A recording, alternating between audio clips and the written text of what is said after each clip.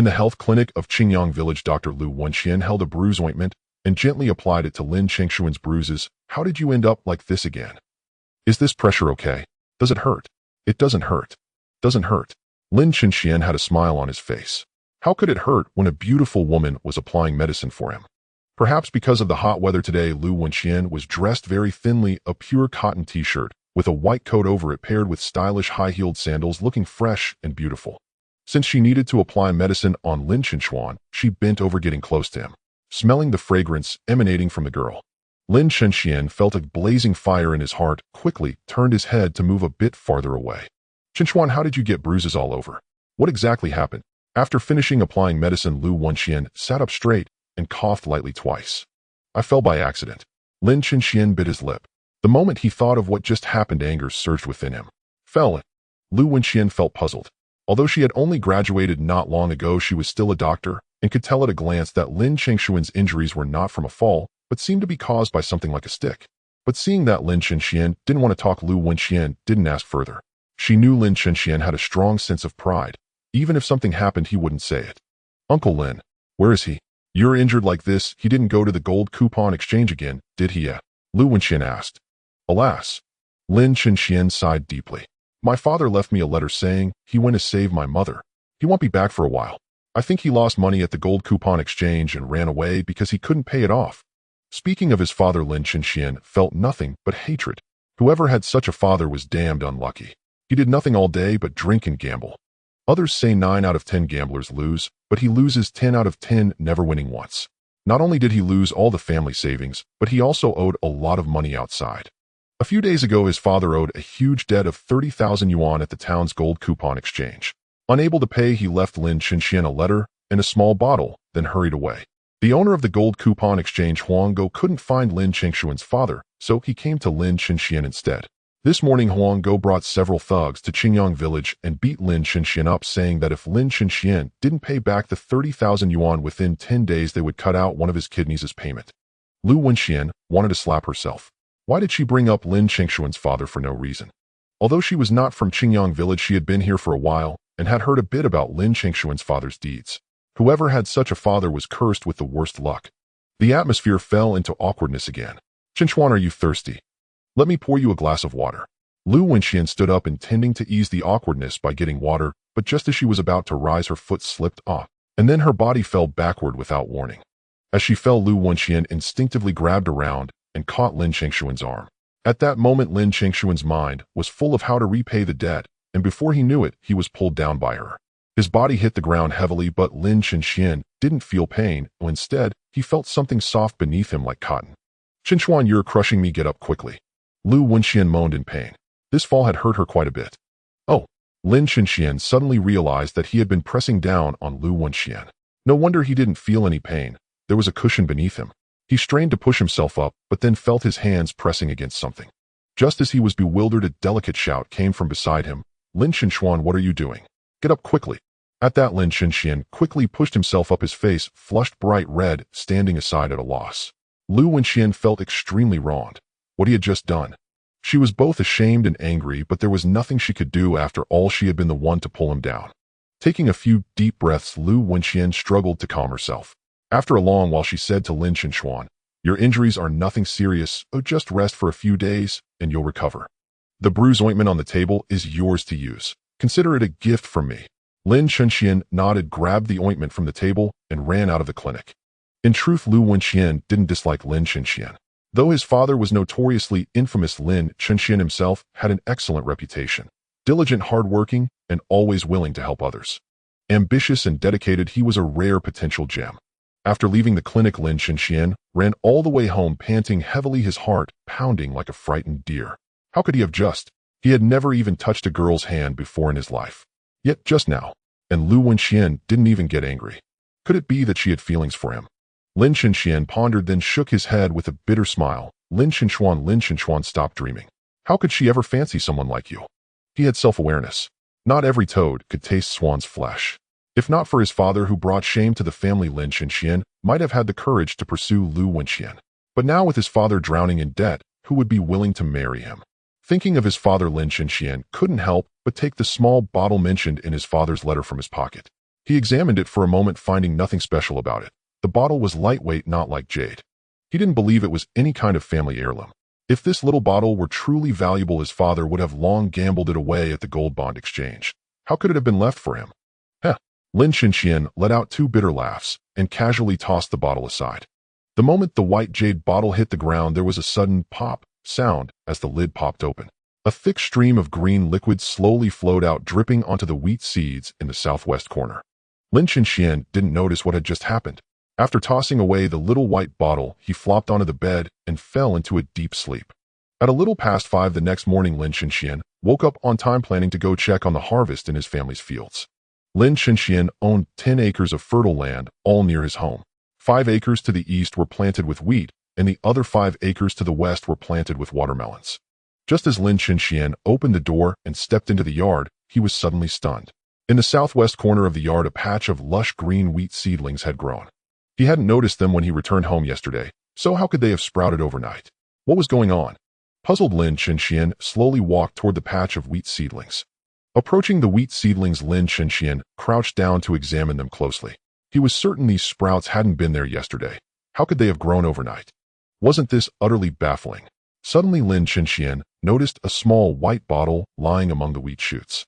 He picked it up and examined it, realizing it was the very heirloom his father had mentioned. Could it be that this heirloom was responsible for the wheat's miraculous overnight growth? Lin Chinxian scrutinized the small bottle, finding it no different from an ordinary one. He brought it to his nose and sniffed, and instantly a rich, sweet fragrance wafted out from within. With just one whiff, Lin Chinxian felt energy surging through his entire body, and even the pain from his injuries seemed to subside. Holy crap, could this bottle really be a treasure? Lin Chinxian was ecstatic, for he discovered a drop of green liquid inside the bottle. The wheat's overnight growth might indeed be linked to this emerald fluid. To test his theory, Lin Chinxian fetched a few wheat seeds from the house, dropped them on the ground, and poured the green liquid from the bottle over them. Yet even if the small bottle possessed growth-inducing properties, it couldn't possibly make the seeds sprout in such a short time. Lin Chinxian decided to first check on the watermelons in the field. If the bottle truly accelerated growth, the seeds in the yard should have sprouted by the time he returned. Hey, Brother Chinchuan, up so early. As soon as Lin Chinxian arrived at the watermelon field, he saw a lively and adorable young girl bouncing toward him. This girl was Li Xiaomin, a former schoolmate of Lin Chinchuan, though he was a year ahead of her. Thus, she always called him brother. If one were to ask who the most beautiful girl in the surrounding villages was, it would undoubtedly be Lu Wenxian. But as for who was the sunniest and most adorable, that title unquestionably belonged to Li Xiaomin. That wasn't to say Li Xiaomin wasn't pretty. On the contrary, she was very beautiful, but her beauty was interwoven with an overwhelming sweetness. Her glossy black hair cascaded softly over her shoulders, her sparkling big eyes reflected the sunlight, as if dancing with radiance, and her curled lashes fluttered playfully like a charming butterfly.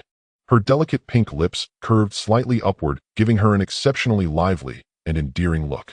Li Xiaomin bounced over to Lin Chinxian and said happily, "Brother Chinchuan, your wheat is growing so well. You'll definitely sell it for a good price today.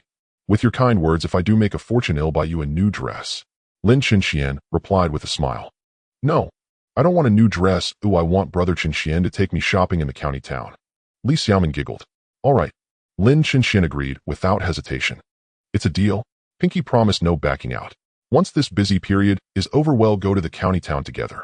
Li Xiaomin blinked her adorable big eyes and extended her fair little pinky toward Lin Chinxian. Though she was a country girl, her fingers were just as delicate as Lu Wenxian's. "It's settled. Brother Chinxian won't go back on his word." Lin Chinxian smiled faintly and extended his own pinky, hooking it with Li Xiaomin's and tugging twice. "Xiaomin, what are you doing? Get over here now. What's there to talk about with that trash?" Suddenly, a harsh voice bellowed from the other end of the field. Lin Chinxian gave a bitter smile.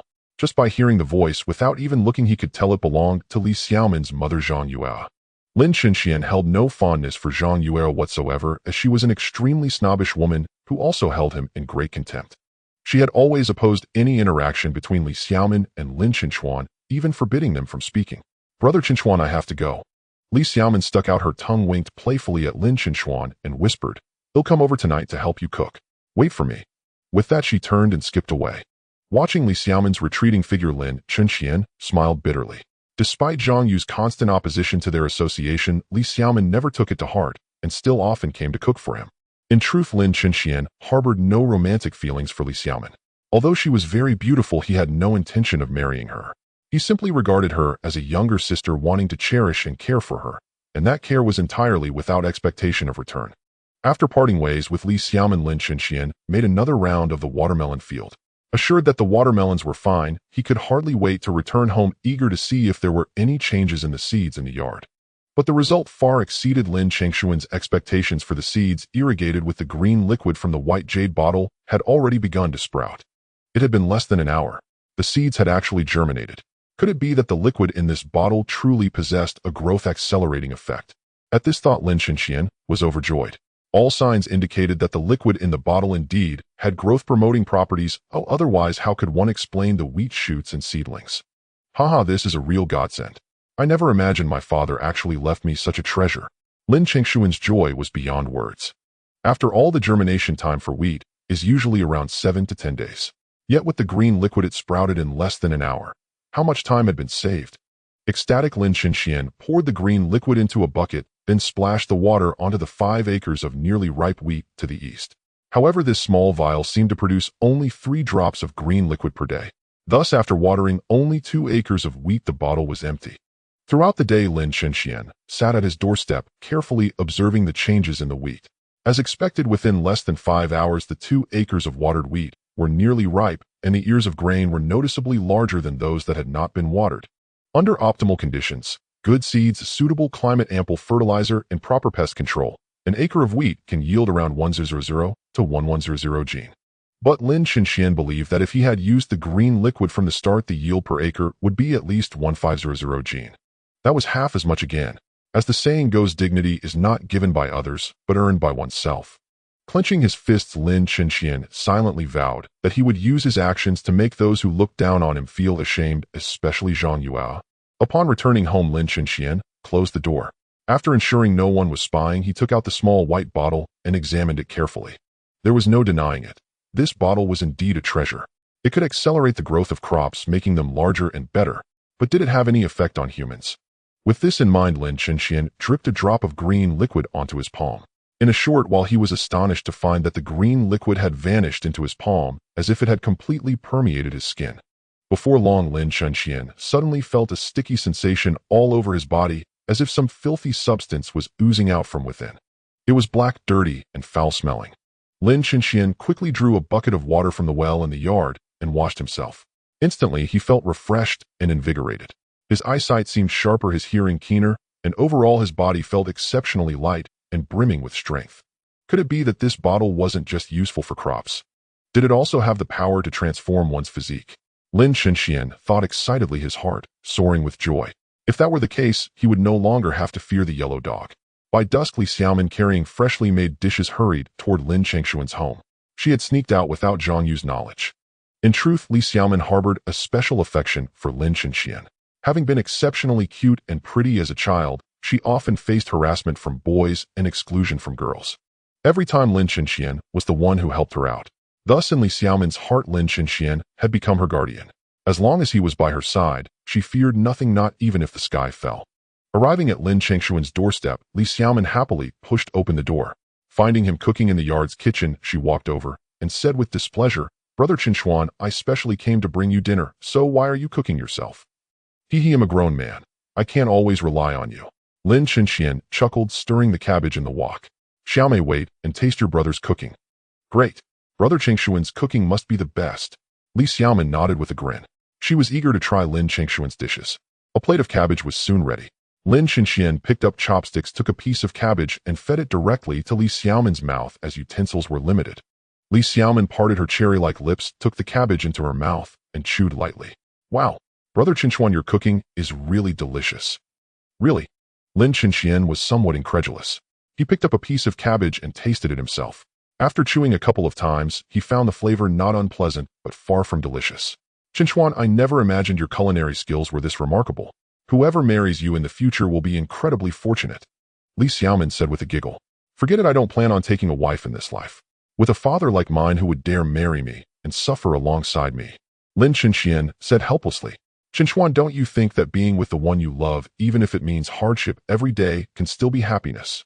Li Xiaomin lowered her head, her face flushed with shyness. You're too naive. Lin Chenxian sighed. Girls nowadays were far too pragmatic. Moreover, with more men than women could take their time selecting high-quality partners who would willingly marry someone with negative assets. Xiaomin, you rebellious girl. The moment I take my eyes off you, you come running here again. At that moment, Zhang Yu's voice suddenly rang out. Her voice was laced with intense fury. She simply couldn't understand why her daughter kept gravitating toward that jinx. Everyone in the village was now avoiding Lin Chenxian, who would even speak a single word to him. Mom, why are you here? Seeing her motherly, Xiaomin was visibly flustered. She stood there at a loss. You disobedient girl, stay away from those unsavory types from now on. He'll never amount to anything in his life. He's doomed to be useless. I truly don't understand why a toad would crave a swan's flesh. Zhang Yue said angrily. Though her words weren't directed at Lin Chenxian, their meaning was clearly intended for him. Since Zhang Yue was an elder and Li Xiaomin's mother, no matter how harsh her words, Lin Chenxian found it difficult to retort. He could only sit silently to one side. If he couldn't confront her, he could at least avoid her. A toad lusting after a swan's flesh. Why doesn't he take a piss and look at his own reflection? A lifetime loser. If you dare come near my Xiaomin again, it'll break your legs. Zhang Yue said coldly, making no effort to conceal her disgust for Lin Chenxian. Lin Chenxian might have held back, but Li Xiaomin could not. Hearing such cruel remarks, her small face flushed crimson as she glared at her mother. Mom, how can you say that about Chenxian? He used to take such good care of me. You rebellious girl. Now that you've grown your wings, you won't even listen to your mother. What's there to associate with that pauper? Xiaomin, your mother won't steer you wrong. You are so beautiful. You must marry a wealthy man in the future. Your father and I will depend on you. Your father has found a well-off family for you in the county town. In a few days, he'll take you to meet them. From now on, stay away from that loser. It'll ruin your reputation. Zhang Yue said earnestly. Mom, that rich man Dad found is nearly 40, divorced twice, and has been to prison. I'm only 20. How can you bear to marry me off to an old man, almost 40? Tears glistened in Li Xiaomin's eyes as she spoke with grievance. Silly girl. What matters in a man isn't his age, but his money. Who cares how old he is? As long as he's rich, that's enough. Lin Chenxian may be young, but he's destined to be a pauper his whole life. In city terms, he's trash scum. Listen to your mother and leave now. With that, Zhang Yue grabbed Li Xiaomin's arm, forcibly dragging her away. I won't go. I won't marry that old man. Li Xiaomin cried as she struggled fiercely. The only boy she had ever loved was Lin Chenxian, who had always protected her. Witnessing this scene, even the patient Lin Chenxian could no longer stay seated. He stood up, looked at Zhang Yue, and said expressionlessly, Aunt Zhang, are you marrying off your daughter or selling her? Our country has clear laws. Arranged marriages are illegal. Get lost. Who do you think you are to speak? Look at yourself. A penniless wretch. Step aside. Just being around you brings me bad luck. Zhang Yue said, her face twisted with disgust. Hey, Aunt Zhang, this is my home. The fields are mine too. Telling me to get lost. Do you have the right? Lin Chenxian let out a bitter laugh. In all his life, he had never met someone so unreasonable. Do you think I want to come to your pauper's hovel? Useless trash living in such a dilapidated house, yet you think you can court my daughter. Have you looked at yourself in the mirror? Zhang Yue spat at Lin Chenxian, her face full of contempt. Hearing this, Lin Chenxian could no longer contain himself. Clenching his teeth, he pointed at the door and growled, Get out. Fine, I'll leave this wretched place. Even if you send a palanquin to invite me, I wouldn't come. Zhang Yue shot a glare at Lin Chenxian, then tugged at Li Xiaomin to leave. Lin Chenxian stepped forward and grabbed Li Xiaomin's arm, saying coldly, Aunt Zhang, I told you to get out. I didn't tell Xiaomin to leave. What? You toad think you can set your sights on our Xiaomin? Zhang Yue said with utter contempt.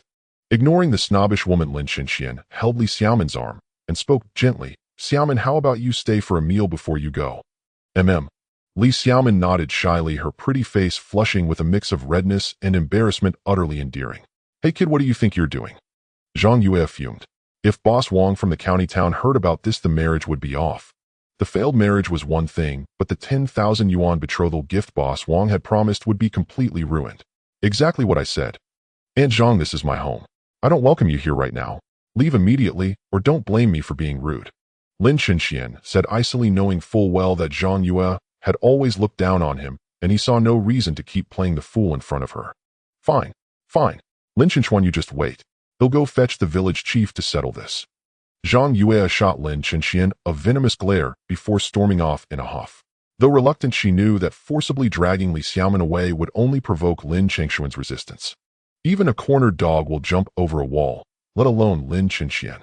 Because Lin Qingshuan's father often owed debts and refused to repay them, creditors constantly came to harass Lin Qinxian. To protect himself, he had honed his fighting skills since childhood. Coupled with the enhanced physique from the green liquid earlier, Lin Qinxian now exuded an exceptionally masculine aura. Xiaoman, rest assured, as long as you don't want to marry Boss Wang from the county, I will never let that happen, Lin Qinxian declared firmly. He had always regarded Li Xiaoman as his own little sister, protecting and cherishing her. This time was no different. Qinxian Gij. Li Xiaoman nodded, her face burning red, her heart pounding wildly like a lively deer racing through her chest. Why doesn't Qinxian Gij want me to marry Boss Wang? Could it be that he likes me? Oh, Xiaoman, what are you thinking? How can a girl dwell on such embarrassing thoughts? Li Xiaoman touched her scorching cheeks and sat quietly to the side at a loss. Xiaoman, what's wrong? Why is your face so red? Is it too hot? Lin Qinxian tilted his head, looking at her with confusion. No. Qinxian Ji, are you hungry? Let me cook for you. Li Xiaoman was extremely nervous, unsure how to face Lin Qinxian or what attitude to adopt, so she made an excuse to leave. Watching her retreating figure, Lin Qinxian was filled with doubt. What's gotten into this girl? Her face is so red. Could she have a fever? In truth, Lin Qinxian did like Xiaoman, but it was the affection of a brother for a sister, not romantic love. Everyone wants a cute, pretty little sister who often acts spoiled. Lin Qinxian was no exception. If he had to choose a lover, Lin Qinxian would prefer someone mature like Lu Wenxian over Li Xiaoman. Beautiful, gentle, generous, sensible, and above all educated and thoughtful. But Lin Qinxian knew his own limits. Girls like Lu Wenxian received countless marriage proposals daily, many from wealthy young masters in the county. Lin Qinxian had no money, no car, no house, only 10 acres of land. How could he compete with those rich second-generation heirs? Qinxian Gij, the food is ready. Soon Li Xiaoman had prepared 2 dishes, one of carp and another of tofu. Her culinary skills were exceptional. The moment the dishes were set down, the room filled with a rich, appetizing aroma. Wow, Xiaoman, your cooking is amazing, Lin Qinxian said sincerely. Try it and see if it's good. Li Xiaoman giggled as she brought the dishes to the table along with 2 more she had prepared at home. Including the cabbage Lin Qinxian had fried, there were 5 dishes in total, a feast for him. Li Xiaoman picked up a piece of fish and placed it in his bowl. Qinxian Gij, how's the fish? I practiced making it several times at home. Let me have a taste. Lin Qinxian picked up a piece of the fish, chewed it, and immediately felt a rich, savory aroma spreading through his mouth. It was not a fishy smell, but the pure essence of the fish itself. This fish had no unpleasant odor and was delicious. It was simply exquisite to the extreme. This is so good. Where did you get this fish? Lin Qinxian asked, puzzled. There didn't seem to be any reservoirs or fish ponds nearby. Moreover, it was the busy farming season, so Li Xiaoman couldn't have gone all the way to the county to buy fish. In our neighboring village, there's a small pond behind Tatsi village with plenty of fish. Don't tell anyone and nobody else knows about it, Li Xiaoman said in a hushed tone. Oh, Lin Qinxian nodded, not giving the pond much thought at the time. In any case, the meal was thoroughly enjoyable. He devoured all 4 dishes Li Xiaoman had prepared, leaving not even a trace of sauce. Seeing how much Lin Qinxian loved her cooking, Li Xiaoman's heart swelled with joy. For her, having her efforts recognized by brother Qinxian was the happiest thing in the world. Xiaoman, Qinxuan, you're eating. Just then Lu Wenxian suddenly entered Lin Qingshuan's home, holding 2 bottles of medicinal liniment. It seemed she intended to give them to Lin Qinxian. But when Li Xiaoman saw Lu Wenxian, her cute little face puffed up, clearly displeased. Wenxian, what brings you here? Lin Qinxian quickly stood up and warmly invited her in. I came to see how you're doing. How are your injuries? I brought you 2 bottles of liniment, they'll help you apply them later. Lu Wenxian said cheerfully, placing the bottles on the table. Men and women should not touch each other. Dr. Lu, don't you dare touch brother Qinxian. Li Xiaoman stood up, her adorable face flushed, glaring at Lu Wenxian. Fine, I won't touch your brother Qinxian. Just now your mother went to the village chief, and the chief asked me to see you home safely. Lu Wenxian chuckled, not taking Li Xiaoman's words to heart. I'm not going back. Don't think I don't know you're trying to get rid of me, so you can be alone with brother Qinxian. I'm not leaving, I refuse to leave. I want to stay with brother Qinxian forever. No one can separate us. Not even you. Li Xiaoman huffed angrily. She was full of hostility toward Lu Wenxian. That's not true. Your mother is very worried. She even went to the village chief. Can you please go home first? Lu Wenxian tried to persuade her. She only wanted to take Li Xiaoman home. She had no other intentions. No, I won't go home. If we're going home, we'll go together. I won't let you be alone with brother Qinxian. Li Xiaoman pouted, her small mouth pursed. Every girl loves beauty, and Li Xiaomin was no exception. Two tigers cannot share one mountain, and two village bells cannot coexist in one village.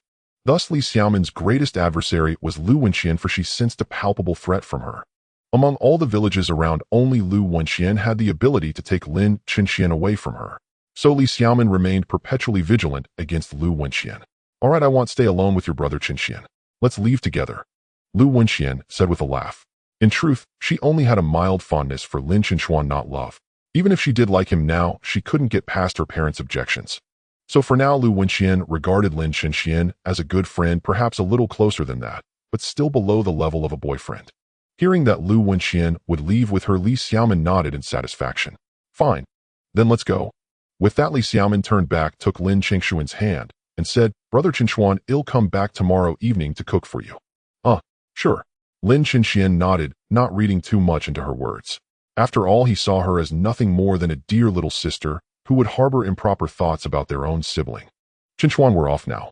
If your injuries aren't better by tomorrow, come to the clinic, and I'll take another look." Lu Wenxian chuckled, handed the 2 bottles of liniment to Lin Chenxuan, and left with Li Xiaomin. Watching Lu Wenxian's departing figure, Lin Chenxian felt a pang of loss. Without a doubt, he liked her.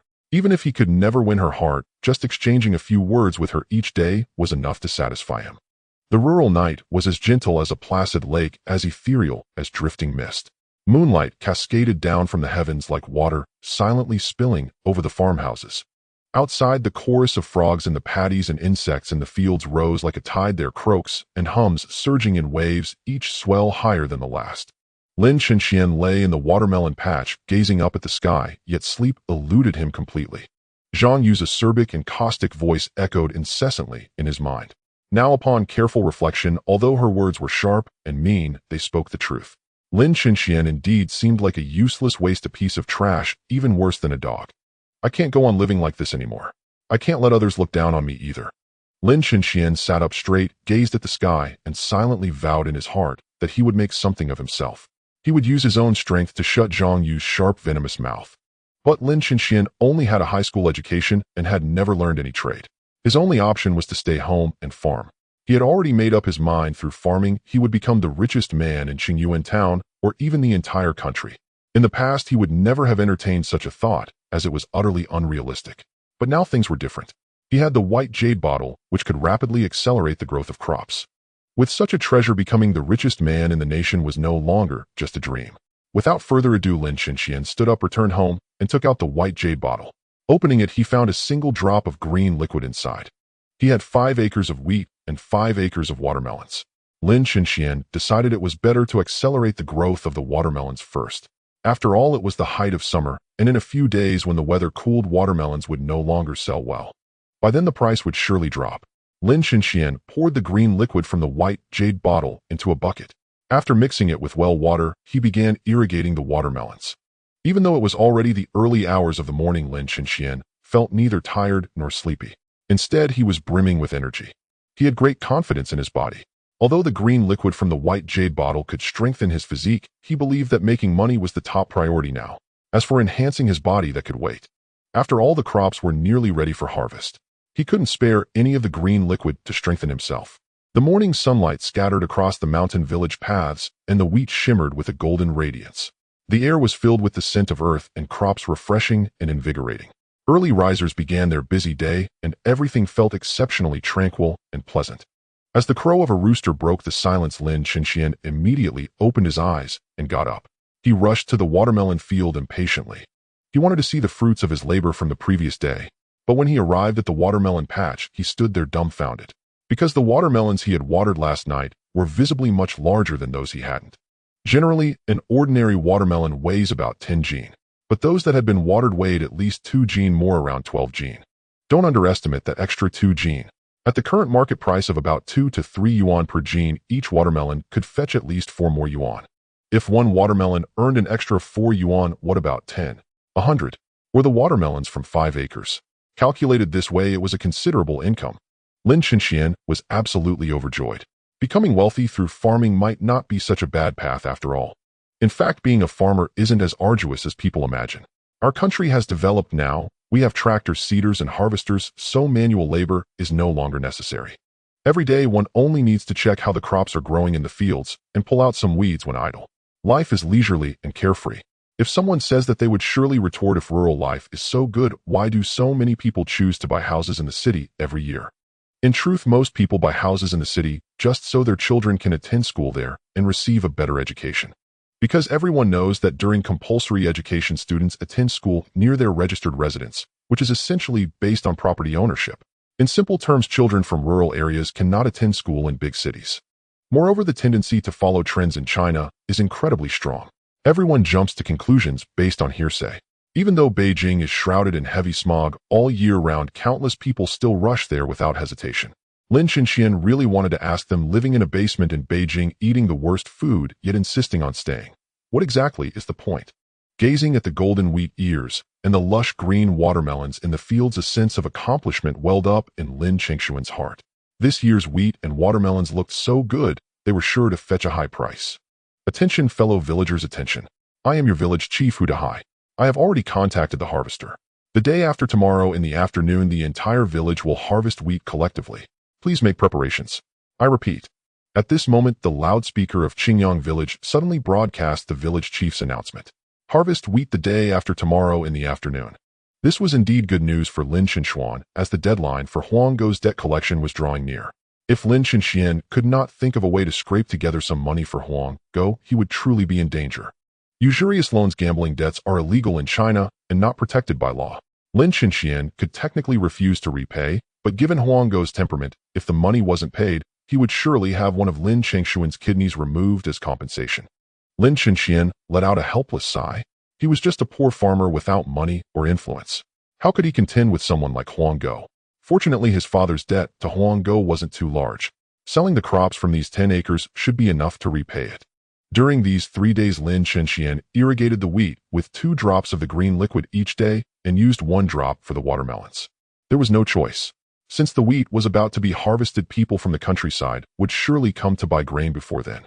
Lin Xianxian planned to use the green liquid to enhance the appearance of the wheat, hoping the buyers would offer a good price.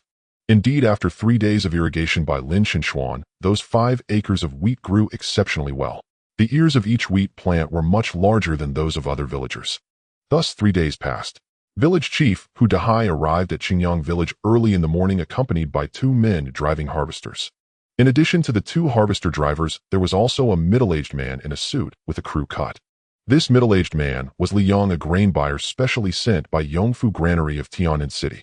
His main job was to communicate with farmers and purchase grain. He also bought high-quality wheat to be processed into wheat flour for sale. It should be noted that wheat flour is one of the most important food ingredients worldwide.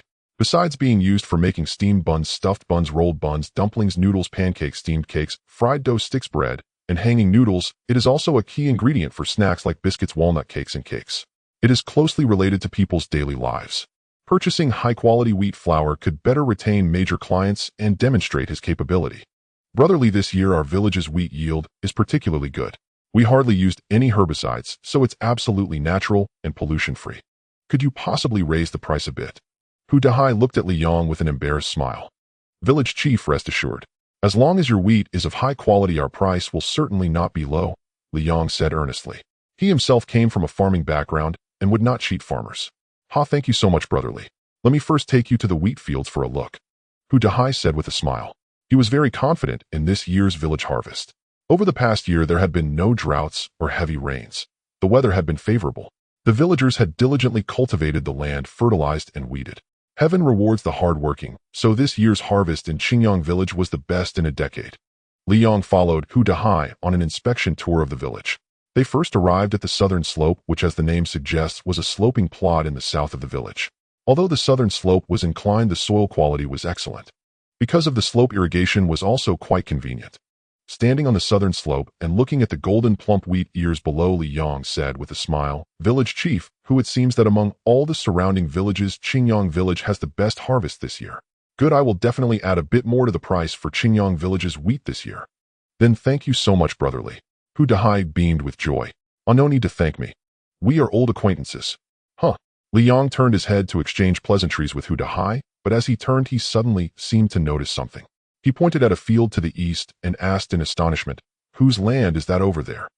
Hu Dahai glanced over and sighed disappointedly. "Oh, don't even mention it. To the east, there are only 10 acres, all good land. In those days, I made a poor judgment and allocated those 10 acres of good land to a gambling addict in our village. What a waste of such fine land. Let's go take a look over there." Liang pointed eastward. "Sigh, all right." Hu Dahai nodded helplessly. He had originally not wanted to take Liang to those 10 acres as they belonged to Lin Chinchuan, whose father was a gambling addict. What kind of farm could a gambling addict manage? Forget any harvest, it would be a blessing if those 10 acres hadn't been left fallow. But Liang thought otherwise. From his elevated vantage point earlier, he had glimpsed Lin Qingshuan's wheat fields radiating a golden gleam. Though it was due to sunlight, such an effect only appeared when the wheat was exceptionally healthy. This was no exaggeration. Just as a healthy person has a rosy complexion, wheat too has life. When it is healthy, and especially when ripe sunlight glinting off the ears creates a brilliant golden radiance, though this is exceedingly rare. Lin Chinxian sat on the ridge waiting for the harvester. Today he had risen especially early. To enhance the wheat's appearance, he used the 3 drops of green liquid from his bottle on the field. After waiting for an unknown time, a startled voice came from behind. "Chinchuan, did you plant all these 5 acres? Lin Chinxian turned around, looking toward the source of the voice. He saw a village chief Hu Dahai and a middle-aged man in a suit walking toward him, both wearing expressions of profound astonishment.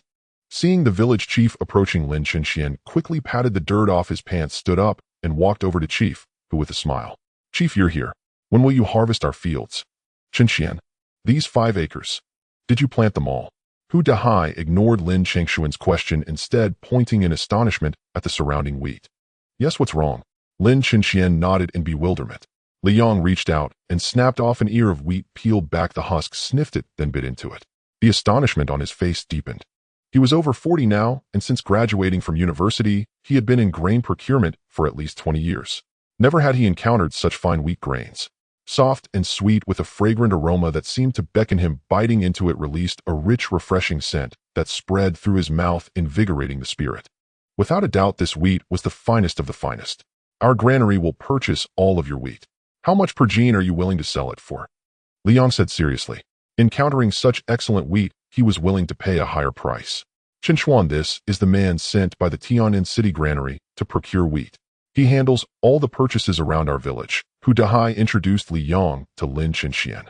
Inwardly, he was still quite shocked by Lin Chinxian. From his perspective, with Qingshuan's father being a drug addict, and Chinxian just a kid, what kind of crop could he possibly grow? But Lin Qingshuan's harvest had far exceeded Hu Dahai's expectations. Having been a farmer all his life, he had never seen wheat as good as Lin Qingshuan's. "How much do you want to sell it for per gene? Just name your price. Even if it's a bit high, we're willing to buy it." Liang forced down his inner joy. Procuring such high-quality wheat would certainly bring considerable prestige to their granary. For instance, some companies or stores have their own signature treasures, the most prized items that showcase their glory and demonstrate their economic strength. And Lin Qingshuan's wheat was without a doubt the signature treasure of the Tianan City Yongfu Granary. It was the most effective means to showcase the granary's strength to the outside world and its partners. "Your purchase price last year was 1 yuan and 2 mao per gene. If you think my wheat is good, could you raise it a bit based on that?" Lin Chinxian said, lowering his head. He was just a farmer and wouldn't demand an outrageous price. "How about this? Last year's price was 1 yuan and 2 mao per gene. This year I'll double it. 2 yuan and 4 mao per gene. What do you think?" Liang said with determination. As he had said before, he too was a farmer and wouldn't cheat his fellow farmers. Two yuan and 4 mao. Lin Chinxian and Hu Dahai were both stunned. For farmers, this price was already astronomical. "If you're not satisfied, we can discuss it further," Liang quickly added. Having encountered such premium wheat, he certainly wouldn't let it slip away. "I'm satisfied. Let's go with this price." Lin Chinxian nodded eagerly. With such a high price, how could he possibly disagree? "Chief, could you ask the harvester operator to start on these 5 acres? Liang turned to Hu Dahai. He was already impatient to transport this wheat back to the Yongfu Granary. "All right, leave it to me." Hu Dahai took out his phone and called the 2 harvester operators, telling them to come over immediately to harvest the wheat. Hu Dahai took out his phone and called the 2 harvester operators, telling them to come over immediately to harvest the wheat. The rural night was as gentle as a placid lake, as ethereal as drifting mist. Moonlight cascaded down from the heavens like water, silently spilling over the farmhouses. Outside, the chorus of frogs and the paddies and insects in the fields rose like a tide, their croaks and hums surging in waves, each swell higher than the last. Lin Chenxian lay in the watermelon patch, gazing up at the sky, yet sleep eluded him completely. Zhang Yu's acerbic and caustic voice echoed incessantly in his mind. Now upon careful reflection, although her words were sharp and mean, they spoke the truth. Lin Chenxian indeed seemed like a useless waste, a piece of trash, even worse than a dog. I can't go on living like this anymore. I can't let others look down on me either. Lin Chenxian sat up straight, gazed at the sky, and silently vowed in his heart that he would make something of himself. He would use his own strength to shut Zhang Yu's sharp, venomous mouth. But Lin Chenxian only had a high school education and had never learned any trade. His only option was to stay home and farm. He had already made up his mind through farming he would become the richest man in Qingyuan town or even the entire country. In the past, he would never have entertained such a thought, as it was utterly unrealistic. But now things were different. He had the white jade bottle, which could rapidly accelerate the growth of crops. With such a treasure, becoming the richest man in the nation was no longer just a dream. Without further ado, Lin Chenxian stood up, returned home, and took out the white jade bottle. Opening it, he found a single drop of green liquid inside. He had 5 acres of wheat and 5 acres of watermelons. Lin Chenxian decided it was better to accelerate the growth of the watermelons first. After all, it was the height of summer, and in a few days when the weather cooled, watermelons would no longer sell well. By then the price would surely drop. Lin Chenxian poured the green liquid from the white jade bottle into a bucket. After mixing it with well water, he began irrigating the watermelons. Even though it was already the early hours of the morning, Lin Chenxian felt neither tired nor sleepy. Instead, he was brimming with energy. He had great confidence in his body. Although the green liquid from the white jade bottle could strengthen his physique, he believed that making money was the top priority now. As for enhancing his body, that could wait. After all, the crops were nearly ready for harvest. He couldn't spare any of the green liquid to strengthen himself. The morning sunlight scattered across the mountain village paths, and the wheat shimmered with a golden radiance. The air was filled with the scent of earth and crops, refreshing and invigorating. Early risers began their busy day, and everything felt exceptionally tranquil and pleasant. As the crow of a rooster broke the silence, Lin Chenxian immediately opened his eyes and got up. He rushed to the watermelon field impatiently. He wanted to see the fruits of his labor from the previous day. But when he arrived at the watermelon patch, he stood there dumbfounded, because the watermelons he had watered last night were visibly much larger than those he hadn't. Generally, an ordinary watermelon weighs about 10 jin, but those that had been watered weighed at least 2 jin more, around 12 jin. Don't underestimate that extra 2 jin. At the current market price of about 2 to 3 yuan per jin, each watermelon could fetch at least 4 more yuan. If one watermelon earned an extra 4 yuan, what about 10, 100? Or the watermelons from 5 acres? Calculated this way, it was a considerable income. Lin Chenxian was absolutely overjoyed. Becoming wealthy through farming might not be such a bad path after all. In fact, being a farmer isn't as arduous as people imagine. Our country has developed now. We have tractors, seeders, and harvesters, so manual labor is no longer necessary. Every day, one only needs to check how the crops are growing in the fields and pull out some weeds when idle. Life is leisurely and carefree. If someone says that they would surely retort, if rural life is so good, why do so many people choose to buy houses in the city every year? In truth, most people buy houses in the city just so their children can attend school there and receive a better education. Because everyone knows that during compulsory education, students attend school near their registered residence, which is essentially based on property ownership. In simple terms, children from rural areas cannot attend school in big cities. Moreover, the tendency to follow trends in China is incredibly strong. Everyone jumps to conclusions based on hearsay. Even though Beijing is shrouded in heavy smog all year round, countless people still rush there without hesitation. Lin Chenxian really wanted to ask them, living in a basement in Beijing, eating the worst food, yet insisting on staying. What exactly is the point? Gazing at the golden wheat ears and the lush green watermelons in the fields, a sense of accomplishment welled up in Lin Chenxian's heart. This year's wheat and watermelons looked so good, they were sure to fetch a high price. It's nothing. Lin Chenxian rubbed his head sheepishly. Though he was strong-willed and proud, he was also naive. Lu Wenxian was a girl from the big city. 20,000 yuan was merely a trifling sum to her. Chenchuan, take off your clothes. Let me check your injuries, Lu Wenxian said with concern. As a doctor, and a conscientious one at that, she was deeply attentive to her patient's well-being. All right. Lin Chenxian chuckled and promptly stripped off his shirt. If a girl could be so unembarrassed, why should he, a grown man, feel shy? Lu Wenxian approached him, extending her fair, delicate hands to press and feel the bruises on his chest. The recovery looks good. It seems the bones weren't injured. The bruises should fade in a few days. All right, put your clothes back on. Lin Chenxian nodded and obediently dressed again. As she watched him, a faint blush inexplicably crept across Lu Wenqian's fair cheeks, stirring a sense of shame within her. Xiaoqian, are you in there?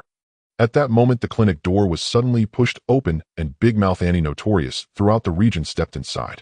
True to her nickname, Big Mouth Auntie's gossip spread faster than the internet. Once she knew something, it would reach every corner of the villages within minutes. Annie, what brings you here? Lu Wenqian quickly turned around, forcing calmness, but the blush on her face had yet to fade. I came for some cough medicine. Big Mouth Annie found Lu Wenqian's demeanor odd. What was wrong with this city girl? Why was her face so red? She scanned the clinic and suddenly spotted Lin Chenxian sitting on the bed, putting on his shirt. The sight of him dressing, coupled with Lu Wenqian's flushed face, triggered a flash of understanding in the worldly wise Big Mouth Annie. She quickly smiled apologetically. Sorry, Xiaoqian, I came at a bad time. I never expected city girls to be so open doing this in a clinic without fear of being caught. Ah. Lu Wenqian was bewildered, not understanding what Big Mouth Annie meant. Never mind, Xiaoqian. I understand. Don't worry. I won't tell anyone about you and Chenxian. They'll leave you two alone. I'll get my medicine later. With that, Big Mouth Auntie hurriedly retreated. Hearing this, Lu Wenqian suddenly grasped the implication and quickly stopped her face crimson. Auntie, you've misunderstood. There's nothing between Chenxian and me. Still trying to fool me. You've only been in Qingyang village a few days, and you're already calling him Chenxian. You city girls are so secretive.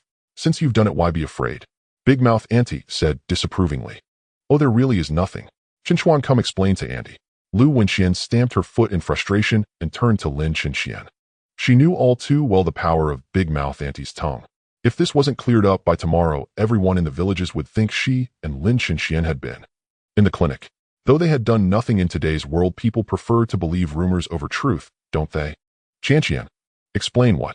What's there to explain? Lin Chenxian stood up, looking completely bewildered. Exactly. What's there to explain? You're already so intimate in how you address each other. Forget it, I won't bother you anymore. City girls these days so open. Big Mouth Annie muttered as she walked out of the clinic. Lu Wenqian was on the verge of tears as she couldn't clear her name, even if she jumped into the Yellow River. What infuriated her even more was that Lin Chenxian didn't help explain, but instead called her Qianqian with a puzzled look, asking what was there to explain. Lin Chenxian, what was that about? Why didn't you explain? Lu Wenqian turned to confront him. Qianqian, what's there to explain? You were just checking my wound, weren't you? Lin Chenxian said innocently. But Big Mouth Annie doesn't see it that way. Lu Wenqian said, on the verge of tears. Qianqian, why care what others think? Just be true to yourself. Lin Chenxian said earnestly. Sigh. Forget it. It's too late to explain now. Lu Wenqian sighed, her face full of resignation. Given Big Mouth Auntie's speed of spreading gossip, by now the entire village of Qingyang must already know about that incident. As expected by Lu Wenqian, the moment Big Mouth Aunt stepped out of the clinic, she immediately spread the news, telling everyone she met. Before long, almost the entire Qingyang village knew about it. However, most people who heard about it expressed disbelief. After all, Lin Chenxian had a gambler of a father, no education, and no real skills. How could a city girl possibly take a liking to him? Big Mouth Aunt grew anxious and quickly swore to everyone, claiming she had seen it with her own eyes at the clinic, and she described it vividly. Thanks to Big Mouth Aunt's silver tongue, combined with the fact that Lin Chenxian had sold the wheat from his 5 acres for 20,000 yuan that morning, everyone finally believed it. After all, selling 5 acres of wheat for 20,000 yuan was an astronomical price. To put it in perspective, their harvest from 15 acres had only sold for just over 20,000.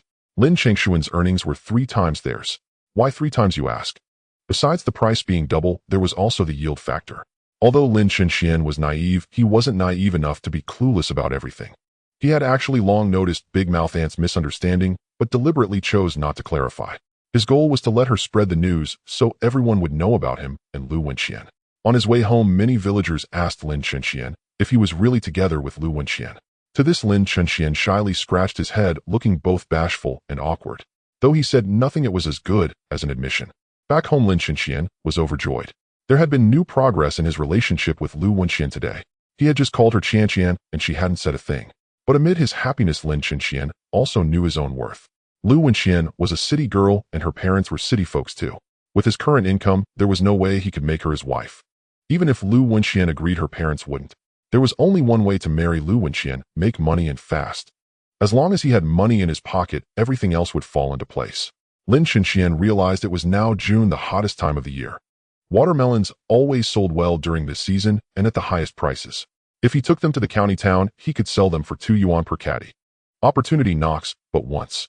The next morning, Lin Chenxian specially borrowed a 3-wheeled cart from Erlungzi in the village, loaded it with a full cart of watermelons, and headed to the county town. Erlungzi lived up to his name. Though he had a good heart, his mind was a bit slow. In short, he was stubborn, rigid, and couldn't adapt. Lin Chenxian had a particularly close bond with Erlungzi. Because Lin Chengshuan's father was a gambler, the villagers avoided him. Only Erlungzi, with his one-track mind, stayed by Lin Chengshuan's side, bouncing around. It could be said that in the vast Qingyang village, Erlungzi was Lin Chengshuan's only friend. Thanks to the green liquid in the white jade bottle, the watermelons Lin Chenxian grew were exceptionally large. Ordinary watermelons weighed around 10 to 16 caddies, but every one of Lin Chengshuan's watermelons was over 16 caddies, full of substance and bursting with a rich, fruity aroma when eaten.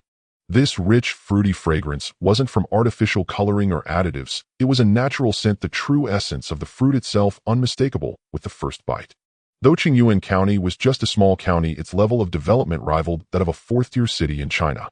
Large department stores, pedestrian streets, ginza malls, and other modern amenities were all under construction in Qingyuan County.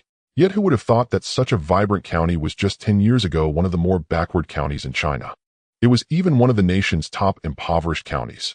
Qingyuan County's transformation was all thanks to one man, Li Xiulin. Li Xiulin was the richest man in Qingyuan County, ranking nationally as well. Most of the county's department stores and pedestrian streets were his investments. However, Li Xiulin wasn't born into wealth. He was a legendary figure who built his fortune from scratch. Lin Chenxian had heard tales of Li Xiulin's exploits since childhood, stories everyone loved to recount. 20 years ago, at the age of 25, Li Xiulin took the 10 yuan his family had scrounged together and set off to make his fortune in the provincial capital. At first, he ate the poorest food, couldn't even afford a basement room, and had to sleep under a bridge. However, as the old saying goes, one must either remain silent or astonish the world with a single endeavor. Li Xiulin was precisely such a person. Although beset by countless hardships, he refused to yield to life. With unwavering determination, he struggled to survive in the city, working at a restaurant while diligently learning the trade. After 5 years of study, Li Xiulin set out on his own and established the Wanfu restaurant.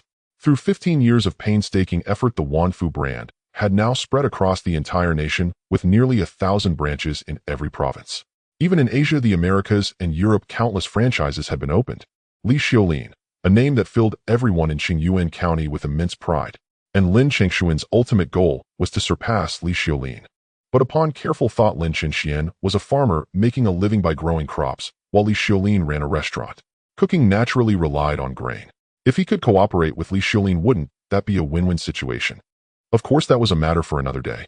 Given Lin Chengshuan's current standing, even if he wished to collaborate with Li Xiulin, the latter might not even deign to meet him. Riding his tricycle, Lin Chenxian pondered these thoughts as he arrived at Qingyuan County's fruit wholesale market.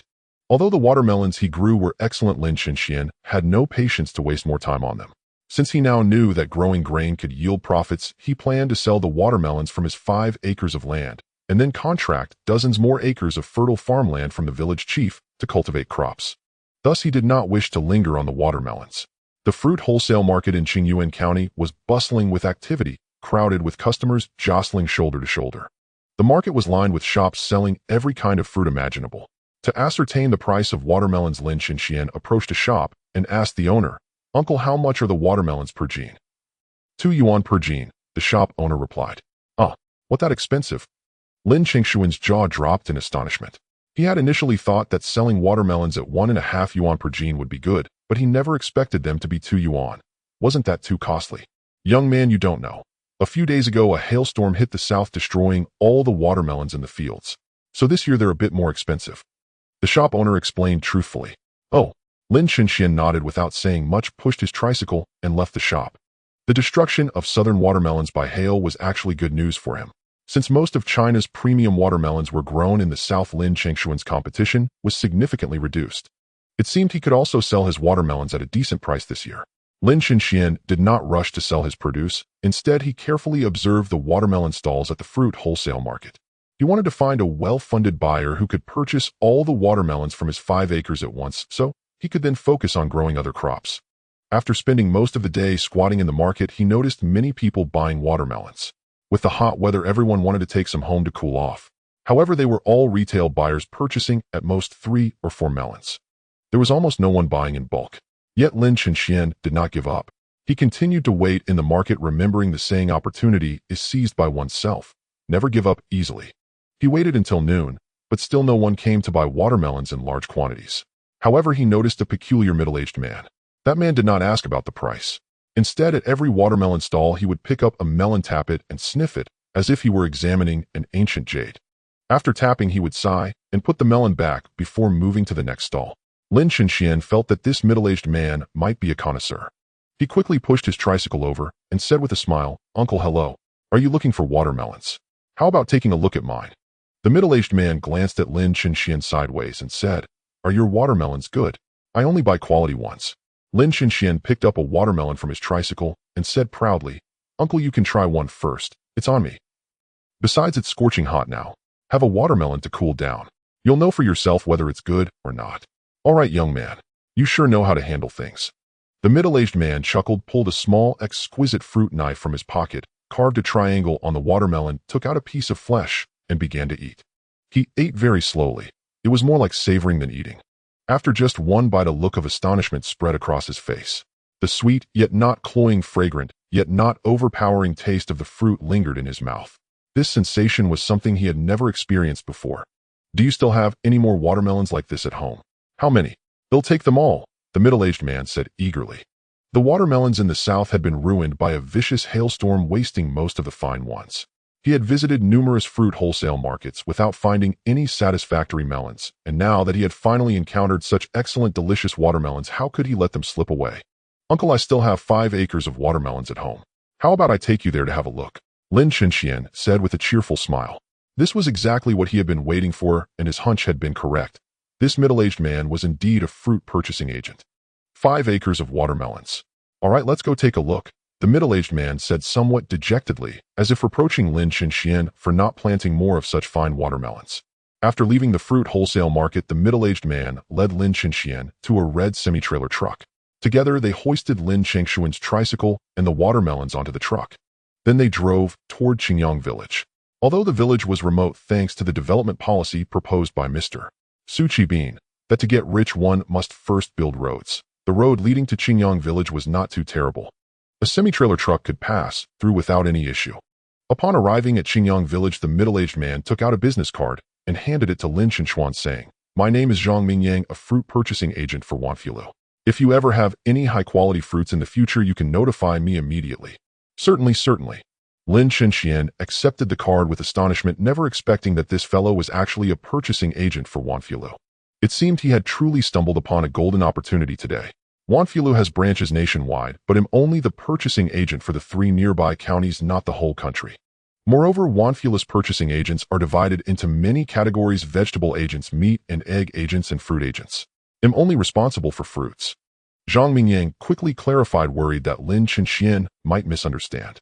His implication was clear: don't contact me about anything other than fruits. Lin Chenxian nodded, never dreaming that he would one day collaborate with Wanfilu. Even if it was only for the 3 nearby counties, it was enough to fill him with pride for a while. Because the distance between him and Li Xiulin had narrowed once more. News that Lin Chenxian had brought a semi-trailer truck to the village quickly spread throughout the entire village. Nearly all the villagers gathered to see what Lin Chenxian was up to now. After all, the last time he sold his 5 acres of wheat for 20,000 yuan, it had stirred up considerable envy and jealousy. Coupled with the rumors about Lin Chenxian and Lu Wenxian, he had become the common enemy of all the young men in the surrounding villages. But Lin Chenxian had no time to bother with such matters. His only thought now was to make money and truly win Lu Wenqian's hand in marriage to make her his wife. Lin Chenxian and Zhang Mingyang walked into the watermelon field. Thanks to the nurturing of the jade bottle, the watermelons were lush green, large, and round with an excellent appearance. Zhang Mingyang surveyed the field, nodded, and said, "Not bad. The quality of your watermelons is good. How much per gene are you willing to sell them to me?" "You set the price. I'm just a farmer. I don't know the market rate." Lin Chenxian, hoping for a long-term partnership with Wanfilu, naturally wouldn't demand an exorbitant price. "How about this? The current market price for watermelons is usually 2 yuan per gene. They'll give you 3.5 yuan per gene. What do you think?" Zhang Mingyang said seriously, without any intention of cheating Lin Chenxian. 3.5 yuan per gene was sufficient to buy high-quality watermelons. "Deal." Lin Chenxian agreed without hesitation. 3.5 yuan per gene was indeed a good price. Chinchuan, do you have a bank card? They'll transfer the money to you right away. Zhang Mingyang said. Sorry, I don't have a bank card. Lin Chinxian gave an embarrassed smile. In the past, his family had little money, and whatever little they had was squandered by his father on gambling, so there was no need for a bank card. All right then. They'll make a call and have someone bring the cash. Zhang Mingyang nodded, then took out his phone and dialed a number. The call was quickly answered, and a sweet female voice came through. Hey brother Yang, why are you calling me? Missing me? I'm handling business here. Bring 100 yuan right away, and also pick a few security guards from the hotel to help move things. Zhang Mingyang said expressionlessly. Normally loading the truck would be Lin Chengshuan's job, but seeing that Lin Chenxian was just a farmer with no employees, he had the beautiful manager from Wanfilu bring some people. In such a hurry. What good stuff have you found? The sweet voice of the beautiful manager came through again. Some high-quality watermelons, enough chit-chat, come over quickly. After saying this, Zhang Mingyang hung up the phone. However, Zhang Mingyang was not an ordinary buyer. He was the son of Chef Zhang Tianfu from the headquarters of Wanfilu in Tianan City, but due to certain circumstances, he was demoted to Qingyuan County. Nevertheless, a thin camel is still larger than a horse. Although he had been demoted, the Wanfilu in Qingyuan County and nearby branches still treated him with great respect. Before long, 3 or 4 vans slowly entered Qingyang village, and a stunning girl wearing sunglasses stepped out of the car. More than a dozen young men in security uniforms followed closely behind the beautiful woman as she walked over. Yanga, have you found something good? Why did you call me over in such a hurry? The beautiful girl complained as she approached Zhang Mingyang. This girl was indeed very beautiful, with refreshing hair, a delicate face, clear eyes, and a fresh, natural aura emanating from her, painting a picture of grace. Watermelons, it's almost June, and the restaurant can't do without watermelons. These watermelons are top-notch and will definitely attract customers to the restaurant. Zhang Mingyang said seriously. The beautiful manager was slightly taken aback. After all, Zhang Mingyang used to be the buyer at the headquarters of Wanfilu, and his father was the head chef at the same place. What kind of fruit had he not tasted? There are not many fruits that he would consider top-notch. Brother, can I have a taste? The beautiful manager picked up a watermelon and smiled at Lin Chenxian. Of course. Lin Chenxian quickly nodded and smiled, thinking that for such a beauty, he would be willing to give her a whole watermelon, let alone just a taste. The beautiful manager smiled slightly, borrowed a fruit knife from Zhang Mingyang, and carved a triangular piece from the round watermelon before taking a bite. Wow! Yanga, you were not wrong, this watermelon is really delicious. The beautiful manager exclaimed, her natural beauty made even more captivating by her smile, causing many men to drool and be mesmerized. Meanwhile, the dozen or so security guards had already begun their work, picking watermelons from the field, placing them into baskets, weighing them on a scale, and then loading them onto a semi-trailer. The yield of watermelons per acre is approximately 4,000 to 6,000 pounds. However, due to Lin Chengshuan's quality watermelons, the yield was around 6,000 pounds per acre. Zhang Mingyang took out a calculator and figured that 6,000 pounds per acre multiplied by 5 acres would yield about 30,000 pounds. At $3.50 per pound, 30,000 pounds is a total of $100,500. The villagers around them were left dumbfounded upon hearing this price, unable to believe their ears. Watermelons from 5 acres could actually earn over $100,000. Was this a dream? Most people expressed disbelief, but when they witnessed Zhang Mingyang hand over $100,500 to Lin Chenxuan, they had no choice but to believe. After all, the money was real. Meng Tian, the local thug, felt extreme jealousy, seeing Lin Chenxian earn so much money.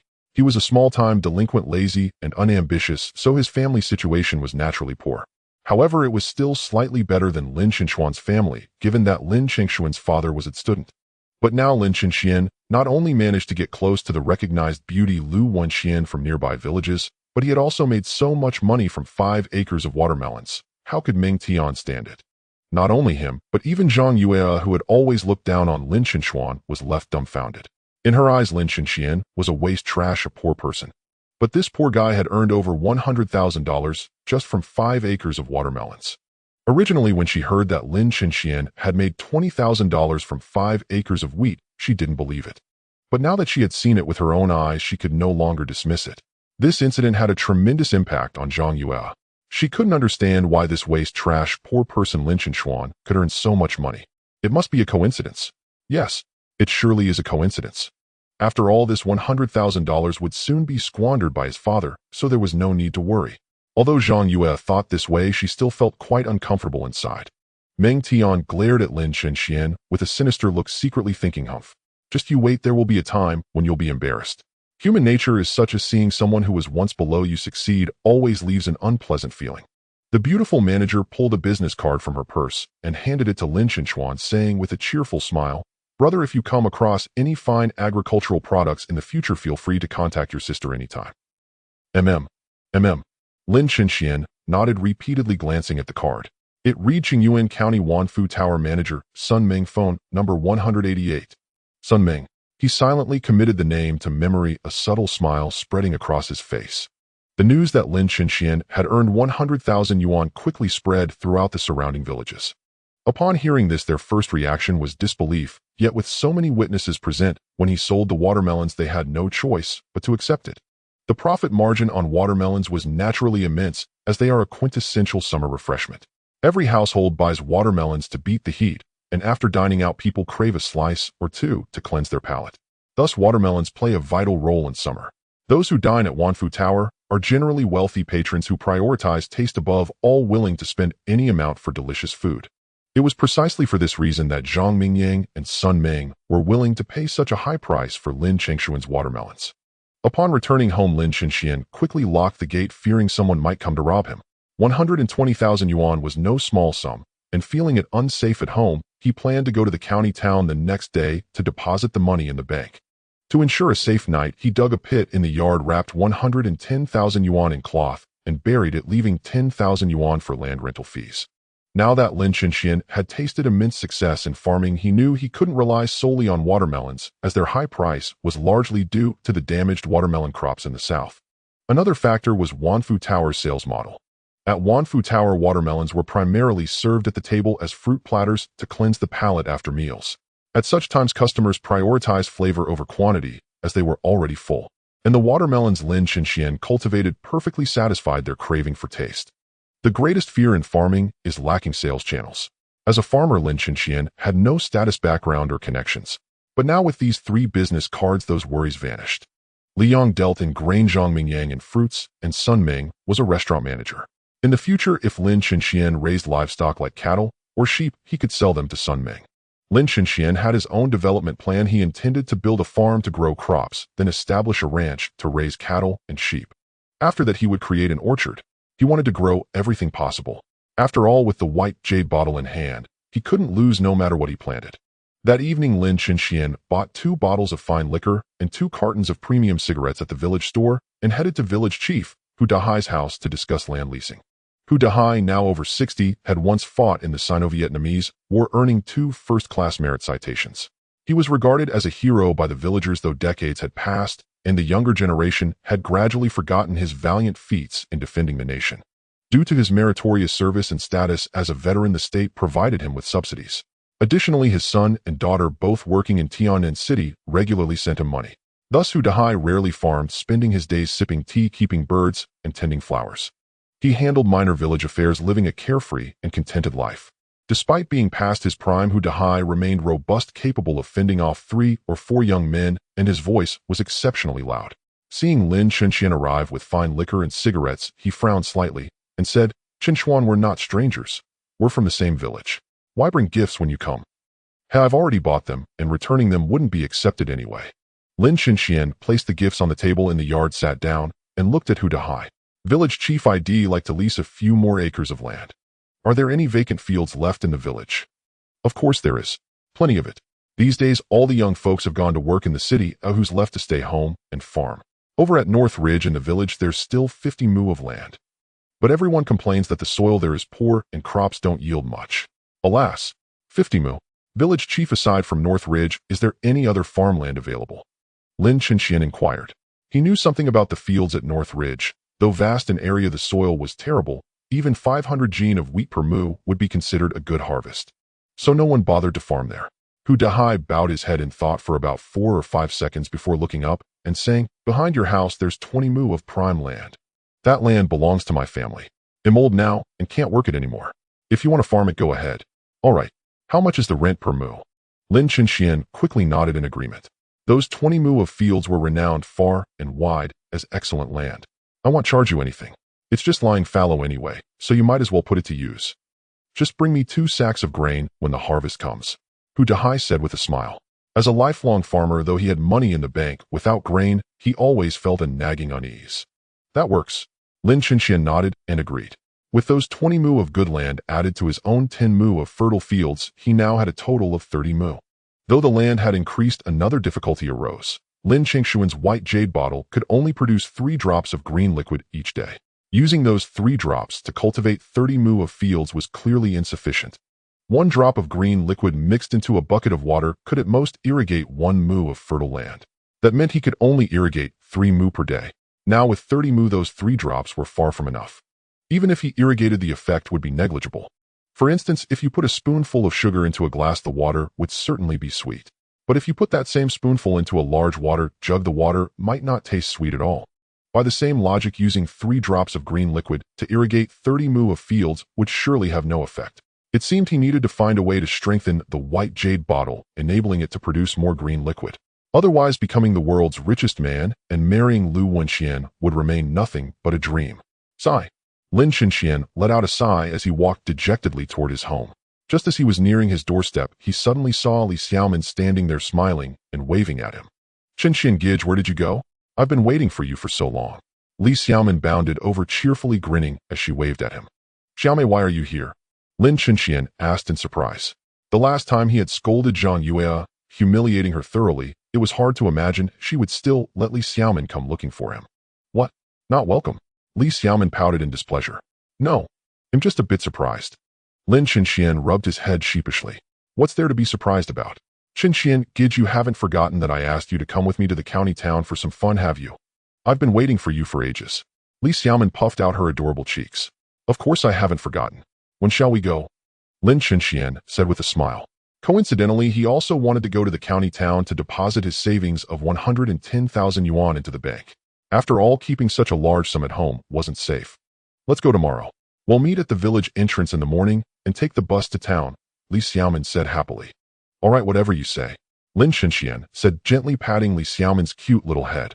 He truly harbored no romantic feelings for Li Xiaoman, only seeing her as a younger sister. As Lin Chenxian chatted with Li Xiaoman, he was completely unaware that someone in the distance was watching them with gritted teeth. That person was none other than the village troublemaker, the idle good for nothing, or Guzi Meng Tian. Originally, Meng Tian had thought Lin Chengshuan's watermelons grew so large because he had used some kind of hormone. So he came to Lin Chengshuan's house hoping to find evidence of hormone use. Once he found the evidence, he planned to report Lin Chenxian to the police for violating food safety laws and regulations. Then the authorities would confiscate Lin Chengshuan's property, and he might even face imprisonment. His sole purpose was to ensure that Lin Chenxuan, who had once been beneath him, would never rise above him.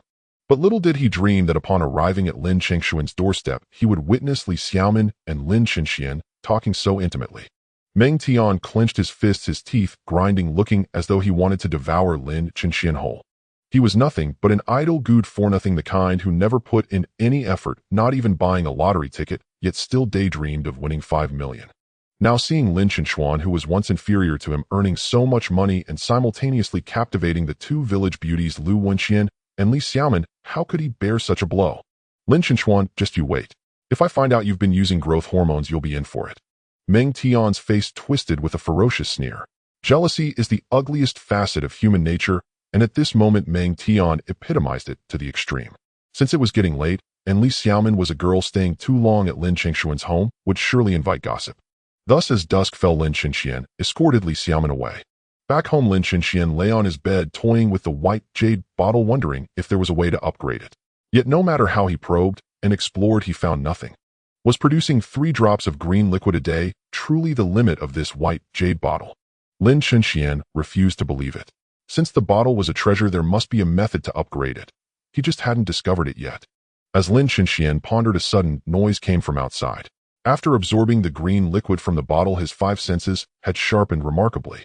Though the sound was faint, he heard it clearly. Could it be a thief sneaking in? With that thought, he grabbed a hoe and crouched cautiously beneath the window. Peeking outside, he spotted Meng Tian squatting in the yard, seemingly searching for something.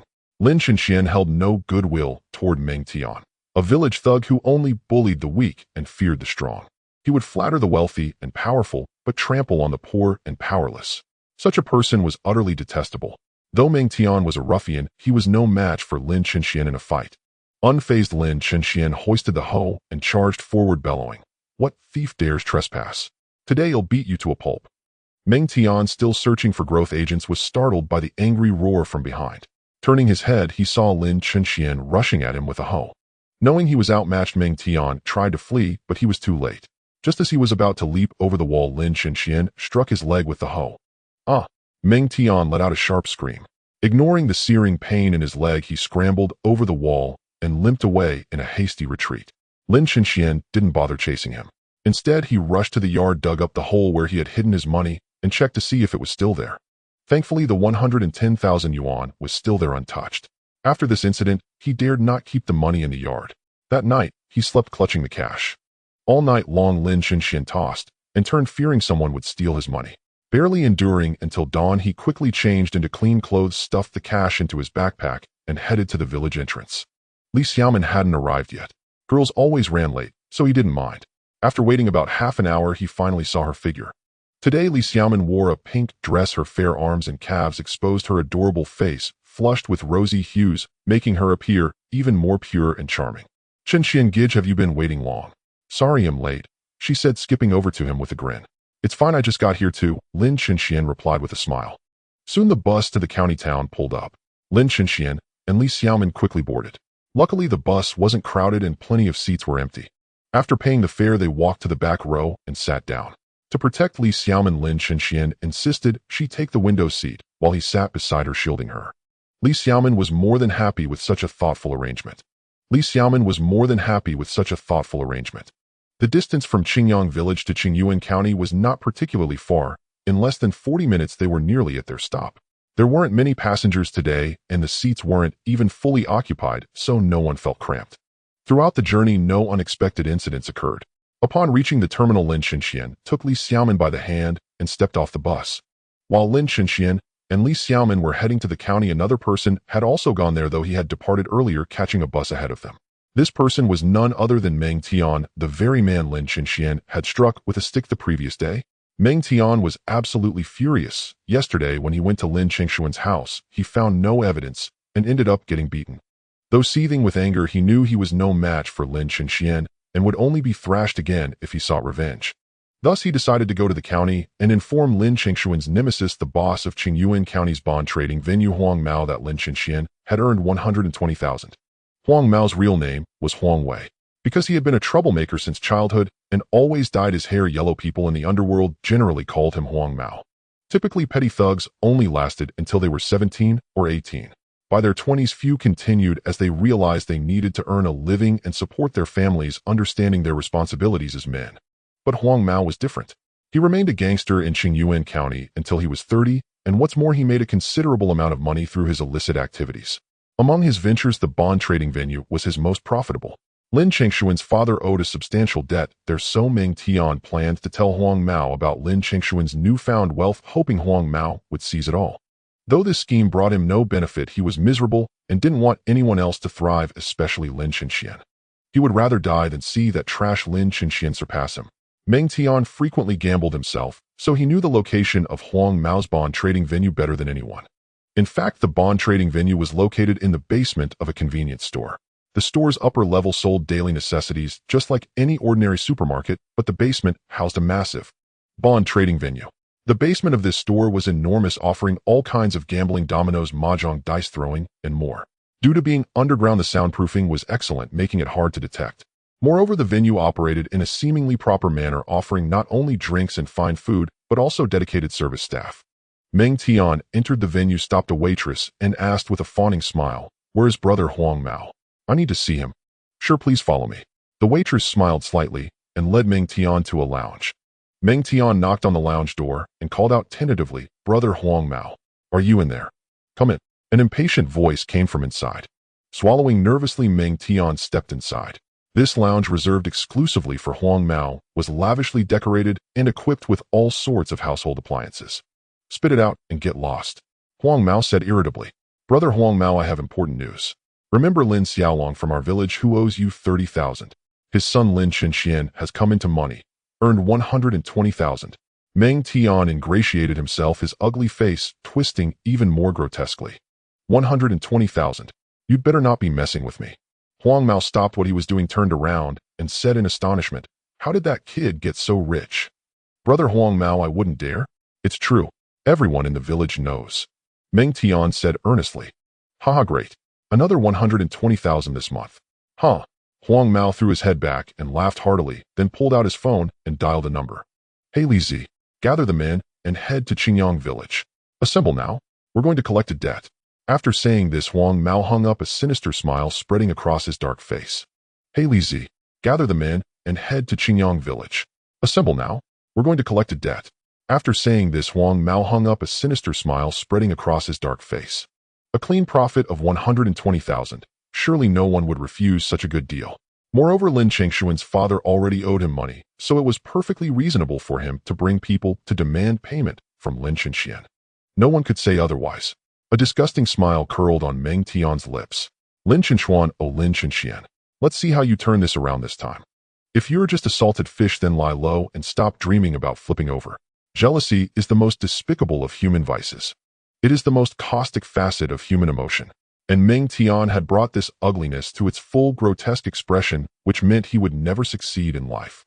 For those who only envy others will forever dwell in the shadow of someone else.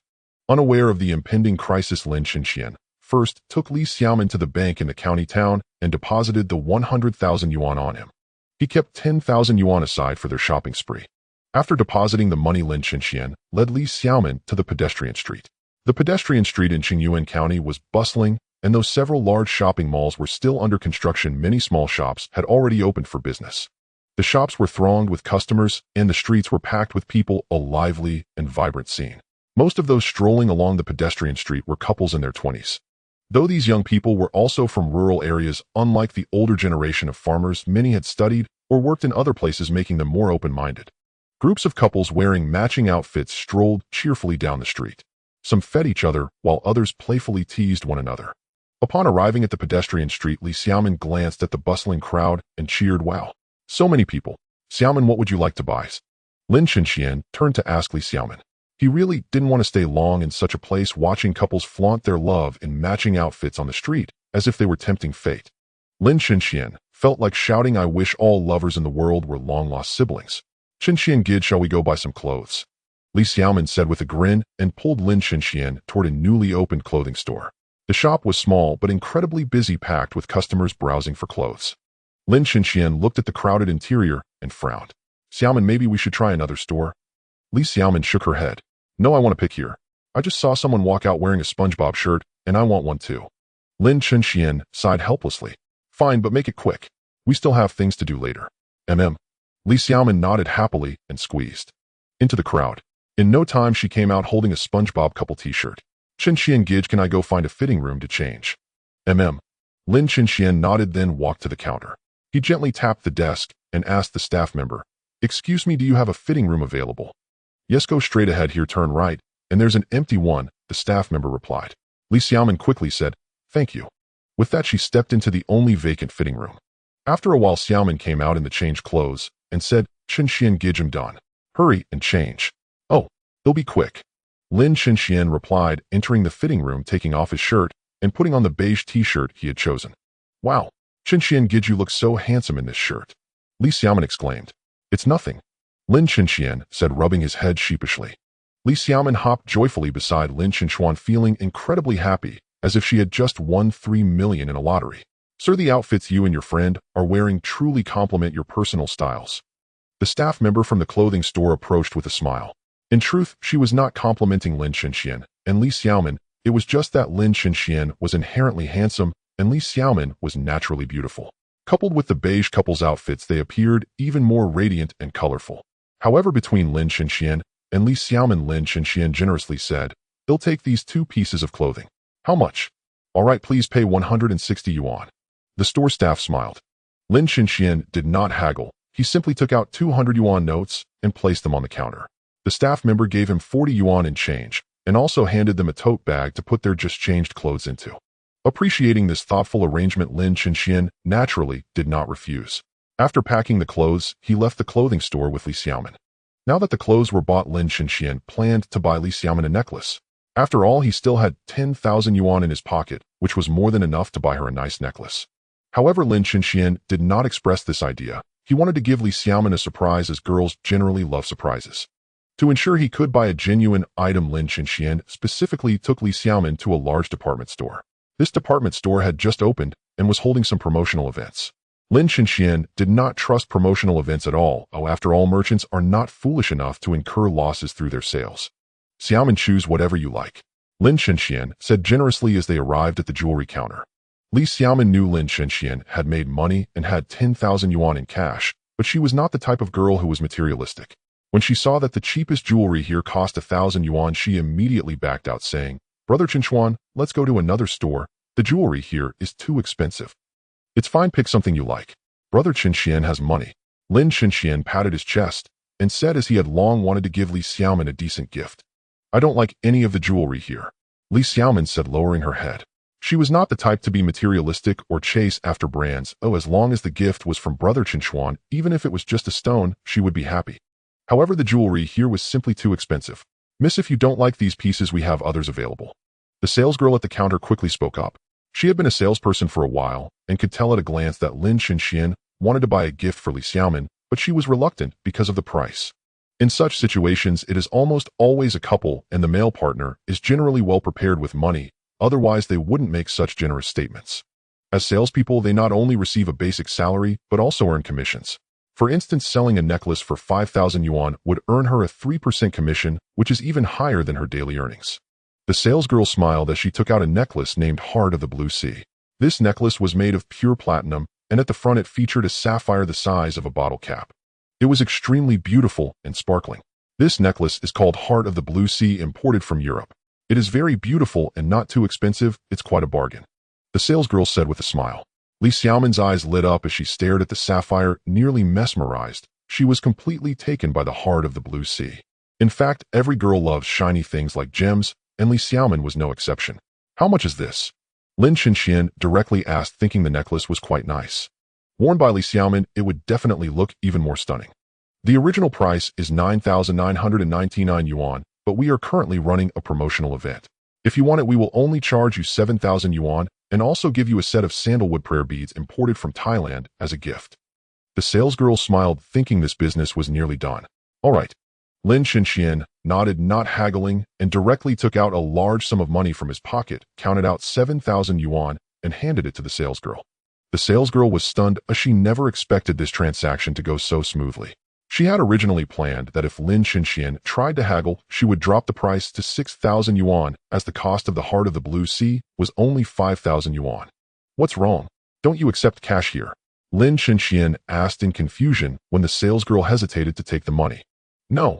The salesgirl quickly shook her head, took the 7,000 yuan, and counted it in the cash counting machine. It was indeed 7,000 yuan.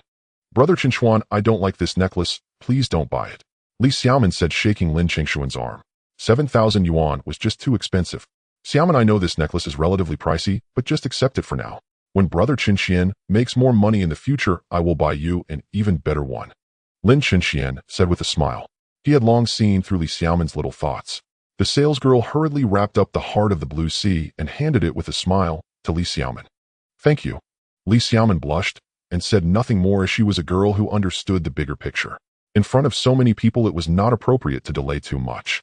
She had to accept the gift that Brother Chenxian gave her. These 2 prayer beads are a gift made of sandalwood. They can bring peace and good fortune in relationships. The salesgirl smiled as she handed the 2 packaged prayer beads to Lin Chenxian. In fact, the previous free prayer beads were all fake, which could be bought for 20 yuan at a street stall. But this time, seeing Lin Chenxian's generous spending, the salesgirl gave him 2 genuine sandalwood prayer beads. Lin Chenxian was not a believer in Buddhism and did not believe that these 2 prayer beads could bring him any good luck. After receiving the 2 free prayer beads, he placed them directly into his backpack. At that moment, the small bottle in Lin Chenxian's pocket suddenly began to stir. The bottle was extremely important, which was why Lin Chenxian always kept it with him. However, he had just felt that the small bottle reacted to the sandalwood.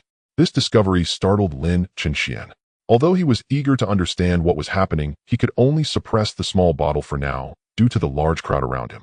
Li Xiaomin did not notice Lin Chenxian's abnormality. Although she repeatedly claimed not to like the Heart of the Blue Sea, she was secretly overjoyed. Her happiness did not stem from the necklace's value, but rather because it was the first gift Lin Chenxian had ever given her. After exiting the department store, Lin Chenxian wanted to personally put the heart of the blue sea around Li Xiaomen's neck, but she refused, reluctant to wear it, fearing it was too precious and might get damaged. Lin Chenxian did not say anything in response. He had already decided that once he earned money in the future, he would definitely gift Li Xiaomen a unique gemstone that no one else in the world could have. After buying the gemstone, Li Xiaomen worried that the gift from brother Chenxian would be stolen by someone else, or that she might accidentally lose it, so she kept insisting on going back to the village. Lin Chenxian had no choice but to agree. Just as he was returning to the village, Huang Mao had already brought 7 or 8 small gangsters in 2 vans heading towards Qingyang village. Meng Tian was naturally in one of the vans, wanting to see Lin Chenxian become a helpless salted fish again. Kid, does Lin Chenxian really have 100,000 yuan? Don't lie to me, Huang Mao asked, turning to Meng Tian while smoking a cigarette, finding it hard to believe that a guy who had been broke just a few days ago could earn 100,000 yuan in such a short time. Brother Huang Mao, how could I dare to lie to you? Everyone in our village knows about this. Anyway, we're almost at the village. Once we find Lin Chenxian, you'll know whether it's true or not. Meng Tian said earnestly. Haha, if we get this money back, you won't need to repay the 5,000 yuan you owe me. Huang Mao threw his head back and laughed. Thank you, brother Huang Mao, thank you. Meng Tian quickly nodded and smiled. He was worried about not being able to pay back that 5,000 yuan. Since Lin Chenxian's father often owed money, these people frequently came to collect debts, so they were very familiar with Lin Chenxian's family's location. Soon the 2 vans stopped at Lin Chenxian's doorstep. Without waiting for Huang Mao to speak, Meng Tian quickly got out of the car, limping to Lin Chenxian's house, and knocked on the door. Lin Chenxian, are you in there? Hurry up and come out. Lin Chenxian. After calling out twice with no response from inside, Meng Tian kicked the door hard a couple of times, shouting angrily, Lin Chenxian, don't be a coward, come out. Hurry up and pay back the money you owe brother Huang Mao. Though Lin Chenxian did not owe Meng Tian any money, Meng Tian shouted more fiercely than Huang Mao. A good dog naturally barks loudly to please its owner. At this moment, Meng Tian was no longer considered a human, but a dog. The area of Qingyang village was not large, and Meng Tian's shouting naturally attracted the attention of neighbors, but no one intended to intervene. Not even a single person called the police. Lu Wenxian was also among the crowd. When she saw the town's thugs bothering Lin Chenxian again, her heart raced with anxiety. But she was merely a village doctor, powerless to help Lin Chenxian. In desperation, Lu Wenxian pulled out her phone and dialed 110. After all, gambling debts were not protected by law, and usurious loans violated national regulations. Once the police arrived, the situation would be easily resolved. Damn it. Lin Chenxian, you can run, but you can't hide. Let's see how long you can last. Break down the door and search. The yellow-haired man snarled, his face darkening when he saw that Lin Chenxian still hadn't opened the door. Upon hearing the yellow-haired man's order, the 7 or 8 thugs around him surged forward, immediately kicking down the door to Lin Chenxian's house. Then Meng Tian and the group of thugs barged into Lin Chenxian's home and began searching the rooms. Before long, a thug with green hair came out of Lin Chenxian's house carrying a cloth bag, shouting excitedly, Boss, I found the money. Oh, bring the money here. The yellow-haired man perked up. 10,000 yuan, though not a huge sum to him, was still a decent income. The green-haired thug quickly brought the money to the yellow-haired man. He opened the bag and counted it himself, only to find it was just over 9,000. Far from 10,000, not even reaching 10,000. Meng Tian, what's this all about? The yellow-haired man turned coldly to Meng Tian and barked. This. Maybe he hid the 100,000 elsewhere. Lin Chenxian really did have 120,000. Everyone in the village knows it.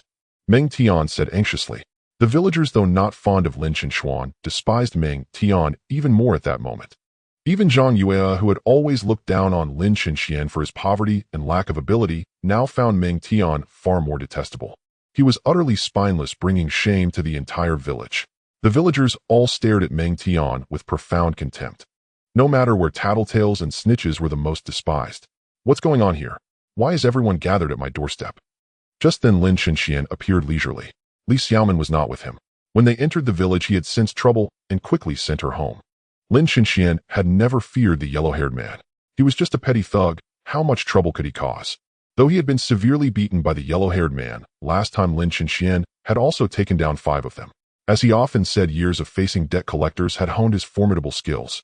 Besides, with 100,000 yuan in his bank account, he could even repay the 30,000 his father owed.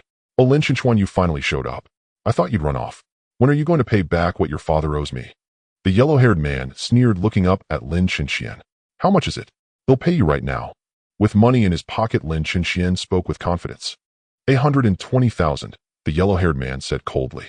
Lin Chinchuan, I told you last time, if you can't come up with the money, you'll take one of your kidneys today as payment. 120,000. Yellow hair, you're ripping me off. My dad only owed you 30,000. Lin Chinxian frowned. Don't you know him in the usury business? Interest piles up. Last time it was 30,000, now it's 120,000. The yellow-haired man narrowed his eyes like a venomous snake ready to strike. Huh. Lin Chinxian threw his head back and laughed twice. If they had asked for 30,000, he might have paid, but 120,000 was a different matter. What are you laughing at? Don't tell me you're not going to pay. The yellow-haired man's face turned grim. Lin Chinchuan, I'm telling you, pay brother yellow hair back now, or you'll regret it. Meng Tian puffed out his nostrils, looking smug. Get lost. Lin Chinxian roared at Meng Tian. What business is it of yours? Say one more word and he'll kill you. Meng Tian shrank back in fear. Though he was also a thug, he was no match for Lin Chinxian. After all, they were from the same village, and Meng Tian knew Lin Chinchuan's fighting ability better than anyone. Lin Chinchuan, I don't have time for your nonsense. Either cough up 120,000 or I'll cut out one of your kidneys today. Your choice, the yellow-haired man said coldly. No money, and you're not getting my kidney either. Lin Chinxian retorted angrily. This yellow-haired man was insatiably greedy. His father had originally owed just 10,000 in gambling debts, which quickly ballooned to 30,000 and now 120,000. Even if Lin Chinxian had the money, he wouldn't pay. He planned to use that 120,000 to rent more land and build his fortune. How could he let these thugs ruin his plans? What? No money? Huh. Fine, then he'll take your kidney today. The yellow-haired man's face twisted into a snarl. He waved his hand and barked, get him. Seize him. The few young men beside the yellow-haired man cracked their knuckles and approached Lin Chinxian with sinister grins. These were his enforcers. Their fighting prowess was naturally extraordinary. But Lin Chinxian showed no fear. Such scenes might frighten someone the first time, but having faced countless debt collectors since childhood, he had developed a certain immunity. What do you think you're doing? Fighting is illegal. At that moment, a frantic Lu Wenxian shouted, pushing through the crowd to stand in front of Lin Chinxian. I'm telling you, I've already called the police. They'll be here soon. Usury and gambling debts aren't protected by law. I suggest you leave before they arrive. Ha ha ha. The yellow-haired man burst into mocking laughter. A debt must be repaid. It's only right. Who can prove him charging usury? Lin Chinchuan, I never expected this. A few days gone, and you've learned to hide behind a woman. Wenxian, step aside. I don't want you to get hurt, Lin Chinxian said with a frown.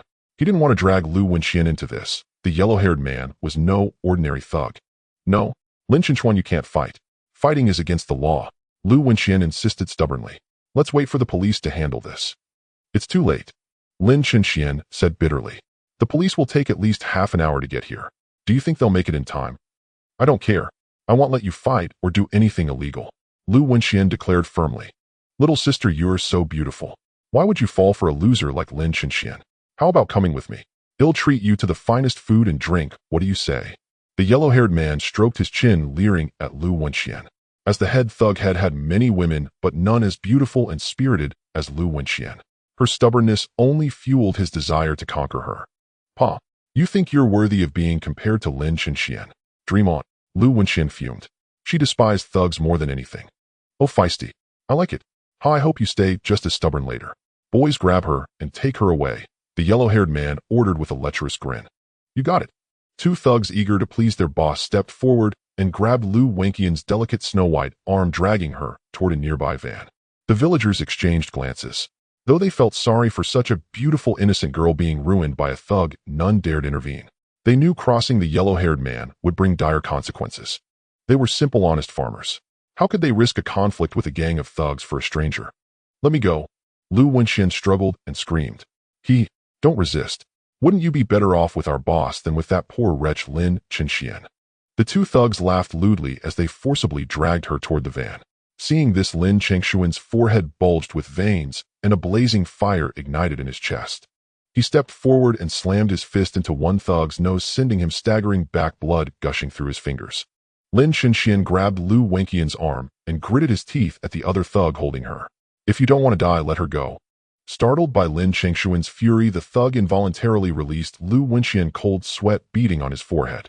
Lin Chenxian shielded her, his face twisted in rage, and roared, "Anyone who dares touch her, I'll kill them." The surrounding thugs hesitated, none daring to step forward. They were petty criminals used to bullying and brawling, but none were willing to risk their lives. After all, they fought only to make a living. "Lin Chenxuan, if you step aside, I'll forgive the 120,000 you owe me," the yellow-haired man said flatly. He knew well the danger of a cornered beast. If Lin Chenxian truly fought for his life, things would get messy. Besides, he was eager to get his hands on Lu Wenxian and had no time to waste on Lin Chenxian. As for the money in his eyes, it wasn't worth even one of Lu Wenxian's toes. But what the yellow-haired man valued, Lin Chenxian valued even more. Hearing this, Lin Chenxian snorted coldly and said resolutely, "Humph. Even if it costs me my life, I won't step aside. I won't let anyone harm a single hair on Lu Wenxian's head." Behind him, Lu Wenxian's cheeks flushed slightly. At that moment, she felt an overwhelming sense of security standing behind Lin Chenxian. "Lin Chenxuan, you're asking for trouble." The yellow-haired man's face grew darker. He turned to his thugs and gritted out, "Go. Whoever takes him down gets 50,000 yuan." "Lin Chenxuan, you're asking for trouble." The yellow-haired man's face grew darker. He turned to his thugs and gritted out, "Go. Whoever takes him down gets 50,000 yuan." "Lin Chenxuan, you're asking for trouble." The yellow-haired man's face grew darker. He turned to his thugs and gritted out, "Go. Whoever takes him down gets 50,000 yuan." "Lin Chenxuan, you're asking for trouble." The yellow-haired man's face grew darker. He turned to his thugs and gritted out, "Go. Whoever takes him down gets 50,000 yuan." "Lin Chenxuan, you're asking for trouble." The yellow-haired man's face grew darker. He turned to his thugs and gritted out, "Go. Whoever takes him down gets 50,000 yuan." "Lin Chenxuan, you're asking for trouble." The yellow-haired man's face grew darker. He turned to his thugs and gritted out, "Go. Whoever takes him down gets 50,000 yuan." "Lin Chenxuan, you're asking for trouble." The yellow-haired man's face grew darker. He turned to his thugs and gritted out, "Go. Whoever takes him down gets 50,000 yuan." 50,000 yuan was no small sum for a petty thug, nearly matching their annual wages. Driven by greed, the 7 or 8 hooligans nearby cautiously approached Lin Chenxian. Yet they dared not strike rashly, mindful of the precedent set before. Lin Chenxian shielded Lu Wenxian tightly behind him, his voice resolute. "Wenxian, hide first. I won't let them harm you." Lu Wenxian nodded, her cheeks flushed. In that moment, a thought blossomed in her heart. Perhaps sheltered behind Lin Chenxuan, she would never be hurt again. "Damn it. 7 or 8 of us, and we're scared of a country bumpkin," one thug bellowed, stepping forward swiftly. He raised his foot and kicked viciously at Lin Chengshuan's chest. Lin Chengshuan's combat experience was ample. Without hesitation, he swung his fist with full force, slamming it into the thug's incoming foot. Raised doing farm work, Lin Chenxian possessed formidable strength. His punch sent the thug crashing to the ground, clutching his leg and wailing in agony. After felling one opponent, Lin Chenxian grabbed another thug by the head, drove his knee into the man's face, and left him dazed and senseless. "Damn, you're ruthless. He'll kill you." A thug behind Lin Chenxian snatched a rock from the ground and hurled it at his skull. Lin Chenxian spun around, raising his arm to block. The rock struck his arm with a thud, sending a jolt of numbing pain through him as if struck by lightning. Seizing the opportunity, another thug kicked out. Caught off guard, Lin Chenxian was knocked to the ground. "Thought you were tough, huh? They'll kick you to death. Damn, you were ruthless. Watch me finish you today." "Lin Chenxuan, aren't you so cocky? Get up and fight." 5 or 6 thugs encircled him, raining kicks upon him. With his arm injured, Lin Chenxian couldn't rise. He could only shield his head and wounded limb. "Stop hitting him. Please stop." Tears streaming, Lu Wenxian shoved 2 thugs aside and threw herself over Lin Chenxian. Seeing this, the surrounding thugs halted their assault. With Lu Wenxian on top of him, any further blows might harm her. Not only was she their boss-desired woman, but her exquisite beauty made them reluctant to strike her. Lying on the ground, Lin Chenxian clenched his fists and bit his lip. A wave of shame washed over him. He had sworn to protect Lu Wenxian, yet in the end, she had protected him. As a man, being shielded by a woman ignited a fury within him, crushing his pride.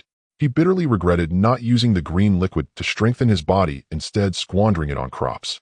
Had he chosen differently, he wouldn't be in this predicament, unable to safeguard the girl he loved. "Kid, since you refuse the easy way, don't blame me for being ruthless." Yellow Hair sneered, darkly, strolling over to Lin Chenxian. He crouched, grabbed his hair, and snarled, "Listen up, from now on, Lu Wenxian is my woman. If you so much as think about her next time, I'll cripple you." "Got it. Lu Wenxian is mine. I won't let you touch her." Lin Chenxian gritted out. "To hell with you." Enraged, Yellow Hair yanked Lin Chengshuan's hair and slammed his head into the ground. "Stop it. Don't hit him." Lu Wenxian rushed forward, grabbing Yellow Hair's arm, sobbing. "How, what's wrong? Can't bear to see your pretty boy hurt. Fine. He'll stop if you become my woman. Deal. Yellow Hair leered, nearly drooling as he gazed at Lu Wenxian. Lu Wenxian lowered her head, biting her lip, her brow furrowed. She said nothing. Yellow Hair, mistaking her silence for deliberation, smirked. Take your time. He pressed Lin Chengshuan's face into the dirt, silencing him, lest he disturb the lad's thoughts. In truth, Lu Wenxian wasn't considering Yellow Hair's offer. Scum like him, a social parasite, she'd rather die than let him touch her. She was stalling, waiting for the authorities. As mentioned, she had already called the police. Time was running short. She merely bought time for the law to arrive. And the police didn't disappoint. As she deliberated, 2 patrol cars quietly entered Qingyang village. The leader was Wang Chong, a man of peasant roots.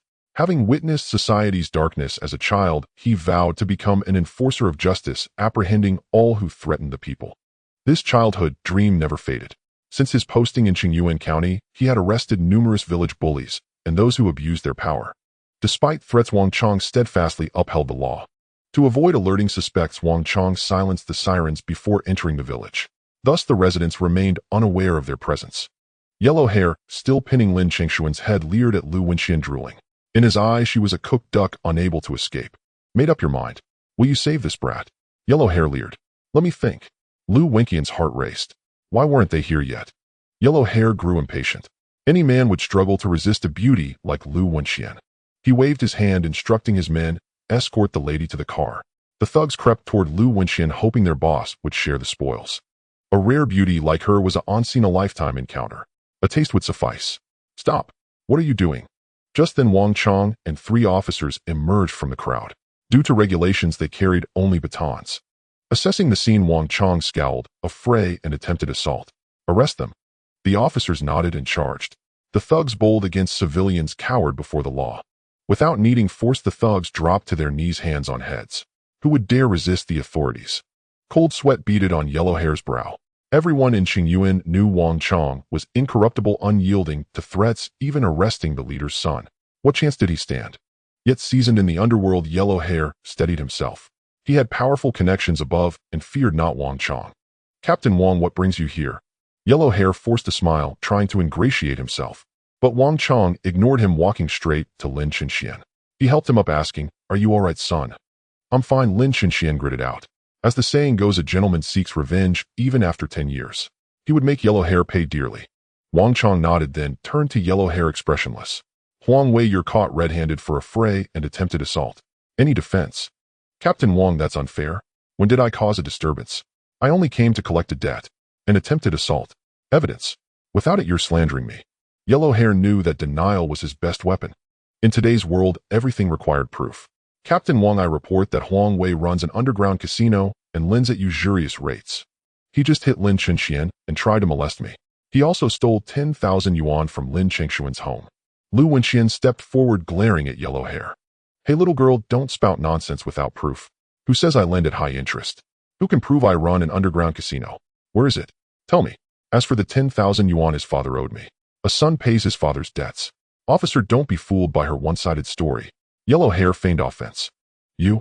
Lu Wenxian was speechless. Never had she met such shamelessness.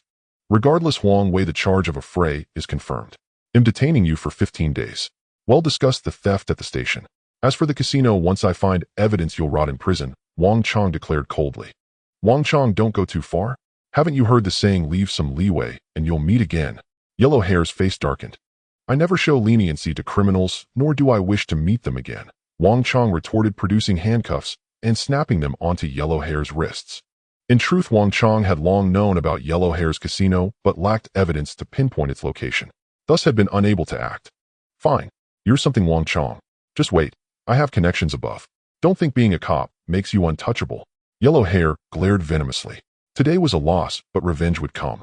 I never show leniency to criminals, nor do I wish to meet them again, Wang Chong retorted, producing handcuffs and snapping them onto Yellow Hair's wrists. In truth, Wang Chong had long known about Yellow Hair's casino, but lacked evidence to pinpoint its location. Thus had been unable to act. Fine. You're something, Wang Chong. Just wait. I have connections above. Don't think being a cop makes you untouchable. Yellow Hair glared venomously. Today was a loss, but revenge would come. Fine. You're something, Wang Chong. Just wait. I have connections above. Don't think being a cop makes you untouchable. Yellow Hair glared venomously. Today was a loss, but revenge would come. Fine. You're something, Wang Chong. Just wait. I have connections above. Don't think being a cop makes you untouchable. Yellow Hair glared venomously. Today was a loss, but revenge would come. No matter who you have backing you. The law of this nation cannot be shaken. Wang Chong declared expressionlessly. In his years as a police officer, he had already offended many powerful figures. One more yellow-haired punk made no difference. Lin Chenxian dusted off his clothes, his eyes fixed coldly on the yellow-haired man, a frigid smile curling at the corners of his mouth. Smiling, he walked over to the man and patted his shoulder, sneering. Yellow Hair, you've lost your chance to take revenge on Officer Wang. Because before you seek vengeance, you'll have to settle the score between us first. Huh, Lin Chenxian. Don't get cocky now. Just wait until I'm out of here in 15 days. They'll make you pay. The yellow-haired man said disdainfully, as if he didn't consider Lin Chenxian a threat at all. Previously, Lin Chenxian had been too focused on making money to use the green liquid to strengthen his body. After today's incident, he finally understood, without a strong physique, how could he continue to earn money? As the saying goes, a healthy body is the foundation of all endeavors. Although the yellow-haired man was guilty of heinous crimes, Wang Chong lacked direct evidence to prove his guilt, so he couldn't do much. Moreover, the man held a promissory note written by Lin Chengshuan's father, so the money-grabbing incident couldn't be classified as robbery. Detaining him for 15 days on charges of public disturbance was the maximum possible. This actually suited Lin Chengshuan's intentions. If the yellow-haired man were sentenced to 3 or 4 years in prison, wouldn't Lin Chenxian lose his chance for revenge? After the police escorted the yellow-haired man and his gang into the patrol car, Wang Chong approached Lin Chenxian and asked with concern, "How are you? Are you all right? Do you need to go to the hospital?" "No need, thank you, Officer Wang." Lin Chenxian shook his head, expressing his sincere gratitude. "All right, then I won't force you. Come to the police station with that young lady to give a statement," Wang Chong said.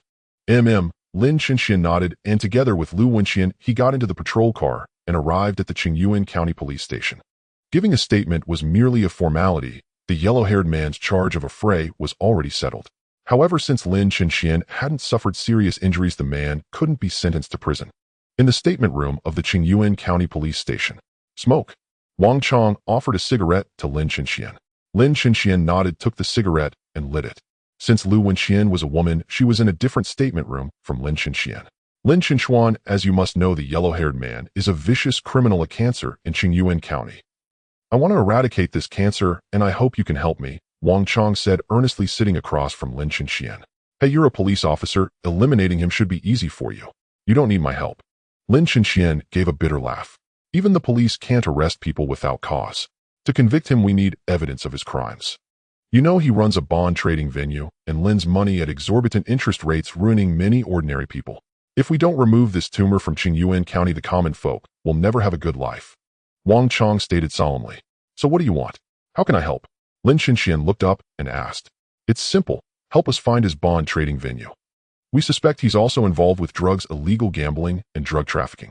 Those charges alone would be enough to lock him away for life," Wang Chong said seriously. "Okay." Lin Chenxian nodded. He already had a grudge against the yellow-haired man. Joining forces with Wang Chong to eliminate him might not be a bad idea. "You must be careful. He's very cunning and cautious. Don't tip him off. If you need help, feel free to call me. By the way, what's your phone number?" Wang Chong took out his phone to note down Lin Chengshuan's number for future contact. "I don't have a phone." Lin Chenxian smiled sheepishly. Before, he could barely afford food, let alone a phone. "All right, then let me give you my number. If you encounter any trouble, just call me." Wang Chong picked up a pen, wrote a string of digits on a slip of paper, and handed it to Lin Chenxian. Lin Chenxian nodded, took the note, and put it in his pocket. He could more or less guess Wang Chong's intentions. He wanted to join forces to take down the yellow-haired man, because he was their common enemy as well as an enemy of society. "Remember, if you find any leads, call me," Wang Chong said expressionlessly, but as he spoke, a fierce anger flickered in his eyes. "Okay, I understand. If there's nothing else, I'll be going now," Lin Chenxian said. Wang Chong nodded, indicating he could leave. Upon leaving the statement room, Lin Chenxian immediately saw Lu Wenxian sitting anxiously on a bench in the hallway. He had to admit, after today's events, he felt something different toward her. He wasn't sure what it was, but seeing her safe made him happy, and seeing her sad pained him deeply. "Chenxuan, are you all right?" Lu Wenxian looked up and saw him quickly approaching with concern, tears streaming from her gem-like eyes. There, don't cry. I'm fine," Lin Chenxian said with a smile, reaching out to wipe away her tears. "It's all over now. Let's go home." Lu Wenxian nodded gently. In that moment, she realized just how worried she had been for him. News of the yellow-haired man's arrest spread through the villages. Some rejoiced while others worried. Most common folk cheered, some even setting off firecrackers at their doorsteps to celebrate his capture. Meng Tian, however, was different. Since the arrest, he had been dejected, fearing that Lin Chenxian would come after him. So after the police left with the yellow-haired man, he too left Qingyang village, hiding out in the county town for a while. As for the matter between Lin Chenxian and Lu Wenxian, word had spread. Now everyone in the surrounding villages regarded them as a couple. At first they hadn't believed the rumors. But after today's events they had no choice but to believe. After all, at the critical moment of life and death, Lin Chenxian had risked his own life to protect Lu Wenxian, and she in turn had thrown herself over him without a care for her own appearance. Could even true lovers do such a thing? Of course, the one most displeased by this news was Li Xiaoman. She had always believed that brother Chenxian was hers for the taking, that she would one day marry him. But unexpectedly a rival had appeared out of nowhere, trying to snatch him away. How could Li Xiaoman tolerate such a thing? She had loved Lin Chenxian since childhood, and her greatest dream was to marry him. To put it bluntly, Lin Chenxian was her entire world. Lu Wenxian, I won't let you take my brother Chenxian away. Li Xiaoman's cute little face puffed up in anger. She was determined to use every trick in the book to prevent her brother Chenxian from being taken. When Lin Chenxian and Lu Wenxian returned to the village, it was already 8 in the evening. Originally, he wanted to escort her back to the clinic, but she didn't want to go. Knowing he was injured and couldn't move easily, she wanted to go to his house to cook and tidy up. Lin Chenxian naturally agreed to her suggestion. He also wanted to take this opportunity to deepen their bond. Once home, Lu Wenxian helped him to bed and told him to rest. Then she turned and went into the kitchen to start cooking for him. In truth, Lin Chenxian wasn't seriously injured, just a bit of pain in his arm, which was already feeling better. No bones were broken. While Lu Wenxian was cooking, Lin Chenxian bored took out the small bottle to study its secrets. But the moment he held it, the bottle suddenly emitted a powerful suction, drawing the 2 boxes of sandalwood from his backpack into itself. Lin Chenxian stared dumbfounded. He hadn't touched the bottle, it had opened its own lid and sucked in the 2 strings of sandalwood prayer beads. As if alive, the bottle belched after devouring the sandalwood beads, spewing out a pile of powder from its mouth. Lin Chenxian looked down at the bottle's opening and saw that the green liquid inside had increased by 2 drops, now totaling 5. This discovery thrilled him. For days had been searching for a way to upgrade the bottle, but had found none. Unexpectedly, the solution came without effort. The bottle upgraded by devouring sandalwood. Now that he knew the method, things would be much simpler. Lin Chenxian immediately poured 2 drops of the green liquid onto his injured arm. Soon his arm felt cool and refreshing, as if immersed in ice, yet not cold. A pleasant chilling sensation. Chenxian, the meal is ready. At that moment, Lu Wenxian's voice came from outside. Lin Chenxian quickly put the bottle back in his pocket.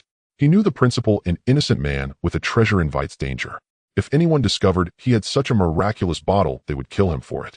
He didn't want Lu Wenxian to know about the bottle, not because he didn't trust her, but to keep her out of danger. Chenxian, I made noodles. Come and taste them. Lu Wenxian's beautiful face beamed with happiness as she carried a steaming bowl of egg noodles into his bedroom. Just as Lin Chenxian reached out to take the bowl, she protested, "Your injuries haven't healed yet. Let me feed you." Lin Chenxian nodded repeatedly. How could he refuse being fed by such a beautiful woman? Lu Wenxian fed him with meticulous care. She picked up a strand of noodles, blew on it to cool it down, and then fed it to Lin Chenxian. Lin Chenxian was deeply moved.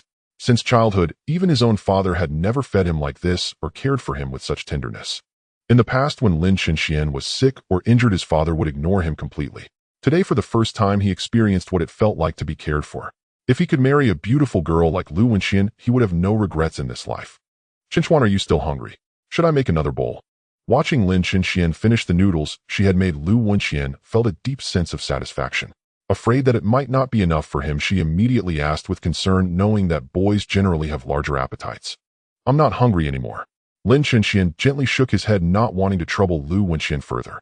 All right, it's already so late. I should go now. Lu Wenxian looked out the window and saw the pitch-black darkness outside, a flicker of fear in her heart. Most girls are afraid of the dark, and she was no exception. Chenxian, why don't you stay the night? It's too late to go home. It's too dangerous. Seeing that Lu Wenxian was about to leave, Lin Chenxian quickly tried to persuade her to stay. He said this without any improper thoughts, only feeling that it was truly dangerous for a girl like her to walk home alone at night. What are you saying? Lu Wenxian's face flushed crimson. We haven't even started dating yet, how could we? You misunderstood. I didn't mean it that way. I just think it's too late and too dangerous for you to go back alone. How about you sleep on the bed and he'll sleep in the yard? Lin Chenxian quickly explained. His relationship with Lu Wenxian had just begun to warm up, and he couldn't let a misunderstanding cool the feelings between them. No need. You sleep on the bed, he'll sleep in the yard. Lu Wenxian nodded with a flushed face. In the countryside, there were almost no lights on the roads at night. She didn't dare to go back alone, and Lin Chenxian was injured and couldn't escort her. So she had no choice but to stay at Lin Chengshuan's place for the night. No. No. He'll sleep in the yard. You take the bed. Lin Chenxian quickly got up from the bed. As a man, how could he let a beautiful girl sleep in the yard? No. Chenxuan, you're injured. I should sleep in the yard. Lu Wenxian shook her head firmly. How about we both sleep inside? You take the bed, and he'll make a bed on the floor. Lin Chenxian suggested. He said this without any ulterior motives. That works. Lu Wenxian nodded with a red face. She had known Lin Chenxian for a while and naturally trusted his character. Besides, it was too dark outside for her to dare go out, and it wasn't right to send Lin Chenxuan, who was unwell, outside either. But as the saying goes, there is no cat that doesn't steal fish. If you place a salted fish next to a cat, can the cat still sleep soundly? Lin Chenxian tossed and turned on the floor, unable to fall asleep. His heart felt as if a cat were scratching it, an unbearable itch that tormented him. In fact, Lu Wenxian couldn't sleep either. Lying in bed with her eyes closed, her heart was in turmoil. Since she was born, this was the first time she had slept in a boy's room. And there was a boy nearby. Although they weren't in the same bed, Lu Wenxian's heart was still racing. Her beautiful face was flushed red and hot. This state persisted for a long time before she finally drifted off to sleep. Lin Chenxian also felt a wave of drowsiness wash over him. He yawned and fell into a deep sleep. In the dead of night, Lin Chenxian groggily got up to use the bathroom. Still half asleep, he returned and instinctively lay down on his own bed, completely forgetting that Lu Wenxian was still sleeping there. He usually liked to hug a pillow while sleeping, so after lying down, he fumbled around for the pillow. After a while, he found something, and thinking it was the pillow, pulled it close. Having gone through so much that day, Lu Wenxian was also exhausted and slept deeply, unaware that she was sleeping next to Lin Chenxian. The next morning, Lu Wenxian groggily turned over and felt something warm near her lips, as if something was blowing air onto them. Curious, she slowly opened her eyes and saw Lin Chengshuan's face. Startled, she screamed, "Ah!" Lin Chenxuan, who was fast asleep, was jolted awake by her scream. Lin Chenxuan, I thought you were a good person. I never expected you to try and take advantage of me while I was asleep. Lu Wenxian clutched the blanket to her body, looking at him with grievance. Ah, Lin Chenxian said in confusion, when did I ever take advantage of you? Weren't you supposed to be sleeping on the floor? Why are you in bed with me? Lin Chenxuan, what did you do to me last night? Lu Wenxian said, her voice filled with grievance, her bright eyes glistening with tears. I. Lin Chenxian was momentarily stunned. He couldn't remember anything from last night. He only recalled needing to pee, going to the bathroom, and then coming back to sleep. He hadn't done anything, had he? He hadn't done anything, had he? If he had, he would have remembered. What was going on? Lin Chenxuan, you beast. I was so wrong about you. Lu Wenxian glared at him through her tears. Qianqian, listen to me. I really didn't do anything. Last night I just went to the bathroom and somehow ended up back here. Lin Chenxian said, equally aggrieved. He truly couldn't remember what happened. What explanation? An explanation is just a cover-up. Lin Chenxuan, I never thought you were this kind of person. They'll never talk to you again. Lu Wenxian shouted at him, then ran out of the room crying. A boy and a girl sleeping in the same bed. If they said nothing happened, who would believe it? Lu Wenxian felt terribly wronged. She had very conservative values, believing that she shouldn't have any improper behavior before marriage. She had held on to this belief for 20 years. In all that time, she had never even kissed a boy, let alone dated. It wasn't that Lu Wenxian had no suitors. In fact, she had many. As a top graduate from a prestigious medical university with a good family background and stunning looks, she was naturally the goddess in the hearts of countless classmates. The number of people pursuing her every day could form an entire company. But Lu Wenxian turned them all down because she took relationships very seriously.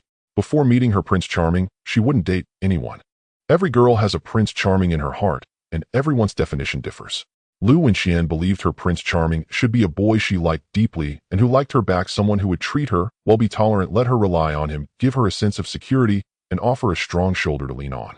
Only with someone like that could she live happily ever after, just like in fairy tales. Lu Wenxian eagerly awaited her Prince Charming every day, hoping to fall in love, date, and walk down the aisle. Wouldn't that be a romantic thing? But the future she had been waiting for was destroyed by Lin Chenxian. That damned Lin Chenxian had taken advantage of her while she was asleep. The more she thought about it, the angrier she became. She had good reason to be angry because last night she kept feeling something pressing against her.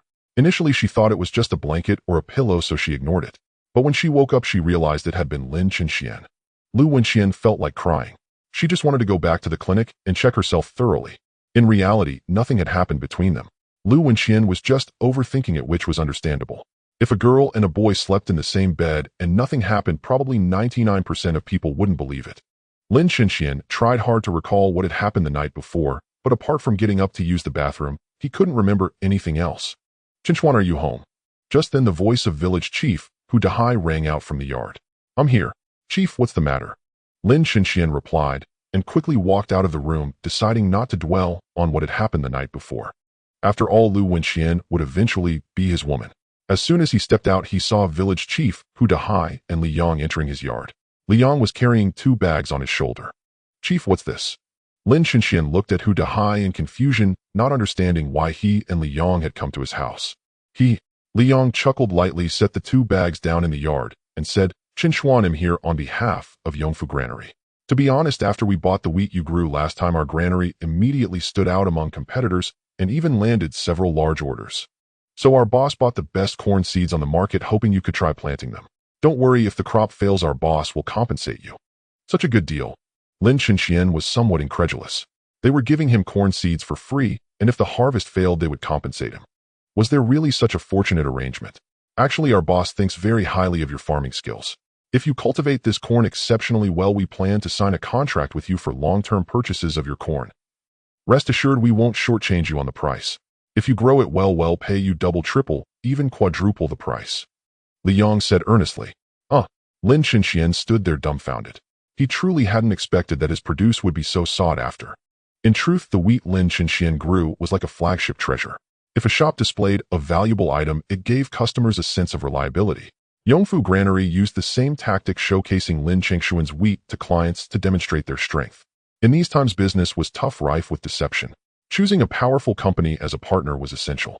So after Yongfu Granary used Lin Chenxian's wheat to promote itself, within days several large flour mills decided to buy their grain long-term. The owner of Yongfu Granary naturally knew that Lin Chenxian was the key contributor to attracting these clients. Thus, he sent Li Yang back to Qingyang village to win him over. In the northern countryside, the most common crops were wheat and corn. But wheat couldn't be planted year-round, as it was divided into spring and winter varieties. In China, there was an old saying, spring and winter wheat, summer corn, meaning wheat was planted in spring and winter, while corn was planted in summer. Corn, second only to rice and wheat in crops, ranked third. Its uses were vast. Not only was it sweet and delicious, suitable for various dishes, but it was also a primary raw material for industrial alcohol and distilled spirits. Generally, after the spring wheat harvest, villagers would plant corn. So Li Yang brought several bags of premium corn seeds for Lin Chenxian to cultivate. If Lin Chenxian's corn turned out as good as his wheat, Yongfu Granary would have a steady source of high-quality grain, enabling them to land bigger deals and earn more money. "Chenxian, there are still dozens of acres of good land in the village.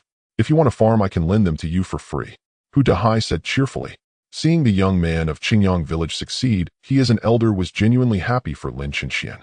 "I think we start with 30 acres. Li Yang pondered for a moment, then looked up at Lin Chenxian after about 3 or 4 seconds. "You've grown premium wheat, but not premium corn. I suggest you try 30 acres first. If it goes well, you can plant more next time. No rush.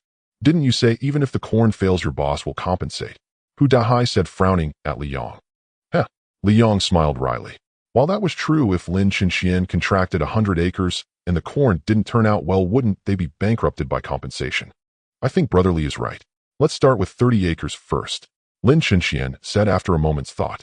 Though he wasn't short of land, now the green liquid in the white jade bottle was limited. Even if he rented dozens more acres, without that liquid's nourishment, it would all be useless. "Chenchuan, you've been stubborn since childhood. Forget it, I won't argue with your decision." Hu Dahai sighed. He had wanted to help Lin Chenchuan, but the young man didn't seem to appreciate it. "Chenchuan, I've brought you dozens of bags of corn seeds. These 2 are just samples. There are more bags outside in the car.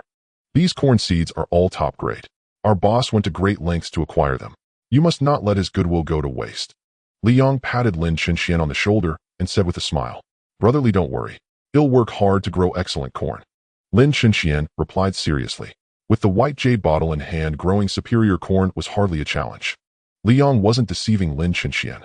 The dozens of bags of seeds he brought were from Longping High-Tech, a brand of corn seeds.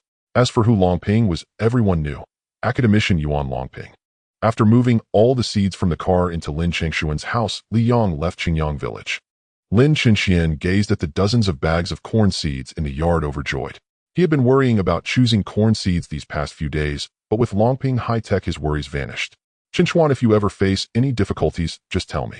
If I can help, I will. By the way, I'm here to let you know that the village will start sowing the day after tomorrow. The corn seeder will come then. Make sure you prepare the seeds in advance. Don't forget, you'll have the seeder do your fields first. Hu Dahai said cheerfully. Seeing Lin Chenxian succeed truly delighted him. All right, thank you, village chief. Lin Chenxian smiled. He had always held great respect for Hu Dahai, who had fought for the country on the battlefield and earned military honors. Chenchuan, if those thugs from the county come bothering you again, just tell me directly. If they dare cause trouble in Xingyang village again, I'll make sure they regret it. Hu Dahai said darkly. When Lin Chenxian was beaten by the thugs yesterday, Hu Dahai was in the county arranging for the cedar, so he didn't know. Besides him, many other villagers were also away, some buying corn seeds in town, others working in the fields. Village chief, you don't need to worry about the thugs. I'll handle it myself, Lin Chenxian said. The grudge with those thugs was something he had to settle personally. Hu Dahai knew Lin Chengshuan's nature well, so he didn't press further. Lin Chenxian had been like that since childhood, never accepting help from others with a very strong sense of pride. But Hu Dahai had made up his mind if those thugs dared to cause trouble in Xingyang village again, he would definitely put an end to it. Though he was just a village chief, when he spoke like that he had the backing to do it. At the Xingyang village clinic, Lu Wenxian lay in bed, her mind in a turmoil. The clinic hadn't opened all day. After returning, she found herself unharmed. This meant that she and Lin Chenxian hadn't been intimate last night. She had misunderstood him. Lu Wenxian was filled with guilt, blaming herself for not thinking clearly and losing her composure. Most women were like that, panicking at the first sign of trouble, losing the ability to reason. To put it nicely, they were ruled by emotion. Even so, Lu Wenxian didn't plan to apologize to Lin Chenxian, although he hadn't done anything to her last night. Thinking of this, her pretty face flushed red. In all her life, she had never been so close to a man. The more she thought, the redder and hotter her face became. Yet at this moment, her anger had completely vanished. She couldn't even muster any resentment. Instead, a strange feeling stirred within her, restless, eager to see Lin Chenxian. But after what happened this morning, going to him now would seem indecent. So Lu Wenxian decided if Lin Chenxian came to sincerely apologize, she would forgive him and make amends. As the saying goes, a woman's heart is as unfathomable as the depths of the sea. Men could never truly grasp what women were thinking. In truth, Lin Chenxian also wanted to see Lu Wenxian, but he feared she would be angry, leaving him in a state of inner conflict. He gradually recalled parts of last night. After returning from the restroom, he had habitually lain down on the bed to sleep. Chenchuan, are you home? Hearing someone call his name, Lin Chenxian snapped out of his thoughts and looked up to find Big Mouth Annie, well known in the surrounding villages, entering his home. What a rare guest. Annie, what brings you here? Lin Chenxian quickly invited her to sit and poured her a cup of tea. Oh, young man, don't bother with that. I'm here about something. Don't worry, it's good news, Big Mouth Auntie said with a smile. What good news? Lin Chenxian stood still, a sense of unease creeping over him. Tell your aunt the truth. Do you have your eye on that young lady from the clinic? Big Mouth Auntie asked with a knowing grin. Well, this. Lin Chenxian blushed and shyly lowered his head. He knew she was referring to Lu Wenxian. Oh my, why are you shy with your aunt? Love between a man and a woman is perfectly normal. If you like her, want your aunt to play matchmaker. Big Mouth Annie chuckled. Huh, play matchmaker for me. This. Lin Chenxian panicked. He had just angered Lu Wenxian. If Big Mouth Annie went to propose a match, now wouldn't she dislike him even more? Chenchuan, don't be shy. Leave this matter to your aunt. You know my matchmaking skills. With me on the job, I'll definitely win her over. Big Mouth Auntie promised, patting her chest. Well, better forget it. I'm just a country boy. Would a girl from the big city even consider me? Lin Chenxian said, head lowered. Chenchuan, what's wrong with being a country boy? Back when we fought off the Japanese invaders and helped build this nation, how many of those heroes were city folk? Don't sell yourself short. Leave this to your aunt. Big Mouth Annie said seriously. Chenchuan, don't say your aunt didn't warn you. Plenty of young men from the surrounding villages have their eyes on Lu Wenxian. If someone else snatches her up, you'll be crying. All right then. Lin Chenxian thought it over and agreed, finding her words reasonable. Since Lu Wenxian came from the city, she did not have a house in Xingyang village and had been living in the health center. Feeling a bit disappointed, she wondered if she had been too harsh with Lin Chenxian. Just as Lu Wenxian was lost in thought, she suddenly heard Aunt Big Mouth's voice outside the health center. Although she was in a bad mood and did not want to see patients, she still got up and opened the door. As a doctor, how could she refuse a patient at the door? Aunt Big Mouth, what's bothering you? Lu Wenxian quickly invited Aunt Big Mouth to sit on the examination bed. Silly girl, Aunt Big Mouth isn't here for a checkup. I just want to introduce a handsome young man to you. Let me tell you, that handsome young man is quite the catch. Right now, girls from all over the 10-mile radius are fighting to have me introduce them to him, but I've turned them all down, planning to keep him for you. Aunt Big Mouth sat on the examination bed grinning. Oh, no need. Aunt Big Mouth, I don't want to get married for now. Lu Wenxian quickly shook her head. Oh, Wenxian, you have to know it's the time for men to marry and women to be wed. You don't need to be shy about it. It's nothing to be embarrassed about. Although we have many men in China, only a few are truly outstanding. The handsome young man I want to introduce to you will definitely satisfy you. After all, you don't have a boyfriend yet, right? We women should find a man to rely on and take care of us. Don't you agree? Aunt Big Mouth rambled on. Aunt Big Mouth, who is this handsome young man? Lu Wenxian asked in confusion, eager to know who could be so impressive that Aunt Big Mouth spoke so highly of him. Wenxian, who do you think is the best young man in our 10-mile radius? Who is the most handsome and capable? Aunt Big Mouth did not answer Lu Wenxian, but asked earnestly. Well, Lu Wenxian lowered her head and thought carefully. After a long while, she finally spoke. Most of the young men in the 10-mile radius have gone to the city to work, so I don't know them well. If we're talking about handsome and capable, I think Lin Chenxian is pretty good. Right? Chenxian is indeed great. He is handsome and hardworking, able to earn money. Although he has a troublesome father, that doesn't matter. No one knows where that troublesome father has gone. Presumably, he won't be a burden on your life in the future. Aunt Big Mouth chuckled, clearly having guessed correctly that there was something between Lin Chenxian and Lu Wenxian. Actually, Aunt Big Mouth knew that nothing had happened between them at the health center last time. Although Lin Chenxian was wearing clothes at the time, Lu Wenxian, being a doctor, checking his body was quite normal. The reason she spread rumors was simply because she had nothing better to do, looking for topics to chat about with the sisters in the village. However, she did hear about what happened yesterday. Lin Chenxian bravely saved Lu Wenxian, and Lu Wenxian threw herself on him without caring about her image. Looking at it this way, these two might actually work out. Moreover, Lu Wenxian came from the city, and Lin Chenxian earned 1,000 yuan just from 5 acres of watermelons. His future is undoubtedly limitless. He could very well become the second Li Shilin. So Aunt Big Mouth wanted to do her best to push them together, because if she succeeded when Lin Chenxian became successful, he would definitely not forget her. Wenxian, a good man like Lin Chenxian is hard to come by, not only in the countryside, but even in the city. How many people can earn 1,000 yuan in a few months? Moreover, Lin Chenxian has excellent character. He is honest and diligent, definitely a man to live with. What is the most important thing for us women when looking for a husband? It's about being reliable, don't you agree? Aunt Big Mouth said earnestly, listing all of Lin Chengshuan's virtues. Lu Wenxian nodded, feeling that Aunt Big Mouth made a lot of sense. For a girl looking for a man to spend her life with, the key is not money or looks, but definitely finding a reliable man. Wenxian, Lin Chenxian is a rare good man in the 10-mile radius. He is honest, wealthy, handsome, and has money. In your city's terms, he is a tall, rich, and handsome guy. When you encounter such an honest, tall, rich, and handsome man, hurry up and marry him. Where else can you find such a man? Aunt Big Mouth earnestly advised, almost elevating Lin Chenxian to the skies.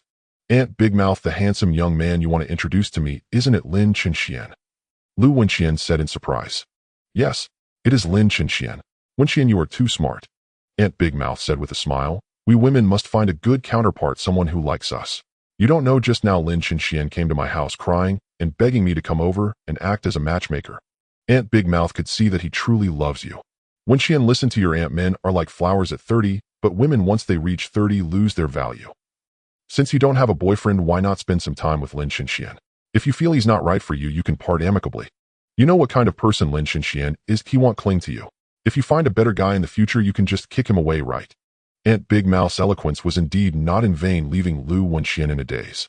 Her mind was filled with Aunt Big Mouth's words. Why not spend some time with Chenxian? If he's not right, part amicably. You know Lin Chengshuan's character, he won't cling to you. Lu Wenxian had been in Qingyang village for a while and knew Lin Chengshuan's character was upright. As for what happened last night, Lu Wenxian had also come to terms with it. It was just an accident. Hypothetically, if she ended up with him, even if they were to break up in the future, he wouldn't say anything. Because Lin Chenxian is just that kind of person. At that moment, Lu Wenqian's heart was deeply touched. Every girl wants a gentle, considerate, and kind boy to take care of her, and Lu Wenqian was no exception. And Lin Chenxian was just that kind of boy. Even if it didn't work out in the future, breaking up wouldn't be a big deal. It's just trying it out. Dating isn't the same as marriage. Aunt Big Mouth, did Chenxian really ask you to act as a matchmaker? Lu Wenqian asked with a red face. Of course it's true. Do you think I would lie to you? Do I seem like someone who would deceive others? Aunt Big Mouth said unhappily. Lu Wenqian was speechless. In the entire 10-mile radius, if anyone was good at lying, it would have to be Aunt Big Mouth. However, Lu Wenqian didn't say it out loud. She nodded, blushing as she said, if Chenxian likes me, there's no harm in talking to him about dating. Seeing Lu Wenqian agree, Aunt Big Mouth was so happy she almost bounced up. Really? You really agree? But it's just dating for now. Not marriage. Lu Wenqian shyly lowered her head. Good. It's great that you agreed. He'll tell. Aunt Big Mouth hadn't finished her sentence when suddenly a voice filled with excitement came from below the health center's window. Chenxian, you really agreed. Since Aunt Big Mouth went to the health center, Lin Chenxian had been restless at home, so he quietly came to the window to eavesdrop on their conversation. When he heard Lu Wenqian agree to date him, he could no longer contain his excitement and jumped out shouting loudly, Chenxian, you really agreed to be with me. Upon seeing Lin Chenxian, Lu Wenqian's face turned crimson all the way to her neck as she shyly lowered her head. Silly child, how could there be any doubt about that? All right, you two chat, I'll take my leave.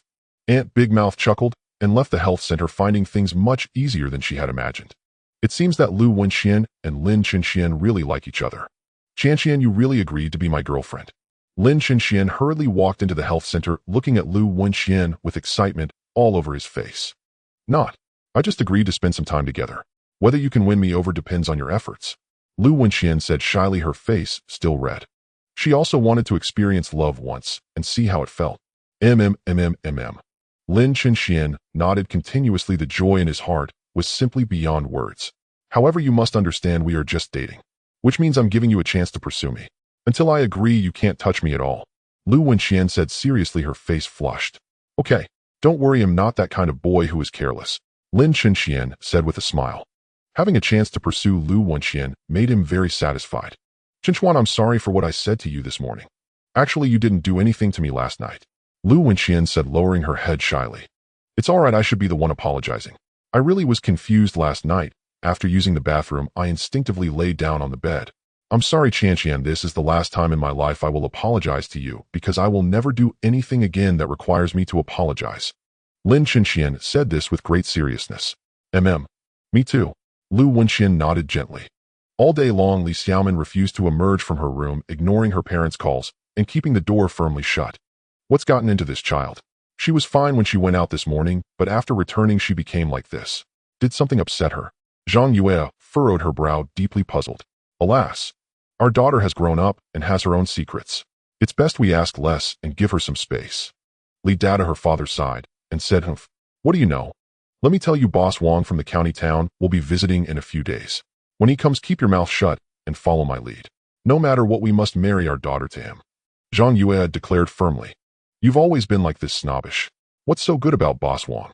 Even if he has some filthy lucre, he won't give any to you. Li Datu retorted, displeased. Money is good. Without it, you're nothing. A good for nothing like you, who's been a failure your whole life, is the worst. I'm telling you, our daughter must marry a rich man, so she won't have to suffer poverty like I did. Zhang Yue said sternly. Marrying Boss Wang will never bring her happiness. Look at his first two wives. One was beaten insane, the other beaten into the hospital. Do you want our daughter to end up like that? Li Dadu frowned, displeased. As long as there's money, it's fine. Our daughter is so beautiful, a Boss Wang won't be too harsh. Even if he does hit her, it's no big deal. She can just bear it. Who hasn't been beaten? Zhang Yue sneered. I won't agree to marry her to Boss Wang, and that's final. Don't bother inviting him over. Even if he comes ill, throw him out. Li Data said angrily. He had tolerated Zhang Yu's snobbery before, but today he could no longer bear it. As Zhang Yue had said, Li Data had never accomplished anything in his life, but having such a lovely, beautiful daughter was his greatest pride. Li Data didn't wish for Li Xiaomin to live a life of luxury. He only hoped she would find a boy who loved her and whom she loved and live happily ever after.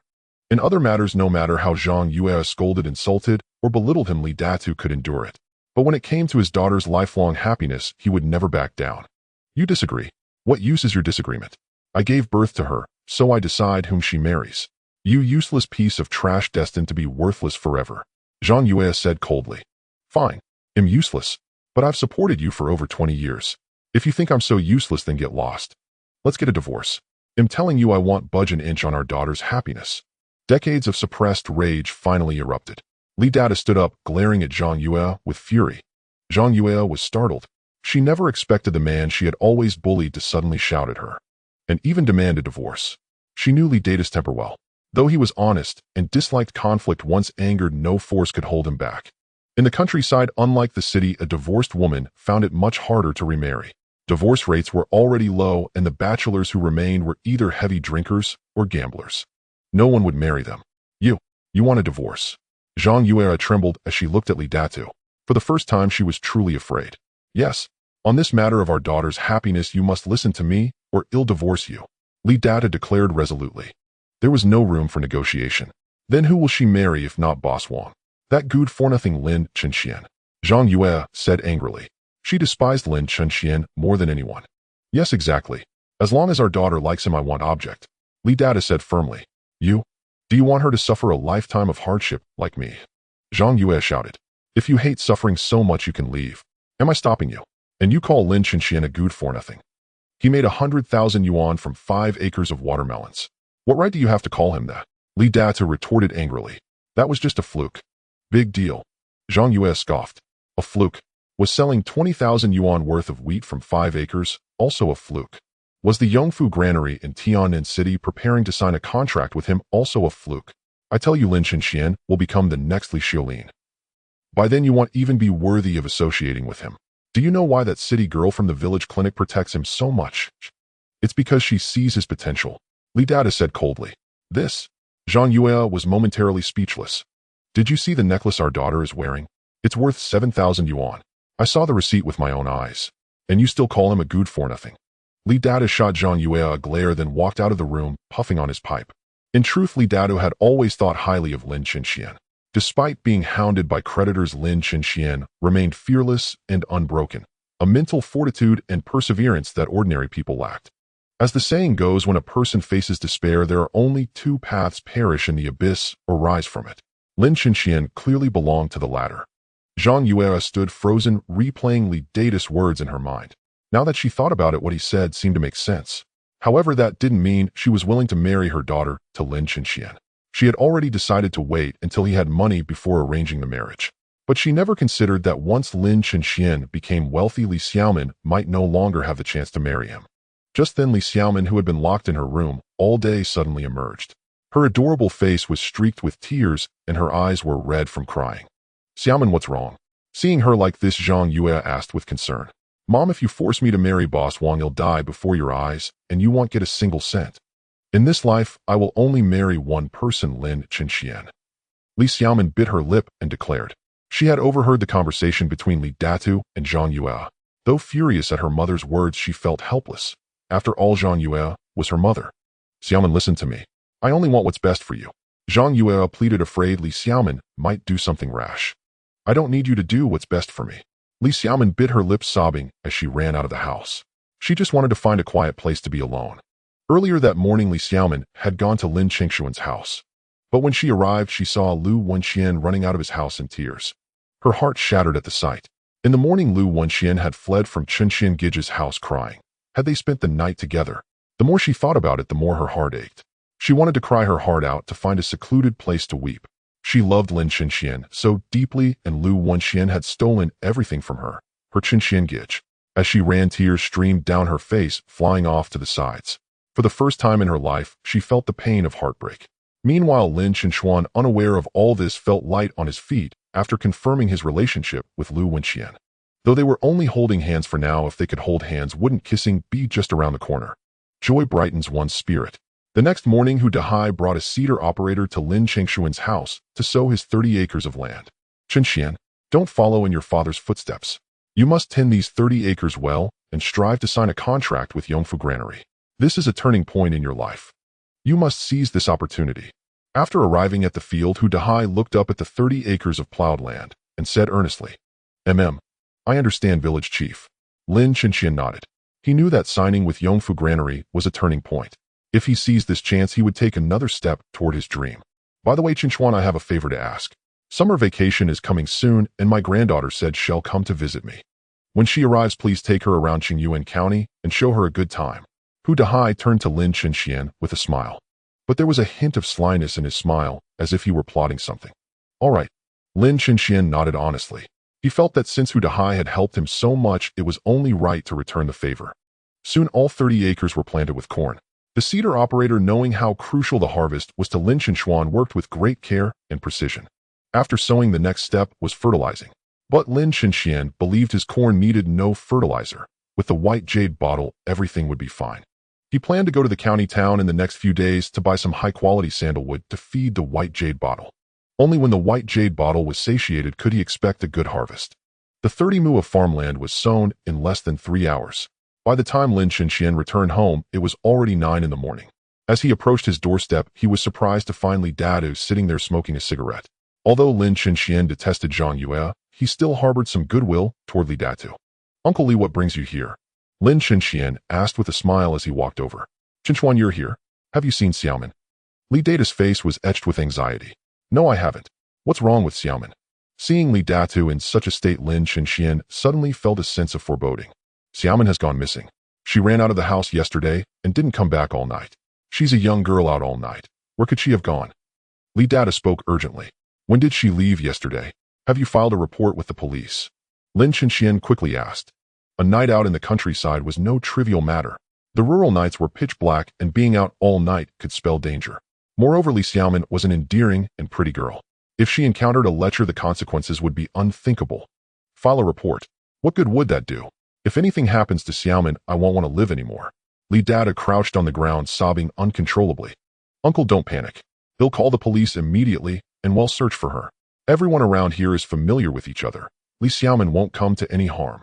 Lin Chenxian tried to comfort Li Dadu, though his own heart was racing with anxiety.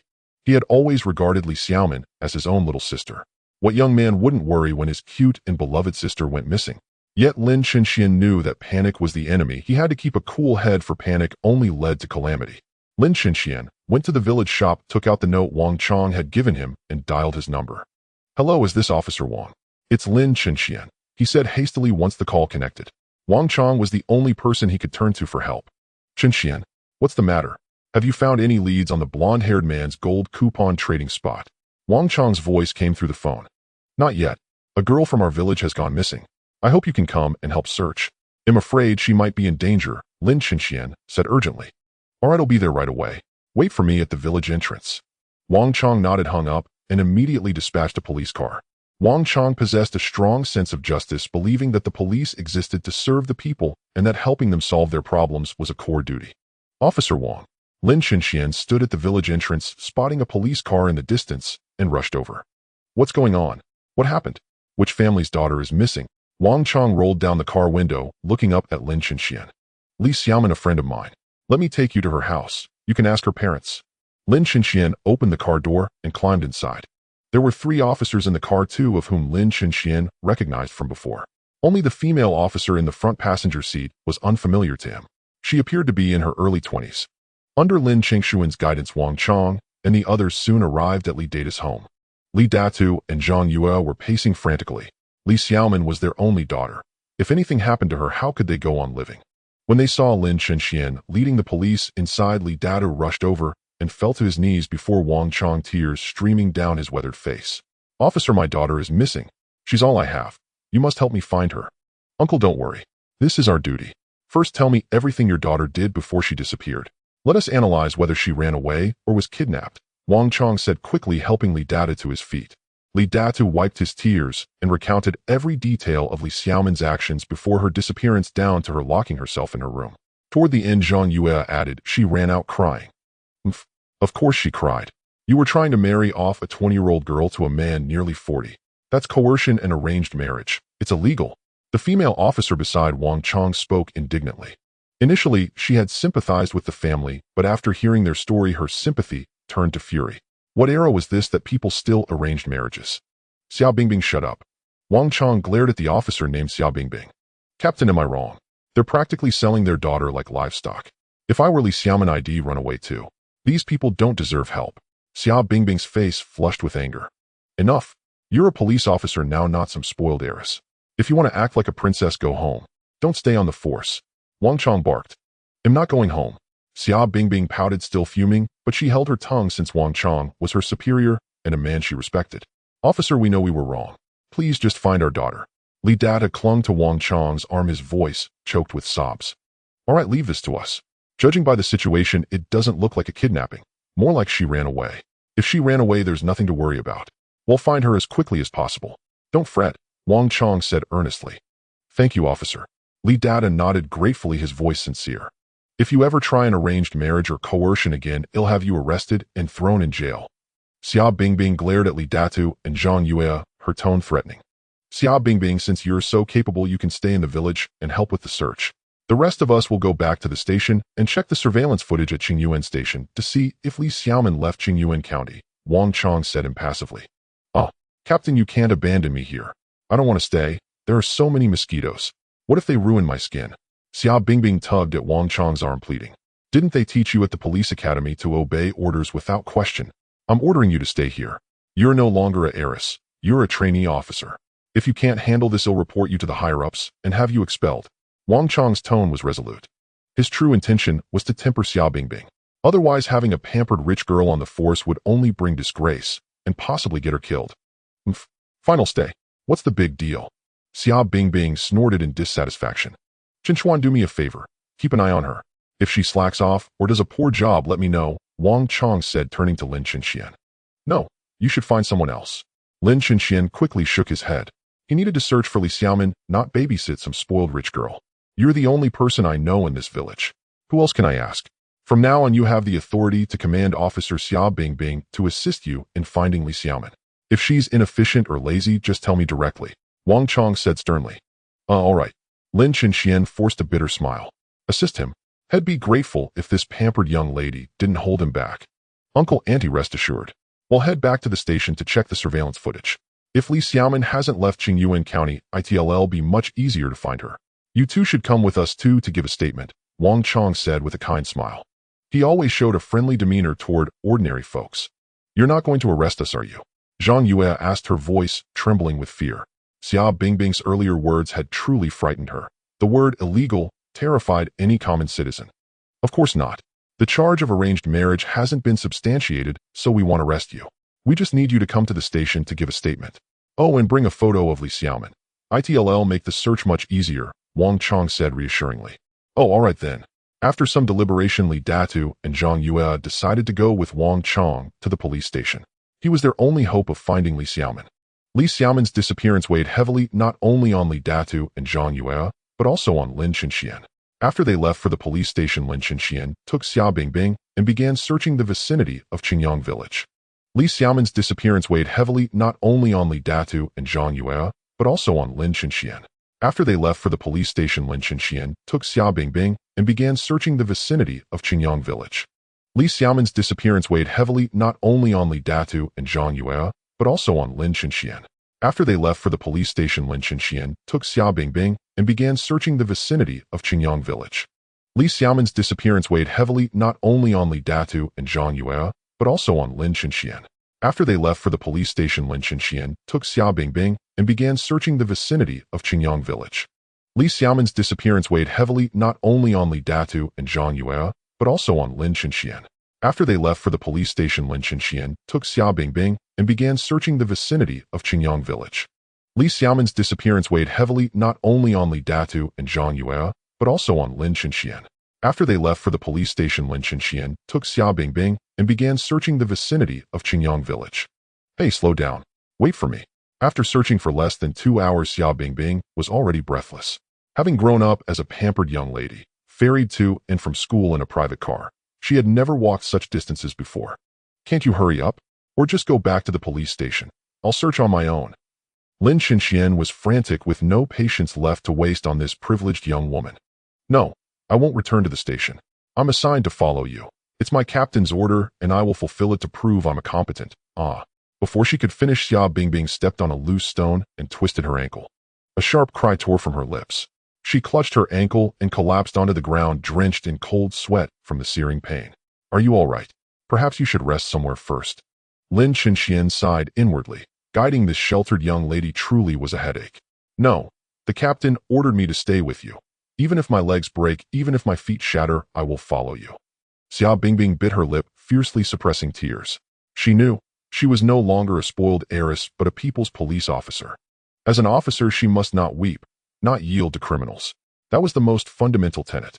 Lin Chenxian exhaled deeply and knelt beside her. A glance revealed her ankles swollen and crimson, clearly unfit for walking. Though deeply anxious for Li Xiaoman's safety, he couldn't abandon Xia Bingbing, a lone girl, in this remote, desolate mountain wilderness. With another resigned sigh, Lin Chenxian helped her upright and said, "Let me take you to the village clinic. Our local physician can examine you." "All right." Xia Bingbing nodded, lips still pressed tight, determined not to cry. Inside she repeated fiercely, "I am no longer that weeping little girl. Xia Bingbing has grown." She would prove, to everyone, that Xia Bingbing could be an outstanding police officer. Lin Chenxian hoisted her onto his back and strode swiftly toward the village, urgency sharpening every step as he feared for Li Xiaoman's life. At first Xia Bingbing lay stiffly across his shoulders, wary of contact. But gradually her courage grew. She relaxed fully against him, arms locked around his neck, clinging tightly, lest he hasten too much and drop her. "Chenxian, are you in? I've brought you a patient." Lin Chenxian knocked at the clinic door and entered, still carrying Xia Bingbing. "Sister Chenxian." Bingbing. Lu Wenxian and Xia Bingbing clearly knew each other. Both gasped in unison upon meeting. "Bingbing, what brings you here? Where does it hurt? Let Sister Chenxian examine you." Lu Wenxian stepped forward, gently guiding Xia Bingbing off Lin Chenxian's back and helping her onto a nearby examination bed. "Wah, Sister Chenxian, I've twisted my ankle. It hurts so much." Seeing Lu Wenxian, Xia Bingbing crumpled into tears. Her earlier resolve vanished. She rolled up her pant leg, revealing the angry, swollen ankle, and sobbed, "Look, it's agony." Her expression softened into that of a little girl seeking comfort from a beloved elder. "How did this happen? It's quite serious. Chenxian, come here and hold her leg steady while I apply medicinal wine." Lu Wenxian turned to Lin Chenxian. "Yes." Lin Chenxian nodded and stepped forward, carefully grasping Xia Bingbing's calf. "Sister Chenxian, who is he?" Xia Bingbing tilted her charming head, eyeing Lu Wenxian with playful suspicion. "He's my boyfriend." Before her friend Lu Wenxian made no attempt to conceal her relationship with Lin Chenxian. "Ah, Sister Chenxian, have you lost your senses? How could you possibly date someone from the countryside? You're surely joking." Xia Bingbing stared in disbelief. Plainclothed Lin Chenxian seemed utterly implausible as Lu Wenxian's partner. "No, I have no reason to lie to you," Lu Wenxian replied, slightly irritated. "Bingbing, don't forget, your grandfather also came from the countryside. One must never forget one's roots." I didn't mean that. It's just astonishing." Xia Bingbing lifted her gaze to Lin Chenxian. Her bright eyes brimmed only with bewilderment. How she wondered, could this young man possess the rare charm worthy of Lu Wenxian's affection? Were this news to reach Tianan City, it would ignite an absolute firestorm. Hearing Lu Wenxian openly declare him her boyfriend before Xia Bingbing filled Lin Chenxian with profound gratitude, so deep he nearly wept. Inwardly, he vowed, this lifetime I will never betray Lu Wenxian. No, never, never betray the sincerity of her heart. Xia Bingbing's injury proved minor, merely superficial trauma with no bone or tendon damage. Rest for a few days would suffice. After applying anti-swelling ointment, Lu Wenxian prescribed 2 boxes of anti-inflammatory medication and affixed a traditional herbal plaster to the swollen ankle. With tender concern she said, "Though the injury isn't serious, you must take care. Absolutely no weight bearing for several days." "Understood." "Ah, but that's impossible. I still have duties to perform." Xia Bingbing protested helplessly. "What mission are you on, and why are you with Chenxian?" Lu Wenxian asked, puzzled. "A little girl from our village ran away. My captain assigned me to assist Lin Chenxian in finding her." "Sister Chenxian, be careful. Lin Chenxian's connection to that girl is unusual. He searched relentlessly for 3 hours without fatigue." Xia Bingbing whispered. "Chenxian, that's Li Xiaoman. We grew up together, like brother and sister. You know this well." Lin Chenxian hurried to clarify, fearing misunderstanding. "Chenxian, you needn't explain. I trust you." Lu Wenxian smiled faintly, though outwardly reassuring. A subtle unease stirred within her at his evident concern for Li Xiaoman. Indeed, a woman's possessiveness runs deep. Her boyfriend must cherish only her, never show the slightest tenderness toward another woman. Lu Wenxian was no fool. She'd sensed Li Xiaoman's feelings for Lin Chenxian long ago. the day they'd met at his home. That affection transcended sibling bonds. It was unmistakably romantic. Fortunately, Lin Chenxian harbored no such sentiment toward Li Xiaomin. Otherwise, Lu Wenxian would never have accepted him as her boyfriend. She despised above all those who shattered others' relationships. Though rivals in love, both were villagers, and Lu Wenxian, inherently kind-hearted, grew deeply anxious upon learning Li Xiaomin had vanished. Suddenly, Lu Wenxian recalled something and turned to Lin Chenxian.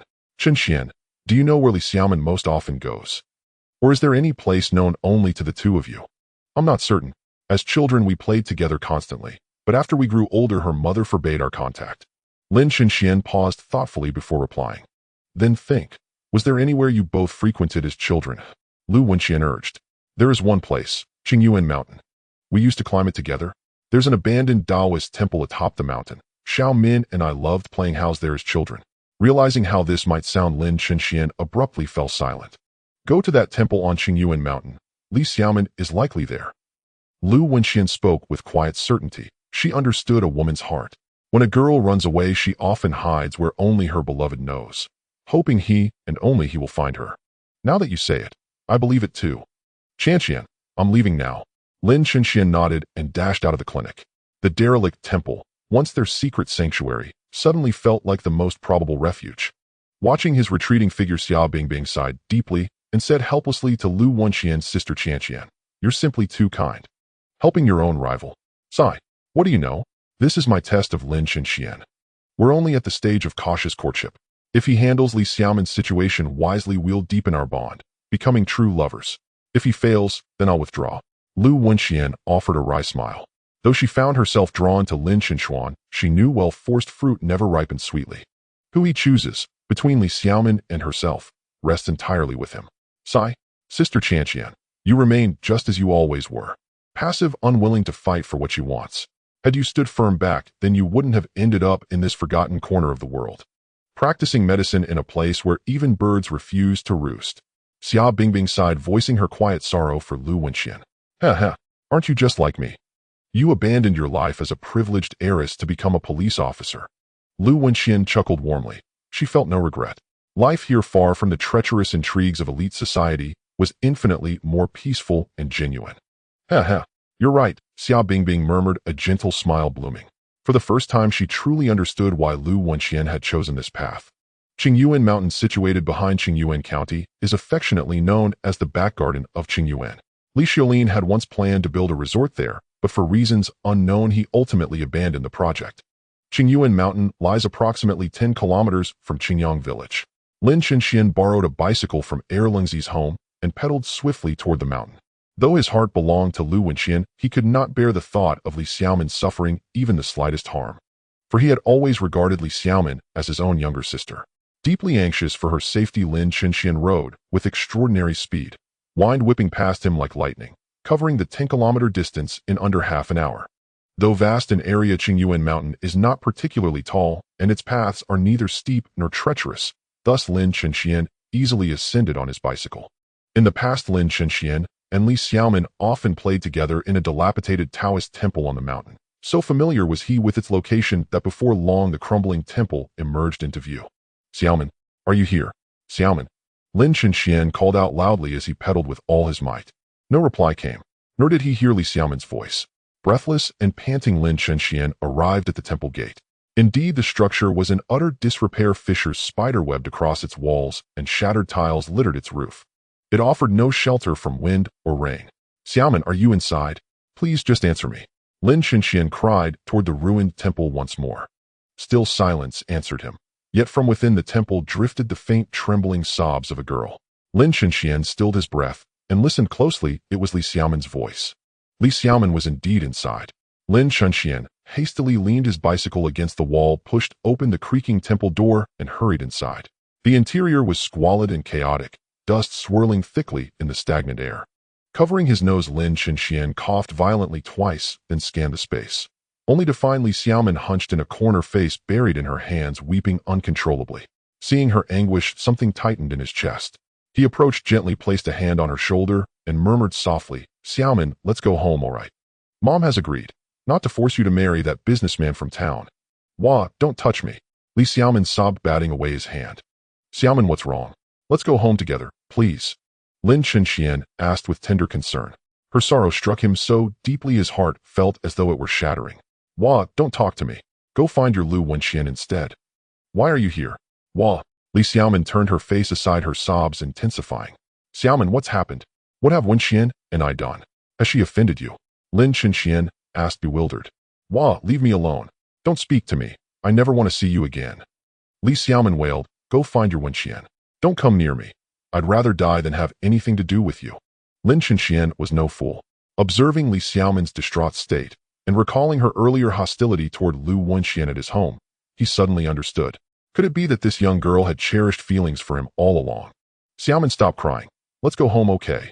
Lin Chenxian knelt beside her and tenderly stroked her hair. After all, Li Xiaomin had repeatedly defied her parents' objections to visit Lin Chenxuan's home and cook for him. How else could such devotion be explained if not by love? I won't go back. I don't need you. Go find your Lu Wenxian. The more he comforted her, the more fiercely she wept.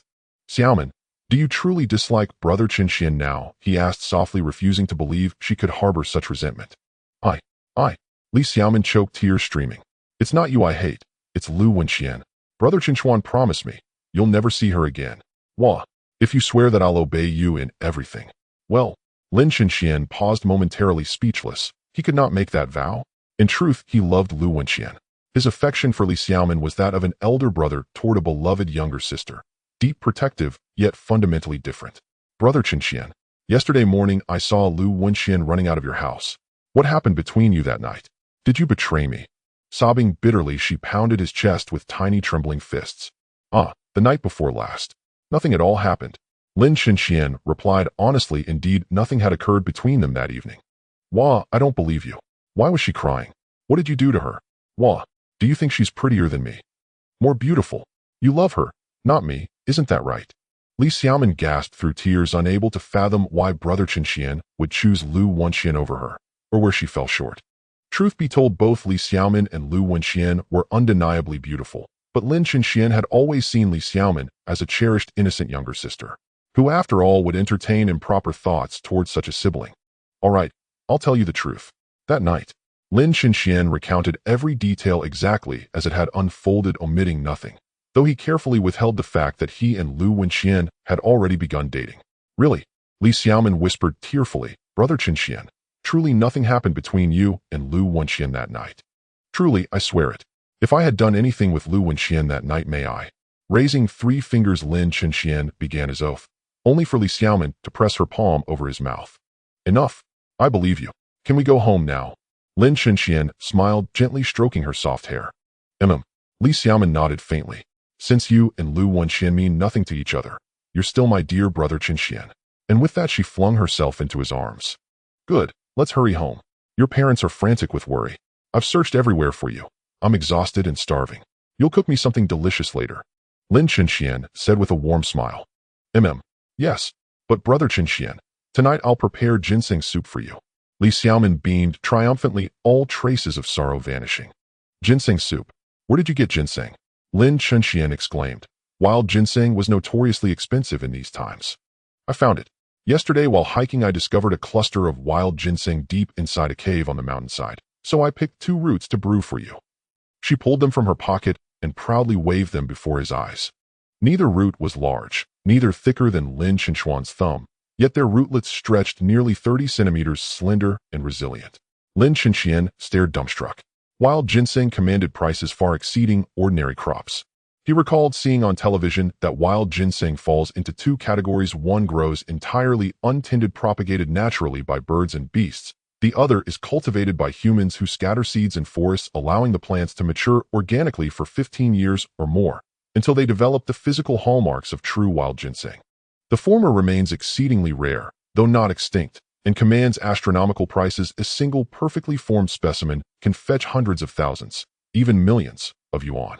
Even imperfect specimens, misshapen, scarred, or otherwise flawed, still sell for several thousand yuan. The latter variety is more abundant and comparatively affordable, though price still hinges on appearance, and age. Older, more pristine roots command tens of thousands. Most, however, fall within the range of several thousand yuan. Lin Chenxian was certain Li Xiaomin's ginseng was genuine wild stock, for he knew how to distinguish it. He remembered watching a documentary stating that authenticity lies in the root. True wild ginseng bears fine elongated elastic rootlets adorned with pearl-like nodules. Its main taproot grows straight and unbranched, or occasionally with two parallel roots, features impossible to replicate artificially. By current market standards, even an ordinary wild ginseng root would fetch no less than several 100,000 yuan. And ancient mature specimens might sell for millions, or even tens of millions. Xiaoman, where exactly did you find these? Can you take me there? Lin Chunxian asked, his voice trembling with excitement, sensing fortune dawning. Yes, of course. It's inside that cave. I'll show you right away. Li Xiaoman extended her small hand, grasped his, and led him swiftly out of the ruined temple. Then hand in hand they sprinted eastward. Lin Chenchuan's heart pounded with pure exhilaration. If Li Xiaoman's discovery proved authentic, they were truly destined for wealth. Wild ginseng possesses extraordinary medicinal properties, universally recognized by the global medical community as a potent anti-cancer agent. Beyond oncology, it combats aging. Its organic germanium, a mysterious compound, exerts powerful antioxidant effects, neutralizes free radicals, enhances cellular oxygenation, and slows the functional decline of vital organs, thereby promoting longevity and resisting wrinkles. After walking for quite a while, they finally arrived at the cave Li Xiaoman had mentioned. Stepping into the cave, Lin Chenxian felt a strange wind howling past, bone-chillingly cold. The crevices between the stone walls were packed with dense, light-blocking moss. Just standing inside the cave made an involuntary shiver run down his spine. Xiaoman, did you really find wild ginseng here? Lin Chenxian surveyed the interior of the cave, finding it somewhat unlikely because it was far too dim to be a place where wild ginseng could grow. Generally speaking, wild ginseng thrives in cool, shaded areas without direct sunlight, as it fears the sun. However, in a place devoid of any light at all, wild ginseng cannot grow either. Brother Chenchuan, it's on the other side of the cave. We need to go through it, Li Xiaoman said, raising her hand to point toward the depths of the cave. How did you discover this place? Aren't you afraid of the dark? Lin Chenxian asked, puzzled. I got lost yesterday and accidentally found wild ginseng on the other side of this cave, Li Xiaoman said with a smile. I heard from Dad that wild ginseng is a great tonic, so I picked two to make you some soup to nourish your body. Upon hearing this, Lin Chenxian felt a surge of warmth in his heart. He knew that these two wild ginsengs could easily sell for hundreds of thousands, a fortune for a rural girl. Yet Li Xiaoman had given up that immense sum for his sake. How many people could do such a thing? Moreover, Li Xiaoman knew that eating wild ginseng was good for her health, but she didn't think of herself first. She thought of Lin Chenxian. The cave was long and deep. They walked for what felt like an eternity before Lin Chenxian suddenly noticed a glimmer of light ahead. Pointing at it, he turned to Li Xiaoman and said, Is it over there? It seems so. I don't quite remember exactly because I was lost yesterday. Li Xiaoman stuck out her tongue sheepishly. All right, let's go check it out, Lin Chenxian said, taking Li Xiaoman's fair hand and running toward the source of the light. He didn't blame Li Xiaoman at all, knowing that finding wild ginseng was a matter of chance. Even if they didn't find any, it would be fine. Held by Brother Chengshuan's hand, Li Xiaoman's face flushed with shyness. Since she had grown up, this was the first time Brother Chenxian had taken the initiative to hold her hand. After running for about 20 minutes, they finally emerged from the cave. Standing at the cave entrance, Lin Chenxian gazed at the scene before him, struck speechless with astonishment. He saw a dense forest, not an ordinary one, but a deep ancient woodland with towering trees that blotted out the sky and obscured the sun. It looked eerie and terrifying. Lin Chenxian felt a strange unease. Why had he never noticed this forest before? Brother Chenchuan, look, wild ginseng. Li Xiaoman ran to the base of an ancient tree and pointed at the wild ginseng growing beneath it. Lin Chenxian walked over, crouched beside the wild ginseng, and examined it closely. He confirmed that it was indeed wild ginseng, not artificially cultivated, but pure wild. There is a difference between cultivated and pure wild ginseng, as the latter is so scarce that many shops and merchants pass off cultivated ginseng as the wild variety. To distinguish wild ginseng from cultivated, one key is to look at the rhizome. Wild ginseng typically has multiple segments, each representing a year of growth. However, be cautious of artificially attached segments. Next, examine the pearl-like nodules, small bumps on the root hairs. Wild ginseng has long, abundant root hairs, while cultivated ginseng has short, sparse ones. Because wild ginseng must extend its roots to absorb nutrients, they grow longer. Cultivated ginseng, being tended by humans, does not grow as long. Also, look for iron wire ring patterns. Find circular lines on the body of the ginseng. This wild specimen has dense rings, whereas cultivated ones rarely have them. From all evidence, the wild ginseng under this tree was undoubtedly wild, not cultivated. Xiaoman, let's search nearby to see how many more there are. Lin Chenxian said with immense excitement, knowing he was about to strike it rich. Li Xiaoman nodded her cute little head and cheerfully began searching. While Li Xiaoman looked for more ginseng, Lin Chenxian quickly pulled out the white jade bottle, dripped 5 drops of green liquid, and applied them all to the ginseng. Lin Chenxian knew that the growth conditions for wild ginseng were extremely stringent. If he transplanted these to Qingyang village, they would likely wither and die within a short time. Thus he decided not to transplant them, but to cultivate them right here. Lin Chenxian surveyed the surroundings, noting that the area was very secluded and rarely visited by anyone, so it wouldn't be discovered. Therefore, cultivating wild ginseng here was perfect. Upon closer inspection, Lin Chenxian estimated the ginseng here to be at least over 100 years old, ready for harvest. If anyone knew about this place, they would have long since picked them all, leaving none for him. Since the ginseng hadn't been harvested and the surrounding soil showed no signs of digging, it meant no one else knew of their existence. These wild ginsengs were not planted by human hands. Although the forest was lush, it wasn't vast, roughly the size of Qingyuan village. Li Xiaoman quickly made a circuit and ran excitedly back to Lin Chenxuan, saying with a smile, "Brother Chenxuan, I checked and found 99 wild ginsengs here." 99? That many? No way. Lin Chenxian exclaimed in shock. Wild ginseng was nearly extinct. Finding even one was incredibly difficult, yet here there were 99. Really?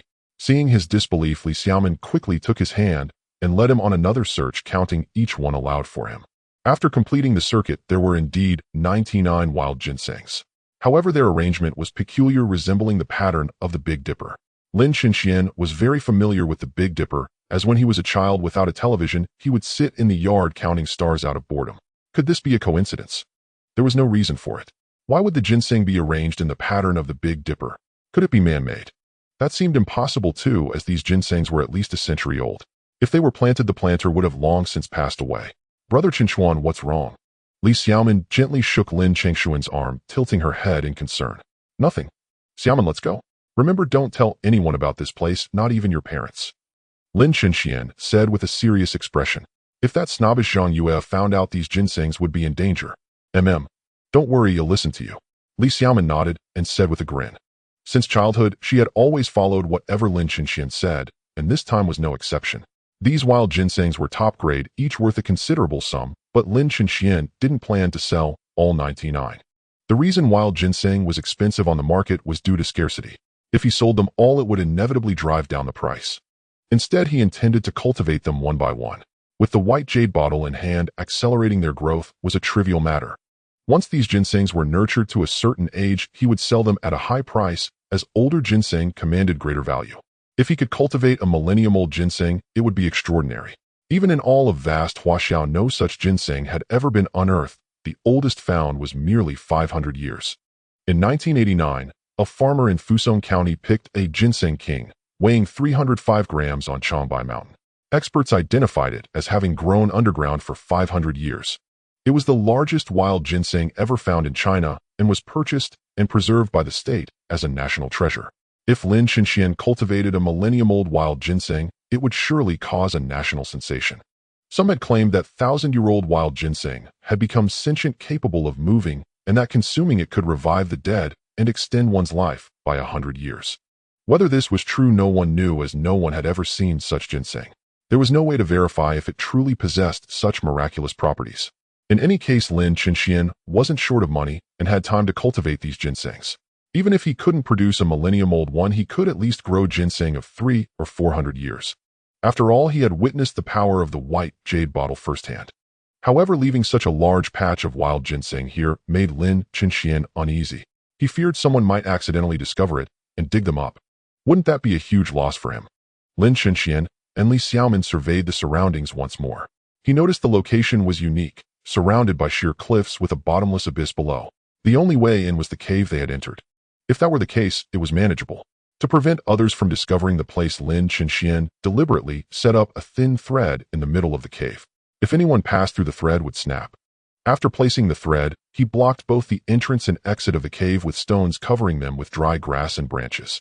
From a distance, nothing unusual could be seen.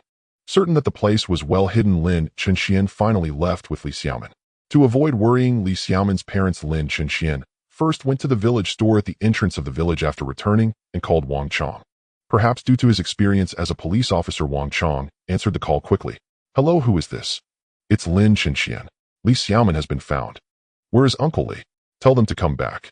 Lin Chinxian urged Wang Chong to relay the message, worried that Li Datu might be concerned about Li Xiaoman's safety. All right. They'll bring them back right away.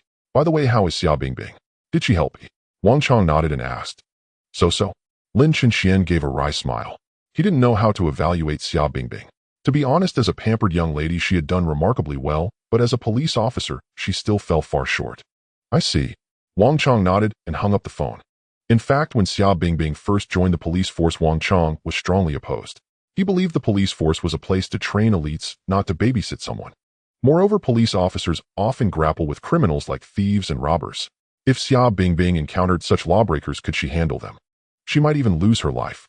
But there was no choice. It was an order from above, and Wang Chong's objections were futile. Since Wang Chong was the most capable officer in Qingyuan County, the police chief, prioritizing safety, assigned Xia Bingbing to his team and ordered him to ensure she never got hurt, not even a scratch. Wang Chong found this task absurd. Which officer never gets injured? Yet it was a direct order from the chief, so he had no choice but to comply. Thus, when Xia Bingbing joined the team, Wang Chong began to make things difficult for her, hoping she would give up and leave. But Xia Bingbing stubbornly held her ground. The more he urged her to leave, the more she refused. Since Xia Bingbing was assigned by higher-ups, Wang Chong couldn't simply expel her. Chinchuan, go home first. They'll bring you ginseng soup later. Wait for me. Li Xiaoman giggled and ran back home. Lin Chinxian planned to build a farm. With the jade bottle, he could reliably earn money by growing crops. People need to eat and rely on grain, so farming would never become obsolete. However, Lin Chinxian didn't intend to rely solely on farming. Once he had money, he would register a company specializing in selling crops and processed agricultural products. For instance, the market price for a jean of wheat was 1 yuan and 20 cents. If turned into flour, a jean of ordinary flour cost over 2 yuan, with better quality reaching 3, 4, or even 5 yuan, some as high as 10 yuan. That was more than double the profit. Although flour in some regions sold for 1 to 1, 5 yuan per jean, the quality was often poor. Some merchants added whiteners to make the flour appear white, lowering the price. Long-term consumption of such flour harmed health, so it was advised not to buy cheap whitened flour to avoid serious health risks. Lin Chinxian didn't plan to keep delivering grain to Yongfu Granary. He wanted to open his own flour mill, process the wheat into flour after harvest, and sell it directly to restaurants. This would yield more profit. However, he lacked the funds to purchase a flour mill for now. Starting one was no easy task. It required a business license, machinery, hiring workers, and more. Without thorough preparation, even opening a mill would lead to losses. As for flour sales, Lin Chinxian wasn't worried. He had Sun Ming's business card. As long as the flour was high quality, buyers would come. Lin Chinxian had already decided that after selling the 30 acres of corn, he would have enough capital to start the flour mill. The most critical task now was to watch over those 30 acres of corn and ensure nothing went wrong. After parting with Li Xiaoman, Lin Chinxian didn't return home, but went to the 30-acre cornfield to check on his crops. In recent days, he hadn't used the jade bottle to hasten the corn's growth, but the corn had still sprouted. Without fertilization, his corn was smaller than others. Lin Chinxian wasn't overly worried about this, as he had the jade bottle. However, the bottle only produced 5 drops of green liquid daily, which was insufficient for 30 acres of corn. Fortunately, he had learned how to upgrade the jade bottle. He planned to go to the county town tomorrow to buy a large amount of sandalwood to feed the bottle, enabling it to produce more liquid. After inspecting the fields, Lin Chinxian returned home. Just as he opened the gate, he saw Wang Chong driving a police car toward him. "Officer Wang, what brings you here? Has Li Xiaoman run away again?" Lin Chinxian frowned and walked over, puzzled. "No, I need a favor." Wang Chong got out of the car and looked at Lin Chinxian apologetically. "What kind of favor?"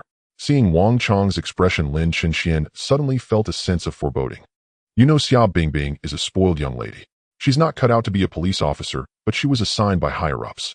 Now that her foot is injured, I want to leave her in Qingyang village for treatment. She wanted to stay at the clinic, but it only has 1 bed and 1 hospital bed. So," Wang Chong gave an awkward grin, looking very hesitant. "What are you trying to say?" Lin Chinxian asked, his unease growing. "They'll be blunt. I want Xia Bingbing to stay at your place temporarily." Wang Chong said seriously. "What? Bro, are you kidding me? Why my place?" Lin Chinxian was on the verge of tears. He still hadn't sorted out matters with Li Xiaoman and Lu Wenxian, and adding Xia Bingbing would be a disaster. "Don't worry, it won't be free. The police will pay you rent. We should cooperate between police and citizens. When people face difficulties, we officers step up. Now that we have a problem, shouldn't you as a citizen help out? Besides him paying you. Wang Chong shot Lin Chenxian a displeased look. It's not about the money. And her leg is injured. Why not treat her at a big hospital in the county town instead of staying in this small village? Lin Chenxian frowned, sensing a hidden agenda. Her injury isn't serious, so no need for a big hospital. Alright, I'll be straight with you. I'm planning to deal with Huang Mao. He's in the detention center now, and this is the perfect chance to take him down. Huang Mao isn't an ordinary thug. He has many henchmen, and I suspect they have firearms. To keep this lady safe, I have to leave her with you temporarily. I've never begged anyone in my life, but today I'm begging you. Please. Wang Chong said earnestly. He knew Xia Bingbing's background was special. If anything happened to her, not just he, but even the chief, would be finished. To keep this lady safe, I have to leave her with you temporarily. I've never begged anyone in my life, but today I'm begging you. Please. Wang Chong said earnestly. He knew Xia Bingbing's background was special. If anything happened to her, not just he, but even the chief, would be finished. If you don't want her to get into danger, why not just assign her to deal with the blondie? Officer Wang, it's not that I don't want to help, but I have my own mess to sort out. Lin Chenxian said with a bitter smile. He knew that Xia Bingbing and Lu Wenxian were particularly close friends. If Xia Bingbing moved in and saw Li Xiaoman visiting his home every day, she would surely tell Lu Wenxian. Wouldn't that spell disaster? Oh, if she were that obedient, I wouldn't have a headache. You don't know that girl is incredibly stubborn. She charges ahead without the capability to back it up. Last time we were apprehending a group of human traffickers, she acted on her own and scared them off, letting 2 of them escape. Wang Chong said with a helpless expression. Officer Wang. I. Before Lin Chenxian could finish, Wang Chong waved his hand to cut him off, saying no more, it's settled. If we catch Blondie, it'll give you a first-class merit. With that, before Lin Chenxian could respond, Wang Chong turned around, patted the police car window, and shouted, Probationary officer, Xia Bingbing, get out and receive your orders. Yes. Xia Bingbing's youthful voice came from inside the police car. With Lu Wenqian's support, she stepped out. Lin Chengshuan's heart skipped a beat. So Lu Wenqian was here too. Oh no. If Li Xiaoman came to deliver ginseng soup and spotted Lu Wenqian, all hell would break loose. Xia Bingbing am personally assigning you a new mission. You will recover from your injuries at Lin Chengshuan's home. Once you're healed, you'll work together with him, understood? Wang Chong announced loudly. Huh. Captain, are you trying to leave me behind? Because I'm a burden. He's not even a cop. How can I work with him? Xia Bingbing looked at Wang Chong with a hurt expression. How could that be? Wang Chong walked over to Lin Chenxuan, patted his shoulder, and turned to Xia Bingbing. Let me tell you, Lin Chenxian is our police force's top secret agent and #1 undercover. In short, a gold medal undercover. I want you by his side to gain experience. Wow. Xia Bingbing's eyes sparkled as she stared at Lin Chenxuan, exclaiming excitedly, Lin Chenxuan, so you're the police force's gold medal undercover. I've been remiss. No wonder you could search all over the mountains for Li Xiaoman without getting tired. So you've been trained as an undercover. Heh. Lin Chenxian gave a wry smile, looked up, and whispered in Wang Chong's ear, anyway, remember you owe me one. With Lu Wenxian present, Lin Chenxian couldn't refuse, especially since Xia Bingbing and Lu Wenxian were friends. Haha, fine. I owe you one. Wang Chong clapped Lin Chenxian on the shoulder and laughed heartily. He had finally offloaded the troublesome Xia Bingbing. Lu Wenxian looked at Lin Chenxian with puzzlement. She had been in Qingyang village for a while now, yet she had never heard that Lin Chenxian was a police undercover. In truth, the undercover story was just something Wang Chong made up on the spot to fool Xia Bingbing, given the much more dangerous mission ahead. If Xia Bingbing got hurt or scared off the target, it would be a huge loss. After all, Blondie was the biggest blight on Qingyuan County. If he wasn't completely eradicated, the common folk would never have peace. For the sake of Qingyuan County's future, Wang Chong had no choice but to tell a lie. All right, Dr. Lu, please help Xia Bingbing inside. I have a few more things to discuss with Lin Chenxian, confidential police matters, so. Wang Chong smiled apologetically at Lu Wenxian. I understand. Lu Wenxian, being a sensible girl, immediately supported Xia Bingbing and led her into Lin Chengshuan's house. Xia Bingbing shot Wang Chong a dissatisfied glance, thinking to herself, I'm a police officer too, why can't I listen? Despite her thoughts, she obediently followed Lu Wenxian inside. After all, she hadn't completed her mission and didn't dare throw a tantrum in front of Wang Chong. What else?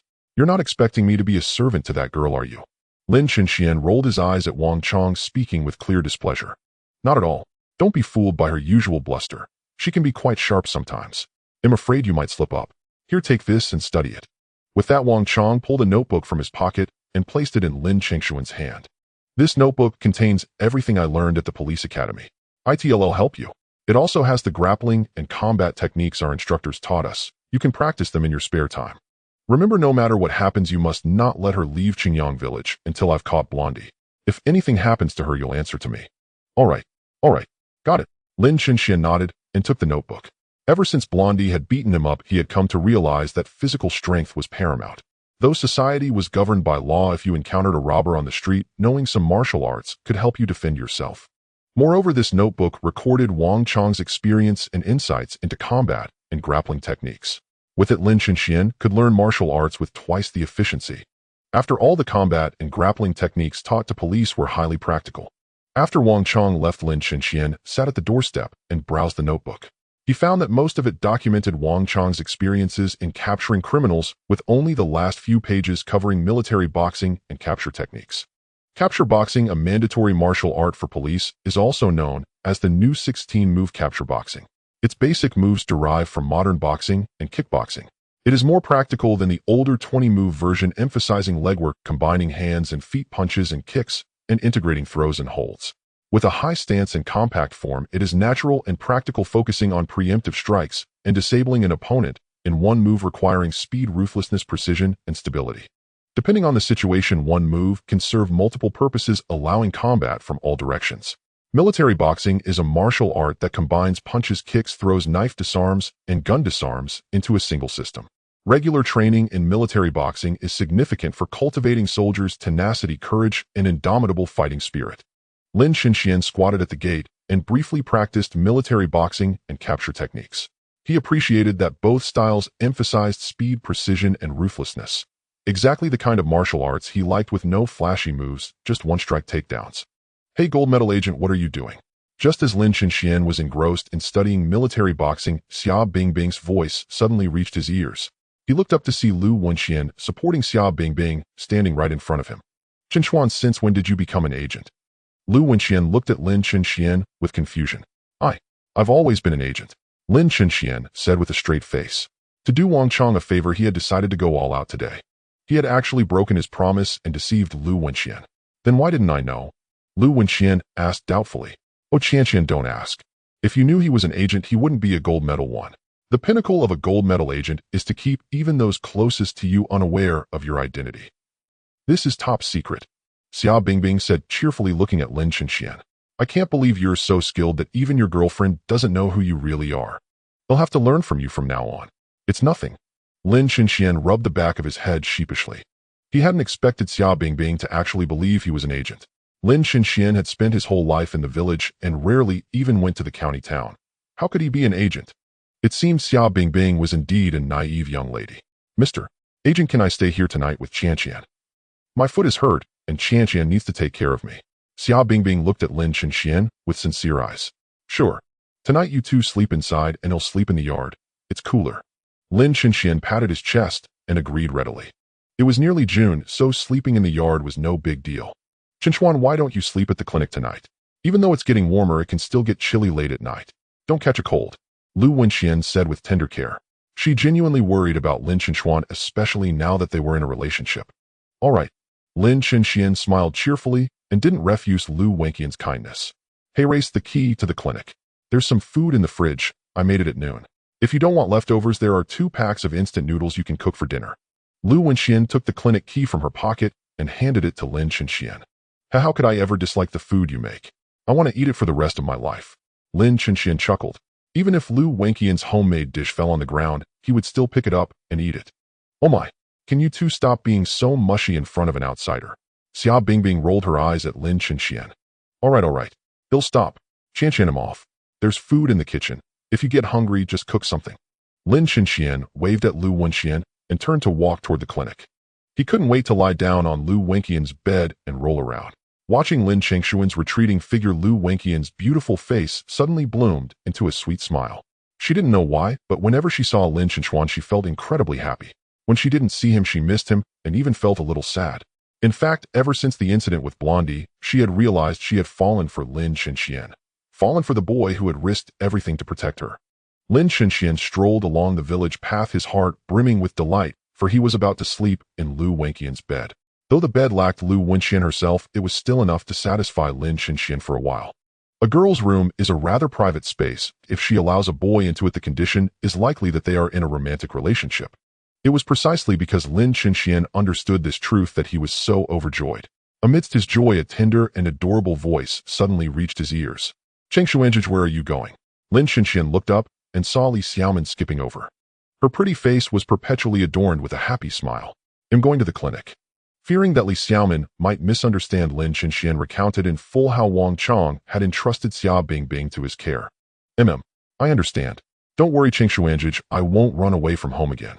I was just about to head to your place. That ginseng soup needs to simmer on low heat for one night to bring out the best effect. Tomorrow morning, I'll bring it over to you." Li Xiaomin tilted her head and gave a sweet smile. "All right. How about this? Tomorrow I'll come to your place to taste it, so you don't have to bring the soup over. I'm afraid it might be too much trouble for you." Lin Chenxian spoke with a full smile, worried that if Li Xiaomin delivered the soup, she might run into Lu Wenxian. Wouldn't that be disastrous? "All right." Unaware of Lin Chenxian's thoughts, Li Xiaomin nodded in agreement. The soup Li Xiaomin made was mountain ginseng and chicken stew, which required simmering over a low flame for an entire night to extract the ginseng's nutrients, fully infusing them into the broth and chicken. She had learned this method from a TV show before and was attempting it for the first time, unsure of the results. After parting with Li Xiaomin, Lin Chenxian arrived at the clinic and eagerly rushed into Lu Wenqian's room. The clinic comprised 3 rooms: a pharmacy for storing medicines, a consultation room for diagnosing patients, and behind the consultation room was Lu Wenqian's resting quarters. The room was not particularly large, but it was exquisitely decorated, impeccably clean, and equipped with various household appliances, a computer, television, and refrigerator, among others. The decor of Lu Wenqian's room followed a style favored by young girls: pink bedsheets, pink curtains, and even a pink carpet. On Lu Wenqian's bedside table sat a photograph featuring only her and a middle-aged woman who appeared to be her mother. Having tired himself out for the day, Lin Chenxian longed for a good sleep. Besides, this was his girlfriend's room. He dared not do anything too indecent lest Lu Wenxian find out. Lin Chenxian undressed and lay down on the bed, immediately greeted by a thick, fragrant aroma. He greedily inhaled the surrounding air, recognizing that this scent was not perfume, but the unique fragrance of a girl's body identical to Lu Wenqian's. On Lu Wenqian's bed lay an adorable little bear, which she apparently hugged while sleeping. Lin Chenxian chuckled, hugged the bear, and lay on the bed, gradually drifting off to sleep while savoring the scent. That night, Lin Chenxian had a wonderfully pleasant dream. He dreamed of marrying Lu Wenxian, and during their wedding night, he held her in bed. They did nothing but lie there smiling foolishly at each other. Lin Chenxian slept very soundly, but Xia Bingbing spent the whole night complaining at his place. Fortunately, Lin Chenxian was quite hygienic and his home wasn't too dirty, or else Xia Bingbing wouldn't have been able to sleep at all. As for Lu Wenxian, she slept very peacefully. She also dreamed of being bullied with Li. But if you knew about Lu Wenqian's past life, you wouldn't think that way. Although Lu Wenxian was a top graduate from a prestigious medical university, she had lacked a sense of security since childhood. Growing up in a single-parent family, her family was very poor, and she often saw her mother working overtime tirelessly to earn money. When Lu Wenxian was 10, her mother finally succumbed to illness from overwork. Before dying, she entrusted the young Lu Wenxian to her father. Lu Wenxian was very unfamiliar with her father. She only remembered following a stranger to a very large house filled with people who bullied her. Not only the children, but even the adults often bullied Lu Wenxian, frequently calling her names like mistress, daughter, or vixen. Later, Lu Wenxian realized that her family targeted her out of fear that she would claim a share of the family inheritance. To put those spiteful people at ease, Lu Wenxian left Tian'an City after graduating from university and came to Qingyang Village.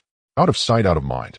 Moreover, Qingyang Village was her mother's birthplace. Though her grandmother and grandfather were no longer alive, Lu Wenxian still didn't want to leave.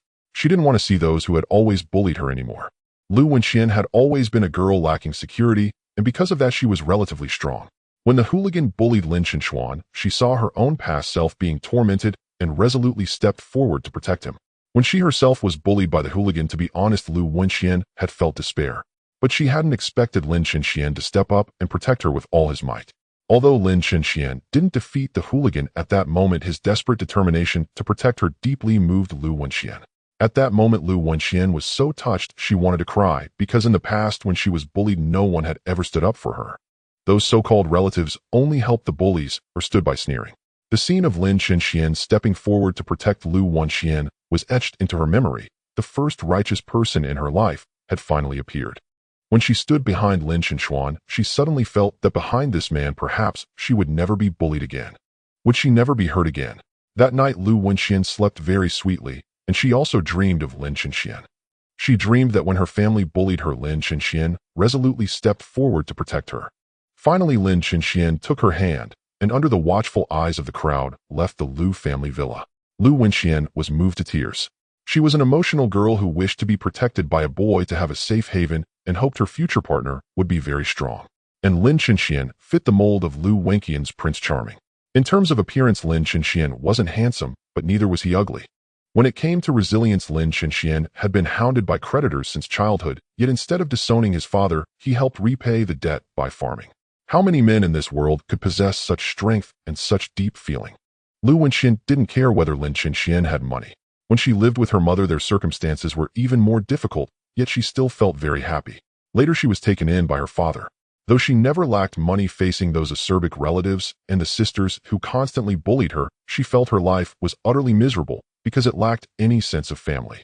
If given a choice, she would rather return to her former life of poverty with her mother. Now Lu Wenxian had her own income as a doctor. Although the money wasn't much, it was enough to support herself. Lin Chenxian also earned some income from farming, which would suffice for their future life. In Lu Wenxian's dream of the future, during the busy farming season, Lin Chenxian would tend the fields while she prepared meals at home waiting for him to return. During the off-season, they would travel together and relax. Her aspirations for the future were not high, as she didn't demand that Lin Chenxian become Night Lu Wenxian slept very comfortably and wonderfully.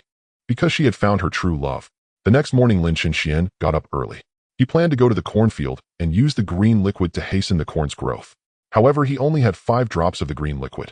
To distribute it evenly among each corn seedling, Lin Chenxian racked his brains. It was only 4 in the morning and Lu Wenxian and Xia Bingbing were still asleep. Not wanting to disturb them, Lin Chenxian found a bucket at the clinic, filled it with water, and carried it to his family's cornfield. The distance from the clinic to the cornfield was about half a kilometer.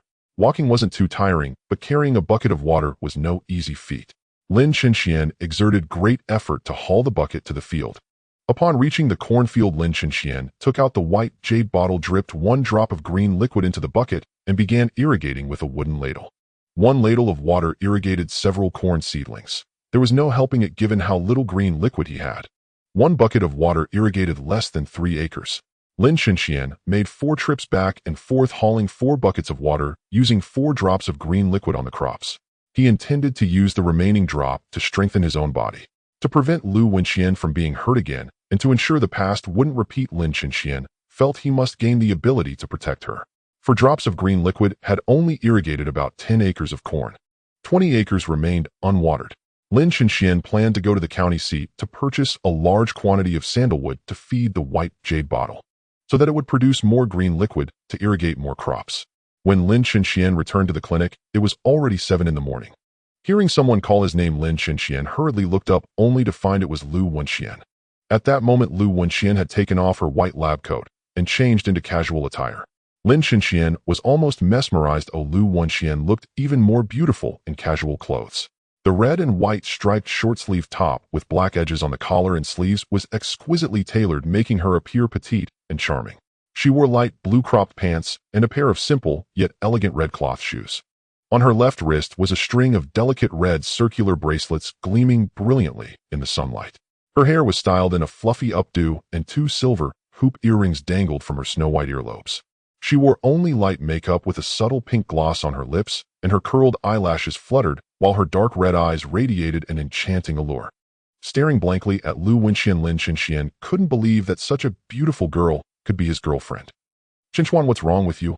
Lu Wenxian asked, perplexed by Lin Chenxuan's dazed expression. "It's nothing. It's just that you are too beautiful." Lin Chenxian replied with his head lowered, speaking the truth. The current Lu Wenxian looked like a fairy. Really? Lu Wenxian's beautiful face broke into a charming smile. What girl wouldn't like to be complimented on her beauty by her boyfriend? Of course it's true. Lin Chenxian nodded vigorously. Lu Wenxian was the most beautiful girl he had ever seen in his life. Even the former school beauty, Zhou Tingting, couldn't compare. "All right, enough teasing. I need to go to the county town for a while. Can you help me take care of Bingbing?" Lu Wenxian's face turned slightly red as she looked up at Lin Chenxian. "What are you going to the county town for?" "I was just planning a trip there myself." Lin Chenxian replied seriously. I'm going to the county hospital for a meeting. What are you going there for? If there's nothing important, I hope you can stay in the village to take care of Bing Bing. Once her leg injury heals, I'll accompany you to the county town. Lu Wenxian thought Lin Chenxian wanted to go shopping with her. No, Wenxian, my matter is very important. Lin Chenxian forced a bitter smile. Upgrading his white jade bottle was of utmost importance. However, he couldn't tell Lu Wenxian about the white jade bottle. Even if he did, she might not believe him. Oh, fine, let's go together. But we need to hurry. Bing Bing's leg is injured, and it's not convenient for her to be alone in the village. Seeing that Lin Chenxian didn't seem to be lying, Lu Wenxian nodded in agreement. Lu Wenxian was very beautiful and dressed fashionably, but Lin Chenxian was different. He had just finished watering the cornfield, and his shoes and pant legs were covered in mud. It would be a joke to go to the county town dressed like this with Lu Wenxian. Lin Chenxian asked Lu Wenxian to wait for him at the village entrance for a moment, then quickly ran home to put on the suit he had been reluctant to wear. This suit was bought for him by Lin Chengshuan's father. Once after winning money at the gold voucher trading market, his father cheerfully spent 150 yuan at a street stall to buy him a new outfit.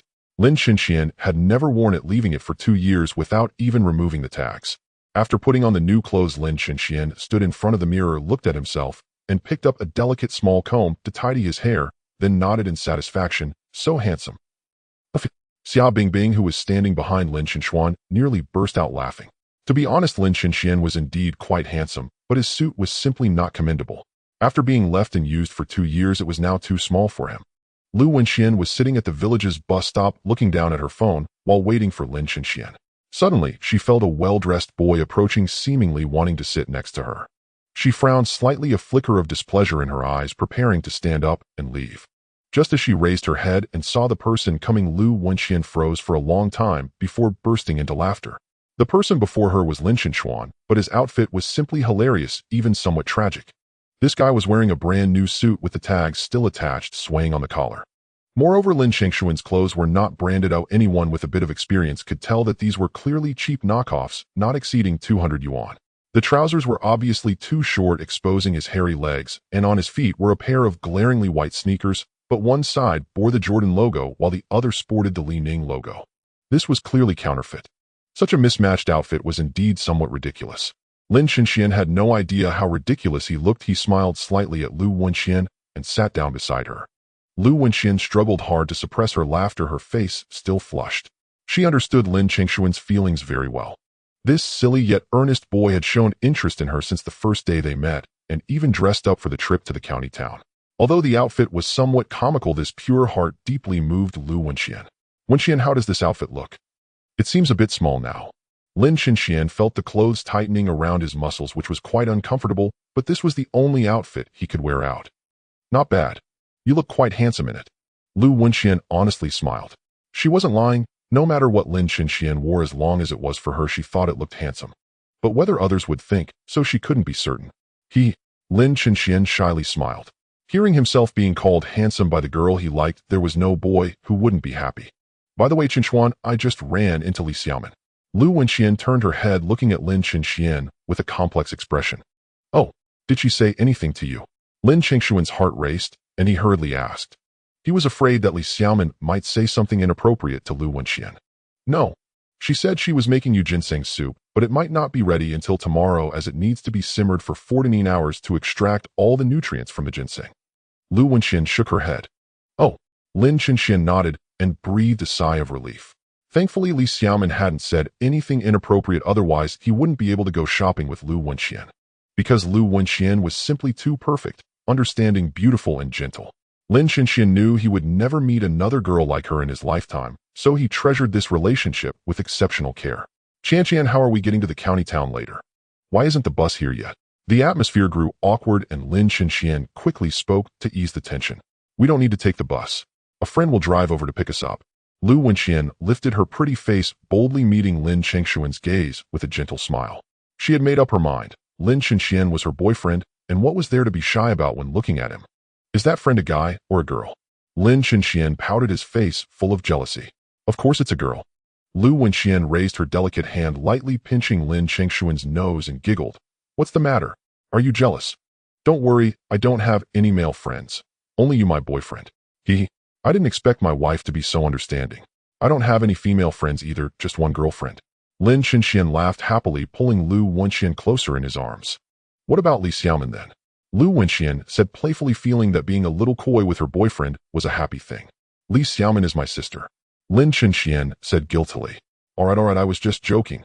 Lu Wenxian said softly. Don't make jokes like that anymore. Hey, isn't that your friend's car? Lin Chenxian was about to speak when he noticed a van slowly approaching and quickly pointed at it. Lu Wenxian turned her head, immediately smiling as she ran toward the van. A pretty face poked out from the window and waved at her, saying, Qian, I'm here to pick you up. Shirhan, you're finally here. I missed you so much. Lu Wenxian happily dashed to the van, opened the door, and hugged the girl inside. Lin Chenxian walked up to the van and sized up the girl inside. She was stunningly beautiful, rivaling even Lu Wenxian. Her fair skin gave off a fresh aura, and her slanted blue bangs covered her forehead, lending her a mysteriously untouchable air. She seemed so distant, yet her warm smile made it hard to look away, captivating yet cool. Beneath her long, thick lashes, her eyes held a serene and virtuous gaze, making her appear gentle, though she was outgoing with others. A faint blush on her face was beautiful and enchanting, and her pink makeup and lip gloss gave her a translucent gem-like radiance that was both adorable and mature. Qian, who's this ridiculous uncle? Zhou Shirhan glanced at Lin Chenxuan, nearly laughing at his comical outfit. This is my boyfriend. Lu Wenxian said, beaming with happiness as she linked arms with Lin Chenxian. Oh, Qian, have you gone blind? You actually chose someone like him as your boyfriend. Zhou Shirhan exclaimed, her pretty face filled with disbelief. Lin Chenxian smiled bitterly. He had initially thought that such a beautiful girl would have a good personality. After all, the face reflects the heart. But after hearing those words, the goodwill he had felt vanished instantly. However, Lin Chenxian couldn't lose his temper since she was Lu Wenxian's friend. He knew well that to win over a girl, he had to get along with her friends first, or his chances would plummet. Shirhan, don't say that. He really is my boyfriend. Lu Wenxian shot Zhou Shirhan a reproachful look, her face displeased. She too thought Zhou Shirhan's words were a bit too much. Oh, Zhou Shirhan nodded in disappointment, realizing Lu Wenxian wasn't joking. In fact, Zhou Shirhan's brother had always had a crush on Lu Wenxian and planned to confess to her at the end of the year, only to find that someone else had beaten him to it. If her brother found out, he would be heartbroken. Zhou Shirhan also adored Lu Wenxian and hoped she would become her sister-in-law. She looked at Lin Chenxian again, scrutinizing him, and thought that aside from being somewhat handsome, he was utterly worthless. His clothes had no taste, his skin was so dark he looked like a farmer. Why would Lu Wenxian fall for someone like him? She was utterly baffled. If it was about looks, her brother was even more handsome than Lin Chenxian. So why did Lu Wenxian prefer this guy? What was so good about him? As Zhou Shirhan pondered, Lu Wenxian had already opened the van door and sat in the back seat with Lin Chenxian. The two were intimate, chatting and laughing, not at all like a fake couple. Brother, it seems you have a big rival. Zhou Shirhan shook her head, helplessly thinking to herself as she started the car and gently pressed the accelerator, the vehicle slowly moving forward. Since she had just gotten her driver's license, her driving skills were not very good, so she drove particularly slowly. Even while driving, Zhou Shirhan kept glancing at Lu Wenxian and Lin Chenxuan, observing whether they were truly a couple. Chenxuan, do you have anything to do in the county town? After our meeting, I'll go with you. Lu Wenxian linked arms with Lin Chenxuan, resting her pretty face on his shoulder, her face radiant with a happy smile. Sure, I need to buy some wood, sandalwood. Lin Chenxian nodded, secretly hoping Lu Wenxian would accompany him. Sandalwood? What do you need sandalwood for? Lu Wenxian asked curiously. Well, it's a bit of a secret. Lin Chenxian smiled mysteriously. As he had decided earlier, he didn't plan to tell Lu Wenxian about the white jade bottle. Knowing too much could bring danger to her. Oh, Lu Wenxian nodded lightly and didn't press further. After all, everyone has their own secrets. Zhou Shirhan was utterly disappointed. She had known Lu Wenxian for a long time and had never seen her so close to a boy, initiating arm linking and resting her head on his shoulder. Could they really be a couple? If so, what tricks had this guy used to win Lu Wenxian over? Throughout the journey, Zhou Shirhan pondered this question for half an hour without reaching a conclusion, but the car had already arrived at the hospital gate, the Qingyuan County Central People's Hospital. Established in 1950, it was a Grade 3A comprehensive hospital integrating medical care, emergency services, teaching, research, prevention, healthcare, and rehabilitation. It was also an affiliated hospital of Tian'an City People's Hospital. After getting out of the car, Zhou Shirhan took Lu Wenxian's hand and said cheerfully, "We're having a meeting on the top floor, and my brother is there too. Let's go." Lu Wenxian nodded in agreement, then looked at Lin Chenxian and smiled. "Chenxuan, wait for me down here. They'll come find you after the meeting. Then we'll go buy the wood together." "All right." Lin Chenxian agreed, but a bad feeling crept into his heart. He suspected that Zhou Shihan's brother might have feelings for Lu Wenxian. Why else would Zhou Shihan emphasize that her brother was also there? Lin Chenxian sat anxiously on a bench at the hospital entrance watching Lu Wenxian and Zhou Shihan walk into the hospital chatting and laughing, his unease growing. It seemed Zhou Shihan wasn't from an ordinary family, but likely from a wealthy background. Although she drove a van, her clothes and shoes were far from ordinary. Truly wealthy people tended to keep a low profile, driving modest cars as Chinese tradition valued, not flaunting one's wealth. So the genuinely rich didn't show off their money, only ignorant nouveau riche did. Now Lin Chenxian was 80% sure that Zhou Shihan came from a wealthy family, which meant her brother probably did too. Could he compete with a rich playboy for a beautiful woman? Lin Chenxian smiled bitterly, silently praying that Zhou Shihan's brother wasn't as handsome as him. He clasped his hands together in prayer when a familiar voice reached his ears. "Hey Lin Chenxian, what are you doing?" He looked up to find Zhou Shihan standing with her hands behind her back, slightly bent over, smiling at him. "Ah, where's Qianqian? Why didn't she come out?" Lin Chenxian looked around, but didn't see Lu Wenxian frowning as he asked. "Qianqian is in a meeting with my brother. Don't worry, she'll be down soon." Zhou Shihan sat beside Lin Chenxian with a grin, a mischievous smile always playing on her pretty face. "Oh." Lin Chenxian nodded lightly, his bad feeling growing stronger. He quickly asked, "Where are they having the meeting?" "They'll wait for Qianqian at the meeting room door." "Oh, don't go. With a beautiful girl like me here to keep you company, are you afraid of being lonely?" Zhou Shihan smiled seductively, grabbing Lin Chenxian's arm and linking it with hers. "Miss, please don't." Lin Chenxian hurriedly stepped back, keeping his distance, afraid of being misunderstood by Lu Wenxian. "What? Do you think I'm not as pretty as Qianqian?" Zhou Shihan persisted, stepping forward and linking arms with him again. In truth, she wasn't approaching him out of affection, but to drive a wedge between him and Lu Wenxian. If they broke up, her brother would have a chance to win Lu Wenxian's heart. Zhou Shihan believed her own beauty was by no means inferior to Lu Wenxian's, and thus conceived the idea of using a seductive ploy to tempt Lin Chenxian. Once Lin Chenxian took the bait, she could report to Lu Wenxian that he had harassed her. If the plan succeeded, Lin Chenxian would be unable to defend himself, and Lu Wenxian would surely be heartbroken enough to break up with him. After all, a girl in distress is at her most vulnerable and least guarded. At that time, with a little extra effort from her brother, he could easily win Lu Wenxian over. Zhou Shihan's scheme was meticulously crafted and exceedingly malicious, yet Lin Chenxian refused to take the bait. No matter how she tempted him, he always maintained a certain distance. In the end, Zhou Shihan decided to use her ultimate move. She pulled a room key card from her pocket and placed it in Lin Chenxian's hand, speaking shyly and coyly. "Tonight at Tianhong Hotel Room 508, they'll be waiting for you." Her plan was flawless. Once Lin Chenxian accepted the card, she could accuse him of being a lecher. If the plan succeeded, Lu Wenxian would surely slap him and storm off in anger. Zhou Shihan had immense confidence in her looks. Back in school, she and Lu Wenxian were the two campus beauties, captivating countless boys. How could Lin Chenxian be any different? "Chenxian Shihan, what are you two doing?" Just then, Lu Wenxian's voice came from the hospital entrance. Lin Chenxian looked up and saw Lu Wenxian walking over step by step with a young man. This young man must be Zhou Shihan's brother. "Qianqian, you're finally here. You don't know he tried to molest me just now and even gave me a room key." Seeing Lu Wenxian, Zhou Shihan immediately put on a wronged expression, trotted over to her side, and spoke with a choked voice. Her demeanor was as if she had suffered some immense grievance. "You brat, how dare you harass my sister? You must be tired of living." The young man standing beside Lu Wenxian glared fiercely at Lin Chenxian, stepped forward, grabbed him by the collar, and snarled viciously. "Let go of me." Being seized by the collar of a stranger infuriated Lin Chenxian. He grabbed the young man's wrist and flung it away with a forceful jerk, sending his arm flying aside. After absorbing those few drops of green liquid, Lin Chenxian's strength had noticeably increased. If not for Lu Wenxian's presence, he would have beaten the man right then and there.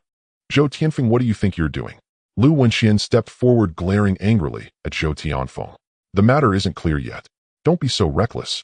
"Isn't it clear enough? He even took out the room key. He clearly intended to molest my sister." Zhou Tianfeng stared coldly at Lin Chenxian. "I didn't. The room key was given to me by Zhou Shihan," Lin Chenxian said, looking at Lu Wenxian. Stop pretending. Today I'm going to teach you a lesson. Kid, this isn't the right place. If you're a man, follow me." Zhou Tianfeng rolled up his sleeves, revealing his muscular arms, and glared at Lin Chenxian with a menacing look. "Whether I'm a man or not, Qianqian knows well enough. Who do you think you are?"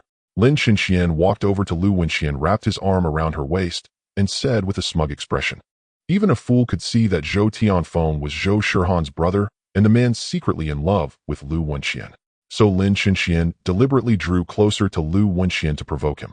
"Kid, take your dirty hands off her." Zhou Tianfeng clenched his teeth and glared at Lin Chenxian. "I'm placing my hand on my girlfriend's waist. What's it to you?" Lin Chenxian furrowed his brow, not only refusing to move away from Lu Wenxian, but drawing even nearer. "Qianqian, what's going on here? Is this guy really your boyfriend?" Zhou Tianfeng trembled with rage, but there was little he could do to Lin Chenxian. After all, Lu Wenxian despised violence, and if he struck Lin Chenxian, it would only make her loathe him more. "That's right, he's my boyfriend." Lu Wenxian didn't deny it at all. Instead, she proactively linked her arm with Lin Chenxian's. You, Qianqian, have you lost your mind? How could you choose a man like him as your boyfriend? He must have deceived you." Zhou Tianfeng's heart churned with anxiety and anger. He had pursued Lu Wenxian for years without success. Why had this nobody succeeded? "My affairs are none of your business. Zhou Tianfeng, you're the director of this hospital and a doctor now. Don't be so quick to resort to violence. As doctors, we must uphold medical ethics." Lu Wenxian snorted coldly, ignored Zhou Tianfeng, took Lin Chenxian's hand, and left the place. Zhou Tianfeng had no intention of letting them go. He stepped forward, grabbed Lin Chenxian's arm, and roared, "Pretty boy, I challenge you to a onion fight. How dare you touch my woman? You're asking for death. Why should I accept your challenge?" Lin Chenxian asked with a bewildered expression.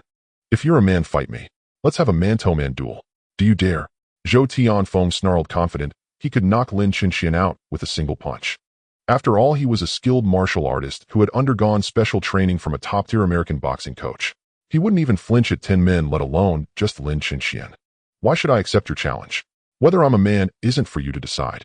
As long as Qianqian knows I'm a man, isn't that enough?" Lin Chenxian rolled his eyes at Zhou Tianfeng, looking at him as if he were an idiot. "Damn it, you're asking for it." Unable to contain his fury any longer, Zhou Tianfeng raised his fist to strike Lin Chenxian. Fortunately, Zhou Shihan was quick-witted and grabbed Zhou Tianfeng in time, soothing him. "Brother, don't be impulsive. Qianqian hates violent boys the most. If you hit him, she'll despise you even more. Shihan, we are good friends, but I truly dislike your brother. Don't waste your efforts trying to set us up. Chenxuan, let's go." Lu Wenxian shot Zhou Tianfeng a disgusted glare, took Lin Chenxian's hand, and left. Qianqian, why do you hate me?" "What?" Zhou Tianfeng shouted with reddened eyes. "Lin Chenxian, just you wait. I won't let you off. He'll never let you off. Brother, stop yelling. Qianqian is a doctor. She despises violent men. Why are you still so impulsive?" Zhou Shihan said with a tone of frustration, as if disappointed in his lack of progress. She now truly doubted whether her brother's IQ even reached double digits. In fact, Zhou Shihan and Zhou Tianfeng were fraternal twins born only minutes apart. Yet Zhou Shihan's intelligence far surpassed her brother's. "Sister, didn't you see just now? That guy was so close to Qianqian. I'm afraid something might happen between them. I'd rather die." Zhou Tianfeng said anxiously. "Brother, don't worry. Leave this to me. Trust me, given Qianqian's personality, they won't do anything before marriage. I have a way to break them up." Zhou Shihan said with a firm tone. "What way? Tell me quickly." Zhou Tianfeng asked urgently. "It seems Qianqian has really fallen for Lin Chenxian. Breaking them up won't be easy, but I can seduce Lin Chenxian. Once I win him over, they'll have to break up, right?" Zhou Shihan said. "No." Zhou Tianfeng shook his head and said righteously, "That guy doesn't seem like a gentleman. If you seduce him, I'm afraid he'll take advantage of you. It's fine. As long as I can break them up, I can endure whatever Lin Chenxian does to me." Zhou Shihan had already steeled herself. She didn't believe there was any man in the world who could resist such temptation. "Shihan, you've suffered so much." Zhou Tianfeng clenched his fists and gritted his teeth. "Don't worry, if that bastard dares to touch you improperly, it'll destroy him.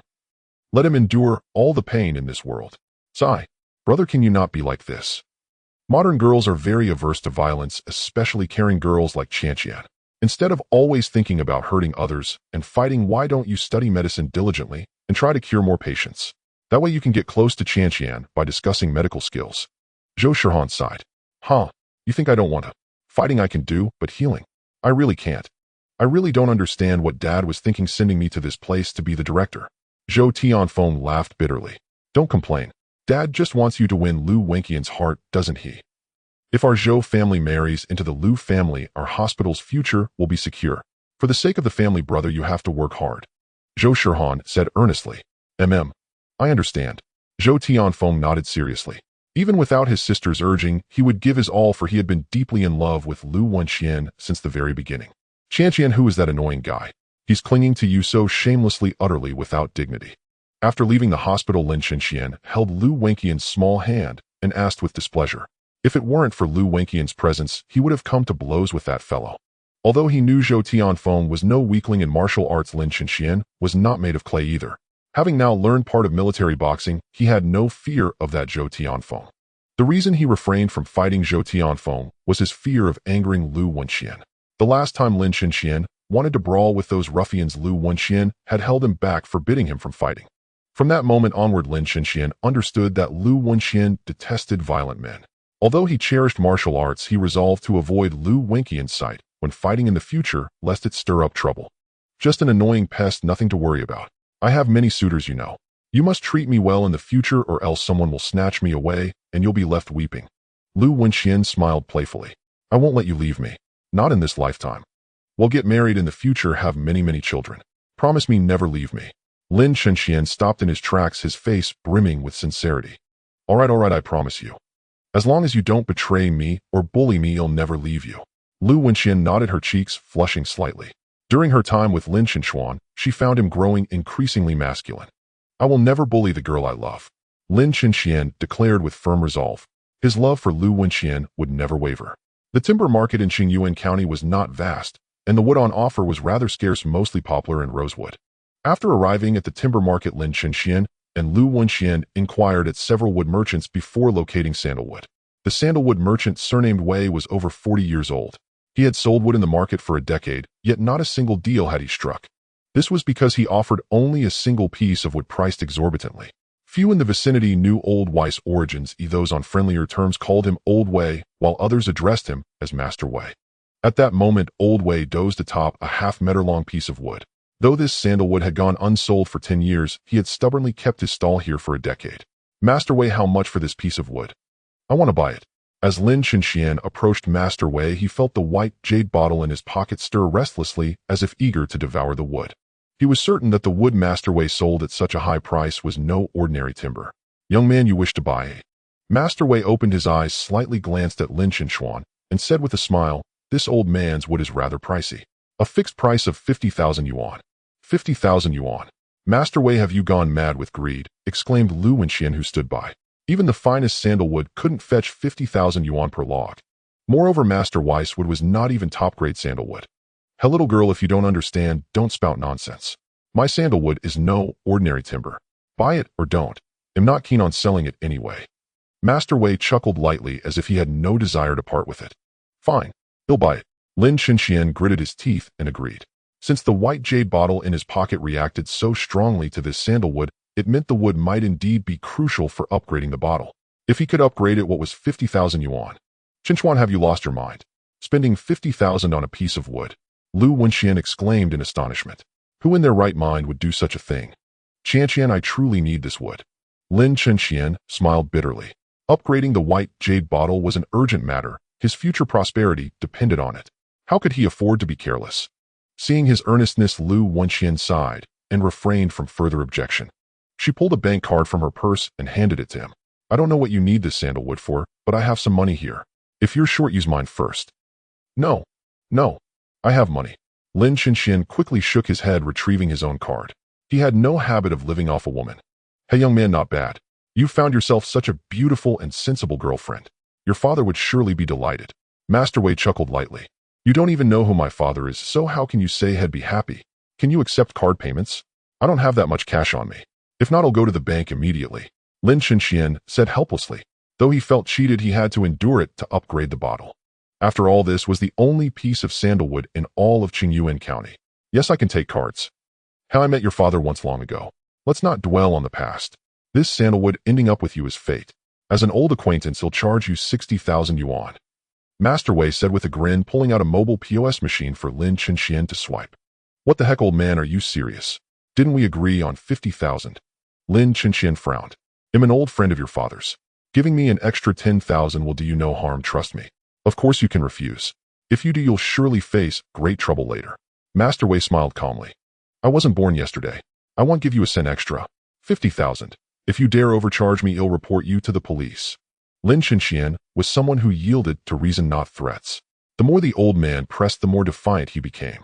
That was 10,000 yuan, no small sum. Lu Wenxian agreed with Lin Chengshuan's stance. She found the old man oddly familiar, as if she had seen him somewhere, but couldn't quite place it. Fine, I won't push you. 50,000 it is. Little girl, help me swipe the card. Don't let this young man think I'm fleecing him. Master Wei handed the mobile POS machine to Lu Wenxian with a smile. Lu Wenxian didn't refuse. As a girl from a big city who had worked at her father's company, she knew how to operate the machine. After inserting Lin Chengshuan's bank card and performing a simple operation, she returned the card to him and gave the machine back to Master Wei. Master Wei took the machine, stood up, and smiled at Lin Chengshuan. This sandalwood is yours now. Use it well, and remember your choice today, ha. Lin Chengshuan paid no heed to the old man. He picked up the half-meter-long thigh-thick sandalwood and prepared to leave. The old man's words seemed like blatant extortion. Only a fool would fall for that. Master Wei, have we met before somewhere? Lu Wenxian asked, puzzled. The more she looked at him, the more familiar he seemed, yet she couldn't recall where. Why dwell on past encounters? Little girl, young man, farewell. We shall meet again. Master Wei, ever smiling, took the mobile POS machine and left the timber market. Chanxian, do you know that creepy old man? Lin Chengshuan frowned. He felt no fondness for the old fellow. I feel like I've seen him somewhere. Never mind, maybe I'm mistaken. Let's go home. Lu Wenxian dismissed the thought, assuming it was a case of mistaken identity. The small timber market buzzed with the news that Lin Chengshuan had spent 50,000 yuan on a piece of wood. Merchants flocked to him, hawking their own timber, mistaking him for a wealthy fool. But the wood they offered wasn't sandalwood, and the white jade bottle showed no reaction. After a cursory glance, Lin Chengshuan and Lu Wenxian left the market. Once they departed, the market erupted in chatter. Strange things happen every year, but this year takes the cake. That kid actually bought old Weiss wood for 50,000. Is he an idiot? My wood is way better than old Weiss, and he passed it up. I don't say that. Old Weiss been here for 10 years, rain or shine. Maybe the kid just took pity on him. After buying the wood, Lin Chengshuan wanted to stroll around the county with Lu Wenxian, but she insisted on returning home, worried about Xiao Bingbing. Left with no choice, Lin Chengshuan accompanied her back to the village. Throughout the journey, he clung to the half-meter-long sandalwood, as if it were a golden nugget, fearing someone might snatch it. Lu Wenxian grew increasingly curious. What use did Lin Chengshuan have for this sandalwood that cost 50,000? Could he be planning a surprise for her? She shook her head. A piece of sandalwood couldn't possibly hold any surprises. They had hitched a ride into town with Zhou Shihan, but returning they took the bus. Because of Zhou Tianfeng, Lu Wenxian didn't call Zhou Shihan. She was a doctor with a strong sense of medical ethics, detesting violence above all. That was why she had always stopped Lin Chengshuan from fighting those ruffians. She was a doctor with a strong sense of medical ethics, detesting violence above all. That was why she had always stopped Lin Chengshuan from fighting those ruffians. She was a doctor with a strong sense of medical ethics, detesting violence above all. That was why she had always stopped Lin Chengshuan from fighting those ruffians. She was a doctor with a strong sense of medical ethics, detesting violence above all. That was why she had always stopped Lin Chengshuan from fighting those ruffians. She was a doctor with a strong sense of medical ethics, detesting violence above all. That was why she had always stopped Lin Chengshuan from fighting those ruffians. She was a doctor with a strong sense of medical ethics, detesting violence above all. That was why she had always stopped Lin Chengshuan from fighting those ruffians. Lin Chengshuan felt like a total failure. After finally managing a trip to the county seat with Lu Wenxian, their relationship hadn't progressed at all. Along the way, apart from holding Lu Wenxian's waist and holding her hand, there had been no intimate gestures. Watching other couples embrace and kiss, Lin Chengshuan felt a pang of jealousy. Why was the gap between him and them so wide when they were all couples?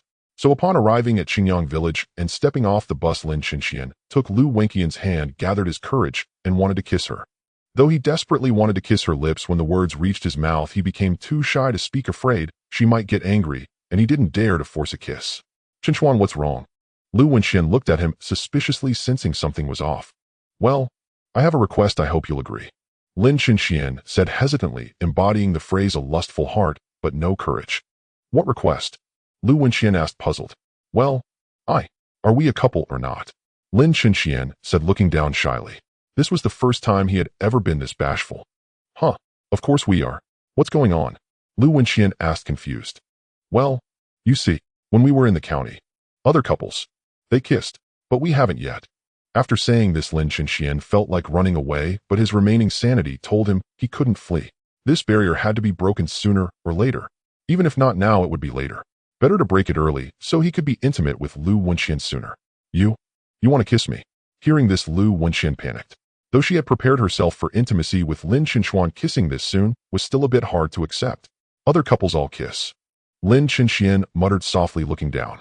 Though his voice was low, Lu Wenxian caught every word. Although Lu Wenxian had never been in love, she knew from her college dorm mates that they would sleep with their boyfriends while dating. Though she believed sleeping together before marriage was absolutely unacceptable, kissing seemed harmless. Besides, she already considered Lin Chenxian her true boyfriend. What was wrong with being kissed by her own boyfriend? Moreover, it was just a kiss, not something embarrassing. All right, then you can kiss me. Lu Wenxian said, her cute face blushing as she slightly puckered her lips toward Lin Chenxian. Though her heart was racing, being kissed by the boy she liked was a joyful thing. Thinking this, Lu Wenxian's heart still pounded wildly, her breath quickening, nervous yet happy.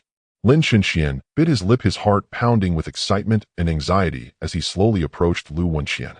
He didn't rush to kiss her lips, but instead circled behind her, pulling her into an embrace from behind. Chenxuan, hurry up. Don't let anyone see us. Lu Wenxian said, a blush spreading across her fair cheeks as she stomped her foot shyly. Qianqian, you really want me to kiss you, don't you? Lin Chenxian said with a grin, pulling her closer, inhaling her faint feminine fragrance. Lu Wenxian's face grew even redder, her heart pounding wildly, thumping incessantly. Chenxuan, can you hurry up? We might get seen. Seeing that Lu Wenxian wasn't resisting and seemed willing, Lin Chenxian felt a fire burning inside him. But in the end, reason triumphed over desire. He knew that if he went too far, Lu Wenxian would refuse him. Their relationship had just warmed up, and it wasn't worth ruining it over a small matter. To be honest, just being able to kiss such a beautiful girl was enough for Lin Chenxian. He gently took Lu Wenxian's shoulders, turning her to face him. At this moment, they were only 2 feet apart, and he could almost feel the warm breath from her nose. He softly lifted her chin, making her look up at him. Lu Wenxian's gem-like eyes met his for just a moment before she shyly closed them, parting her lips, slightly knowing what was to come. Lin Chenxian slowly leaned in and gently kissed her lips. Lu Wenxian, her face rosy, bit her lip and said, "Are you done? I need to go back to Bing Bing." With that, she ran blushing toward the village. This was the village entrance. It wouldn't be good if the villagers saw them. "Qianqian, can I kiss you again?" Lin Chenxian mustered his courage and called out after her.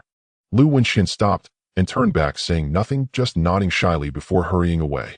In truth, she didn't dislike kissing Lin Chenxian. In fact, she kind of enjoyed the feeling. After all, he was the boy she liked, and kissing him was a blissful thing. But Lu Wenxian was a conservative girl. Though she didn't mind kissing him, doing it in public was still hard for her to accept. After all, this was the village entrance. Oh, what if someone saw them? How embarrassing. Lin Chenxian touched his lips, overjoyed. He never dreamed he would actually kiss Lu Wenxian. A kiss was the first step. The second and third steps would follow. Just thinking about it excited him. He hoped that day would come soon. Lost in thought, Lin Chenxian carried the half-meter-long sandalwood log toward the village. Having kissed Lu Wenxian, a small wish fulfilled, he decided to focus on upgrading the white jade bottle. As he was thinking, a red minivan suddenly roared into the village, nearly hitting him. "Damn! Can't you drive?" Lin Chenxian yelled angrily at the red minivan fuming inside. If it weren't for his quick reflexes, he would have been knocked flying. "Stupid hick, what's your problem?" "If I weren't busy, I'd get out and kill you." A middle-aged man's voice came from inside. "Oh." Hearing this, Lin Chenxuan's temper flared, and he chased after the minivan. Not only had the guy nearly hit him, but he also had the nerve to curse. How could Lin Chenxian stand that? Fortunately, Qingyang village wasn't large. After a short chase, he saw the red minivan turn into a small alley. He recognized that alley. It led to Li Xiaomin's house. Could the middle-aged man be the suitor Li Xiaomin's mother had found in the city? Thinking this, Lin Chenxian didn't hesitate and rushed over with the sandalwood log. As mentioned, the log was 1/2 meter long and as thick as an adult man's thigh, useful as a weapon in a pinch. Before he even reached the alley, he heard shouting. "Li Xiaomin, I'm telling you, your mother has betrothed you to me. Today you're coming with me to the Civil Affairs Bureau to register no matter what. Otherwise, don't blame me for being rough. I'd rather die than marry you. Get lost, or I'll call the police." Just as he suspected, that guy was Li Xiaomin's so-called fiancé. Without a second thought, Lin Chenxian dashed toward Li Xiaomin's house. "Mr. Wang, please have mercy, let us go, okay?" Li Datu pleaded, desperately shielding Li Xiaomin behind him, not letting Wang get close. "Get the hell out of my way. I gave Zhang Yue 100,000 yuan yesterday. If you dare block me today, don't blame me for being nasty. Go ask around in the county about my connection with Huang Mao." "Mr. Wang sneered as if Li Datu was beneath him. "He'll have Yue return the 100,000 to you, okay? Please don't take Xiaomin away. She's just a child."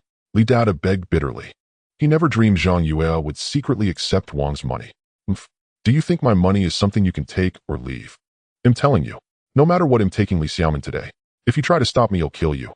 Wang snorted, grabbed Li Data's arm, and flung him aside. Though Wang was dark, short, and ugly, he was strong and experienced in fighting, having been to prison twice for brawling. Li Xiaoman, listen to me. No matter what, you're coming with me to the Civil Affairs Bureau today to register. If you refuse, I'll beat your father to death. Boss Wang said angrily. The 10,000 yuan meant nothing to him. What he truly desired was Li Xiaoman. Li Xiaoman was so adorable and beautiful that no man could resist her allure. Boss Wang was a man, and from the moment he first laid eyes on her, he had been deeply captivated by her charm. That was why he offered an exorbitant price of 10,000 yuan to get his hands on her. I would rather die than marry you. Li Xiaoman bit her lip, glaring fiercely at Boss Wang. It's not up to you. Today you will marry me whether you like it or not.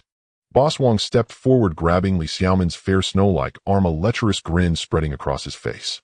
Little girl, so tender and fresh, I can't wait to consummate our marriage. Hurry up and come register with me. Stop right there. Suddenly a furious roar came from the entrance. Boss Wang frowned and cursed. Who the hell dares to interrupt my fun? Are you tired of living? The newcomer was naturally Lin Chenxian. When he saw Boss Wang trying to bully Li Xiaoman, a surge of rage flooded his mind. His body seemed to move on its own as he swung the sandalwood plank he was holding, striking fiercely at Boss Wang's head. Boss Wang was an ordinary man, but he reacted quickly when he saw Lin Chenxian about to attack. He immediately shoved Li Xiaoman aside and raised his arm to block. Bang! Lin Chenxian's heavy strike landed solidly on Boss Wang's arm. However, what happened next left Lin Chenxian dumbfounded. Because Boss Wang did not cry out in pain and clutch his arm as Lin Chenxian had imagined. Instead, he calmly flexed his arm with an indifferent expression, as if he had merely been bitten by a mosquito. This Boss Wang, whose real name was Wang Yang, was one of Huang Mao's 3 main fighters. For Huang Mao to establish his dominance in Qingyuan County, his underlings were certainly not all incompetent fools. Wang Yang had started following Huang Mao at the age of 10, engaging in fights for nearly 20 years. Fighting was second nature to him. Getting injured was also a common occurrence. Lin Chenxian grimaced, inwardly realizing that this guy would not be easy to deal with. Brother Chenxuan, you're finally here. Whoa, I was so scared. Li Xiaoman sobbed as she threw herself into Lin Chenxuan's arms, crying uncontrollably. Hee, Li Xiaoman, no wonder you wouldn't come to the Civil Affairs Bureau with me. You've taken a fancy to this pretty boy. Wang Yang sneered at Lin Chenxuan, his voice cold. Kid, you're Lin Chenxuan, aren't you? That's right. Lin Chenxian replied coldly. Although Wang Yang was no ordinary man, he was not afraid. After learning Wang Chang's military boxing, he was itching for a chance to practice. Haha, you've got some nerve for a kid your age daring to provoke our boss. Hee, if the boss hadn't specifically instructed me to leave you for him, I would have taken you out long ago. Since you're the boss, pray I can't interfere, or it would break the rules. Our boss will be out of prison in 10 days, kid. Use these 10 days to enjoy life while you can. Or else you won't have a life to enjoy. Huang Mao threw his head back and laughed heartily, as if Lin Chenxian was beneath his notice. In fact, he had every right to look down on Lin Chenxian. If not for Huang Mao's orders, he would have already knocked Lin Chenxian down. Li Data, listen up. Wang Yang walked over to Li Data, grabbing him by the hair and snarling, Li Xiaoman is already my wife. I've already paid the 10,000 yuan. In 10 days, when our boss gets out of prison, I'm going to marry her to bring good luck. If she runs away or refuses to marry me, I'll kill you. And I don't like secondhand goods. If I find out on our wedding night that she's not pure, I'll kill you too. Do you hear me? Boss Wang, please spare Xiaoman. I'll find a way to pay you back the 10,000 yuan. Li Data begged with a bitter face. He was a man without ability, and begging was his only recourse. Spare Li Xiaoman. Go to hell.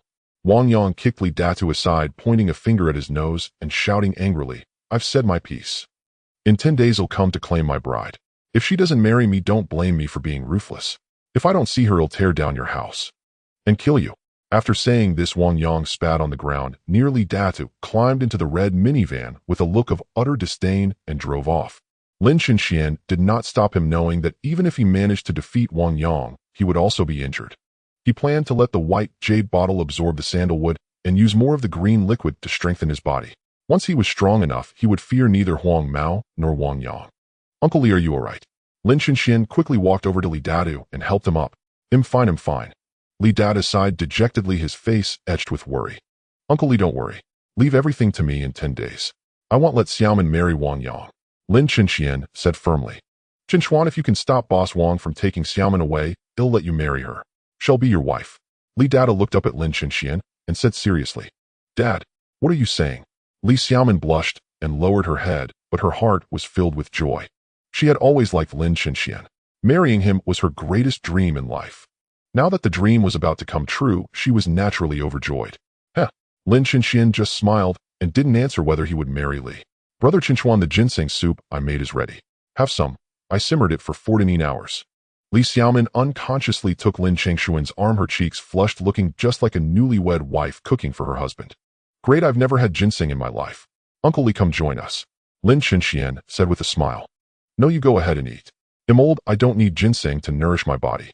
Though it's a tonic, it shouldn't be taken recklessly.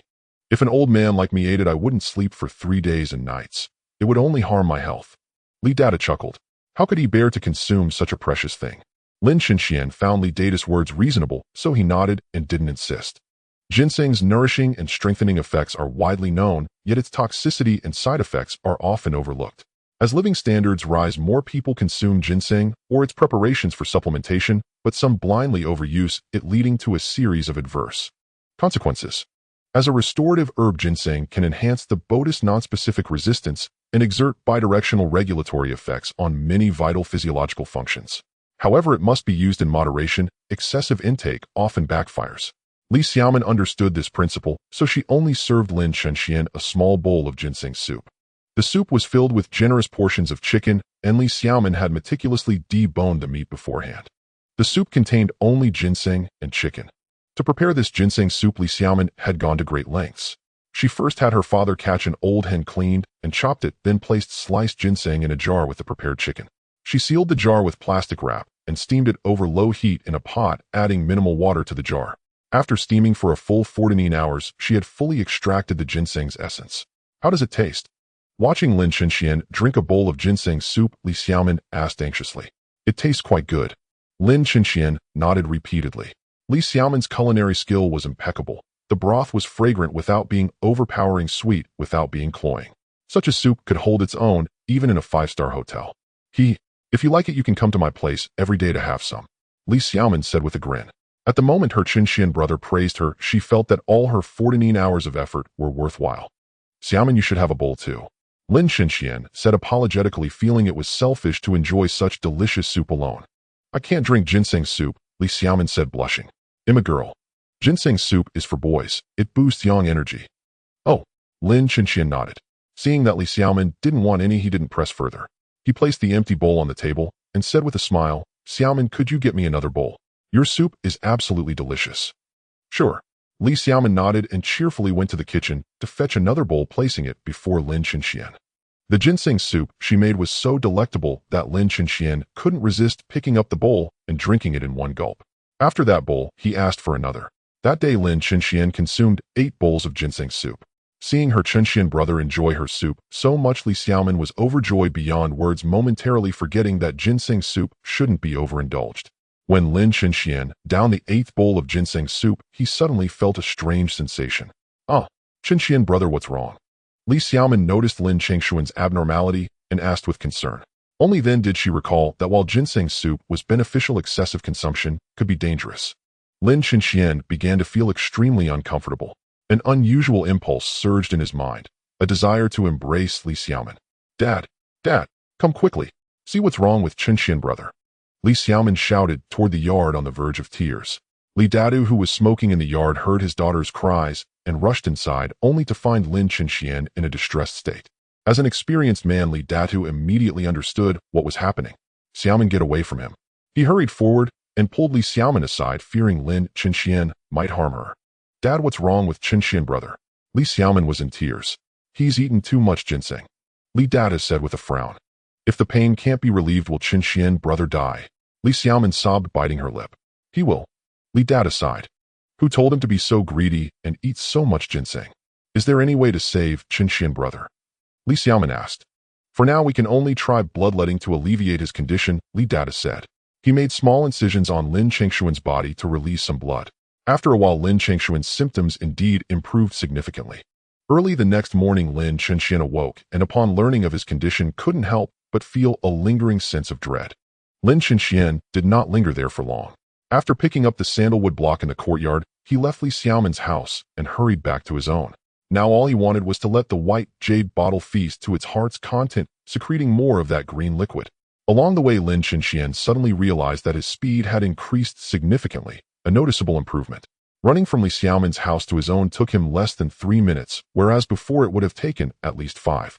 After sprinting back home, Lin Chenxian felt not the slightest trace of fatigue, nor was he out of breath. He hadn't even broken a sweat. This struck him as quite strange. He felt as though his body had undergone a remarkable transformation. His endurance, stamina, and strength were all far greater than before. Could it be because of that ginseng? Apart from the ginseng, Lin Chenxian could think of no other reason. He hadn't expected the ginseng to be so effective with the added benefit of boosting stamina and endurance. At this hour, Lu Wenxian had already gone to the clinic, leaving only Xia Bingbing at home. When Lin Chenxian returned home, he found Xia Bingbing sitting in the yard playing with her phone. Lin Chenxian, where did you go last night? Xia Bingbing, seeing Lin Chenxian walk in quickly, set her phone aside and spoke angrily. Oh, I didn't go anywhere. Lin Chenxian said guiltily. Could she have discovered what happened between him and Li Xiaomin? That was impossible, wasn't it? Xia Bingbing had been at home all along. How could she have found out? You didn't go back to the clinic last night, did you? Xia Bingbing snorted coldly and demanded loudly. You? How do you know? Did Qianqian tell you? Cold sweat broke out on Lin Chengshuan's forehead. Had Qianqian somehow found out? Last night when Qianqian went back to the clinic to get my medicine, she didn't see you. What exactly were you up to? Xia Bingbing demanded loudly. Did you go off on some mission behind my back? Oh. Hearing this, Lin Chenxian was momentarily stunned. Within 3 seconds, he quickly nodded. Yes. I did go on a mission. Now Lin Chenxian finally understood what it felt like to have a guilty conscience. Xia Bingbing snorted coldly, stood up, and limped over to Lin Chenxian.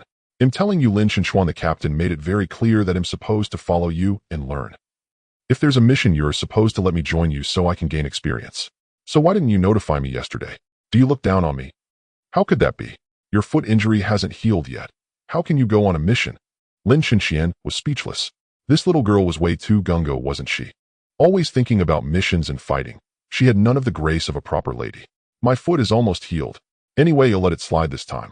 But next time there's a mission, you have to inform me, or else don't blame me for being rude. Xia Bingbing shot Lin Chenxian a fierce glare, and then ignored him, clearly upset. In truth, Xia Bingbing was the stubborn type. When someone said she couldn't do something, she would work twice as hard to prove she could. When she first decided to become a police officer, almost everyone opposed her, including her parents. But Xia Bingbing was headstrong and stubborn. The more her parents objected, the more determined she became to join the force.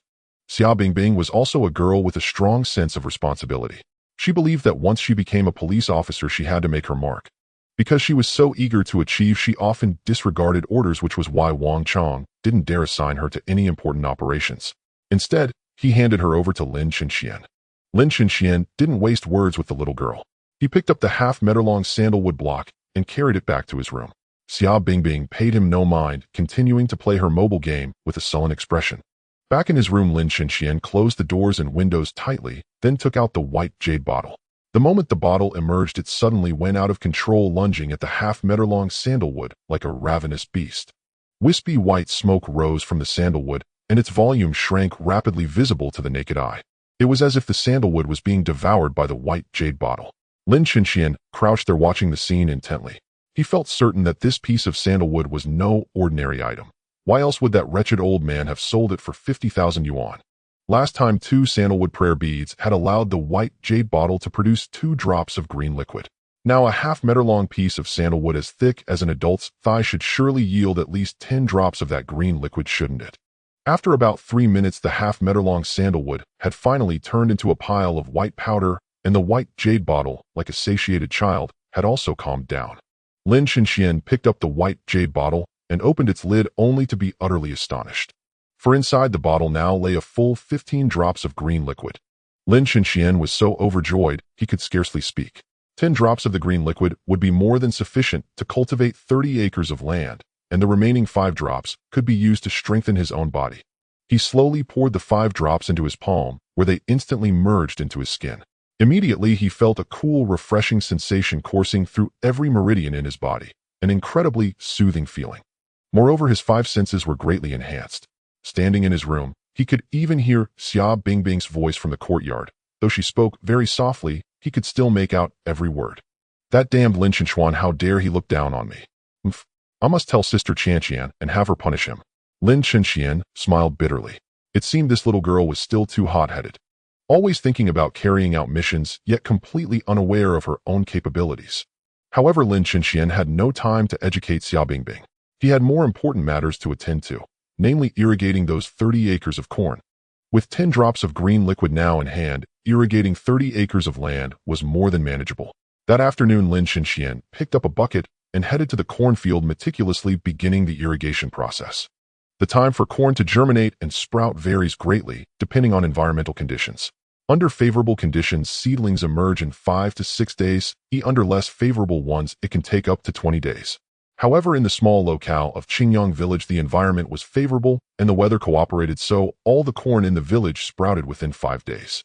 In truth, once the corn has germinated, if the soil isn't dry, there's no need to water it. Doing so could actually harm the seeds. Thus, Lin Chenxian dared not overwater, using just 1 ladleful for every 7 or 8 corn plants. There is a science to planting corn. Many believe that as long as you water and fertilize freely, a good harvest is guaranteed. This notion is fundamentally mistaken. Corn should not be watered before the jointing stage, except in cases of extreme drought. However, in a place like Qingyang village where moisture is abundant and the soil is moist, there is simply no need for watering. To do so would be gilding the lily, harming the corn's growth rather than ensuring a good harvest. But even though Lin Chengshuan's water was infused with the green liquid, he still dared not overwater for fear of damaging the seeds. Corn is a light-loving crop that requires water, but is sensitive to waterlogging. Its water needs vary across different growth stages. It demands fertile soil that can be both irrigated and drained. Therefore, during land preparation, 3 types of ditches must be dug: main ditches, surrounding ditches, and furrow ditches, ensuring they are all interconnected, free of standing water, and capable of both irrigation and drainage. The best preparation for corn planting is to plow the land the previous winter to allow the soil to freeze and break down, or to grow a season of winter vegetables. By the time corn is sown the following spring, the soil will be loose, dry, and have a good granular structure, which is beneficial for corn growth. If the land was not plowed the previous year, it should be prepared on a sunny day after the spring thaw, keeping the soil dry and loose to prevent it from forming hard clods that could hinder root growth. Lin Chenxian had a total of 30 acres of land, 20 of which belonged to village chief Hu Dahai. Hu Dahai had not planted wheat in the previous season, but had grown vegetables instead, making these 20 acres ideal for planting corn. These 30 acres of corn had all the advantages of favorable timing, geographical convenience, and human harmony. With the white jade bottle, he was confident of a bountiful harvest this year. After a busy afternoon, it was not until dusk that Lin Chenxian dragged his weary body home. Bending over to water the corn was no easy task, especially when 30 acres needed tending. "Chenchuan, you're back? I've made dinner. Wash your hands and we'll eat soon." Lu Wenxian, wearing an apron and holding a ladle, emerged from the kitchen, smiling warmly at Lin Chenxian as he returned home. Thank you, Qianqian." A wave of warmth washed over Lin Chenxian. After a grueling day outside, coming home to a hot meal cooked by his wife. Wasn't that every man's dream? "Why thank me? Aren't we boyfriend and girlfriend?" Lu Wenxian said with a radiant smile. She now truly acknowledged Lin Chenxian as her boyfriend from the bottom of her heart. Lin Chenxian nodded, his slightly handsome face brimming with happiness. "Lu Wenxian, I will definitely make you my wife." He silently vowed that he would never rest until he married her. Though Lu Wenxian's culinary skills were not as refined as Li Xiaomin's, the dishes she prepared were still delicious and fragrant, filling the entire courtyard with a rich aroma. "Wow, Sister Qianqian, your cooking is amazing. It's such a waste that Lin Chenxian gets to eat such delicious food every day." Xia Bingbing pouted, her voice dripping with jealousy. If you think your sister's cooking is good, you're welcome to come over and eat every day." Lu Wenxian chuckled, picking up her chopsticks to place a piece of chicken in Xia Bingbing's bowl. "But I'm afraid someone might not welcome me. He went on a mission without even telling me. He completely disregarded me." Xia Bingbing snorted coldly, still holding a grudge over the incident. "Bingbing, even though you're a police officer now, you shouldn't always be thinking about missions. Safety is the most important thing. Your foot is injured. How can you go on a mission like this?" Lu Wenxian gently admonished her. She felt that Lin Chenxian had done nothing wrong. "Sister Qianqian, my foot is all better now." Xia Bingbing said, her face full of grievance. "We're sisters, aren't we? Just because you found a boyfriend, have you stopped recognizing me as your sister?" Bingbing is jealous. All right. I haven't stopped recognizing you. It's just that your sister is worried about your safety." Lu Wenxian said with a smile, gently patting Xia Bingbing's head. Bingbing, I was just scouting the place yesterday. The real mission won't start for a few more days. By the time your foot is better, you'll be fully able to join it. Lin Chenxian smiled bitterly. He felt that if he didn't resolve this conflict, Xia Bingbing might hate him forever. Lin Chenxian had never met such a stubborn girl before. As for what would happen in a few days, he would deal with it then. Really? I still have a chance to complete the mission? Xia Bingbing asked, her small face flushed with excitement. Though she was a pampered young lady, she possessed a deep sense of responsibility and did not wish to be a burden to the police team. In truth, Xia Bingbing was also deeply remorseful over the failure to capture the human traffickers last time. Her impulsive actions had allowed 2 of them to escape. Although the team leader had not criticized her, Xia Bingbing still felt immense guilt in her heart. Thus, she resolved to use her own actions to make amends for her past mistake. Now that another major operation was finally at hand, it was the perfect opportunity to redeem herself. How could Xia Bingbing possibly let it slip by? As long as you recover from your leg injury, there will be a mission for you, Lin Chenxian said with a smile. For now, all he could do was stall for time, hoping that Wang Chong would swiftly deal with the yellow-haired thug. Hearing Lin Chengshuan's words, Xia Bingbing was overjoyed. That evening, her appetite soared, and she devoured 4 steamed buns. Lin Chenxian and Lu Wenxian were both astonished, their mouths agape. Could this little girl really eat that much? After dinner, Lin Chenxian took his leave as he needed to rest at the clinic for the next few days. Just as he stepped out of the house, Lu Wenxian caught up to him. Chenxuan, wait for me. What? Can't bear to see me go. Lin Chenxian turned around, looking at Lu Wenxian with a grin. There's something I want to ask you. Are you really a spy? Why wasn't I aware of this before? Lu Wenxian furrowed her brows, her face full of confusion. Haha, actually Wang Chong thought Xia Bingbing was a hindrance, so he made up an excuse on the spot to temporarily pawn her off on me. Lin Chenxian gave a bitter smile. Lu Wenxian was speechless, yet also felt considerably relieved. Although she was Xia Bingbing's close friend, she too believed that Bingbing was not suited for this line of work. She knew Bingbing was a kind-hearted girl with no martial arts training. If she ever faced criminals, she would lack the ability to subdue them and might even endanger herself. Qian, can I kiss you once more? Lin Chenxian rubbed his head sheepishly. After the passionate encounter with Li Xiaoman the previous night, he was eager to conquer Lu Wenxian as well. I'm your girlfriend now. We'll have plenty of time together in the future. I need to go back and take care of Bingbing. Lu Wenxian's cheeks flushed. She raised her fair, delicate hand to wave at Lin Chenxian before turning and hurrying back into the house.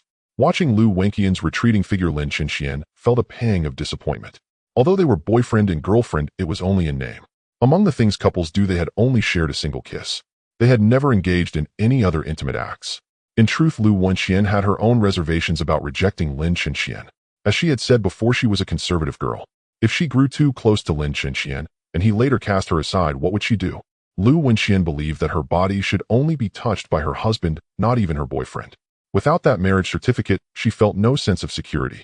Some might wonder why women always insist on a marriage certificate. Isn't it just a booklet? Though it is merely a booklet, possessing it gives a woman a sense of security. The marriage certificate signifies that she is legally bound to you, a home of support.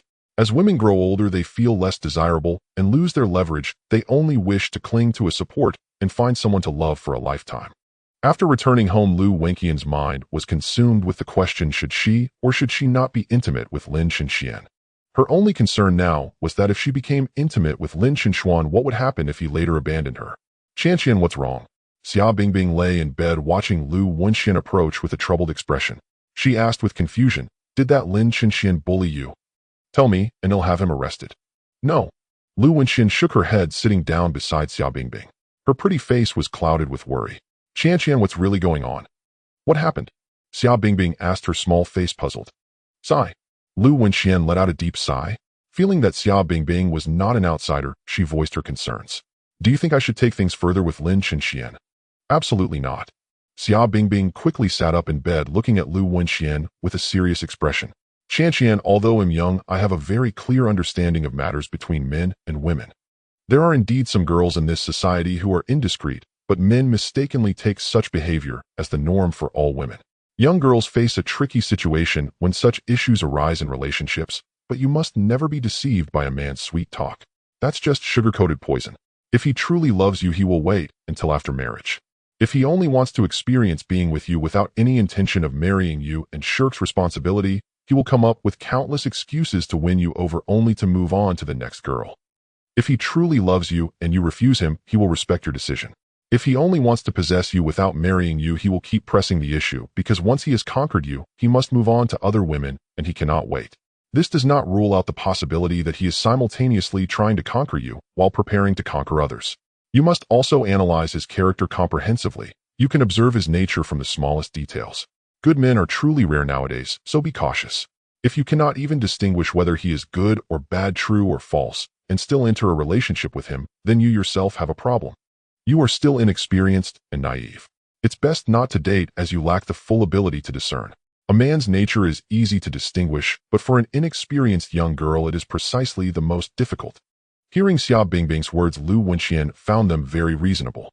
Some men are like that. They whisper sweet nothings when they want to deceive you, but once they've had their way they immediately turn their backs and deny everything.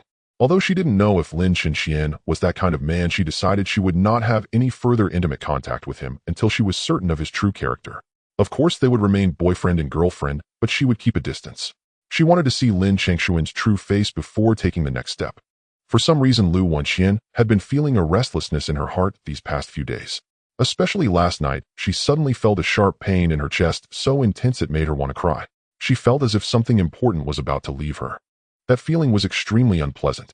She didn't know why she felt this way. Perhaps it was a woman's intuition. In truth, Lu Wenxian was still able to trust Lin Chenxian. Because of Lin Chengshuan's father's circumstances, the girls from the surrounding villages generally did not like him, so there was little competition for her. Of course, there was one exception, Li Xiaoman. Lu Wenxian was not foolish, as she could clearly see that Li Xiaoman liked Lin Chenxuan, and it was not the affection between siblings, but the love between lovers. I'll stop thinking about it. Lu Wenxian shook her head vigorously, forcing herself not to dwell on these matters. From her interactions with Lin Chenxian over the past few days, she could feel that he truly liked her. Since he genuinely cared for her, there was no need to worry about so many troublesome things. After all, trust was the most important thing in a relationship. She could only put her faith in Lin Chenxian. Lu Wenxian planned to visit Li Xiaoman the next day to probe her feelings and find out what Li Xiaoman truly thought of Lin Chenxian.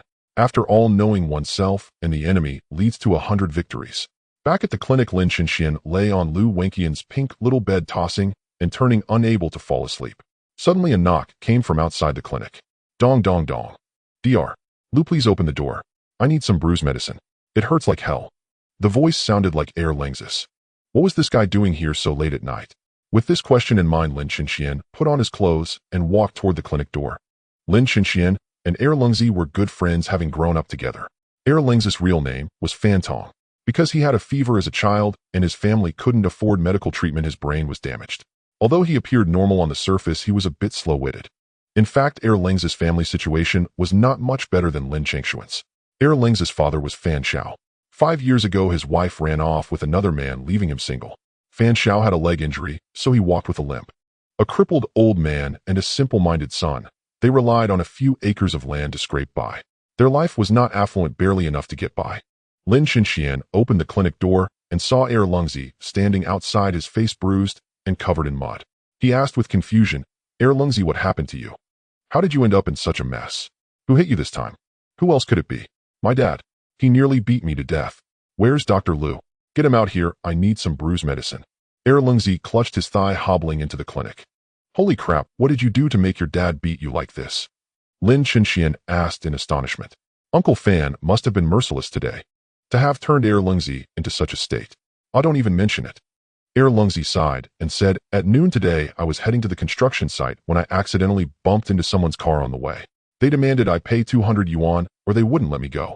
I just barely touched it and they wanted 200. Of course I refused, so I gave the guy a beating and planned to hide at home for a few days. Who knew he'd bring the enforcers to my door? With them watching, my dad nearly beat me to death. If the enforcers hadn't stopped him, you wouldn't have seen me today.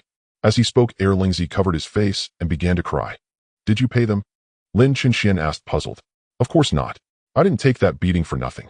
The enforcers saw my family's situation wasn't great, so they let it go. Erlangzi sobbed. They let you off? What kind of car did you hit? A bad feeling crept over Lin Chenxian. Could this guy have a police car? Otherwise, why would the enforcers show up? You're so dumb. Erlangzi looked at Lin Chenxian with disdain. Holy crap. At that moment, Lin Chenxian was utterly awestruck by Erlangzi. Not only had he hit a police car, but had also beaten up an enforcer and still got off without paying a cent. How incredible was that? Lin Chenxian finally understood why Uncle Fan had been so brutal with Erlungzi. If not for his simple-mindedness, he'd probably be in custody by now. Where's Dr. Lu Wenxian? Get her out here. I'm in so much pain. Erlungzi clutched his thigh, his face twisted in agony. Qianqian isn't here. Let me get you some bruise medicine. Lin Chenxian didn't waste words. He stood up, turned, and opened the pharmacy, pulling out 2 bottles of bruise medicine for Erlungzi. Having often been injured himself, Lin Chenxian was quite familiar with such remedies. Hey Xuanzi, I just forgot to ask. This is a clinic. Why are you here so late at night? Erlungzi took the medicine and looked at Lin Chenxian with confusion. Did you knock out Lu Wenxian so you could play on her computer? Lin Chenxian was speechless. Even if he had knocked out Lu Wenxian, he'd have other intentions, not just to play on her computer. Truly, the mind of a simpleton was hard for normal people to grasp. Oh, Xuanzi, I really envy you. You make so much money and get to play computer here every day. Forget it, I'm heading home. I need to find a job tomorrow. Erlungzi sighed deeply, clutching the medicine as he hobbled away. Erlungzi, weren't you working at the construction site? Why find another job? Lin Chenxian asked curiously. They fired me. No worries, I'll just find a new one tomorrow. Erlungzi patted his chest and grinned. A strong guy like me is welcome at any site. How much do you make a month at the site? Lin Chenxian asked. He was looking for a helper to farm, and the hardworking, resilient Erlungzi was the perfect candidate. 8,000 yuan. Erlungzi beamed. Pretty good, right? Heh. Lin Chenxian gave a bitter smile. It seemed this fool had been cheated again. With his strength, even hauling bricks, he could earn 3,000 a month. The foreman only gave him 1,000. Blatant exploitation. Forget it, don't look for work tomorrow. Come work for me at home. He'll pay you 1,000 a month. How about it? Lin Chenxian patted Erlungzi's shoulder with a smile. He was quite satisfied with Erlungzi's physical condition. Because Erlungzi's father had bad legs, Erlungzi had been doing farm work since childhood. He was skilled at growing crops and exceptionally hardworking. 8,000. Xuanzi, don't joke. Can you even afford it? Erlungzi said scornfully. Lin Chenxian didn't waste words. He pulled 1,000 yuan from his pocket and placed it in Erlungzi's hand. This is your first month's pay. If you agree, take it. If not, no hard feelings. Oh. Seeing the money, Erlungzi was stunned. He quickly grabbed it, stuffed it into his pocket, and nodded seriously. All right. From now on, I'll work like a beast for you. Tell me what to do, and I'll do it. Good. Lin Chenxian nodded and patted his shoulder. Go home and rest up first. Come report to me when you're better, got it? Yes, boss. Erlungzi agreed readily. Working in the village suited him. He didn't want to go to the county town. Though Erlungzi was simple, he was a filial son. With his father's bad legs, he felt no one would care for the old man if he left. Watching Erlungzi's retreating figure, Lin Chenxian smiled. It seemed he'd have someone to water the plants every day now. Watering 30 acres was no easy task and very time-consuming. He'd have to water each plant individually. Spending 1,000 yuan to have Erlungzi do it daily was worth it. After all, Lin Chenxian no longer cared about such a small sum. In the future, he'd need to set up a ranch and a farm. He couldn't do without managers. That night, Lin Chenxian slept very late. He spent the whole night pondering his future plans, deciding not only to build a breeding farm, but also a ranch and a fishery. He also planned to establish a company to sell crops. It wasn't until noon the next day that he groggily woke up. Last night, he'd realized the progress was too slow. He intended to lease a few more acres from the village chief to grow vegetables. With the white jade bottle, any vegetable he planted would be top-notch. He had no worries about sales as he still had Sun Meng's business card. As the manager of Wanfula, Sun Meng would never pass up good produce. That afternoon, he went to the village chief, Hu Dahai's home, intending to lease another 10 acres of land to grow vegetables for supply to the Wanfulu restaurant in the county town. Village chief ID liked to lease another 10 acres of good land to grow vegetables. Lin Chenxian found Hu Dahai and stated his purpose. All right. The 10 acres at the village entrance are yours. Go ahead and plant. Feel free to come and lease land anytime. Almost all the young people in our village work in the city, and no one farms. It pains my heart to see such good land lying fallow. Hu Dahai sighed as he spoke. He was also very supportive of Lin Chengshuan's idea. Village chief, I plan to rent those 10 acres for a year first. About how much would it cost? Lin Chenxian felt that since the 10 acres belonged to the village, it wouldn't be right not to pay. Since no one is farming those 10 acres anyway, just go ahead and plant first. We'll talk about money when you've made a profit, Hu Dahai said with a beaming smile. As an old farmer, he felt distressed seeing the village's good land wasted. Now that someone was willing to farm, how could he bring himself to charge money? All right then. Lin Chenxian didn't decline and agreed. After all, this was his first attempt at vegetable farming, and he wasn't sure about the harvest. After leaving the village chief's house, Lin Chenxian went straight to the 10 acres at the village entrance. These fields were not too far from his home, with fertile soil and ample water, making them ideal for growing vegetables.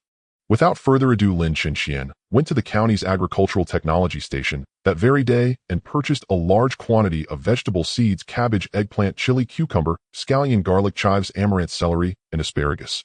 Exactly 10 varieties. With 10 acres of land, planting one vegetable per acre seemed perfect. However, Lin Chenxian didn't rush to sow the seeds into the soil, for vegetable farming was truly an art. To grow vegetables of exquisite flavor, the seeds must first be sterilized. Seeds often carry bacteria. To reduce seedling diseases, ensure healthy growth of the sprouts, provide people with wholesome vegetables, and avoid wasting one's labor, it's best to perform simple disinfection before sowing. For seeds generally purchased from the market, the warm water soaking method suffices. Soak the seeds in hot water at 60 C for 10 to 15 minutes, then reduce the water temperature to 30 C and continue soaking for 3 to 4 hours. Finally, remove and let them dry. For seeds with dirty surfaces, long storage times, or contamination, a chemical solution soaking method can be used. Commonly, a 100-fold dilution of formalin is used.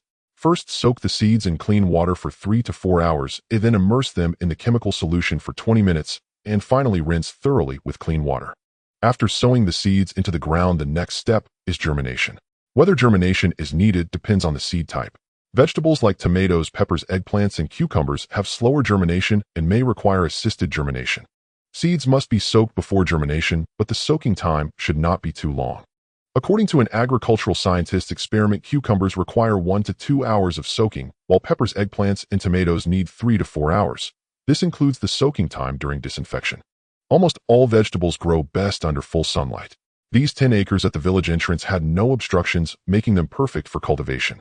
After purchasing the seeds, Lin Chenxian returned home directly, intending to soak the vegetable seeds for disinfection and plant them the next day. After several days of rest, Xia Bingbing's ankle had improved considerably, and she could now walk. Limping over to Lin Chenxian, she patted his shoulder and asked with a grin, "Top agent, when are we going on a mission? Haven't you heard the saying? Obey your superior's orders. I'm currently awaiting instructions. Your top priority now is to recover from your foot injury." Lin Chenxian shot Xia Bingbing a dismissive glance. He was beginning to understand why Wang Chong found her troublesome and had pawned her off on him. Okay. Xia Bingbing nodded cheerfully. She pulled a brand new phone from her pocket and handed it to Lin Chenxian, saying with a smile, "Top agent, I had someone send me a phone just now. You don't have one yet, do you? I'm giving this phone to you. If you need any assistance with future missions, just call me immediately. Both my number and Chanxian's are saved in it." Holy crap. Lin Chenxian quickly shook his head. "I can't accept this gift. It's too valuable." Xia Bingbing placed the phone into Lin Chenxian's hand and said nonchalantly, "Valuable? It's only a few $1,000. Only a few $1,000. It seems Xia Bingbing was indeed no ordinary heiress, not even batting an eye at a few thousand yuan. Seeing Lin Chenxian reluctant to take it, she said with some irritation, "Just take it when I give it to you. Don't make me angry, okay? It's just a few $1,000, not a fortune." All right. Lin Chenxian didn't refuse and accepted the phone. He indeed needed one now for future business communications. As for the cost, he would buy Xia Bingbing a gift later when he made big money to repay her. With the new phone, Lin Chenxian was overjoyed. This was the first time in his life he had owned a mobile phone. With excitement, he called Lu Wenxian. Soon Lu Wenxian answered, "Hello, who is this?" It's me," Lin Chenxian said cheerfully. This was his first time calling Lu Wenxian. "Oh, Chenxian, did Bingbing give you the phone?" Lu Wenxian's sweet voice came through the line. "Brother, why are you sitting on the ground?" Ling's voice suddenly reached Lin Chenxian's ears. "It's nothing." Lin Chenxian smiled, stood up, and looked up at Lingzi as he asked, "Why are you here? Are your injuries not healed yet? Want me to get you some more ointment?" No need. This little injury is nothing to me. Actually, my father wants to see you," Lingzi said with his head lowered. "Your father wants to see me?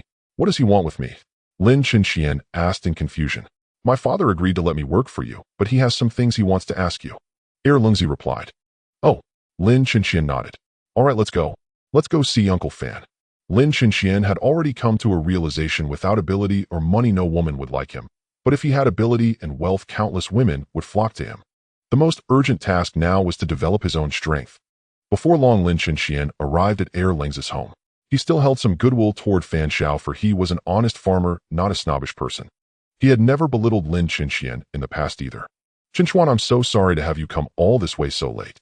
Fan Xiao saw Lin Chenxian arriving at his home and immediately greeted him with a smiling face. It's nothing, Uncle Fan. I heard from Erlingzi that you wanted to see me. Is there something you need? Lin Chenxian said with a smile. About Erlingzi working for you, I wanted to ask what kind of work does he usually do? Fan Xiao asked with a furrowed brow. 1,000 yuan a month. Isn't that too high? Don't let it cost you money. Hehe, Erlingzi's work here is very easy, just watering the corn. I plan to plant some vegetables tomorrow and have him deliver them to the county town.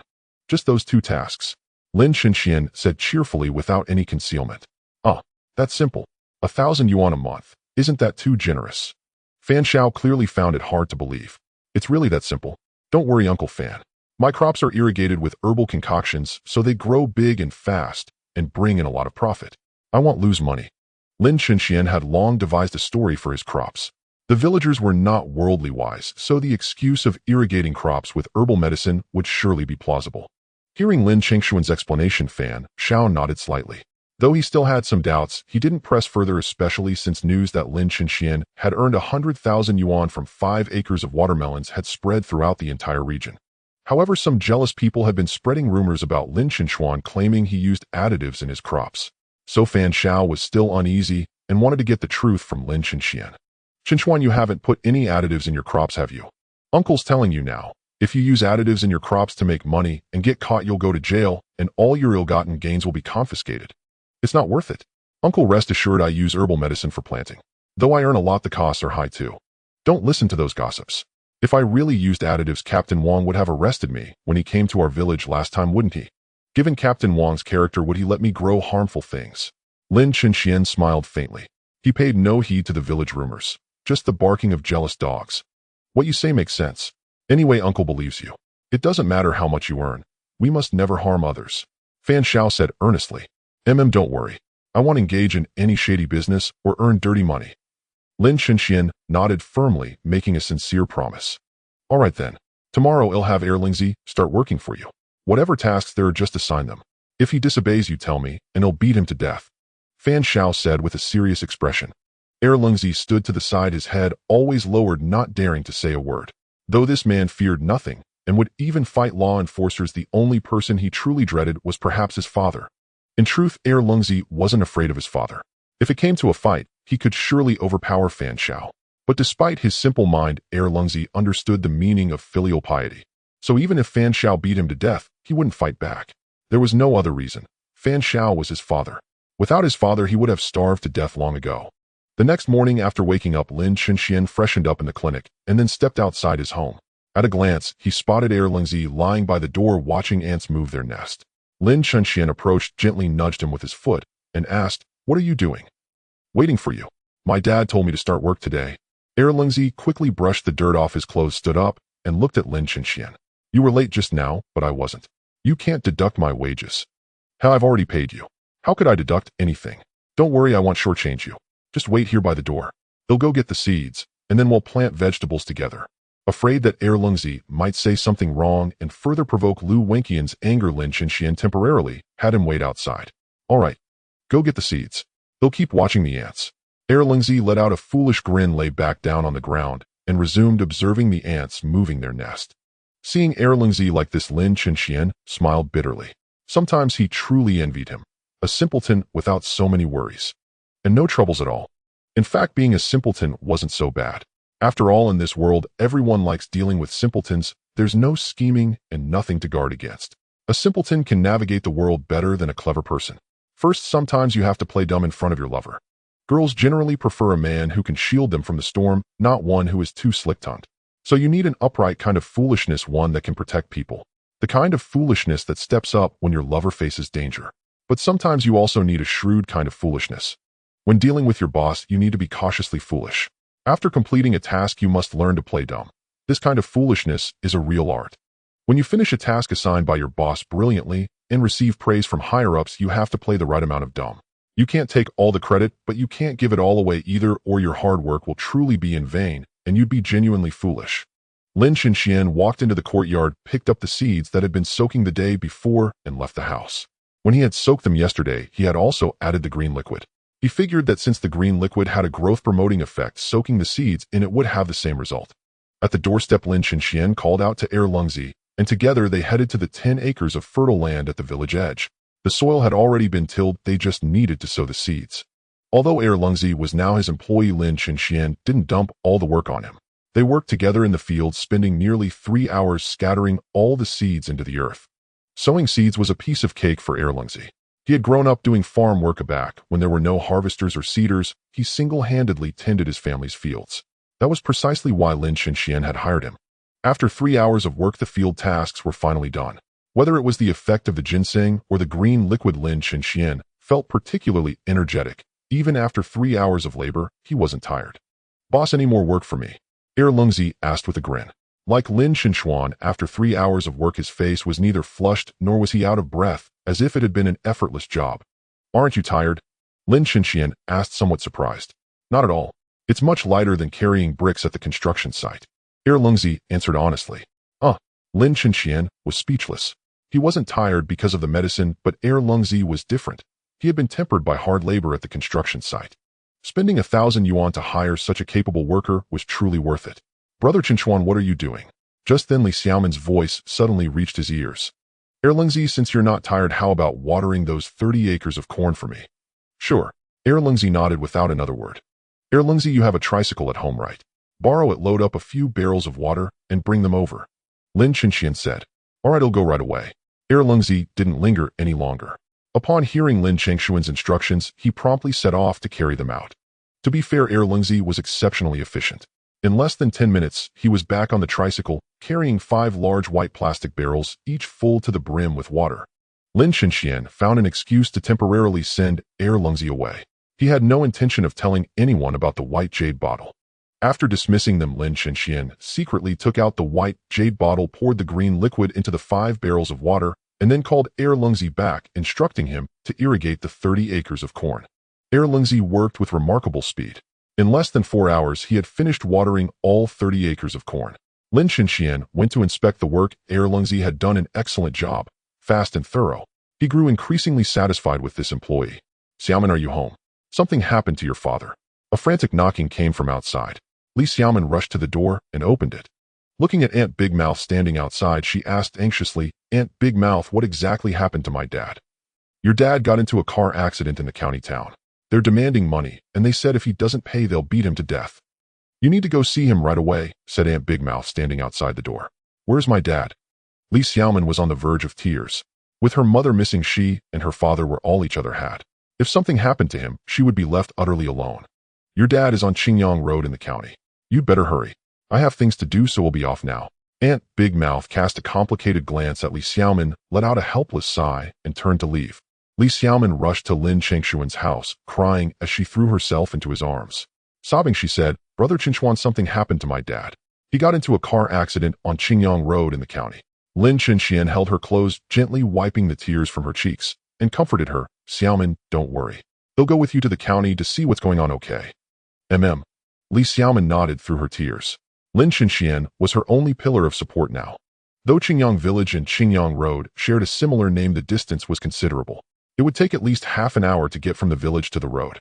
Lin Chenxian borrowed Lungzi's bicycle and sped off towards Qingyang Road, with Li Xiaoman racing as fast as he could. Qingyang Road was near the center of Qingyuan County. At that moment, the street was packed with people crowding layer upon layer. From within the crowd, cries of pain and angry shouts erupted intermittently. "Hey, Li Dado, I never expected you to be so bold. You actually dared to touch my car. Looks like you've got a death wish." A fat man and a skinny fellow thin as a bamboo pole cornered Li Datu, shouting arrogantly, "Hey, have you no sense of reason? They'll say it again, I didn't hit your car. You hit me." Li Data's face flushed red with anger. In over 40 years of life, he had never met such unreasonable people. That morning, he had gone to the county to buy fertilizer and pesticide. As soon as he reached Qingyang Road, a car suddenly rushed up and hit him. Fortunately, he wasn't injured. Li Dadu was an honest farmer. Even after being hit, he said nothing and didn't ask for compensation. But although Li Dada didn't demand payment, the 2 men in the car refused to let it go. They insisted that Li Dada had damaged their car and demanded compensation. How could Li Dada tolerate this? Though he had been a pushover his whole life, he could never accept such blatant extortion. They hit him and still wanted him to pay. It was simply unreasonable. Slap. The fat man struck Li Dada hard across the face, yelling, "Listen up, you bastard. Give me $1,000 right now, or he'll kill you today, got it?" A country bumpkin like you, what are you even doing in the county? You're a damn disgrace. Li Dada was furious. Not only were they extorting him, but they were also assaulting him. Clutching his face, he glared at the fat man and roared, I'm telling you. Even if I die, I won't pay you a cent. You're the one who hit me. They'll call the police and let them handle this. The skinny youth, thin as a bamboo pole, lifted his leg and kicked Li Dada hard in the stomach. Li Dada, a simple farmer, couldn't withstand the force. He grunted in pain and was instantly knocked to the ground. The bamboo pole youth crouched down, pointing a finger at the fallen Li Dada, and snarled, I'm warning you, don't be ungrateful. We're working for Brother Huang Mao. Ever heard of him? If you mess with us, he'll not only kill your whole family, he'll dig up your ancestors' graves. Hand over $1,000 now, or don't blame us for being rough. Li Dada curled up on the ground, his face twisted in pain as he clutched his stomach. Yet he still refused to yield.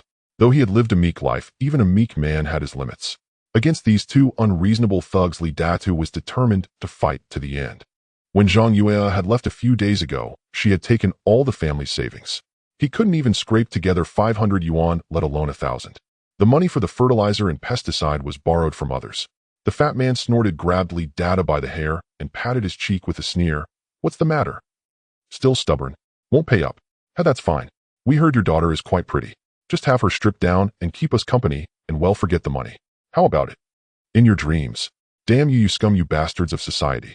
You think you're worthy of laying a hand on my daughter. Don't you dare dream. Li Dada gritted his teeth, his face burning with rage. Now he understood why these two were picking a fight with him. They were after his daughter. As said before, Li Dada had achieved nothing in his life. His only pride was his beautiful daughter. He would rather die than let her suffer humiliation at the hands of these social outcasts. Screw you. Who are you calling scum? Fine. When your daughter gets here, he'll do her right in front of you today. The bamboo pole youth viciously kicked Li Dada twice. He hadn't expected Li Dada to be so stubborn. Even after being beaten this badly, he still refused to give in. In truth, these two thugs had long set their sights on Li Dada's daughter, yet lacking a pretext to approach her, they devised this scheme to use Li Dada's collision as leverage, forcing Li Xiaoman to yield to their desires. Before this, they had investigated Li Dada's circumstances, a notorious pushover in the village. They assumed a simple threat would compel him to deliver his beautiful daughter to their doorstep, granting them their amusement. Yet they never anticipated that this perennial coward would show such stubbornness today, refusing to hand over his daughter at any cost. But this mattered little. They had learned that Li Xiaoman was a filial daughter of the village. Once she arrived witnessing her father's beating, she would surely be unable to bear it and willingly surrender herself to them. The more they thought about it, the more exhilarated they grew, and the force of their kicks against Li Dada intensified. After all, they were underlings of the yellow-haired one. Even if trouble arose, he would handle it. As for the engagement between Li Xiaoman and Boss Wang, they remained unaware. Boss Wang had chosen not to disclose this to his men, fearing ridicule for his pursuit of a younger woman, a matter too shameful to spread. The onlookers watched in terror as Li Dada lay on the ground, brutally kicked by the two youths. Many felt pity, and some quietly pulled out their phones to call the police, yet none dared intervene, for the yellow-haired one's reputation had already taken deep root in Qingyuan County. Hey, what the hell do you think you're doing? Stop right now. At that moment, a furious roar echoed across Qingyang Road. The owner of that roar was none other than Lin Chenxian and Li Xiaoman, who had just arrived on their bicycles. They'll fucking kill you. Who the fuck dares to meddle in my affairs? Don't you want to live? The fat man spewed vulgarities as he turned toward the voice. Upon seeing Lin Chenxian, a sneer of contempt curled on his lips. As mentioned before, he was the yellow-haired one's underling, having previously accompanied him to collect debts in the village, and thus had encountered Lin Chenxian before. In the past, he had even beaten Lin Chenxian until he was bruised and battered, leaving him sprawled on the ground. Now seeing him again, he felt nothing but disdain. Kid, was it you who shouted just now? The fat man's face twisted with contempt as he glared at Lin Chenxian. Yes. Lin Chenxian nodded and strode forward, his expression betraying not a trace of fear. Seeing her father beaten so savagely, Li Xiaoman's beautiful face blazed with fury. Had she been a man, she would have charged at these two despicable brutes without hesitation. Ah Chenxian, what are you doing here? Take Xiaoman and get out of here quickly. Li Dada cried out in alarm upon seeing them approach. These scoundrels' sole aim was to get their hands on Li Xiaoman. How could Lin Chenxian be so foolish as to deliver the lamb straight into the tiger's den? Before Li Dada could say more, the lanky youth delivered a vicious kick to his lips, splitting them open and leaving him spitting blood, writhing in agony on the ground. Dad! Tears streamed down Li Xiaoman's face as she rushed to her father's side, her heart aching. Dad, are you okay? Sob. Dad. The lanky youth sidled up to Li Xiaomin, forcibly wrapping an arm around her slender waist, a lecherous grin spreading across his face. Hey there, beautiful, your old man smashed my car, and that's going to cost a fortune. Since he can't pay up, we had to teach him a lesson. But don't worry. If you're willing to keep us company, well, let the debt slide. The fat man also approached Li Xiaomin, lifting her chin with a leer. What a pretty girl. What a tempting little mouth. Let us brothers have a taste today. With that, the fat man puckered his lips, utterly disregarding the crowd, and leaned in to kiss Li Xiaomin. As the yellow-haired one's underlings, they were accustomed to bullying others with impunity. Seeing the girl he loved about to be violated, Lin Chenxian could no longer contain his rage. He grabbed a brick from the roadside and slammed it with all his might into the fat man's head. The blow struck with such force that the thug collapsed to his knees, clutching his head as crimson blood seeped through his fingers while the brick shattered into several pieces. You fucking dare to fight back. The lanky youth, seeing his companion struck, erupted in fury and threw a heavy punch at Lin Chengshuan's face. Empowered by the green liquid, Lin Chengshuan's senses were heightened, allowing him to easily dodge the incoming blow. In the next instant, Lin Chenxian executed the simplest technique from the capture strike combat routine, wrist entanglement followed by a thrusting punch. He stepped forward into a bow stance, driving his right fist forward with explosive force, landing a solid blow to the lanky youth's chest. In the next instant, Lin Chenxian executed the simplest technique from the capture strike combat routine, wrist entanglement followed by a thrusting punch. He stepped forward into a bow stance, driving his right fist forward with explosive force, landing a solid blow to the lanky youth's chest. Ah! The bamboo pole screamed, clutching his chest as he stumbled backward. Lin Chenxian gave him no chance to retaliate. He stepped forward, seized the bamboo pole's arms, and twisted them with force. A crisp crack echoed as the bamboo pole's thin arm was dislocated. Ah! The bamboo pole's face contorted in agony. Gritting his teeth, he glared at Lin Chenxian and said, "I'm one of Yellowhair's men. You've crossed him, and he won't let you off. Just wait for your doom." If you weren't one of Yellowhair's men, I wouldn't have struck so hard." Lin Chenxian snorted coldly. After dislocating the bamboo pole's arm, he delivered a vicious kick to his head, knocking him unconscious. At that moment, a flute sound echoed around them. Whoa, whoa. And soon Wang Chong approached with 3 or 4 men. "Lin Chenxian, what's going on here?" Wang Chong asked with a displeased expression. Lin Chenxian stepped forward and recounted the incident. However, this was merely Lin Chengshuan's account. To verify his words, Wang Chong inquired with the bystanders about the situation. The surrounding crowd testified, all stating that Lin Chenxian had acted bravely, while the bamboo pole and the fat man had not only assaulted others, but also publicly molested. A virtuous woman. After gathering the witnesses' statements, Wang Chong nodded, believing Lin Chengshuan's account. He approached the fat man and the bamboo pole, finding both unconscious. The fat man in particular had been struck so hard by Lin Chengshuan's brick that his eyes had rolled back, his fate uncertain. "Call an ambulance immediately. Send these 2 to the hospital. Keep them under strict guard so they can't escape, and also take this gentleman to the hospital." Wang Chong turned to his subordinates and ordered, "Captain Wang, these 2 are scum of society. If they die, they die. Why save them?" A disgruntled voice emerged from the crowd. Exactly.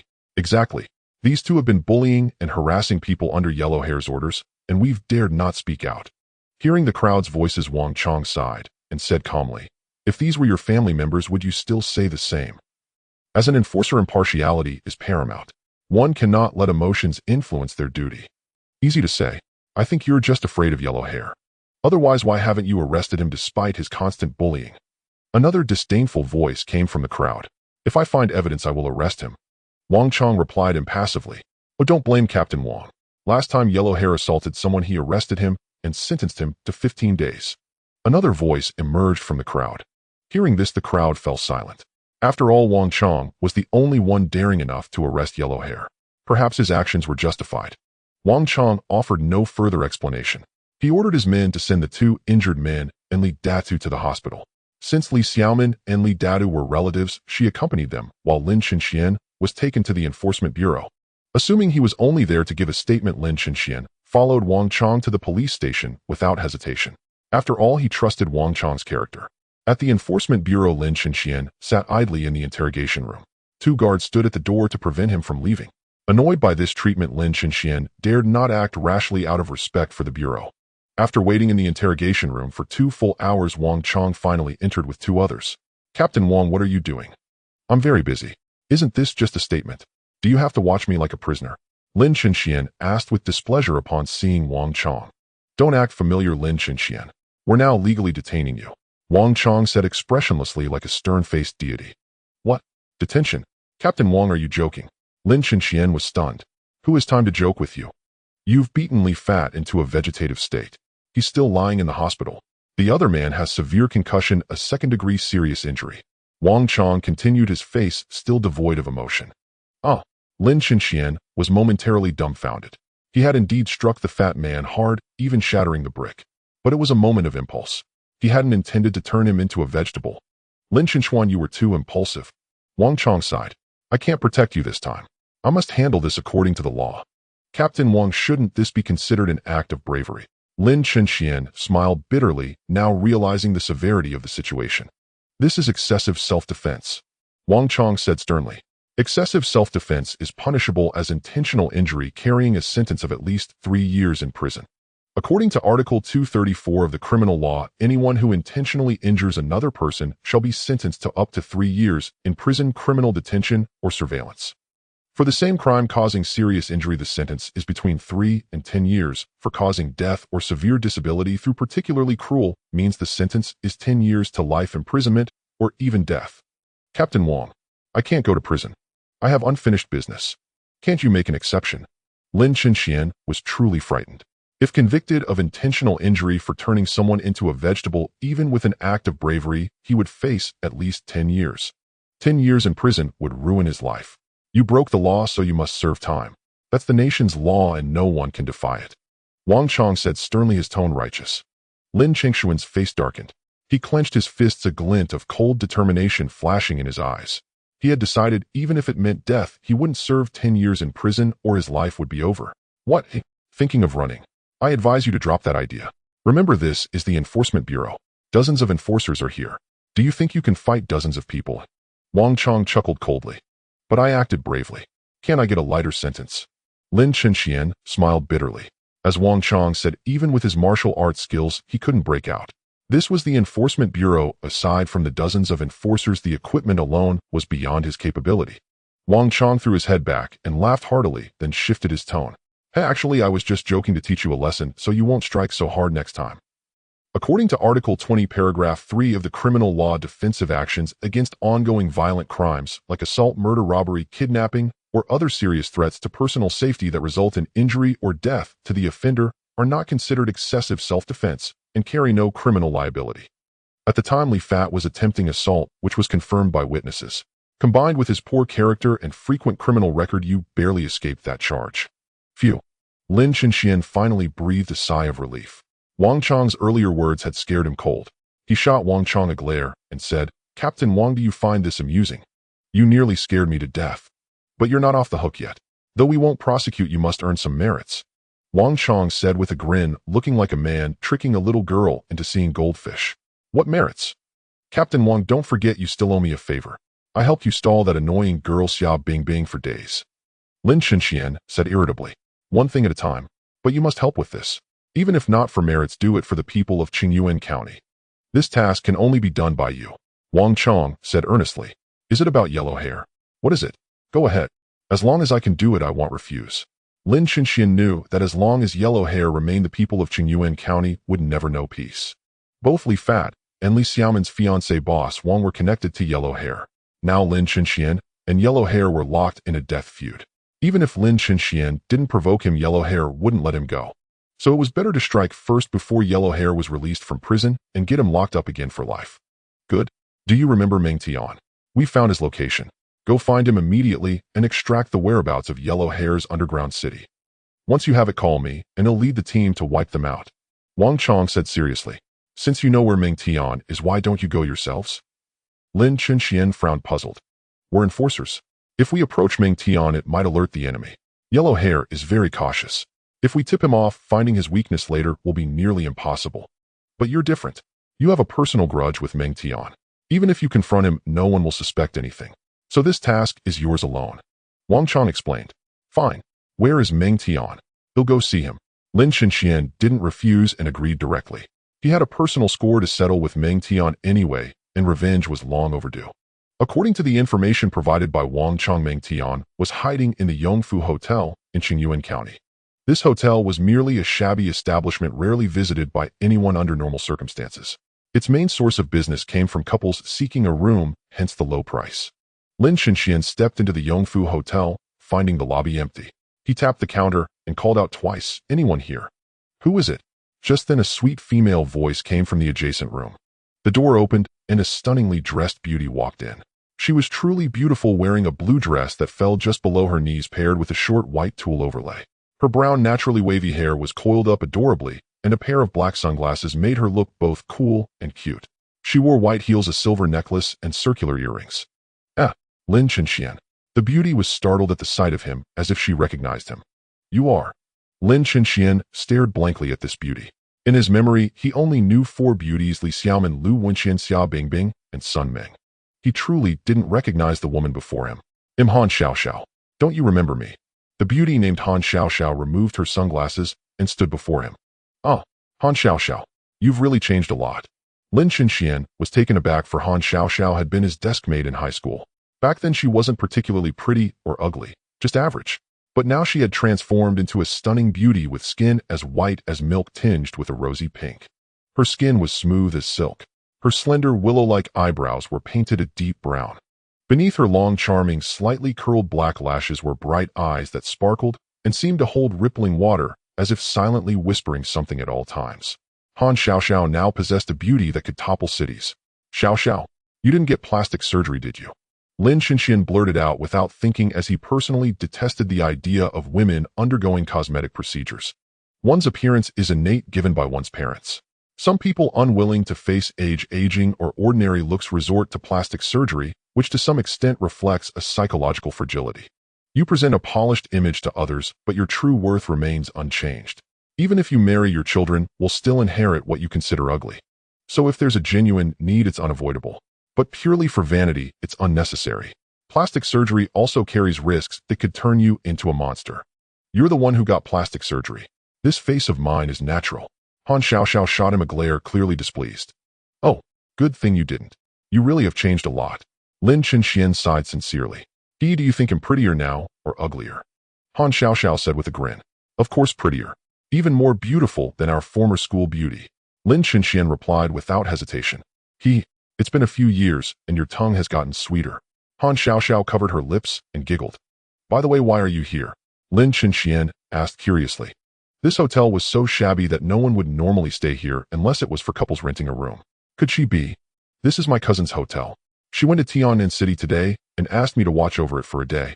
Don't get any ideas. I don't have a boyfriend yet," Han Xiaoxiao said with a smile. "I see. I'm here to find someone.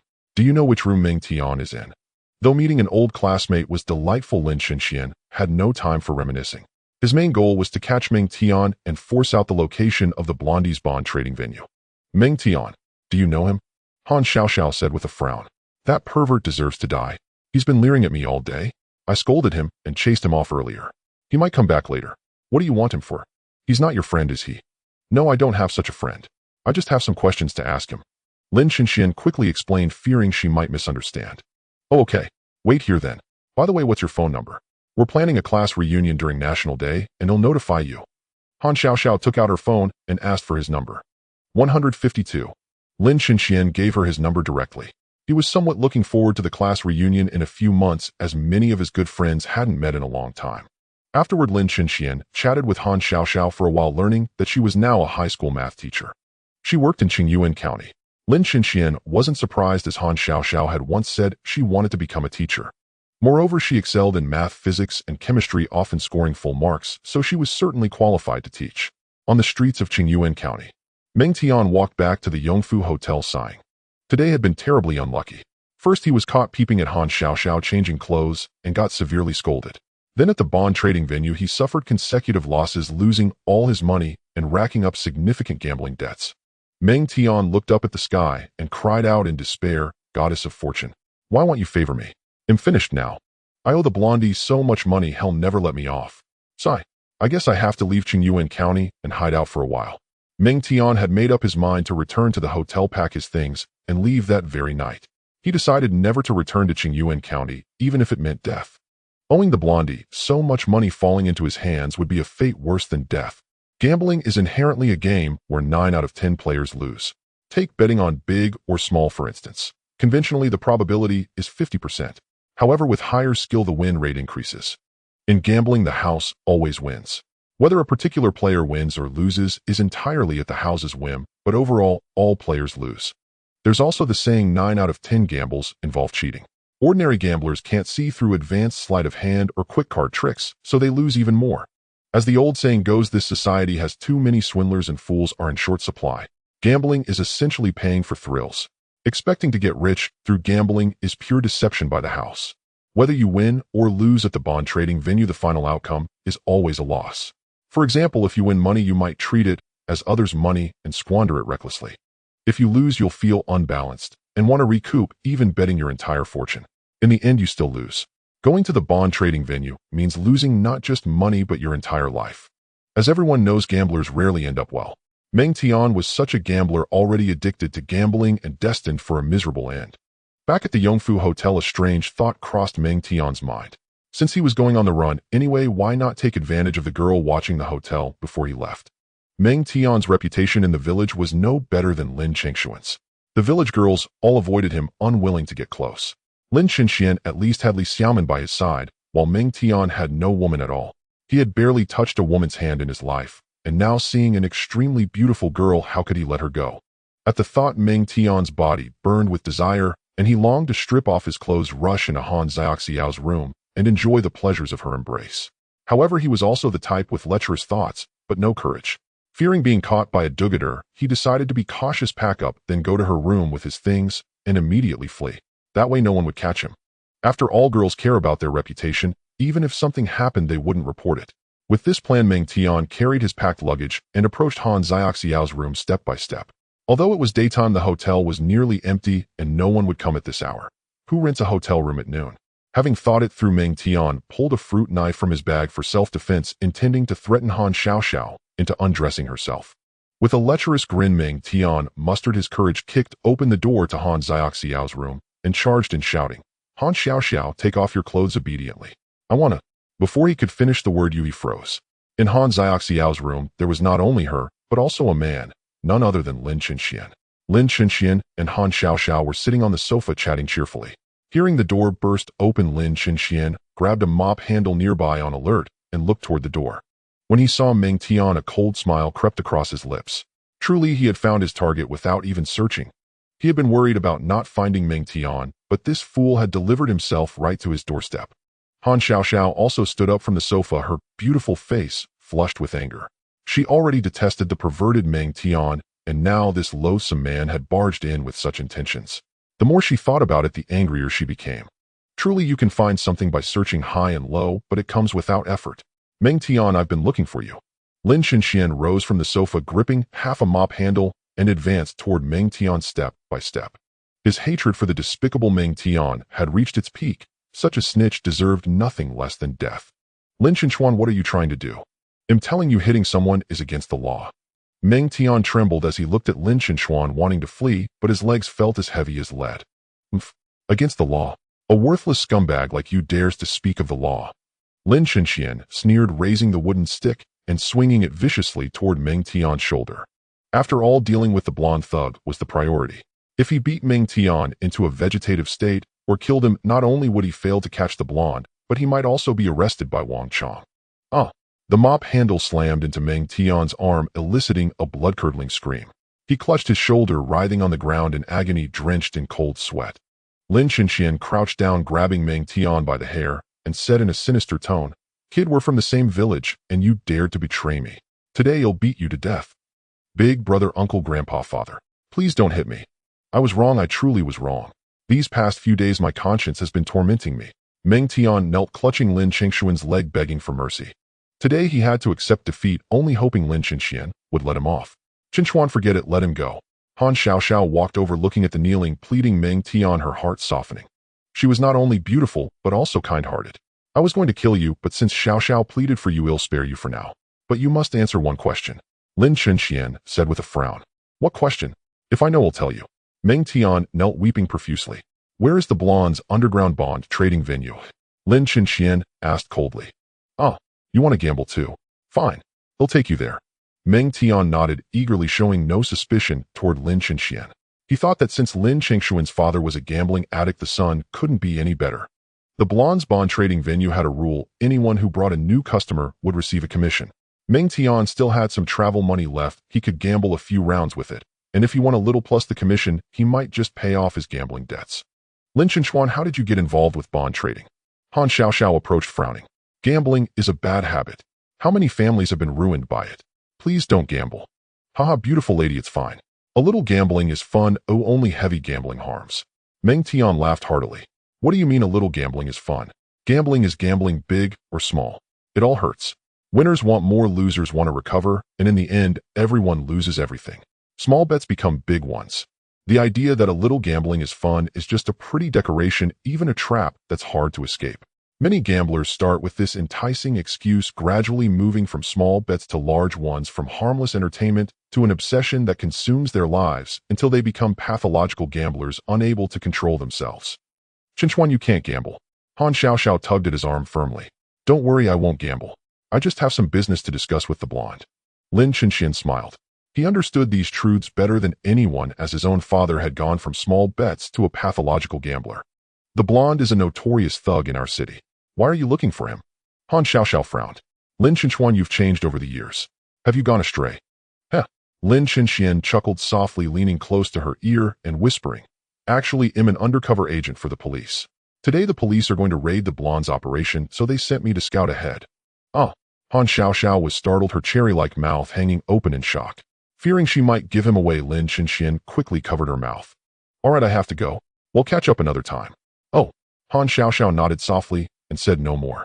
Meng Tian found the scene a bit odd, but didn't overthink it. He never connected Lin Chenxian with the police since they were from the same village, and Lin Chenxian had always been a simple farmer. Soon Meng Tian led Lin Chenxian to the convenience store above the bond trading venue. Without any suspicion, he pointed at the store's entrance and said proudly, Chenxuan, since we're buddies, I'll tell you the bond venue is behind this store. It's guarded all around so no cops will come. It's very safe. Without me, you'd never get in to gamble. Hep. Lin Chenxian chuckled, saying nothing. No wonder Wang Chong couldn't find the blonde's bond venue. It was beneath this convenience store. The blonde was bold enough to set up shop right in the county center. Not only was the venue hidden, but the entrance was also extremely concealed, inside the women's restroom. Meng Tian led Lin Chenxian into the restroom. Initially hesitant, Lin Chenxian had no choice but to follow once he learned the entrance was there. This restroom was off-limits to outsiders, accessible only to regular customers of the bond venue. Upon entering, Lin Chenxian discovered that the restroom was merely a facade. It was actually an elevator guarded by two burly men in black. One of the guards eyed Lin Chenxian and asked Meng Tian, "Who is he? I've never seen him before." Haha, this is Lin Chenxian. His father used to gamble here often. He's a regular, don't worry. Meng Tian laughed heartily. Oh, so you're Lin Chenxian. You've had a falling out with our boss, and yet you dare to come. No matter, our venue welcomes all comers. Even if you have a grudge with our boss, we won't turn you away. Please come in, the guard said with a smile. Though they wouldn't openly beat him behind the scenes, they'd make sure he lost plenty. After all, the entire venue was under their control. Who won or lost was entirely up to them. Lin Chenxian nodded silently and followed Meng Tian onto the elevator. The basement of the store was immense and deep, descending about 30 meters before stopping. Lin Chenxian stepped out and looked around. The space was vast and brightly lit with all kinds of gambling equipment, dominoes, mahjong dice, and more. After entering the venue, Meng Tian turned to Lin Chenxian and said with a grin, "Bro, what do you want to play? Dominoes, mahjong, dice, or poker? I need to use the restroom first. Do you know where it is?" Lin Chenxian figured it was time to contact Wang Chong and needed an excuse to slip away. "It's over there. I'm going to play. After you're done, come find me at the dice table, where we bet on big or small." Meng Tian harbored no suspicion. Once inside, he eagerly rushed to the venue, exchanged chips, and started playing. After Meng Tian left, Lin Chenxian pretended to have a stomachache and entered the restroom. Certain no one was watching, he pulled out his phone to call Wang Chong. But when he looked at his phone, he was stunned. There was no signal at all. 30 meters underground, of course, there wouldn't be any signal. Lin Chenxian was almost in tears. Had overlooked such a critical detail. "Hey, you in there? Are you done yet? Get the hell out." Suddenly, a gruff voice came from outside the restroom. Fearing trouble, Lin Chenxian quickly opened the door to find a burly man with a steel pipe in hand. "Kid, are you a spy? Trying to tip off the cops, huh?" The man glared at Lin Chenxian. "Impossible." Lin Chenxian laughed. "I'm here to play myself. If I were tipping off the cops, I wouldn't be here. My dad's a regular here. Why would I snitch? Bro, I know the law. Article 32, Clause 1 of the Public Security Administration punishments gambling or providing conditions for gambling shall result in detention of up to 15 days, a fine of up to 3 yuan, or both or labor education as stipulated. If it constitutes a crime, criminal liability shall be pursued. Oh, kid, you know the law so well. You must be a cop. The man grabbed Lin Chenxian by the collar and dragged him out. Lin Chenxian frowned, seized the man's arm, and glared at him. I told you to let go. I'm not a cop. Screw you. The man threw a punch at Lin Chenxian's eye without warning, giving him a black eye. Now furious, Lin Chenxian grabbed the man's hair, shoved his head down, and drove his knee hard into the man's face. The man hadn't expected Lin Chenxian to fight back. Caught off guard, he took the full force of the blow. Lin Chenxian's strike was so powerful that it bloodied the man's face, shattered his nose bridge, and knocked out several teeth. The man hadn't expected Lin Chenxian to fight back. Caught off guard, he took the full force of the blow. Lin Chenxian's strike was so powerful that it bloodied the man's face, shattered his nose bridge, and knocked out several teeth. The man hadn't expected Lin Chenxian to fight back. Caught off guard, he took the full force of the blow. Lin Chenxian's strike was so powerful that it bloodied the man's face, shattered his nose bridge, and knocked out several teeth. The man hadn't expected Lin Chenxian to fight back. Caught off guard, he took the full force of the blow. Lin Chenxian's strike was so powerful that it bloodied the man's face, shattered his nose bridge, and knocked out several teeth. The man hadn't expected Lin Chenxian to fight back. Caught off guard, he took the full force of the blow. Lin Chenxian's strike was so powerful that it bloodied the man's face, shattered his nose bridge, and knocked out several teeth. The man hadn't expected Lin Chenxian to fight back. Caught off guard, he took the full force of the blow. Lin Chenxian's strike was so powerful that it bloodied the man's face, shattered his nose bridge, and knocked out several teeth. The man hadn't expected Lin Chenxian to fight back. Caught off guard, he took the full force of the blow. Lin Chenxian's strike was so powerful that it bloodied the man's face, shattered his nose bridge, and knocked out several teeth. The man hadn't expected Lin Chenxian to fight back. Caught off guard, he took the full force of the blow. Lin Chenxian's strike was so powerful that it bloodied the man's face, shattered his nose bridge, and knocked out several teeth. The man hadn't expected Lin Chenxian to fight back. Caught off guard, he took the full force of the blow. Lin Chenxian's strike was so powerful that it bloodied the man's face, shattered his nose bridge, and knocked out several teeth. The man hadn't expected Lin Chenxian to fight back. Caught off guard, he took the full force of the blow. Lin Chenxian's strike was so powerful that it bloodied the man's face, shattered his nose bridge, and knocked out several teeth. The man hadn't expected Lin Chenxian to fight back. Caught off guard, he took the full force of the blow. Lin Chenxian's strike was so powerful that it bloodied the man's face, shattered his nose bridge, and knocked out several teeth. The man hadn't expected Lin Chenxian to fight back. Caught off guard, he took the full force of the blow. Lin Chenxian's strike was so powerful that it bloodied the man's face, shattered his nose bridge, and knocked out several teeth. The man hadn't expected Lin Chenxian to fight back. Caught off guard, he took the full force of the blow. Lin Chenxian's strike was so powerful that it bloodied the man's face, shattered his nose bridge, and knocked out several teeth. The man hadn't expected Lin Chenxian to fight back. Caught off guard, he took the full force of the blow. Lin Chenxian's strike was so powerful that it bloodied the man's face, shattered his nose bridge, and knocked out several teeth. The man hadn't expected Lin Chenxian to fight back. Caught off guard, he took the full force of the blow. Lin Chenxian's strike was so powerful that it bloodied the man's face, shattered his nose bridge, and knocked out several teeth. The man hadn't expected Lin Chenxian to fight back. Caught off guard, he took the full force of the blow. Lin Chenxian's strike was so powerful that it bloodied the man's face, shattered his nose bridge, and knocked out several teeth. The man hadn't expected Lin Chenxian to fight back. Caught off guard, he took the full force of the blow. Lin Chenxian's strike was so powerful that it bloodied the man's face, shattered his nose bridge, and knocked out several teeth. The man hadn't expected Lin Chenxian to fight back. Caught off guard, he took the full force of the blow. Lin Chenxian's strike was so powerful that it bloodied the man's face, shattered his nose bridge, and knocked out several teeth. The man hadn't expected Lin Chenxian to fight back. Caught off guard, he took the full force of the blow. Lin Chenxian's strike was so powerful that it bloodied the man's face, shattered his nose bridge, and knocked out several teeth. The man hadn't expected Lin Chenxian to fight back. Caught off guard, he took the full force of the blow. Lin Qingshuan's strike was so powerful that it bloodied the man's face, shattered his nose bridge, and knocked out several teeth. The man hadn't expected Lin Qingshuan to fight back. Caught off guard, he took the full force of the blow. Lin Qingshuan's strike was so powerful that it bloodied the man's face, shattered his nose bridge, and knocked out several teeth. The man hadn't expected Lin Qingshuan to fight back. Caught off guard, he took the full force of the blow. Lin Qingshuan's strike was so powerful that it bloodied the man's face, shattered his nose bridge, and knocked out several teeth. The man hadn't expected Lin Qingshuan to fight back. Caught off guard, he took the full force of the blow. Lin Qingshuan's strike was so powerful that it bloodied the man's face, shattered his nose bridge, and knocked out several teeth. The man hadn't expected Lin Qingshuan to fight back. Caught off guard, he took the full force of the blow. Lin Qingshuan's strike was so powerful that it bloodied the man's face, shattered his nose bridge, and knocked out several teeth. The man hadn't expected Lin Qingshuan to fight back. Caught off guard, he took the full force of the blow. Lin Qingshuan's strike was so powerful that it bloodied the man's face, shattered his nose bridge, and knocked out several teeth. The man hadn't expected Lin Qingshuan to fight back. Caught off guard, he took the full force of the blow. Lin Qingshuan's strike was so powerful that it bloodied the man's face, shattered his nose bridge, and knocked out several teeth.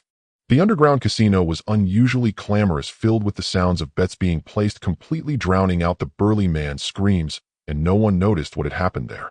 Lin Qingshuan moved the burly man to the restroom and walked out as if nothing had occurred. He knew that at moments like this he must remain calm, and any sign of panic might arouse suspicion and lead to trouble. Since he was already there, not playing a few rounds might raise suspicion, but Lin Qingshuan had no intention of wagering much. He simply exchanged 1,000 yuan for chips. Initially, Lin Qingshuan had no desire to win money. He only wanted to lose that 1,000 yuan and then leave to inform Wang Chong. "Qingshuan, you're so slow. I've already finished a round. My luck is good today. I've won 3,000 yuan. How many chips are you planning to exchange?" Meng Tian asked, holding a large stack of chips with a beaming smile. "He'll just play with 1,000 yuan. Lin Qingshuan sneered inwardly. No wonder Blondie could run the place so well. If Meng Tian brought him here and he lost everything, had never come back. But if Meng Tian won money in front of him, Lin Qingshuan might be tempted to keep playing, gradually becoming a gambler. It had to be said, Blondie had his own skills to establish himself in Qingyuan County. Originally, Lin Qingshuan saw Blondie as just a petty thug, but now it was clear Blondie was far from ordinary. Petty thugs only commit minor crimes that disturb public order, but Blondie was different. He was involved in major offenses like organizing a large-scale entertainment venue with strict personnel and clear division of labor. He pursued maximum economic gain through illegal means, causing far greater social harm and impact than any petty thug. Such organizations often use legitimate identities to conceal their illegal activities and goals, and once the leader accumulates enough wealth, they usually seek a prominent status and position. In contrast, petty thugs are just aimless loafers, penniless, reckless, and only capable of minor disturbances. Standing there, Lin Qingshuan almost admired Blondie. An ordinary thug could never reach his level, making it incredibly difficult to deal with him. Lin Qingshuan took out 1,000 yuan in cash and went to the counter to exchange for chips. The woman in charge frowned slightly, showing a hint of displeasure, but eventually gave him the chips. "Only exchanging 1,000 yuan. You're so stingy," Meng Tian said, standing aside with a pout. "If I do well, I'll exchange more later." Lin Qingshuan walked over to the Big Small table with his 1,000 yuan chips. Big Small was one of the simplest games. The rules were simple. The dealer rolled the dice, and the players bet on whether the total would be big or small. Winning doubled the bet, or losing meant the bet went to the dealer. There was also a rare outcome called a triple, where all 3 dice showed the same number. Since each dice roll was independent of the previous one, the probability of rolling big or small remained constant. In other words, it was a pure game of chance based on dice. In Sick Bow, players bet against the dealer. Before each round, the dealer shook 3 dice in a covered container. Once all bets were placed, the dealer opened the container and paid out. The most common bet was on whether the dice total would be big or small. The key to playing Big Small was not to be greedy and to quit while ahead. It was mostly about luck. However, people were inherently greedy, unable to stop when winning, always thinking the next round would bring more. Most people felt indifferent when winning, but panicked when losing, eager to win back their losses by placing bigger bets. Not realizing this only led to greater losses. "Place your bets. Bets are closed. Start wagering," the dealer shouted, shaking the dice 6 times before slamming the dice cup onto the table. The crowd began placing their chips on the table, some on big, some on small. Meng Tian bet 1,000 yuan on big. Lin Chenxian didn't bet this time, he decided to observe first. After everyone placed their bets, the dealer opened the cup and announced the numbers loudly, 131. For points, small. Those who had bet on big cursed loudly, while those who bet on small gleefully collected their chips. Damn it.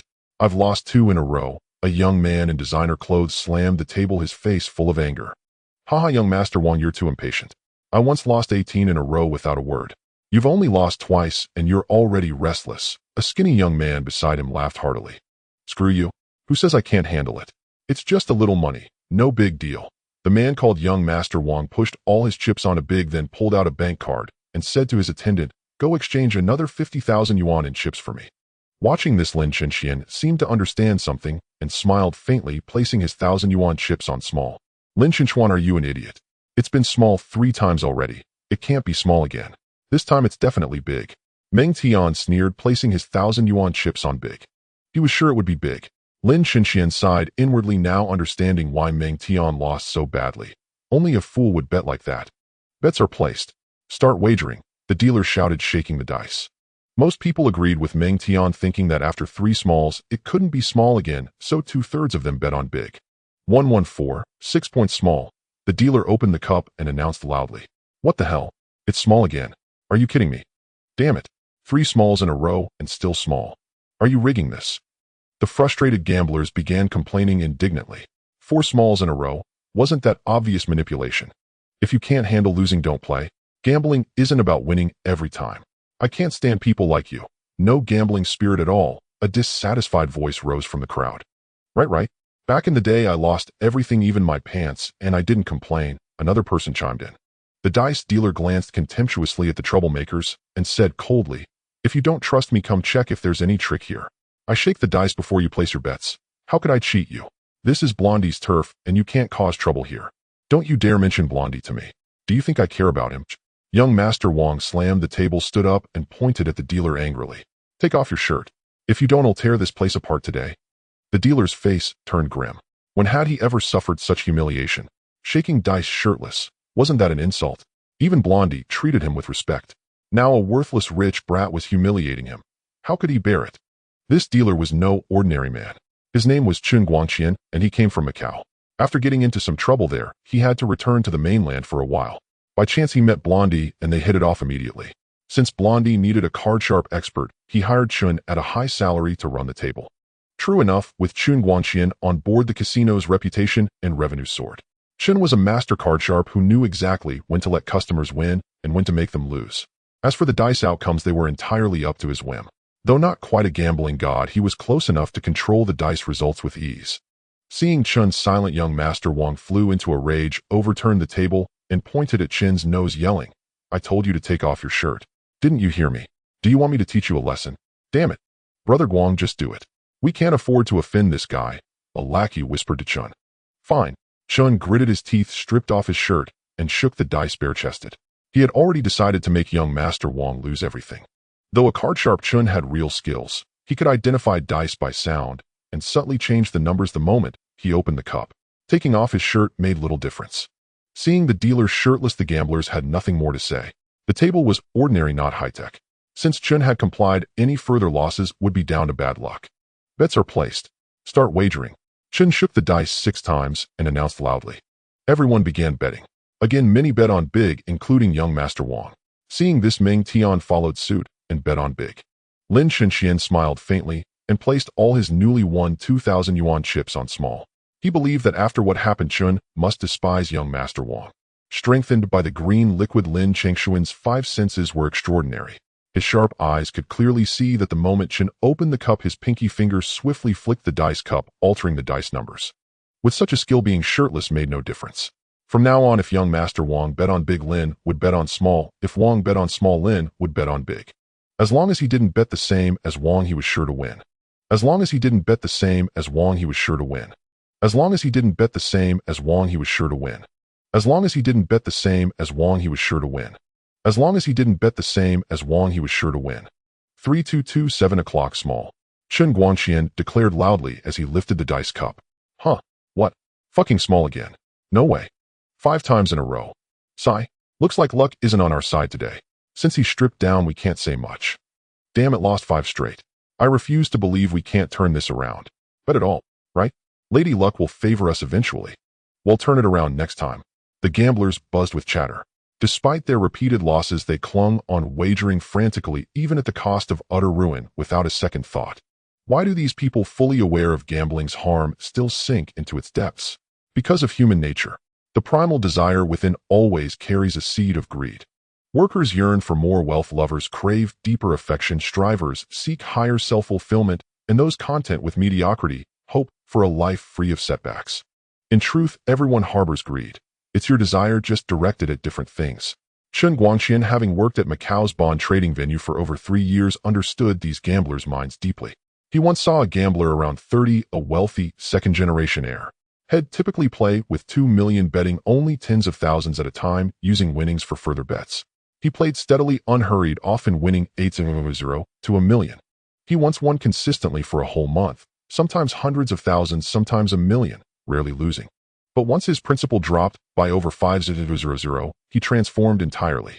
Had become frantic and impulsive, betting hundreds of thousands at a time. Of course, once he recouped his principal, had revert to smaller bets.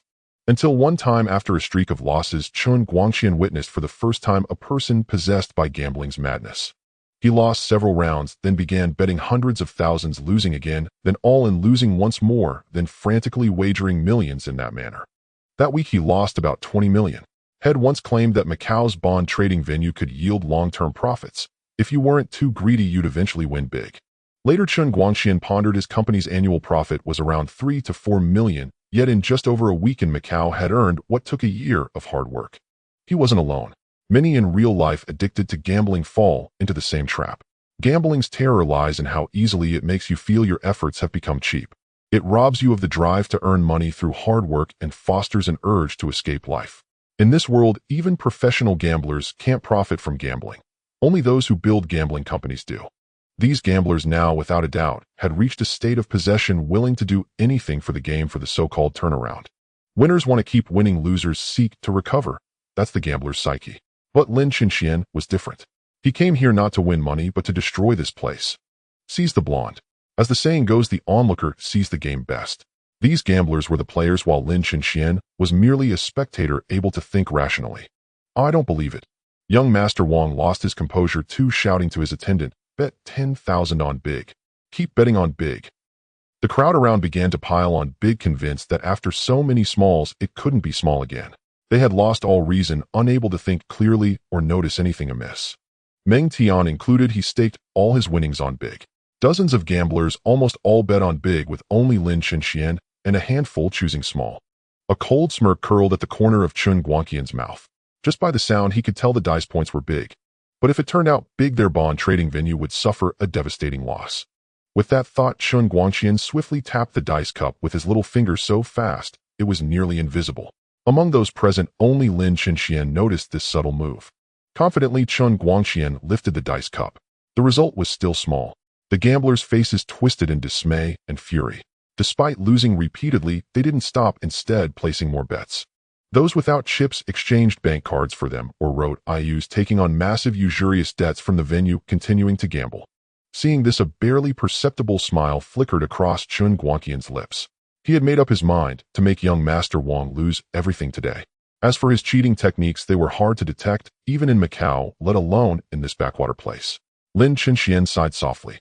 It seemed one should never fall into gambling addiction. It was no different from drug abuse. In the end, it all leads to ruin. After dozens of rounds, young Master Wang hadn't won once and lost nearly 1 million. The other gamblers had also lost considerable sums. The real winners, aside from Lin Chenxian, were only 5.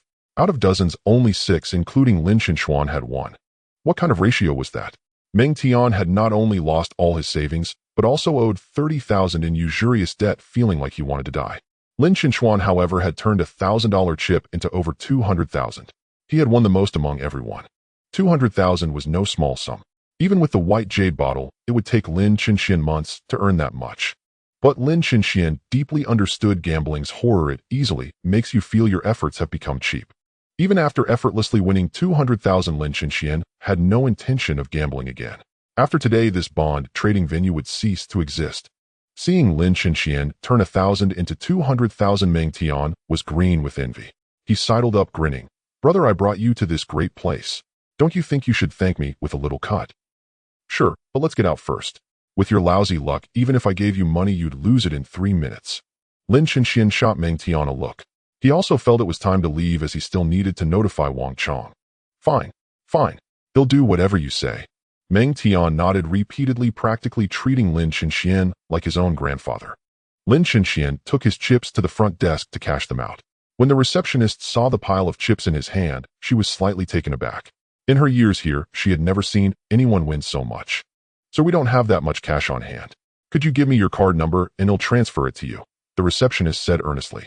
This was a legitimate bond trading venue, and they wouldn't default on payments. Sure.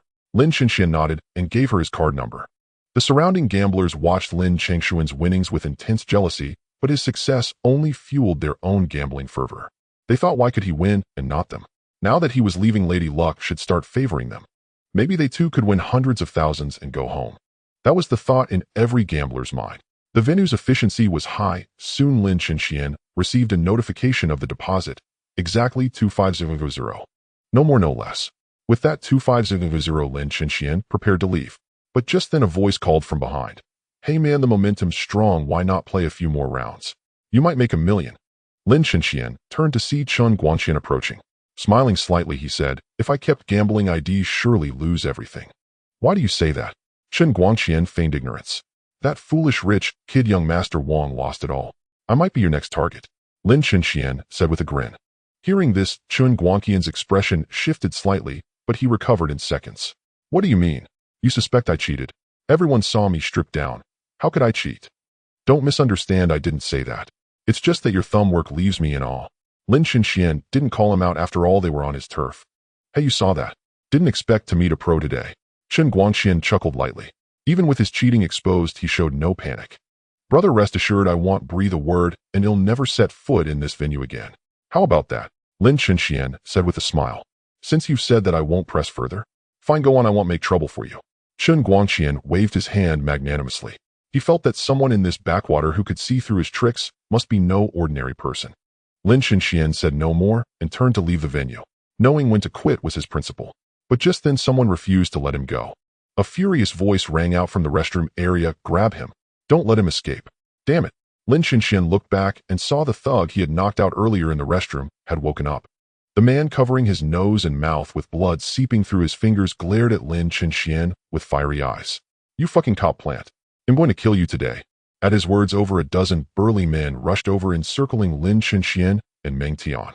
At his words, over a dozen burly men rushed over, encircling Lin Chenxian and Meng Tian. At his words, over a dozen burly men rushed over, encircling Lin Chenxian and Meng Tian. At his words, over a dozen burly men rushed over, encircling Lin Chenxian and Meng Tian. Li Mao, what the hell is going on? How did you know he was a police mole? Chen Guangqian frowned, looking up at Li Mao as he asked. When I went to the restroom earlier, I saw him on his phone acting all sneaky, like he was trying to tip someone off. At first I wasn't sure if he was a police mole, so I tried to bluff him, make him nervous. And then he even attacked me. Look what he did to me. Li Mao glared at Lin Chenxian with bloodshot eyes. Ha, is there even a signal here? How could I have notified the police? I was in the middle of using the toilet. You suddenly popped up, accused me of being a mole, and tried to hit me. I thought you were trying to extort money from me, so I taught you a lesson. Well, you got a problem with that. Is this place a black market casino, or what? You win money and they won't let you leave. Lin Chenxian deliberately raised his voice on the last sentence, making sure every gambler in the room could hear. Not letting winners leave. That's the ultimate taboo for all gamblers. Sure enough, after hearing Lin Chengshuan's words, the frustrated gamblers who had been losing began to side with him. Damn, this casino is inhumane. The guy wins money and you won't let him go. Shit. So this is a crooked joint. If you can't handle the losses, don't open the doors. Screw you. Li Mao, you're a spineless coward. Did you just make up an excuse to keep him here because he won money? Damn, I wouldn't have played if I'd known this place was so shady. The gamblers started murmuring among themselves, and some of the sore losers with nowhere to vent their anger began cursing loudly, spewing all kinds of profanities. Chen Guangqian furrowed his brow and looked up at Li Mao. Are you sure this guy is the mole sent by the police? Well. Seeing the situation, Li Mao hesitated. He had no evidence that Lin Chenxian was a mole. Whoa, brother Mao, are you out of your mind? Do you know who he is? He's Lin Chenxuan, son of Lin Xiaolong, a big-time gambler. How could he possibly be a mole? What? This kid is Lin Xiaolong's son. Upon hearing this, the gamblers present started buzzing with chatter. They were regulars at the casino and naturally knew Lin Xiaolong, and many of them even admired him. Lin Xiaolong is the man I respect the most. He's never won a single time, always loses everything, but he still keeps gambling. What are you guys at this casino sore losers? Lin Xiaolong's son is a police mole. Are you kidding me? Yeah, right. If this kid is a mole, then I could be president of the M Nation. Li Mao, have you lost your damn mind? As the saying goes, it's hard to defy the masses. Hearing the clamor from the gamblers, Li Mao had no choice but to swallow his anger. Chen Guangxian walked over to Lin Chenchuan, patted him on the shoulder, and said with a smile, "So that's why you're so skilled. You're Lin Xiaolong's son. To be honest, I've rarely admired anyone, but Lin Xiaolong is one of them. TCH, that deadbeat dad of mine comes here to lose money every time, so of course you guys like having him around," Lin Chenxian said disdainfully. Hearing this, Chen Guangxian laughed heartily and whispered in Lin Chengshuan's ear, "Don't say that. Just as you said, your old man loses every single time. But no one can have such bad luck. Sometimes I try to help him win, but he still ends up losing. That means his card skills are better than mine. He loses on purpose. Because every time I cheat, he sees right through it." Damn. The more Chen Guangxian explained, the angrier Lin Chenxian got. He cursed outright, "That worthless old man. Next time I see him, I'll beat him to death." "Haha, all right. You can go now. I won't make things difficult for you." Chen Guangxian threw his head back and laughed heartily. Others might see Lin Xiaolong as just an unlucky gambler, but Chen Guangxian didn't think so. No matter how unlucky a gambler is, they can't lose every single time. It's like an exam. If you ask whether it's easier to score 0 or 100, everyone would instinctively say 0 is easier. But is that really true? Take an English test, for example. There are multiple choice questions. Even if you guess randomly, you're bound to get a few right, so you wouldn't end up with a 0. To get a 0, you'd have to know all the answers to the multiple choice questions. That's how Lin Xiaolong is. He loses every time because he knows the dice outcomes. He loses on purpose. As for why, that's anyone's guess. Hearing this analysis, Lin Chenxian was furious. He had always thought his father was just unlucky, but he never dreamed that old man was losing on purpose. Damn. Lin Chengshuan's mood was beyond words. Fortunately, his father was nowhere to be found, or he'd really want to punch that old bastard. Li Mao watched Lin Chengshuan's retreating figure, and a sinister smile crept across his ugly face. That guy had 2500 on him, didn't he? 2500 was no small sum to him. That's money I'd be a fool not to take. Li Mao chuckled coldly, waved over one of his underlings, and whispered a few instructions in his ear. Unaware that his 2500 was already being targeted, Lin Chenxian left the supermarket above the casino. It was already afternoon, and the sky was growing dim. He pulled out his phone and saw dozens of missed calls from Wang Chong. "Big bro, when are you going to give me my cut? How much will it be?" Meng Tian asked eagerly. After all, Lin Chenxian had hit the jackpot. 2500 was something he had never even dared to dream of before. "Hold on, I need to make a call first," Lin Chenxian said with a frown. He felt Meng Tian was becoming more and more shameless. After betraying him before, he still had the nerve to ask for a share. Lin Chenxian pulled out his phone and dialed Wang Chong's number. Soon Wang Chong's voice came through. "How did it go? Did you find the location of the casino?" "Found it. Come to Wanfilu, and we'll talk in person," Lin Chenxian said. "All right, I'll be right there. Wait for me." Wang Chong nodded and hung up. Lin Chenxian didn't linger either. After finishing the call, he hailed a taxi straight to Wanfilu. Meng Tian naturally followed Lin Chenchuan, still fixated on his cut. Lin Chenxian didn't stop him from coming along, since Meng Tian knew more about the casino than he did and might be able to help Wang Chong more. Wanfilu was located in the bustling county center. Though not a star-rated hotel, it was lavishly decorated and grand. Its cuisine had an exotic flair, with Brazilian barbecue being a standout. Diners flocked there, and the entrance was lined with cars of all colors. The restaurant's design featured a dominant golden hue, exuding a rich Mediterranean vibe. Decorations from around the world, French bronzes, Italian musical fountains, French crystal chandeliers, and opulent corridors adorned with gold leaf, radiated Wanfulu's prestige from the inside out. Lin Chenxian and Meng Tian were both stunned as they stepped inside. As simple farmers born and raised in the countryside, they had never seen such a spectacle. "Whoa, I never dreamed I'd ever eat at such a fancy place in my whole life," Meng Tian exclaimed, his jaw dropping as he was completely awestruck by the interior. "Good thing I won 2500, or I probably couldn't afford to eat here."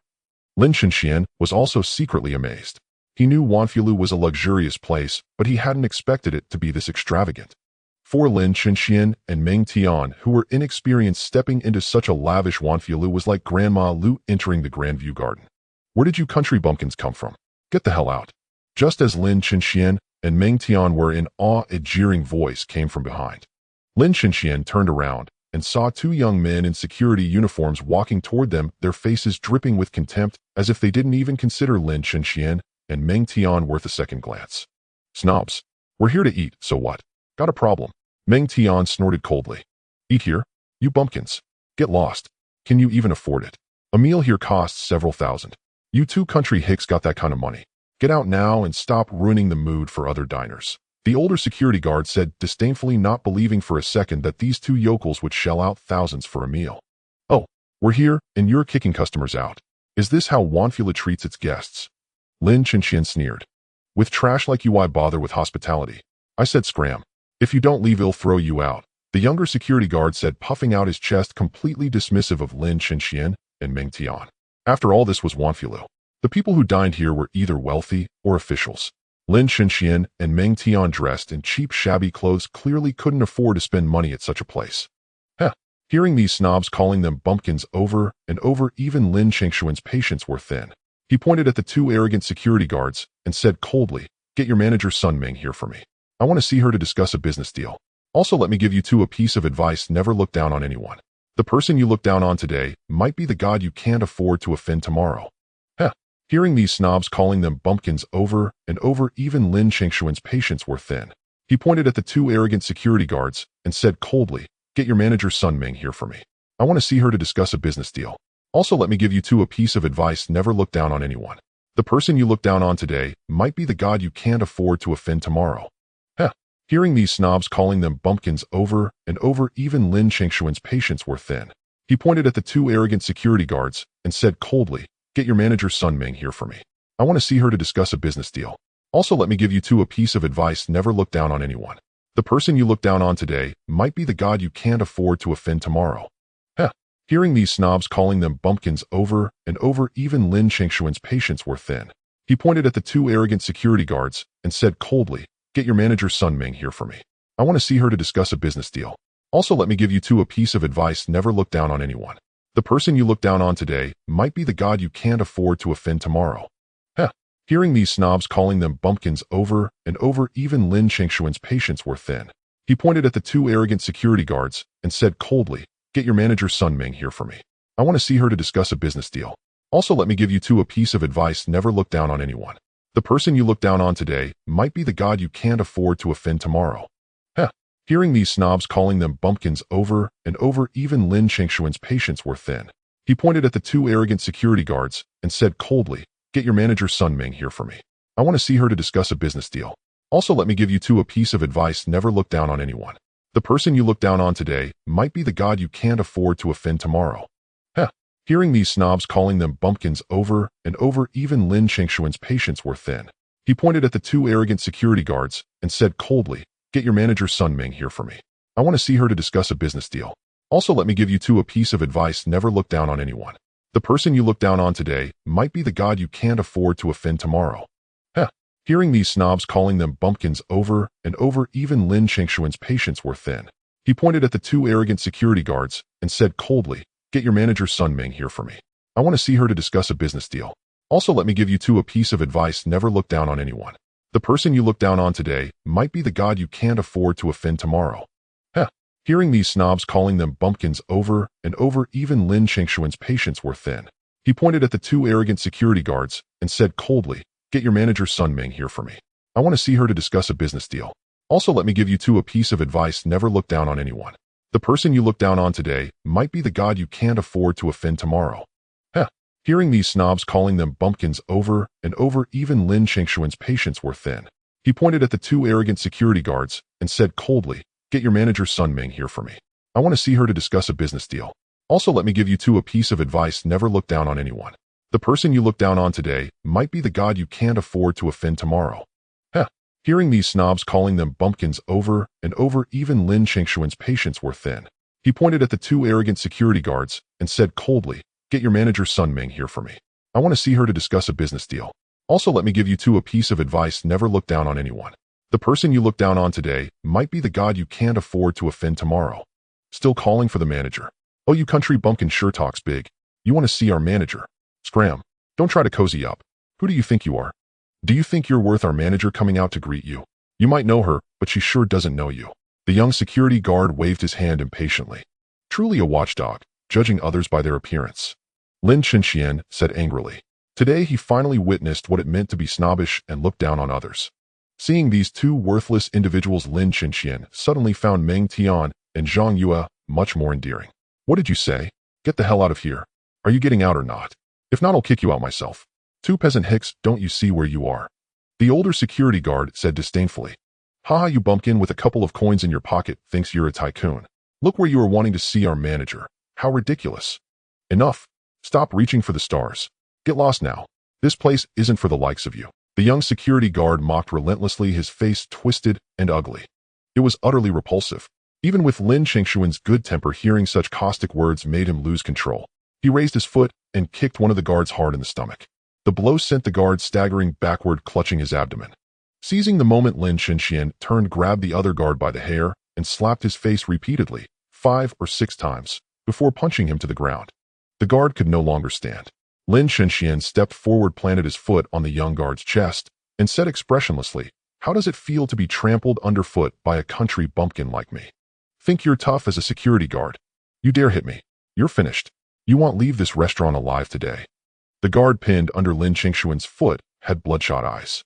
Though just a guard, he was part of Wanfu Restaurant, a subordinate of the wealthy Li Xiaolin, a status that made him proud.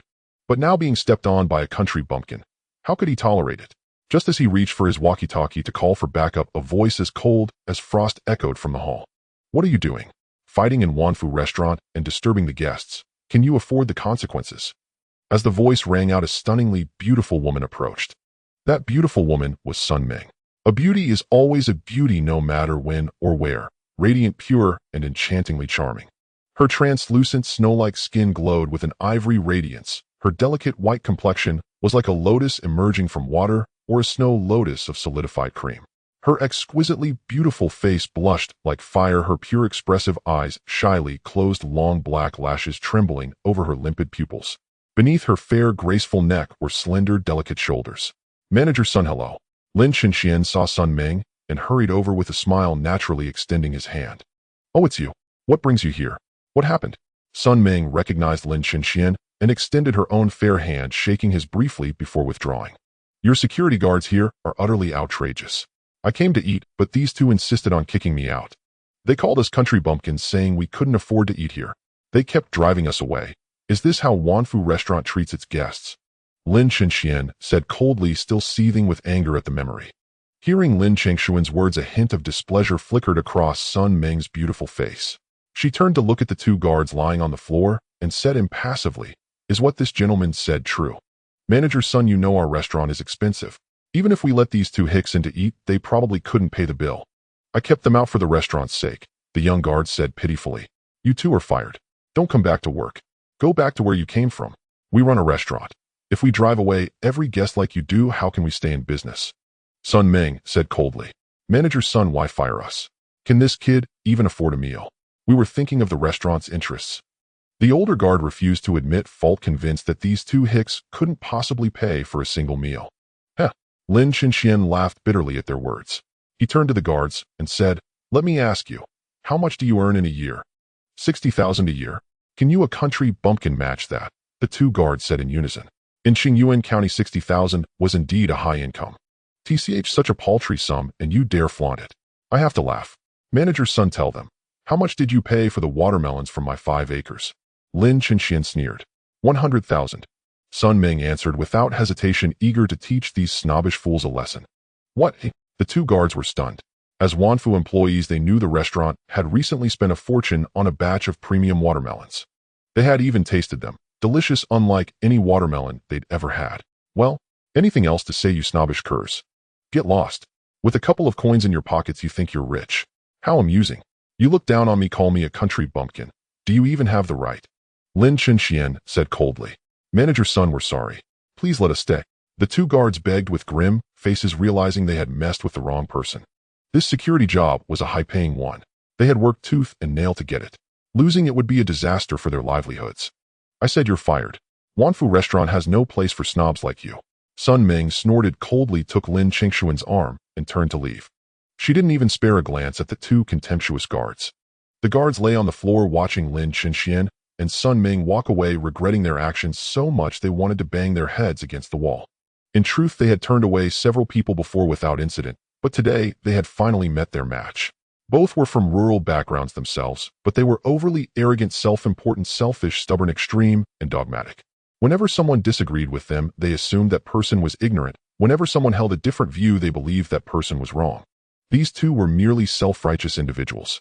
They thought that coming from the countryside and earning 60,000 a year was quite an achievement. With a small success, they became arrogant, looking down on those around them, deeming everyone else worthless and useless. In truth, most people, rich or poor, dislike those who are pretentious and look down on others. Yet those who look down on others fail to notice that others despise them just as much. Some people simply aren't worth respecting. Take these two guards. They were just security guards, also from rural areas, yet they looked down on others from the same background. They thought those people were inferior, not as capable as them. But if they were truly capable, they would have become the next Li Xiaolin with billions in assets instead of being mere security guards. While they looked down on others, they failed to realize that others looked down on them too, seeing them as nothing but watchdogs. Looking down on others requires capital and ability. For instance, if you look down on people who take the bus with you, you should be able to afford a car and stop riding the bus. Then if you look down on others who drive a better car than you should buy an even better one along with a house, and so on. In today's society, some people rent a cheap basement for a few hundred yuan in a capital or big city, feel a sense of superiority, think they're city folk, and start looking down on others. They even look down on their own families. Such people are often detestable. Truly wealthy individuals never flaunt their riches. How many of China's billionaires boast about their wealth every day? By the same logic, truly capable people never look down on others. Three cobblers with their wits combined equal zhuge liang. Even the great educator Confucius said, when three walk together, there is always one I can learn from. Everyone has strengths and weaknesses. If you only see others' shortcomings and ignore their strengths, you will never succeed in life. Chenxuan, don't take what happened earlier to heart. In a luxurious private room, Sun Ming turned to look at Lin Chenxian with a gentle smile. By the way, why are you here? Is there something you need? What else would I do at a restaurant? Eat, of course. Lin Chenxian scratched his head sheepishly and said, besides eating, I have a small matter. Does your restaurant need any vegetables? Vegetables? Sun Ming was momentarily puzzled. The restaurant already cooked dishes, so why would it need more? I mean fresh cabbages, eggplants, things like that. Their quality is definitely on par with the watermelons. Lin Chenxian said, earnestly confident in his produce. If they're as good as the watermelons, our restaurant will buy in bulk. Whatever you have, well, take. Did you bring any samples? Well, set the price based on the quality, Sun Ming said. The patrons of Wanfu were wealthy individuals who cared less about portion sizes and more about flavor and taste. If Lin Chengshuan's vegetables were as delicious as his watermelons, Wanfu's business would undoubtedly boom. Perhaps even the tycoons from Tian'an City would come here to savor the exquisite dishes. In a few days, my vegetables should be ready. They'll bring them over for you to assess the quality. Price them accordingly, Lin Chenxian said cheerfully. As he had anticipated, supplying vegetables to Wanfu was a viable path. That works. If your produce is top-notch, it'll pay you double, triple, or even quadruple the price. Sun Ming smiled radiantly, eagerly anticipating Lin Chengshuan's vegetables. After all, the performance evaluations for managers at Wanfu were stringent. Without outstanding results, she wouldn't hold her position for long. Then he'll thank Manager Sun in advance, Lin Chenxian said with a grin. With Wanfu as a major client, he no longer had to worry about selling his produce. You don't need to be so formal with your big sister. Order whatever you like. Today it's my treat. Sun Ming laughed generously. Though she was new to business, she understood that one must never be stingy with potential clients. How could I let you treat me? I brought money today, so don't worry. Lin Chenxian smiled faintly, unwilling to take advantage of Sun Ming. He aimed for a long-term partnership with Wanfu, and petty gains might jeopardize greater plans. Since he was at Wanfu, Lin Chenxian decided to indulge. He ordered many of their signature dishes, abalone lobster, and all sorts of delicacies he had never tasted before. Today he would savor them thoroughly. Although Sun Ming didn't waive the bill, she instructed the cashier to give him a 50% discount, charging only the cost price. Thanks to Sun Ming's orders to the kitchen, Lin Chengshuan's dishes arrived swiftly. In no time, a table full of exotic delicacies was laid out. Meng Tian drooled at the sight of the lavish feast. Turning to Lin Chenxuan, he swallowed hard and asked, "Brother, can I have some of this?" "Wait a bit, what's the rush? I'm waiting for someone." Lin Chenxian shot him a look. "Oh, fine, fine. Meng Tian swallowed hard again, his stomach growling at the aroma filling the room. He had only seen such dishes on TV and never tasted them. Not only had he never eaten them, but even Lin Chenxian hadn't. However, since Wang Chong hadn't arrived, yet it would be impolite to start eating. Unable to resist the temptation of the mountain of delicacies before him, Lin Chenxian stepped out of the room to call Wang Chong and urge him on. To prevent Meng Tian from sneaking a bite, he dragged him along. "Officer Wang, when will you get here?" Lin Chenxian asked with a frown. Wang Chong was taking far too long. "Almost there. Just wait a bit more," came Wang Chong's voice over the phone. "All right, I'll wait at the entrance of Wanfilu. Call me when you arrive." Lin Chenxian nodded and hung up. Meng Tian, standing nearby, had overheard every word of their conversation. "Officer Wang, was Lin Chenxian really talking to the police?" Cold sweat trickled down Meng Tian's back. He turned to Lin Chenxian and stammered, Lin Chenxian, were you just talking to the police?" "Yes." Lin Chenxian nodded without denial. "Ah, why would you call the police? Could it be you're really a police informant?" Meng Tian was utterly shocked. Lin Chenxian, an informant? Wasn't he just a farmer? When did he get involved with the police? I am indeed a police informant." Lin Chenxian didn't deny it. After all, Meng Tian was like a fish on a chopping board with no way to escape. "Damn it, Lin Chenxian, you're setting me up. If Blondie finds out your identity, you're dead, and you'll die a miserable death. Shit, I brought you to the gold voucher trading den, and Blondie won't spare me either. Lin Chenxian, you're so vicious." Hearing Lin Chenxian's confession, Meng Tian was furious enough to jump. He knew Blondie's methods better than anyone. If Blondie found out, would they even survive? "Haha, Meng Tian, what do you want to do? Hit me? Can you beat me? Curse me. If you dare curse me, I'll beat you to death. Of course you could go back and tell the people at the trading den that I'm an informant. See if they thank you or kill you." Lin Chenxian said calmly, having anticipated this all along. "Lin Chenxian, I know I've wronged you before, but you don't have to ruin me like this. We're from the same village. We grew up together. Have some pity on me. Let me go, please. Brother Lin, Grandpa Lin, Daddy Lin. I'm begging you." Meng Tian knelt beside Lin Chenxian, sobbing and clutching his leg in desperation. As Lin Chenxian had said, if he went back to inform on him, the gang at the gold voucher den would surely kill him. After all, he was the one who had brought Lin Chenxian into the den. "How much do you owe Blondie?" Lin Chenxian looked down at Meng Tian. "Think about it. If Blondie dies or goes to prison, you won't have to repay him at all." "Brother, I didn't go to school much, don't fool me. Even if Blondie goes to jail, his underlings won't let me off. Besides, Blondie has connections. He knows people high up. He won't be executed." Meng Tian said miserably. Having frequented Blondie's den, he knew his background all too well. "Blondie has connections. Who is it? Can they protect him?" Lin Chenxian asked with a frown. "If Blondie knew a big shot, things would get complicated. Lin Chenxian, I won't lie to you. The big shot he knows could crush us like ants. I once drank with one of Blondie's men and heard that Blondie has a hold over some big shot.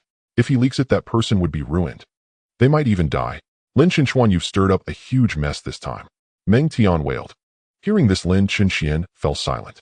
If what Meng Tian said was true, moving against Blondie would be extremely difficult. That big shot would definitely not stand idly by. Though Lin Chenxian didn't know who the big shot was, they were at least more powerful than Wang Chong. Even Wang Chong might be nothing more than an ant in that person's eyes, crushed in an instant. "Lin Chenxian, do you think the higher-ups don't know that Blondie and his gang oppress people and extort money in Qingyuan County? I tell you, they know everything. But they still haven't touched Blondie. Not because they don't want to, but because they don't dare. You understand? We're just farmers, peasants who live off the land. Why do we have to fight that big shot? I'm not even married yet. I don't want to die." Meng Tian sat on the ground in utter despair, sobbing and sniffling. "Damn it. Stop crying, will you? Haven't you heard the saying? The cart will find its way around the hill when it gets there, and the boat will straighten itself out when it reaches the bridge. Since we've already done it, what are you afraid of? Meng Tian, are you even a man? A real man faces death without fear. Stop crying. Aren't you ashamed?" Lin Chenxian looked disdainfully at Meng Tian, who was weeping on the ground. "Being ashamed is better than being dead." Meng Tian sobbed. "You've got money and women now.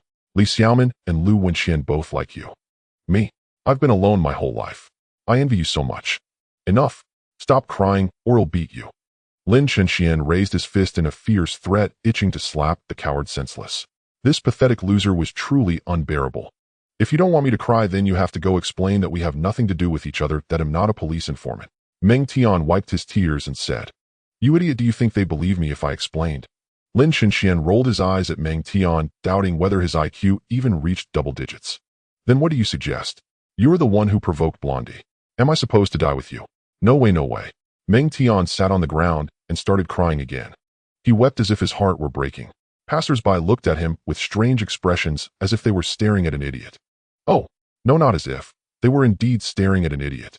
If you keep crying, I swear I'll kick you out. Damn it. You're acting like an old woman. What are you crying for? Don't follow me anymore. It's utterly disgraceful. Lin Chenxian roared in fury, feeling that being with this guy brought shame to 18 generations of ancestors. In all his life, he had never seen such a shameless person. Grandpa Lin, Brother Lin, Daddy Lin, please don't abandon me. I know I was wrong. I won't cry anymore, okay? Meng Tian hastily wiped the tears from his face while clinging tightly to Lin Chengshuan's leg. He had already enraged the yellow hair, and if he also angered Lin Chenxuan, he might not survive. Lin Chenxian. Just then Wang Chong's voice came from not far away. Lin Chenxian turned to see Wang Chong dressed in plain clothes walking over with an imposing and spirited demeanor. Officer Wang. Seeing Wang Chong, Lin Chenxian quickly approached and greeted him warmly. So have you finished scouting the location of the gold coupon trading site? Wang Chong said sternly. Where is the gold coupon trading site? Tell me immediately. He'll lead the team to shut it down right now. It's at. Before Lin Chenxian could speak, Meng Tian quickly interrupted. Officer Wang, were informants who provided the tip. If the yellow hair sends people to retaliate against us, what then? Will you protect us? Of course. Wang Chong nodded and said seriously, you are informants. Protecting your safety is part of our duty. Don't just say it. It sounds nice, but once the yellow hair is eliminated and your image soars in the people's eyes, will you even remember us if we come looking for you? Meng Tian said with a face full of worry. Lin Chenxian remained silent, letting Meng Tian continue. In truth, Meng Tian's words were exactly what Lin Chenxian wanted to say, but couldn't voice. If Wang Chong destroyed the yellow hair and angered the big shot behind him, Wang Chong might hand them over as scapegoats to protect himself. It wasn't impossible. Rest assured, I'm not that kind of person. I ask you to trust me. If I were truly that despicable, I wouldn't have sent you to scout the yellow hair's gold coupon trading site. When I first became a police officer, I could have just accepted Wang Chong's bribe, couldn't I? In my 5 years as a police officer in Qingyuan County, I have never wronged a single person. Even if a leader's son broke the law, I would still arrest him. In these 5 years, I've offended countless powerful people, as you well know. Regardless, the yellow hair is a cancer in Qingyuan County, and we must eradicate him. I would even die for this cause. I know what you're worried about. The reason I didn't move against the yellow hair before was twofold. First, I lacked solid evidence. Second, I feared the big shot behind him. Think about it. I personally led the arrest of the yellow hair and destroyed his gold coupon trading site. You are merely informants. If you were that big shot, would you choose to kill me or 2 informants? Wang Chong said calmly, his square face exuding authority. Wang Chong said calmly, his square face exuding authority. After hearing Wang Chong's words, Lin Chenxian and Meng Tian fell silent. What Wang Chong said made sense. They were just informants, at most undercover agents, but Wang Chong was the one who personally arrested the yellow hair. If that big shot sought revenge, he would certainly go after Wang Chong first. Once they understood this, the two felt much relieved. Meng Tian cleared his throat and said, all right, I can tell you where the yellow hair's gold coupon trading site is. It's in the basement of Huanyuan supermarket in the county center. The entrance is in the women's restroom. 2 people are guarding it. Really? Wang Chong frowned. Absolutely true. We just came back from that gold coupon trading site. Lin Chenxian nodded. All right, there's no time to lose. He'll lead the team to seal off that gold coupon trading site immediately. If you two are in any danger, call me directly. He'll arrive as fast as I can. Farewell. Wang Chong didn't linger. After saying this, he walked over to a nearby cherry car and drove away. Lin Chenxuan, what do you think will happen to us? I really hope that big shot won't come after us, just like Officer Wang said. Otherwise, we'll die without a burial place. Watching Wang Chong's departing figure, Meng Tian smiled bitterly. If you're scared, just run away. They'll give you 50,000. Run as far as you can. Lin Chenxian sighed. After all, he and Meng Tian were from the same village. Though Meng Tian had been unkind, he couldn't be unjust in return. Moreover, I won 250,000 at the gold coupon trading site. Giving Meng Tian 50,000 is nothing. Really? Meng Tian's jaw dropped in astonishment. Are you really willing to give me 50,000? Lin Chenxian nodded. You were unkind to me, but I can't be unjust to you. After all, we grew up together.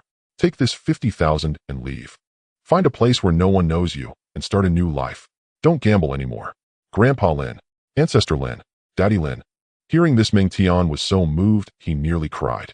He never imagined that after all the terrible things he had done to Lin Chinchuan, Lin Chinxian still cared about him. Enough, stop with that nonsense. Hurry back and eat. After the meal, leave immediately. Lin Chinxian sighed and turned back into the restaurant.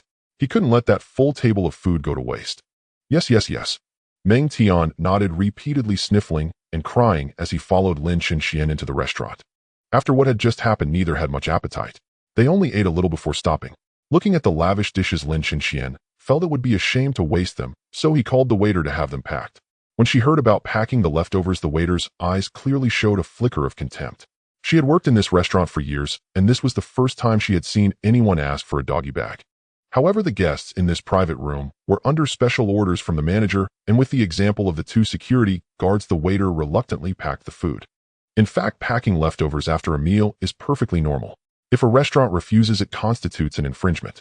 Dining in a restaurant is a transaction. Once the transaction is complete and ownership transfers, the food's rights move from the business to the consumer.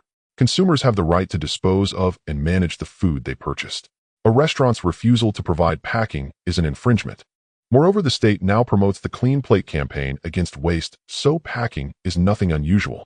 Carrying the packed food, Lin Chinxian swiped his card and left with Meng Tian. After leaving the restaurant, Lin Chinxian first went to the bank to withdraw 50,000 in cash for Meng Tian. Then they returned to the small inn to collect his luggage. By then, Han Xiaoxiao was no longer there.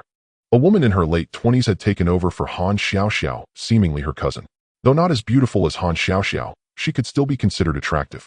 Meng Tian picked up his luggage, paid the accommodation fees for the past few days, and went with Lin Chinxian to Qingyuan County's train station.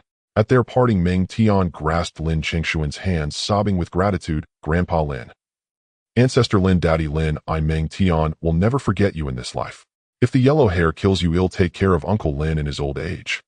If I make a name for myself out there, I will never forget you. All right. Get going now. Lin Chinxian rolled his eyes at him. Truth be told, though he found Meng Tian annoying, there was a strange melancholy at their parting. Farewell, big brother. I won't forget you. I, Meng Tian, will never forget you for the rest of my life. Meng Tian cried as he reluctantly boarded the train. He had made up his mind he would make something of himself in the future. Today, Lin Chinxian gave him 50,000 to one day. He would repay Lin Chinxian 500,000. 5 million, 50 million. In this world, people offer icing on the cake, but no one provides fuel in snowy weather. People are hypocritical. They think the poor should be kept at a distance, not helped. When someone is rich, they send gifts to bask in the glory. Such is the fickleness of human relationships. Society is realistic, reality is cruel, and everyone lives within this cruelty. Moreover, adding flowers to embroidery is a joyful act that brings benefits, so everyone is willing to do it. But providing fuel in snowy weather only involves giving without any return. People today are too selfish, who would willingly give without reward. Those who offer timely help are called fools, idiots, or lunatics. Thus, good people are becoming rarer. This is the state of society. Yet those people don't realize that while everyone can add flowers to embroidery, the kindness of providing fuel in snowy weather is more memorable. In truth, Lin Chinxian gave Meng Tian 50,000 purely out of fellow villager kinship, and because he had won 250,000 at the gold coupon trading site. Giving Meng Tian 50,000 was nothing. After all, the money came easily. After seeing Meng Tian off, Lin Chinxian bought an electric tricycle near the train station. He figured he would need it to deliver vegetables to Wanfilu in the future. Besides, it was already evening, and there were no more buses to Qingyang Village. Lin Chinxian rode his newly purchased electric tricycle toward Qingyang Village. As for the yellow hair matter, Lin Chinxian had come to terms with it. If the person behind the yellow hair was truly a big shot, he wouldn't bother with a mere farmer like him. Lin Chinxian was still beneath the notice of that big shot. Given Wang Chang's character, if he truly found the gold coupon trading site, the yellow hair was surely doomed. He no longer feared the yellow hair's retaliation. Even if the yellow hair came after him, he wasn't afraid. Now that Lin Chinxian had absorbed so much green liquid, he had considerable self-defense capabilities. He definitely wouldn't end up as badly as last time. Stop right there. Just as Lin Chinxian was lost in thought, 5 or 6 young men wielding clubs suddenly emerged from all directions. Those young men had clearly come prepared. As soon as they appeared, they surrounded Lin Chinxian. What do you think you're doing? Lin Chinxian frowned at the young men surrounding him. What do we want? Can't you tell? A youth with green hair gripped an iron bar, his hideous face twisted with ferocity. Even if Lin Chinxian were slow-witted, he would have realized the situation by now. These young men wielding clubs looked vaguely familiar. They were undoubtedly the thugs from the golden coupon trading venue. Having won 250,000 at that venue, these ruffians had set their sights on his money. Gentlemen, I advise you to leave immediately, or you might end up hurt. Lin Chenxian sighed. He hadn't wanted a fight, but trouble always seemed to find him. Huh. The green-haired youth threw his head back and laughed. Lin Chenxuan, that line should be mine. Now that we've got you surrounded, do you honestly think you can take on all of us? I suggest you get out of the car and hand over every last cent. Maybe then we'll spare your life. Otherwise, don't blame us for what happens next. You want my money? Feel free to try. Lin Chenxian said expressionlessly. Since there was no avoiding it, he wasn't afraid.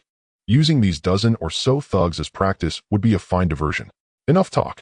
Hand over the cash, or he'll make sure you die here today, snarled another thug with a cruel cut. Haha, Lin Chenxuan, relax. We're after money, not your life. Just fork over the 250,000, and we'll let you off. How about it? Think it over, 250,000 for your life. A bargain. You can always earn more money, but if you lose your life, what good is wealth? Am I right? So be a good boy and pay up. The green-haired youth smirked, twirling his club. Asking me for money? No way. Want my life? You don't have what it takes. I've got things to do. Less talk, let's fight. Lin Chenxian said disdainfully. He didn't believe these cowardly thugs could do anything to him. Oh ho, kid, haven't seen you in years, and now you think you're a war god. Fine. They'll teach you a lesson today. A long-haired man on the left swiftly drew a dagger and lunged at Lin Chenxuan's arm. That's how these thugs operated. They never dared to kill. Even with a knife, they only aimed for arms or legs. But just because they held back didn't mean Lin Chenxian would. He was acting in self-defense. Even if he killed a few of them, he wouldn't be held responsible, not when they were attempting robbery and armed with knives. Lin Chenxian grabbed the long-haired thug's knife-wielding wrist and twisted hard. A crisp crack echoed as the bone dislocated. A blood-curdling scream erupted from the thug's mouth. His face contorted in agony and sweat beaded on his forehead like soybeans. The 4 or 5 thugs watching were dumbfounded. What the hell was going on? Longhair was the toughest among them. How could Lin Chenxian have taken him down so easily? You're ruthless. He'll kill you. A burly man nearby, enraged by the sight, swung a heavy fist at Lin Chenxian. The punch was powerful but slow. Lin Chenxian could have dodged it effortlessly. Instead, he met it head-on with a fist of his own. He wanted to test the strength of his own punches, and this brute was the perfect guinea pig. With a thunderous thud, their fists collided. Another crack followed, the sound of bones breaking. The burly man clutched his arm and writhed on the ground, howling in pain. Anyone with eyes could see that Lin Chenxian had shattered his hand with a single blow. This. The surrounding thugs stared in shock, speechless. Many of them knew Lin Chenxian. They had often come to collect debts from him, but they never imagined that in just a few days his combat prowess would become so terrifying. Well, anyone else? Lin Chenxian shook his fist. The impact had left it a bit numb, but otherwise unharmed, and it soon recovered. It seemed that green liquid had indeed greatly enhanced his body. In terms of both strength and speed, the current Lin Chenxian was beyond compare with his former self. The thugs exchanged glances, but none dared to step forward. They knew that whoever did would meet a gruesome fate. Haha, weren't you all so tough? Weren't you going to kill me? Come on. Lin Chenxian laughed heartily, his tone dripping with contempt. Despite his taunts, no one advanced. The green-haired youth's face darkened, but he was smart enough to realize that staying would only spell trouble. As the leader, if a fight broke out and Lin Chenxian targeted him with a capture the king strategy, he wouldn't stand a chance. With that thought, the green-haired youth gritted his teeth and said, Lin Chenxuan, we'll let you off today, but we'll settle this score another time. With that, he turned and left. Seeing their boss retreat, the other thugs quickly followed, helping the 2 injured men as they scurried away. Lin Chenxian snorted, but didn't stop them. After all, it was unwise to pursue a cornered enemy. A desperate dog would jump over the wall. If pushed too far, these thugs might just go berserk. Still, after today's incident, it was likely that Green Hair's gang wouldn't bother Lin Chenxian again anytime soon. Riding his electric tricycle, Lin Chenxian headed home. At that moment, he desperately hoped that when he opened the door, he would see Lu Wenxian and Xia Bingbing, those 2 girls. But he was disappointed. After opening the door, he found the room pitch black and completely empty. With a sigh, Lin Chenxian resignedly returned inside.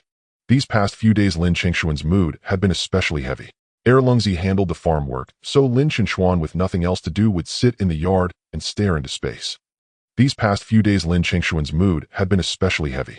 Erlungzi handled the farm work, so Lin Chenxuan, with nothing else to do, would sit in the yard and stare into space. These past few days, Lin Chenxuan's mood had been especially heavy.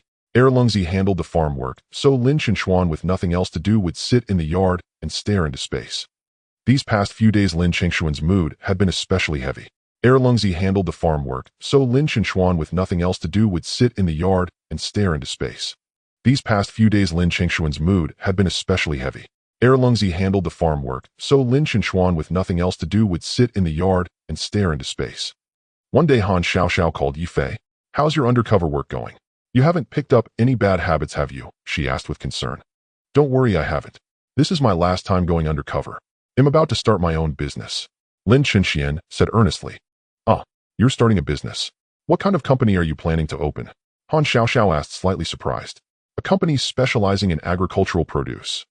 I've already sealed a deal with Wanfilu. There's absolutely no issue with the sales of the crops." To show off a bit to Han Xiaoxiao, Lin Chenxian deliberately brought up the name Wanfilu. After all, in the country of Huaxia, who didn't know of Wanfilu? "Ah, Chenxuan, you've made it big now. You've even gotten in touch with Wanfilu," Han Xiaoxiao said in astonishment. Yet a flicker of doubt lingered in her heart, for as his former deskmate, she knew something of his family's circumstances. "But it's just the Qingyuan County branch of Wanfilu. They're buying my vegetables at a high price. 3 times the market rate. I'm experimenting with organic vegetable cultivation. You know, the people who dine at Wanfilu are wealthy, as long as the quality is top-notch they'll pay whatever it costs," Lin Chenxian stated honestly. Although he and Sun Ming hadn't set a final price, yet he felt it shouldn't be less than 3 times the ordinary vegetable price.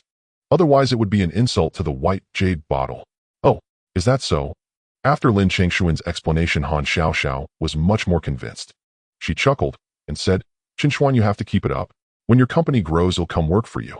I majored in economics and management in college." "Great. Don't worry, by the end of this year I'll poach you with a high salary." Lin Chenxian threw his head back with a hearty laugh brimming with confidence. "Come on. I'm just a small employee now and no need for a high salary.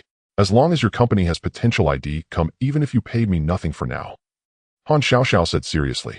"All right, it's a deal. You can't back out later," Lin Chenxian replied earnestly. Don't you know me? When have I ever gone back on my word? Gotta go, something's come up. He'll hang up now. See you at the next class reunion." Han Xiaoxiao laughed twice, then hung up, as if something urgent had arisen. Lin Chenxian changed into his slightly too small suit, dressed up specially, and headed to the clinic where Lu Wenxian worked. Arriving at the village clinic, he knocked gently and whispered, "Qianqian, are you in there?" "It's Qianqian. I'm sick." "Qianqian, I can't see you right now," came Lu Wenxian's voice from inside the clinic. "I'm taking a shower," she said shyly. "Wait a moment. He'll be done soon." Okay." Lin Chenxian nodded and said no more. After a long wait, Lu Wenxian opened the clinic door holding a white towel, drying her hair as she chuckled. "Chenxuan, where do you feel unwell? Come and let me take a look." Lin Chenxian nodded and stepped into the clinic. They say a girl is most beautiful right after a bath. Lin Chenxian hadn't believed it before, but after seeing Lu Wenxian he had no choice but to believe. Fresh from her bath, her pretty face was rosy and her skin, hydrated, looked fair and tender. A lotus blooming from the water. That must be the description for Lu Wenxian. At that moment, Lin Chenxian couldn't help reciting a poem from Bai Juyi's Song of Everlasting Sorrow. The Han Emperor, obsessed with beauty, longed for a peerless love. He ruled for years, yet found none above. A daughter of the Yang family had just come of age, raised in deep chambers unknown to the world. Her natural grace could not be hidden. One day, she was chosen to stand by the monarch's side. A backward glance, a smile, and 100 charms were born. The powdered ladies of the 6 palaces lost all their adornments. In the chill of spring, she was granted a bath in the Huaqing pool. The warm spring waters smoothed her creamy skin. The maidens helped her rise, delicate and languid. It was then she first received the sovereign's favor. Her cloud-like hair, flower-like face, and golden hairpins swayed. Within the lotus-scented curtains they spent the warm spring night. But the spring night was all too short, and the sun rose high. From then on, the sovereign held no early court. Lin Chenxian couldn't help reciting this poem aloud. Lu Wenxian turned back to look at him, giggling. "What? Are you longing for Yang Guifei now? Why did you suddenly think to recite this poem?" "I don't long for Yang Guifei. I long for you," Lin Chenxian said, lowering his head and blushing. Hearing such a blunt confession, Lu Wenxian's pretty face flushed crimson too. "By the way, Chenxuan, weren't you ill? What illness did you have? Let me take a look," Lu Wenxian asked with concern. I was lovesick. Now I'm completely better," Lin Chenxian said with a grin. "With that sweet tongue of yours." Lu Wenxian playfully scolded, her demeanor resembling a girl coquettishly teasing her boyfriend. "I think your lips are even sweeter." Lin Chenxian leaned down and kissed Lu Wenxian, grinning. "So sweet." "Enough. This is a clinic. It wouldn't look good if someone saw us. Lu Wenxian said, her face flushing. When Lin Chenxian kissed her just now, she felt an inexplicable sense of happiness. It was no wonder. Being kissed by the boy she loved was inherently a blissful thing. Chenxian Gij, what are you doing here? Just as Lin Chenxian was about to kiss her again, Li Xiaoman's innocent and lovely voice suddenly came from behind. Hearing this voice, both Lin Chenxian and Lu Wenxian froze, quickly pulling apart. Lin Chengshuan's heart sank to the bottom. His greatest fear had come to pass. Chenxian Gij, what's wrong? Are you sick? Li Xiaoman approached Lin Chenxian with a puzzled look, tilting her head in confusion. Chenxian has a slight cold. I was just examining him. Before Lin Chenxian could answer, Lu Wenxian quickly interjected. Oh. Li Xiaoman nodded, not harboring any suspicion. After all, Lu Wenxian was a doctor, and a bit of closeness between a doctor and a patient was nothing unusual. Chenxian Gij, are you feeling better now? Li Xiaoman turned to look at Lin Chenxian with concern. Much better. Lin Chenxian smiled bitterly. He only hoped nothing would go wrong, otherwise the newly mended relationship with Lu Wenxian would surely fall apart again. Oh. Li Xiaoman nodded, still without any suspicion. She looked up at Lu Wenxian and said, Wenxian, my father's medicine has run out. Do you have more? Yes, I'll get it right away. Lu Wenxian turned and walked to the medicine cabinet, took out 2 boxes of trauma ointment, and placed them in Li Xiaoman's hands. Xiaoman, how is Uncle Li's injury? Anything serious? Lin Chenxian asked with a frown. It's fine. Sister Wenxian already checked on him. She said they're just superficial wounds and will heal in a few days. Li Xiaoman said cheerfully. Calculating the time, the vegetables in the fields were almost ripe. That afternoon, Lin Chenxian went to the vegetable plot to check the harvest. Erlingzi had not disappointed him. Not only was the 30-acre cornfield meticulously managed, but the 10-acre vegetable field was also excellently tended. Perhaps due to the nurturing from the white jade bottle, the 10 acres of vegetables were exceptionally good. Both the color and appearance were top-notch, with leaves so lush and green, they stirred a strong appetite at first glance. Lin Chenxian reckoned that in another 2 days the vegetables would be ready for harvest. Then he could take Erlingzi to Wanfilu. After all, Lin Chenxian was the boss, so delivering the vegetables was naturally Erlingzi's job, but the pricing still had to be negotiated by him. If that fool Erlingzi handled the business deal, who knows how much money they'd lose. Vast horizons are my love. Beneath the green hills flowers bloom. An enduring ringtone sounded from Lin Chengshuan's pocket. Someone was calling him. He took out his phone and saw it was Wang Chong. Without a second thought, he answered, Hello, Captain Wang, what's up? I have good news and bad news to tell you. Wang Chong said gravely, as if something major had happened. What is it? What's wrong? Lin Chenxian quickly asked. I've got good news and bad news here. Which one do you want first? Wang Chong said. The good news. What exactly happened? Lin Chenxian had a bad feeling. The good news is we've completely shut down Huang Mao's operation and arrested quite a few people. Wang Chong said. Well, that's great. So what's the bad news? Lin Chenxian replied. The bad news is we don't have enough evidence to prosecute Huang Mao. That means Huang Mao will be released tomorrow without any charges. Wang Chong said solemnly. Huh, how is that possible? You've already found his hideout, so why can't you prosecute him? Captain Wang, did Huang Mao bribe you? Are you letting him off the hook? Lin Chenxian said angrily. He couldn't understand how after finding Huang Mao's lair they still couldn't convict him. What are you saying? Do I look like someone who takes bribes? If I did, I wouldn't have raided Huang Mao's place. Wang Chong said with displeasure. Fine, I get it. But what's really going on? You found his base, so why can't you catch him? Lin Chenxian asked with a frown. Sigh. On one hand, one of Huang Mao's underlings, Wang Yang, took all the blame, claiming he opened the underground den and that Huang Mao had nothing to do with it. On the other hand, the higher-ups are pushing for the case to be closed. There's no time to find evidence.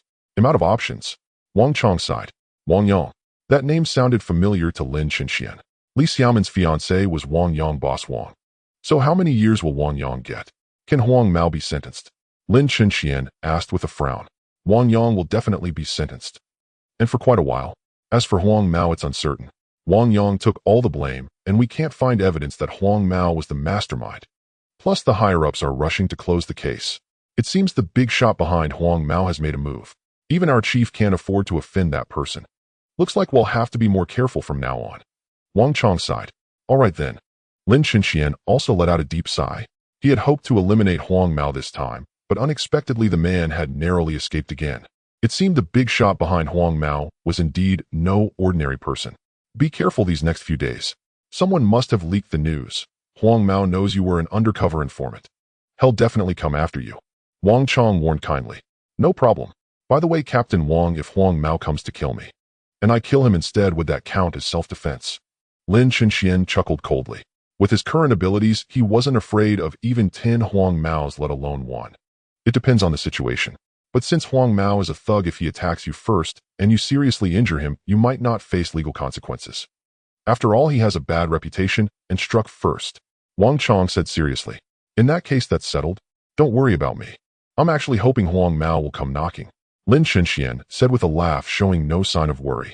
If you're in danger, call me anytime, and I'll come to support you as fast as I can. Also, I want to apologize. I can't believe even after all this we couldn't bring down Huang Mao. Sigh. Wang Chong said with a remorseful tone. He truly felt he had let Lin Chenxian down. As an enforcer, he had put a civilian in danger. It's fine, no need to apologize. Huang Mao is our common enemy anyway.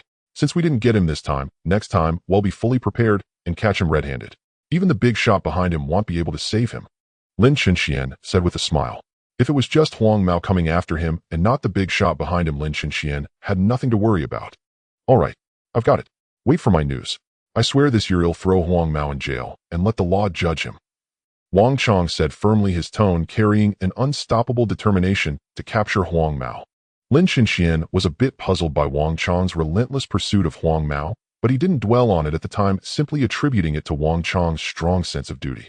The next few days passed peacefully in Qingyang village. Nothing happened in this small place. The people lived in contentment, and the weather was favorable. Lin Chengshuan's life was also quite comfortable. Erlungzi handled the field work, and he only needed to visit the fields daily to check on the crop's progress. To lighten Erlungzi's workload, Lin Chenxian specially assigned him the electric tricycle he had bought a few days ago and prepared water for him in advance. Water mixed with the green liquid infused with spiritual energy. Erlungzi only had to come to Lin Chengshuan's house each day, ride the tricycle to the fields, and irrigate them. Erlungzi was quite satisfied with this job.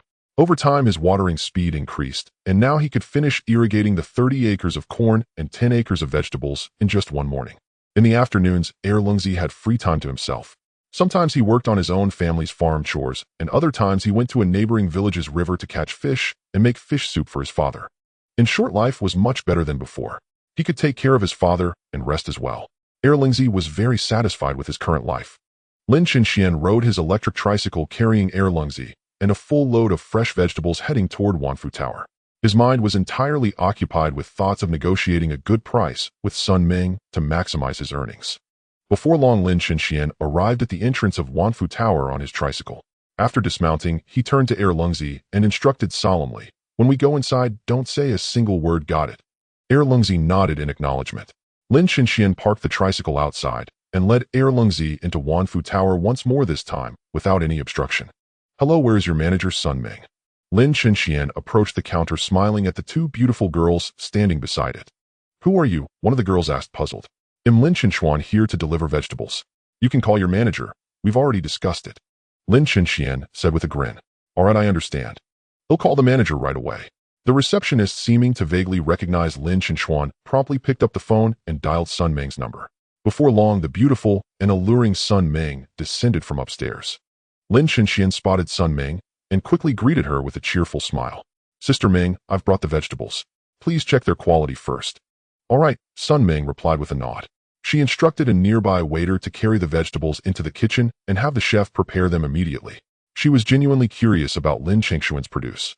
After all, the watermelons she had previously purchased from Lin Chenxian had been a tremendous hit at Wanfu Tower. "Chenxuan, are you certain your vegetables don't contain any additives?" Sun Ming asked with lingering concern, as national food safety regulations had become increasingly stringent. Using vegetables with additives could ruin Wanfu Tower's reputation. "Absolutely.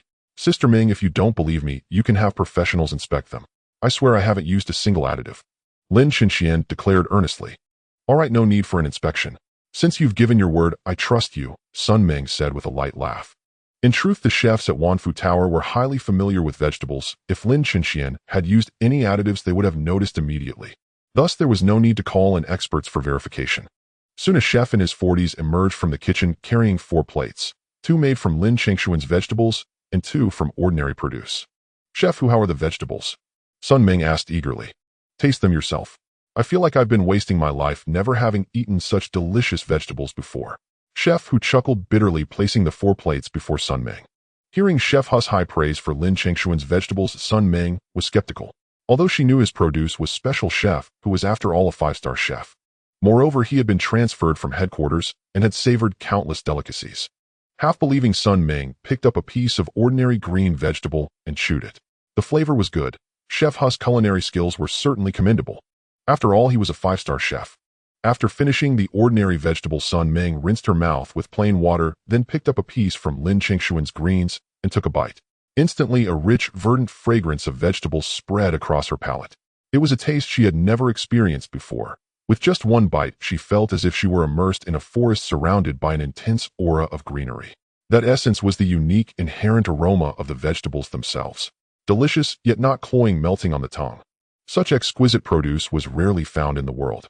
These vegetables were even 1,000 times more delectable than the previous watermelons. That made sense. The watermelons Lin Chengshuan had grown before were only nurtured with 3 drops of green liquid, so their quality was naturally inferior to the present ones. Manager Sun, these vegetables are simply exquisite. No matter the cost, we must purchase them. Chef Hu whispered softly into Sun Ming's ear. Having cooked for a lifetime, he had never encountered such sublime vegetables. Sun Ming nodded, signaling Chef Hu to keep quiet for now, fearing that Lin Chengshuan might demand an exorbitant price. Even without Chef Hu's urging, Sun Ming would never forsake vegetables of such superior quality. Chengshuan, what price per caddy are you thinking for these vegetables? Sun Ming asked with a composed expression. As a seasoned businesswoman, she knew all too well that it was precisely in moments like these that one must maintain an air of nonchalance. I'm not sure what price would be appropriate. Why don't you name it? Base it on the quality of the produce. Lin Chengshuan said with a sheepish grin, scratching his head. He feared that asking too high a price would deter them, while setting it too low would leave him at a loss, so he preferred to let Sun Ming propose a fair figure. How about this? I see the vegetables in your cart are quite mixed, and weighing them one by one would be troublesome. Let's skip the variety distinction and settle on 5 yuan per caddy. What do you think? Sun Ming asked tentatively. 5 yuan was merely the baseline. If Lin Chengshuan was dissatisfied, she would be willing to raise the price. Lin Chengshuan lowered his head in thought, calculating his profits. With the nurturing of the white jade bottle, the average yield per moo was around 3,000 caddies. At 5 yuan per caddy, 3,000 caddies would amount to 15,000 yuan. Deal. Lin Chengshuan nodded without any haggling. 15,000 yuan was already a substantial sum in his eyes. If 1 moo of vegetables yielded 15,000, then 10 moo would be 150,000. Just the thought of 150,000 made Lin Chengshuan's heart race with excitement. Chengshuan, your vegetables are of excellent quality, but we can't promote them on a large scale. The price is just too high. We'll only use your produce for our signature dishes. That cartload of yours should last about 20 days. How about this? Every 20 days you come and deliver a fresh batch. Sun Ming looked up at Lin Chengshuan, awaiting his reply. No problem. Lin Chengshuan patted his chest, agreeing without hesitation. He pointed to Erlungzi standing nearby and said with a grin, every 20 days I'll have Erlungzi bring the vegetables. Deal. Sun Ming nodded with a smile, feeling that doing business with someone as guileless as Lin Chengshuan was a delight. After settling on the price, she had the security guards bring in all the vegetables and place them on the scale. The total came to 2,992 caddies. Sun Ming generously rounded it up to 3,000 caddies and paid Lin Chengshuan 15,000 yuan. But Lin Chengshuan absolutely refused to take advantage of her. He promptly returned the cost of the extra 8 caddies to Sun Ming. That was simply his nature. He would never accept even the slightest unearned benefit. Sun Ming said nothing more. Though it was only a mere 40 yuan, it spoke volumes about Lin Chengshuan's character. With the 15,000 yuan in hand, Lin Chengshuan returned to Qingyang village thoroughly content. He felt that the day he would strike it rich and win the heart of a fair maiden was not far off. Erlingzi was overjoyed to see Lin Chengshuan earn so much money. There was not a trace of jealousy in his heart, only pure happiness for his boss. He figured that with Lin Chengshuan making so much money, he could work for him for the rest of his life, which meant he would enjoy this comfortable life forever. As mentioned before, Erlungzi was simple-minded. He had no high demands of life, being able to eat his fill every day and give some money to his father was more than enough to satisfy him. It was precisely for this reason that Lin Chengshuan kept him by his side. But Lin Chengshuan would not treat him poorly. Upon returning to Qingyang village, he took out 3,000 yuan as a bonus and handed it to Erlungzi. Staring at the stack of 3,000 yuan, Erlungzi was momentarily stunned. Boss, what are you doing? It's a bonus for you. Lin Chengshuan said with a smile. Stick with me and work hard. I won't let you down. This is way too much. Lungzi was at a loss. In the past, he had worked himself to the bone at a construction site for a whole month and only received 1,000 yuan from his boss. Now, after less than a month under Lin Chenxuan, not only was he getting his usual 1,000 yuan salary, but also a 3,000 yuan bonus, something he had never even dared to dream of. Just take it, Lin Chenxian said warmly. Lungzi, stick with me, and we'll make it big. Your boss won't shortchange you, ha. Boss, you don't have to give me so much. As long as you pay my wages on time every month, he'll be content. Lungzi said honestly. He had no intention of taking extra money from Lin Chenxian, who just receiving his regular salary on schedule was enough to satisfy him. That was the kind of person Lungzi was, easily contented. It's fine. This is a bonus. Just take it. You work hard watering the crops every day and have nurtured them so well. This money is a well-earned bonus. Didn't your father tell you to listen to me? What are you thinking of disobeying now? Lin Chenxian pretended to be angry as he pressed the money into Lungzi's hand. He knew that in the early stages of starting a business, one must treat employees well. Otherwise, if they couldn't bear the hardships and left, he would be left as a lone commander unable to expand the company or make it prosper. He knew that in the early stages of starting a business, one must treat employees well. Otherwise, if they couldn't bear the hardships and left, he would be left as a lone commander unable to expand the company or make it prosper. He knew that in the early stages of starting a business, one must treat employees well. Otherwise, if they couldn't bear the hardships and left, he would be left as a lone commander unable to expand the company or make it prosper. He knew that in the early stages of starting a business, one must treat employees well. Otherwise, if they couldn't bear the hardships and left, he would be left as a lone commander unable to expand the company or make it prosper. He knew that in the early stages of starting a business, one must treat employees well. Otherwise, if they couldn't bear the hardships and left, he would be left as a lone commander unable to expand the company or make it prosper. He knew that in the early stages of starting a business, one must treat employees well. Otherwise, if they couldn't bear the hardships and left, he would be left as a lone commander unable to expand the company or make it prosper. He knew that in the early stages of starting a business, one must treat employees well. Otherwise, if they couldn't bear the hardships and left, he would be left as a lone commander unable to expand the company or make it prosper. Well, all right. Lungzi nodded, feeling that Lin Chenxuan's reasoning was somewhat sound, so he accepted the money. If his father saw this 3,000 yuan bonus, he would surely be delighted. With this 3,000 yuan, he could buy delicious food for his father. Lungzi was exactly that kind of fool. When he had money, his first thought wasn't of himself, but of treating his father to good things. Foolish, so naive. Filial piety is a traditional virtue of the Huaxia nation.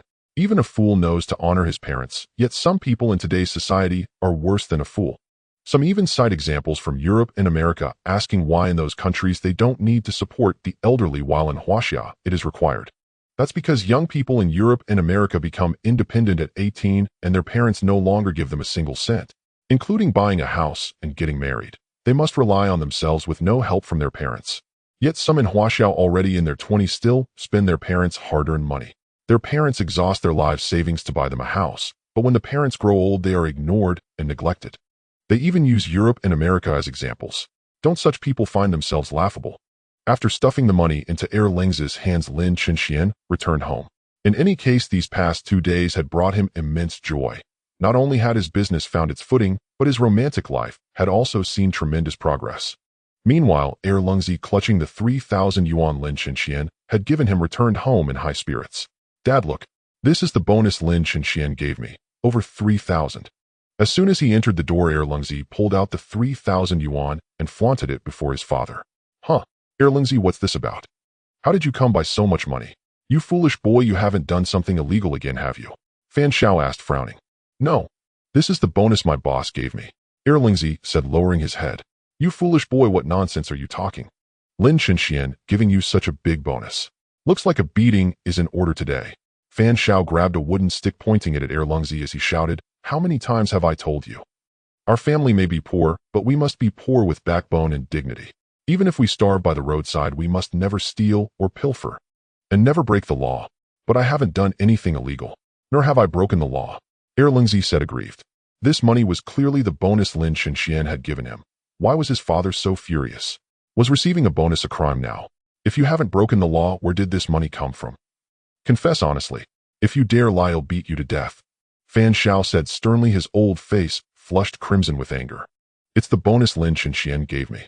Lungzi said, his face crumpled with distress. Stop lying. How much does Lin Chinxian earn in a month? How could he possibly give you such a big bonus? Looks like he'll have to teach you a lesson today before you'll tell the truth. Fan Xiao said coldly. He raised the stick ready to strike. Dad, it really is the bonus Lin Chinxian gave me. This time when we delivered vegetables to the county town, Lin Chinxian earned 15,000, so he gave me 3,000 as a bonus. Erlungzi said, his face full of grievance. What? Lin Chinxian earned 15,000 in the county town. How did he make so much money? Hearing this, Fan Xiao was shocked. The corn hadn't even been harvested yet. What had Lin Chinxian sold to earn so much money? Today I went with Lin Chinxian to deliver vegetables to Wanfilu in the county town. The manager there bought his vegetables at 5 yuan per jean. At that time we had exactly 3,000 jean of vegetables on the truck, so they gave us 15,000 yuan. Erlungzi said truthfully. 5 yuan per jean. That can't be right. How could Chengshuan's vegetables sell for such a high price? Fan Xiao asked, utterly bewildered. I don't know either. But that's the price the manager of Wanfilu offered. She even asked me to deliver again in 20 days. Erlingzi said, lowering his head. Oh. Fan Xiao nodded. Though he found it astonishing, upon reflection it made sense. After all, Lin Chinxian had previously earned over 100,000 yuan from just 5 mu of watermelons. Selling 1 mu of vegetables for 15,000 yuan was perfectly reasonable. It seemed the saying was true, a koi is no mere pond dweller. With wind and rain it transforms into a dragon. This Lin Chengshuan's future prospects were indeed boundless. Dad, what should I do with the money? Should I give it back to Lin Chinxian? Erlingzi asked, head bowed. No need. Since he gave it to you as a bonus, keep it. From now on, work hard for Lin Chinxian. Do whatever he tells you to do. Listen to him, understand? Fan Xiao said sternly. Erlingzi nodded, indicating that he understood. When it came to his father's words, he was always obedient to the letter. In a small bar in Qingyuan County, a yellow-haired man held 2 beauties in his arms, a look of pure contentment on his face. Having spent 15 days in the detention center, he deeply missed this hedonistic feeling. Wine, meat, and beauties. This is the life a man should live. Boss, our turf was shut down by that bastard Wang Chong and his men. He also captured many of our brothers, and even second brother Wang Yang was thrown in. The place we've worked hard to build for over a decade has been sealed off. We can't just let this slide. A thuggish-looking gangster said, his face full of indignation as he looked at the yellow-haired man. Who's he? Don't worry. I've already looked into this. It was that kid Lin Chinxian who tipped them off and Wang Chong who led the raid. We'll settle this score sooner or later. A cold smirk curled at the corner of the yellow-haired man's mouth. How could he stand by and watch the empire he had painstakingly built crumble? Boss, what do we do? Reopen the underground city? Or have Lin Chinxian killed? Or take out Wang Chong? Just say the word, and he'll walk through fire and water without hesitation. Huzi gritted his teeth. If the yellow-haired man gave the order, he would even storm the enforcement bureau to kill Wang Chong. Let's put all this on hold for now. I just got out and Wang Chong won't let me off easily. There must be enforcement eyes around here. We'll wait a few days until the heat dies down, then we'll take our revenge. The yellow-haired man spoke calmly. Having been in the game for over 20 years, he had weathered countless storms. How could a small setback like this break him? Boss, I'm fuming. That Lin Chinxian isn't a cop. Can I take the brothers and hack him to pieces first? Just to blow off some steam. Huzi's face was contorted with rage, not hiding his hatred for Lin Chinxian. If not for him, their hard-earned foundation wouldn't have been destroyed. Well then. Heh. I have a brilliant idea. Last time I heard from second brother that he was engaged to a young girl named Li Xiaomin from Qingyang village. That girl is quite a looker. Hey, race the plan, gather the brothers, and in a few days we'll head to Qingyang village. We'll snatch that little lass and have some fun with her. From what I know, Lin Chinxian and that girl share a special bond. Once we have Li Xiaomin, killing Lin Chinxian will be as easy as reaching into a pocket. The yellow-haired man leered. He had seen Li Xiaomin before. Such a pretty, delicate girl deserved his affection, or it would be a waste. All right, he'll gather the brothers now and head to Qingyang village tomorrow to bring Li Xiaomin back. Huzi clenched his fist, a cold smile on his face. Are you stupid or what? I told you the cops are watching us. Well, wait a few days. Tell the brothers to stay low-key. The yellow-haired man frowned. In this life you need more than just brawn. Our intelligence is key. If we snatch Li Xiaomin now and Wang Chong finds out, it would be suicide. At the thought of the adorable Li Xiaomin, the yellow-haired man's lust surged. Although she was the fiancée of his sworn brother Wang Yang was now behind bars and wouldn't be out for at least a decade. Li Xiaomin wouldn't wait 10 years for him. In a few years she would marry someone else. Better to let his own brothers enjoy her first than let a stranger have her. Lin Chinxian was completely unaware of the yellow-haired man's vile intentions, nor did he realize that a massive crisis was quietly approaching. These past few days, Lin Chengshuan's first task each morning was to check the harvest in the fields and see if Erlungzi had been slacking off. Then he would visit Lu Wenxian at the clinic to deepen their bond. Even when they sat face to face in silence, there was no awkwardness, for they were deeply in love. In the afternoons, he would either practice martial arts at home or head to Qingyuan Mountain to check on the ginseng. Lin Chenxian had never forgotten the ginseng on Qingyuan Mountain, but he dared not visit too often for fear of discovery. Every time he went, he would circle the mountain several times to ensure he wasn't followed before entering the cave to inspect the ginseng's growth. Lin Chenxian felt that in a few more days one of the ginseng roots would be ready for harvest. Nurtured by the green liquid, it was now at least 400 years old. However, he decided not to harvest it yet. The time wasn't right, as he lacked the means to protect such a valuable trove. If he tried to sell a 400-year-old ginseng, it would surely attract unwanted attention. If the location were discovered, his losses would be catastrophic. All in all, Lin Chengshuan's days had been quite comfortable. On this day, Li Xiaomin's father Li Dadu found Lin Chenxian. "Chenxuan, from now on I entrust Xiaomin to you. You know this little girl is quite adorable and innocent. You must never harm her. Also, I must leave. I plan to go to Tian'an City to find someone." Li Dada said, smoking a cigarette, his face full of worry as he looked at Lin Chenxian. "Uncle Li, who are you going to find?" Lin Chenxian asked with a frown. Was he going to look for Zhang Yue? They'll keep who I'm looking for a secret. Maybe a year, 2 years, 3. Or even a lifetime. I might never return. In any case, you must take good care of Li Xiaomin. Li Dada said coldly, his attitude extremely serious. "Uncle Li, what exactly are you going to do? Can you tell me?" Lin Chenxian asked with some concern. After all, Li Dadu had never left the county town. If something happened to him, how would he explain it to Li Xiaomin? "I already told you it's a secret. Maybe we'll meet again someday. Or maybe we won't see each other again. In any case, you must remember one thing: no matter what happens in the future, you must protect Li Xiaomin or you will die without a burial place. Remember, this is not just a threat." After saying this, Li Dada turned to leave. "Uncle Li, I beg you. What is going on?" Lin Chenxian quickly stepped forward and grabbed Li Dadu. How could he let him leave without getting a clear explanation? Somehow Lin Chenxian felt that Li Dadu was acting strangely today. Both his demeanor and the way he looked at him were completely different from the Li Dada he knew before. Alas! Li Dada sighed and shook his head helplessly. "Since you're so eager to know, I'll tell you. But you must promise me that Xiaomin must never find out." "Uncle, don't worry, I won't tell Xiaomin." "What's wrong? Has something happened to Aunt Yue?" Lin Chenxian asked, puzzled. "Your Aunt Yue is fine. Actually, your Aunt Yue and I are not Li Xiaomin's biological parents. I'm going to Tian'an City this time to find Xiaomin's real parents." Li Dada lowered his head and sighed. "Off." Hearing this, Lin Chenxian opened his mouth in shock. "Uncle Li, are you running a fever? Why are you talking nonsense? How is it possible that Xiaomin is not your and Aunt Yu's biological daughter? Why are you shouting so loud?" Li Dada smacked Lin Chenxian hard on the head and said gravely, "I'm telling you, this matter must never be known to Li Xiaomin. We've kept it from her for over 20 years. If you dare tell her, don't blame me for being rude." "Uncle Li, what exactly is going on? I don't understand any of this. Xiaomin is not your biological daughter. How is that possible? You're not joking, are you? This is too unbelievable." Lin Chenxian said, his face full of shock. Even he, let alone Li Xiaomin, found it hard to accept all at once. "It's true. Actually, Xiaomin is a rich heiress, but her family encountered a great misfortune and her parents disappeared without a trace. Now I entrust Xiaomin to you. You must take good care of her. I'm going out this time to find Li Xiaomin's parents." Li Dada said seriously, not at all like he was joking. This. All right then." Lin Chenxian nodded slightly. No wonder Li Xiaomin was so cute and beautiful. How could Li Dada have fathered such a daughter? He'll have a good talk with Xiaomin later. Remember, during the time I'm away, you must take good care of her, understand? Li Dada said with a worried face. He was still a bit uneasy about entrusting Li Xiaomin to Lin Chenxian. "Uncle Li, don't worry, I will definitely take good care of Xiaomin and won't let her suffer any harm." Lin Chenxian patted his chest and gave a solemn promise. Even if Li Dada hadn't urged him, Lin Chenxian would have done the same. Lin Chenxian might lack many things, but he was rich in a sense of responsibility. Seeing the resolute look in Lin Chengshuan's eyes, Li Dada smiled and nodded, then turned to the door and shouted, "Xiaomin, come in." "Oh." Li Xiaomin responded and skipped into the room. "Xiaomin, tomorrow your dad is going to Tian'an City. I might be back in 2 or 3 years." Li Dada said seriously. 2 or 3 years. Dad, what are you going to do?" Li Xiaomin grabbed Li Dada's arm with a worried face.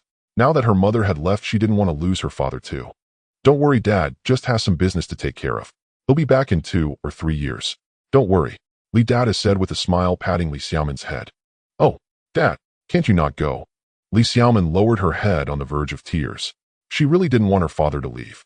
Silly child, don't worry, Dad will only be gone for 2 or 3 years. He'll be back soon. Li Dad comforted her softly. In truth, he didn't want to be separated from Li Xiaomin either, but that matter had to be handled by him. All right then. Dad, come back soon. Seeing how resolutely Datu was, Li Xiaomin said no more, only hoping her father would return soon. Though others deemed Li Big Head useless and thought he lived a miserable life, Li Xiaomin did not share that view. In her eyes, her father was the greatest father in the world, the most responsible one, and not at all pathetic. In the fields, Lin Chenxian gazed at the 30 acres of cornfield, his heart brimming with joy. He believed that in just a few days the corn would be ready for harvest. Thanks to the green liquid, Lin Chengshuan's 30 acres of corn had flourished magnificently. The corn kernels gleamed a brilliant gold, dazzling and radiant. These 30 acres combined with the 10 acres beside his home guaranteed a bountiful harvest this year. After harvesting the corn, wheat would be planted anew. Once the wheat was sown, Lin Chenxian planned to establish a flour mill. When the next wheat harvest came, he intended to sell it not as raw grain, but as flour processed from it. Every business needed its own brand, and Lin Chenxian had already decided on a name for the flour. Chenxian Flour. Sister Chenxian, what are you doing? I've come to play with you. The adorable Li Xiaomin skipped into the clinic. Lu Wenxian saw Li Xiaomin and quickly set down her medical book, greeting her with a smile. Xiaomin, what brings you here? Sister Chenxian. My dad went to Tianshi City to find my mom. I'm so lonely all by myself. Can I sleep at your place tonight? Li Xiaomin hung her head, her face full of grievance. She was already exceedingly cute, and at this moment she embodied the very essence of the word adorable to the fullest. Even Lu Wenxian, a girl herself, couldn't help but feel a pang of sympathy. All right, we're sisters after all. You can come here anytime you want from now on, Lu Wenxian said with a gentle smile. She agreed because she found the girl both pitiful and endearing. Really? Thank you, Sister Chenxian. Li Xiaomin hugged Lu Wenxian's arm, happily laughing affectionately. Sister Chenxian, do you like Brother Chenxian? Li Xiaomin tilted her head and asked with a sly grin. Well, yes I do. Lu Wenxian replied, her cheeks flushed as she lowered her head. Ah, is it the kind of love between lovers? Li Xiaomin asked excitedly. It seemed completing this mission wasn't so difficult after all. That made sense. Brother Chenxian was so outstanding and handsome, any woman would fall for him. Of course it's the love between lovers. Lu Wenxian rolled her eyes at Li Xiaomin in mock exasperation. After all, she and Lin Chenxian were already a couple. Oh, Sister Chenxian. Leave Brother Chenxian to me. They'll definitely bring you two together, Li Xiaomin said cheerfully. Thank you so much then.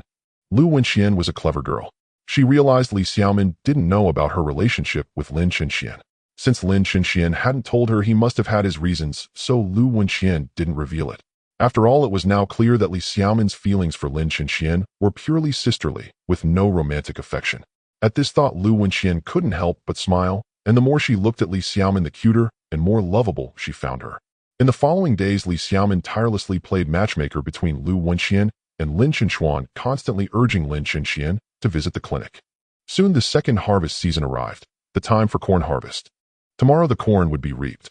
As mentioned before, with the country's development, all crops were now harvested using machinery. Village Chief Hu Dahai had already arranged for 3 corn harvesters, planning to start the harvest early tomorrow morning. Before the harvest, Hu Dahai decided to take a look at Lin Chengshuan's fields, and what he saw astonished him.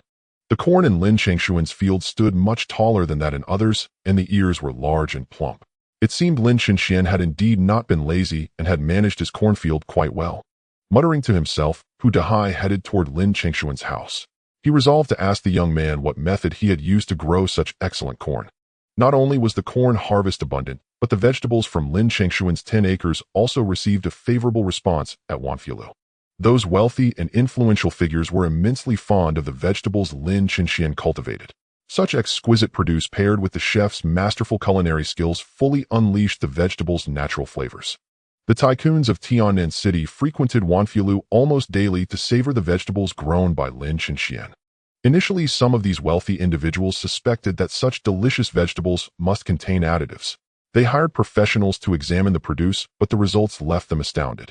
These vegetables not only contained no additives, but also possessed health benefits capable of alleviating the 3 highs: hyperlipidemia, hyperglycemia, and hypertension.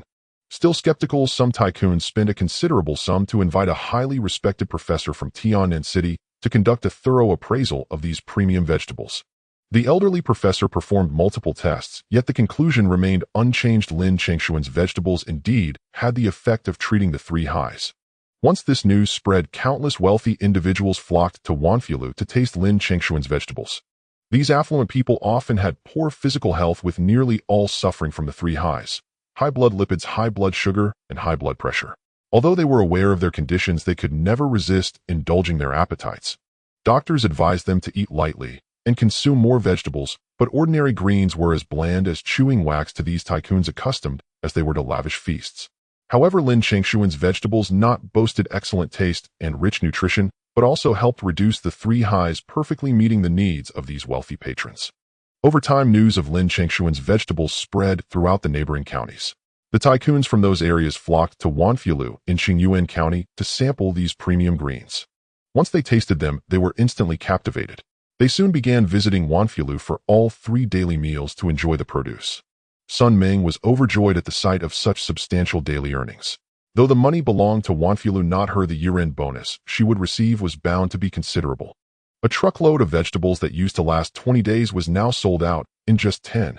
Sun Ming picked up the phone and dialed Lin Chengshuan's number, requesting another delivery. Once the call connected, Sun Ming got straight to the point without any pretense. "Chinchuan, could you send another truckload of vegetables? Your produce is so popular that it's already gone in just 10 days. "Sure. He'll have Erlingzi deliver it to you right away," Lin Chenxian replied cheerfully on the other end. Seeing his vegetables so well received filled him with joy. It proved that his approach was correct. Supplying Wanfilu with vegetables was indeed a viable path. "Chinchuan, tell me honestly, how many acres do you have now?" Sun Ming asked with a sweet, seductive laugh, her voice incredibly soft and alluring. 10 acres are planted with vegetables," Lin Chenxian answered truthfully. "What? Only 10 acres? That's far from enough. You must plant another 10 acres immediately, or the supply will fall short." "Chinchuan, dear brother, don't let me down. Now those tycoons walk into the restaurant and insist on using your vegetables. If the supply runs out, my business here will be ruined," Sun Ming said anxiously. Losing business was one thing, but offending those wealthy patrons would be a much bigger problem. Although Wanfilu was a large establishment, a powerful dragon could not suppress a local snake. If those tycoons were angered, their business in Qingyuan County would be doomed. "Plant another 10 acres. All right," Lin Chenxian nodded.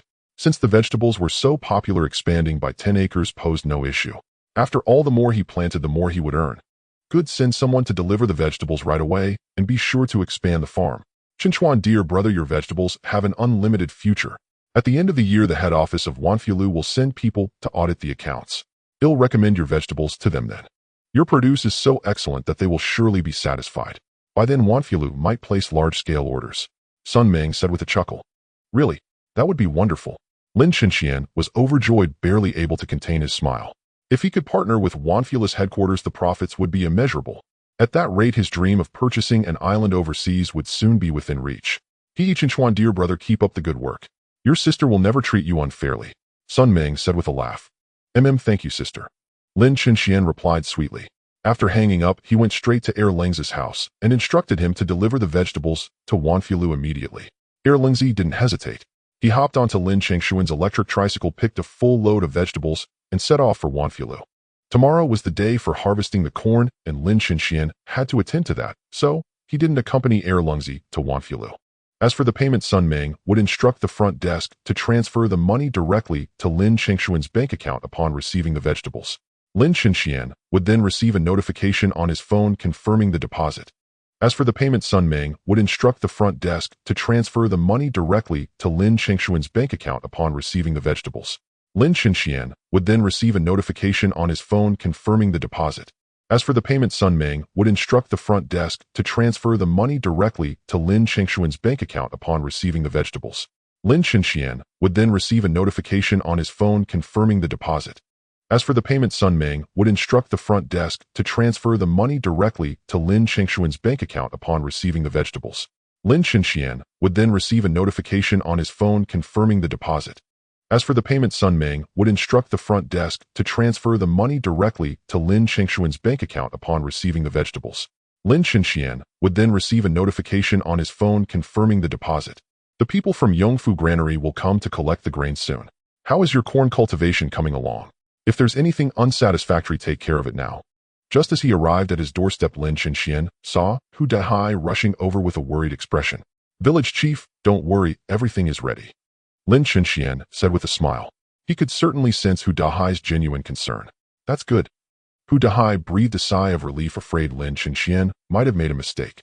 In fact, he had just visited the cornfield and thought the corn was excellent. Surely the people from Yongfu Granary would appreciate it. "Village chief, there's something I'd like to ask of you. Could you lease me another 10 acres? I want to grow vegetables," Lin Chenxian said. He felt that the profit from vegetables might be greater than from crops. "Vegetables? Chenchuan, why would you grow that? After harvesting the corn, you should plant wheat. Yongfu Granary buys grain, not vegetables." Hu Dahai asked, puzzled. "Village chief, I don't plan to sell grain to Yongfu Granary anymore. After the next wheat harvest, I intend to start a flour mill," Lin Chenxian said frankly without concealment. He actually had a good impression of the village chief, so there was no need to hide it. "What? You want to start a flour mill? Chenchuan, think it through." Hu Dahai frowned, seeming somewhat reluctant. As an old-school farmer, he believed farmers should stick to farming and not mess around with other schemes. Lin Chenxian understood Hu Dahai's mindset. Chuckling, he patiently explained, "Village chief, you know how high quality my wheat is. If processed into flour and sold, it's bound to be a hit. Once my flour mill gains fame, it'll buy the village's wheat at a high price. By then our village's life will surely improve, don't you think?" Hu Dahai pondered Lin Chenxian's words and found them reasonable. After all, this was the 21st century, our relying solely on farming couldn't make big money. "All right, as long as you work hard, I'll support you. Another 10 acres, you say? The 10 acres at the village entrance are yours. Right next to your vegetable garden, easy for you to tend," Hu Dahai said cheerfully. He had a feeling that Lin Chenxian might become the second Li Xiulin. "Thank you, village chief." Lin Chenxian expressed his sincere gratitude. Since he decided to farm, the village chief had indeed given him a lot of help. "No need to be polite. Just don't forget the condition you agreed to. The city will have a break soon and my granddaughter will come. You must accompany her well to enjoy the scenery," Hu Dahai said with a sly grin like an old fox. Of course. Lin Chenxian nodded solemnly, thinking little of it. How could he refuse such a small favor? The next day, Li Yang, the grain collector from Yongfu Granary, arrived early at Qingyang village. The first thing he did was head to Lin Chengshuan's cornfield to inspect. Li Yang snapped off an ear of corn, brought it to his nose, and inhaled a rich, fresh fragrance, a scent of nature that one could never tire of even after a lifetime. Then he plucked a kernel and chewed it. A sweet, juicy flavor burst instantly in his mouth. Li Yang was stunned. In over 20 years of collecting grain, he had never seen such excellent corn. Even the top corn grower in China might not produce anything this good. Determined not to let such fine corn slip away, Li Yang hurried to Lin Chengshuan's home to discuss the purchase. With crops like this, Yongfu Granary's reign over the grain world was not far off. Since it was collection day, Lin Chenxian woke up early. After washing up, he planned to go to the village chief's house to meet Li Yang. But as he opened the door, he saw Li Yang rushing over in a flurry. Seeing this, Lin Chenxian smiled slightly. It seemed the deal was already in the bag. Otherwise, Li Yang wouldn't be in such a hurry. It made sense. Last time he used only 3 drops of green liquid for the wheat, but this corn had been nurtured with 30 drops, so the quality was naturally incomparable. This year's corn price was low at 80 cents per gene, far too cheap. But Lin Chengshuan's corn was different. This batch had been nurtured with 30 drops of green liquid for several months. If he didn't make a hefty profit, how could he do justice to the green liquid? "Chenchuan, how are you selling the corn from these 40 acres? Have you set a price?" Li Yang hurried over to Lin Chenchuan, panting heavily from his run. When Lin Chenxian planted the corn, he had leased 30 acres from the village chief, adding to his original 10 acres, making a total of 40 acres of corn. "Well, it's set. 3 yuan and 50 cents per caddy." Lin Chenxian tentatively named a price. He intended to enter the business world in the future. If he couldn't take the initiative in pricing, he would surely be at a disadvantage in future dealings. Moreover, this year's corn price was very low at 80 cents per caddy. Although Lin Chengshuan's wheat was of good weight, it wouldn't fetch much money. 3 yuan and 50 cents. Isn't that too expensive? Li Yang found it hard to accept. This year's standard corn price was 80 cents, making 3 yuan and 50 cents over 4 times the usual rate. "I can take you to the fields to see. The corn I've planted this time is absolutely top grade. Oh, I've put a lot of effort into it. 3 yuan and 50 cents is the lowest price I can offer." Lin Chenxian put on an act of making a loss, feigning reluctance. When negotiating business, one must put on a show pretending to be at a loss. This is something a businessman must learn. "How about this? Let me call my boss." Unable to decide on such a high price, Li Yang took out his phone and called his boss to report the situation. Upon hearing this, the owner of Yongfu Granary pondered for about 3 to 4 minutes, weighing the pros and cons, and finally agreed. Although the price of 3 yuan and 50 cents was 4 times that of ordinary corn, if the quality was good, spending this much money was worthwhile. For the reputation of Yongfu Granary, the owner had to grit his teeth and pay a sky-high price to purchase Lin Qingshuan's high-quality corn. After receiving the boss' approval, Li Yang nodded, hung up the phone, looked up at Lin Qingshuan, and said, "Our boss has agreed. He's willing to buy your corn at 3 yuan and 50 cents per caddy." Okay. Lin Qingshuan was slightly surprised. The 3 yuan and 50 cents was just a random price, he said. If Li Yang had bargained, he would have lowered it. After all, this year's corn price was relatively low. But Li Yang and his boss agreed so readily that Lin Qingshuan was taken aback. 3 yuan and 50 cents. A sky-high price, 4 times the norm. He never expected them to actually agree. In China, corn yields typically range from 1400 to 2200 caddies per acre. Corn yield mainly depends on soil fertility, climate conditions, variety, and cultivation management. If the yield per acre reaches 1400 caddies, it's considered a good harvest. In severely drought-stricken areas, there might be no harvest at all. In China, the highest corn yield can reach up to 2200 caddies per acre. However, the corn Lin Qingshuan grew was different. It was irrigated with a green liquid, making it not only nutritious, but also heavy in weight. Li Yang specifically had to high harvest Lin Qingshuan's corn first. Due to the stimulation from the green liquid, Lin Qingshuan's yield per acre reached an astonishing 3100 caddies. With a yield of 3100 caddies per acre and a price of 3 yuan and 50 cents per caddy, the revenue per acre came to 10850 yuan. Just 1 acre of corn sold for 10850 yuan. The total for 40 acres of corn came to 43400 yuan. In the end, even Lin Qingshuan was stunned. He never imagined that these 40 acres of corn would fetch such a high price. Without further ado, Li Yang took out his phone and transferred the exact amount to Lin Qingshuan via mobile banking. Although Lin Qingshuan's corn was expensive, Li Yang didn't mind knowing that once it reached Yongfu Granary, it could earn the granary millions or even tens of millions. This was no exaggeration, otherwise the owner of Yongfu Granary wouldn't have paid such a high price to buy this corn. Normally, after harvesting, the grain must be dried before being transported to the granary. But fearing any mishap, Li Yang, after finishing the harvest of Lin Qingshuan's 40 acres of corn, directly dispatched a grain truck to deliver the corn to Yongfu Granary for the boss to inspect. When the owner of Yongfu Granary saw the corn, he grinned from ear to ear. With this corn, the granary's business was sure to boom. Last time, thanks to Lin Qingshuan's premium wheat, Yongfu Granary secured deals with several flour mills. With this corn, they were bound to land even better business. No merchant was foolish. They would not spend such a fortune on Lin Qingshuan's corn without the promise of profit. Lin Qingshuan calculated that his bank account now held nearly 700,000 yuan. With this sum, he could fully establish a flour mill. However, wheat had not yet been planted. Lin Qingshuan planned to sow the wheat first and consider setting up the mill when the harvest approached. Otherwise, even if the mill were built now, without wheat it could not operate properly. At the Yongfu Granary in Tianan City, Li Yang followed the grain truck back to the granary base. Zhang Yongfu, the owner of Yongfu Granary, waited early at the granary entrance, eager to see with his own eyes the corn he had purchased for over 400,000 yuan and to witness its quality. Besides Zhang Yongfu, several grain experts specializing in agricultural produce had been invited. Zhang Yongfu specifically brought them in to assess whether Lin Qingshuan's crops held additional value. He esteemed teachers, the grain has arrived. Please examine its quality. Seeing Li Yang's grain truck enter the granary, Zhang Yongfu quickly turned and addressed the grain appraisal experts beside him with a cheerful tone. No need for formalities, boss Zhang. The experts nodded faintly. Having been paid, they were duty-bound to perform their task diligently. Zhang Yongfu had Li Yang stop the truck, then led the experts to inspect the corn's quality on the vehicle. These experts were highly skilled and possessed profound knowledge of grains. An expert in his 50s grabbed a handful of corn, sniffed it, bit into it, and his face lit up with astonishment. I have never seen corn like this before. Professor Wang, how do you find the quality of this corn? Zhang Yongfu asked eagerly. Excellent. Excellent. Professor Wang repeated the word twice. In his 50-plus years, he had encountered many grains, but never such superior corn kernels. How was this corn cultivated? Do you know who grew it? I must meet him. Professor Wang exclaimed excitedly. With corn of this quality, his goal of developing a new corn seed variety was within reach. Well, that's a secret for now. Zhang Yongfu politely declined. Lin Qingshuan was his golden goose. He could not afford to reveal him. Boss Zhang, rest assured, I won't compete for your business. I simply wish to ask him about the methods used to cultivate such superior wheat. Professor Wang said earnestly.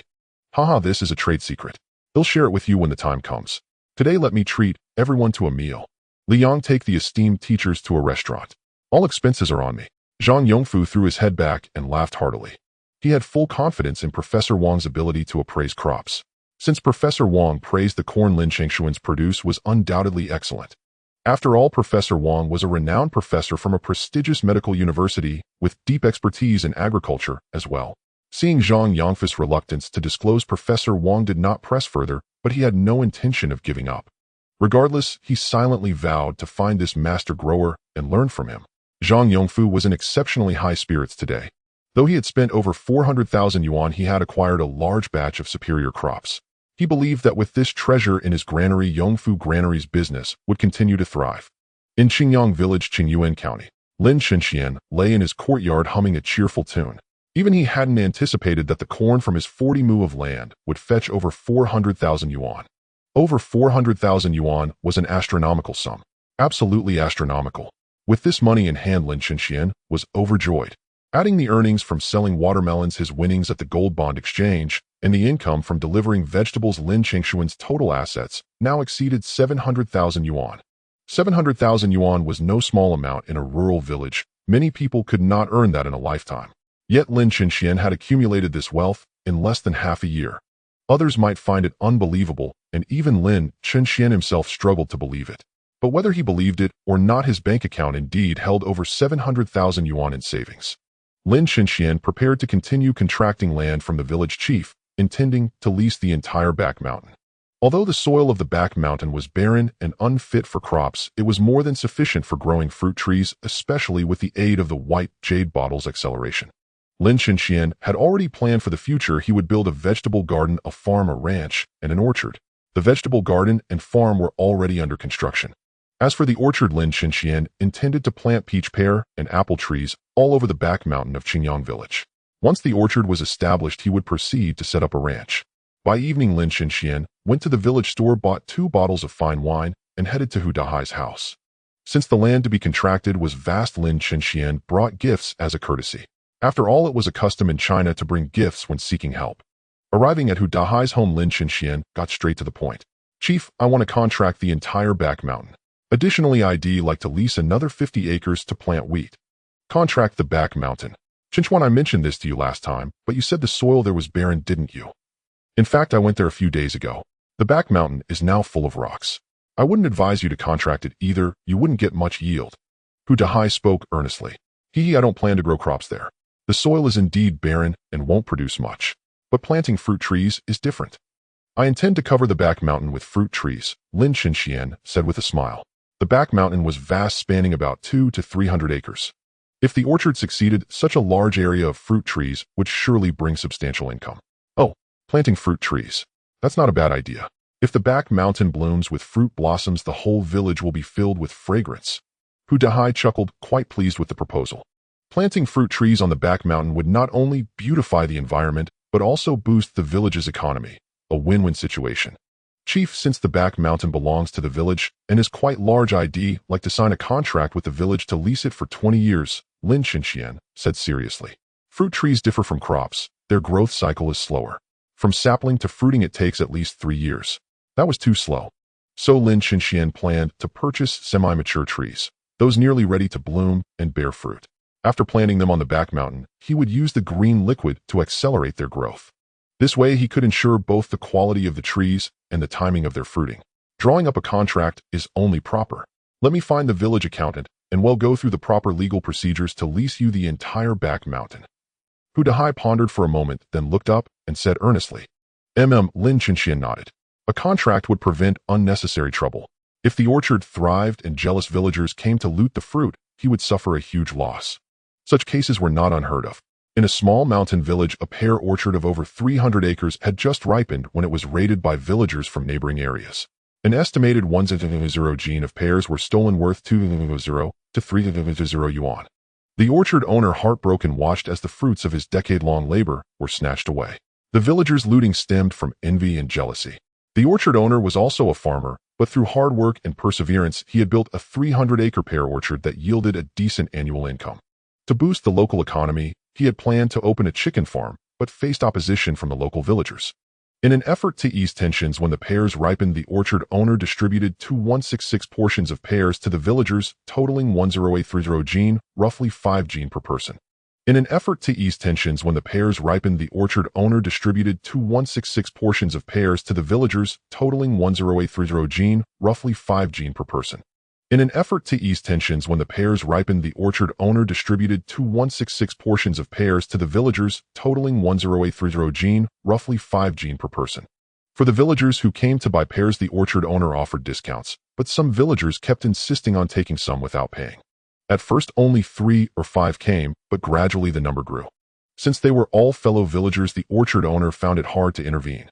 However, within a few days, 40 to 50 villagers suddenly arrived, aged between 40 and 60, mostly elderly.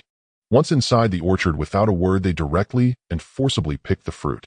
Helpless, the orchard owner called the police. But those envious, reedied villagers, instead of showing remorse or fear, gathered. Even more people dismantled part of the brick wall surrounding the orchard, tore open sections of the wire fence, and rushed in to steal the pears. Many villagers carried sacks and pushed tricycles to load pears near the orchard. Finally, the owner had no choice but to call the police again.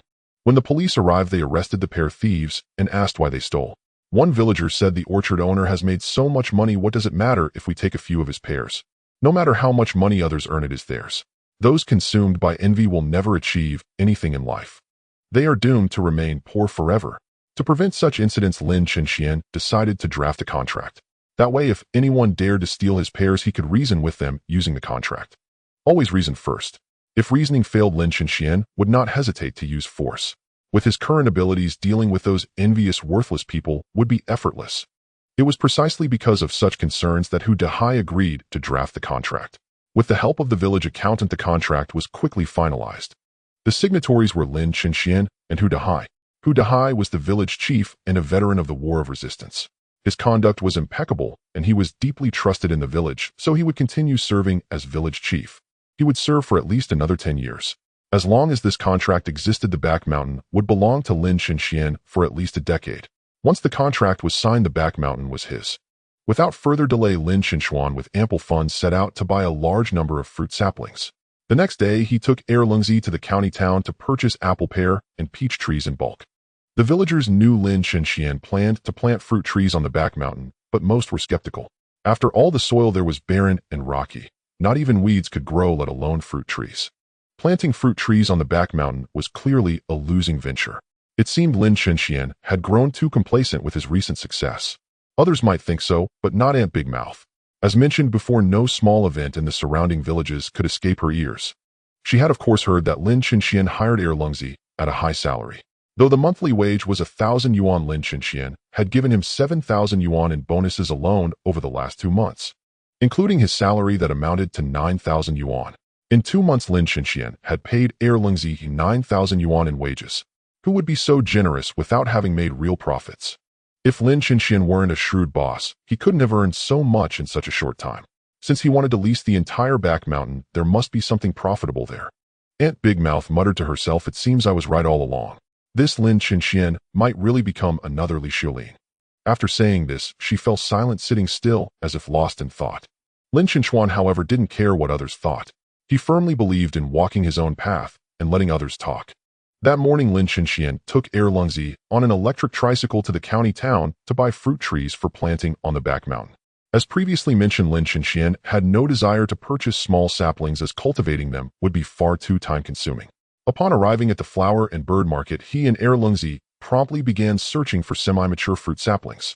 These semi-mature saplings, having been planted in the ground for a year, were on the verge of blossoming and bearing fruit. With only minimal care, Lin Chenxian could turn a profit. After entering the market, Lin Chenxian and Heirloom split up to search. Yet after searching for a long time, they found no trace of semi-mature fruit saplings. It was only natural. Who would be willing to sell saplings so close to fruiting? When the trees were about to bloom and yield, who would part with them? After inquiring at several stalls without success, Lin Chenxian felt deeply disappointed. Was his dream of building an orchard truly impossible to realize? "Boss, look, there's a shop specializing in fruit saplings." Heirloom pointed at a nearby store, turning to Lin Chenxian as he spoke. Lin Chenxian turned and saw not far to the south a store selling fruit trees. Though not large, it was the only shop in Qingyuan County dedicated to fruit tree seeds. Other vendors merely set up stalls at the flower and bird market. Since this was a proper store, the saplings here were surely more varied than those on the street. With this thought in mind, Lin Chenxian and Erlungzi stepped into the store. "What can I get for you two young gentlemen?" The shopkeeper, a chubby man in his 30s with a greasy face and shifty eyes, nonetheless radiated a genial demeanor. "Do you have any semi-mature fruit saplings?" Lin Chenxian got straight to the point upon entering. "Semi-mature saplings. I do have a source, but they'd need to be shipped from Tian'an City. It might take a few days," the portly boss replied after a moment's thought. "Fine. A few days is acceptable as long as they are high-quality varieties." "How long exactly?" Lin Chenxian nodded in no rush to establish the orchard. "About a week. But semi-mature saplings are tricky to procure." "How many do you need?" the boss asked. 1,000 apple trees, 1,000 pear trees, 1,000 peach trees, and 1,000 orange trees. Lin Chenxian had no intention of planting the entire hill at once. The fruit he planned to sell would follow a premium route, priced much higher than ordinary produce. Without securing a market, blindly planting vast quantities would only lead to losses. Though he now had some capital, he could ill afford such a mistake. 1,000 of each. The boss pondered for over 10 seconds before nodding. "All right, but since these are semi-mature, you'll need to pay in advance." "How can I pay without seeing the goods, eh?" Lin Chenxian frowned. He would never fall for such a folly. Semi-mature saplings are costly. I rarely dare to stock them. The average price for these 4 types is around 20 yuan each. At 20 yuan per sapling, 4,000 trees would be 80,000 yuan. My little shop doesn't even earn 80,000 in a year. If I order them and you back out, what would I do? The boss grimaced, a small businessman unable to bear such a risk. "How about this? I'll give you half the sum, 40,000. But you must procure high-quality seeds and draw up a contract," Lin Chenxian said warily. "Fine, no problem." The boss nodded in agreement. With a contract in place, both parties could feel secure. After all, they were both honest merchants, each wary of being cheated. The so-called contract was merely a written agreement. Yet for these two individuals, having such a document brought them a measure of reassurance. If the other party dared to renege, they could take this agreement to the police station or file a lawsuit in court to protect their rights. Once Lin Chenxian and the plump boss had signed their names, the agreement took effect. Each of them kept one copy. "Boss, give me your bank account number. I don't have that much cash on me, so we'll transfer the money to you." After signing, Lin Chenxian looked up at the plump boss. "Sure." The plump boss readily agreed and provided his account number. Without hesitation, Lin Chenxian took out his phone and transferred 40,000 yuan to the plump boss via the bank. With this agreement in place, if the plump boss absconded with the money, it would be considered fraud. The penalty for fraud in China was severe. No one would risk several years in prison for just 40,000 yuan. "Young man, I'll deliver the semi-finished fruit trees to you next Monday, without fail." Upon seeing the payment confirmation, the plump boss was overjoyed. This was a major deal for him. In reality, each semi-finished tree cost only 15 yuan wholesale, yet he charged Lin Chenxian 20 yuan, making a profit of 5 yuan per tree. With 4,000 trees, that was a profit of 20,000 yuan. The more the plump boss thought about it, the happier he grew. Earning such a sum effortlessly was truly delightful. "Boss, the agreement states you must guarantee the quality of the trees," Lin Chenxian said with a furrowed brow. He still felt uneasy, fearing the plump boss might cut corners. "Don't worry. If you're not satisfied with the trees I provide, I'll replace them free of charge." The plump boss patted his chest sincerely. "All right. Also give me your phone number so you can call me when the trees arrive." With that, Lin Chenxian pulled out his phone.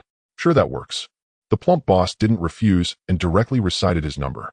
After saving the number, Lin Chenxian dialed it to confirm, then left the flower and bird market with Erlungzi. Erlungzi pedaled the tricycle along the small roads of Qingyuan County, while Lin Chenxian sat in the back resting with his eyes closed. Regardless, the orchard plan was essentially settled. Lin Chenxian had no concerns about the quality of the tree varieties.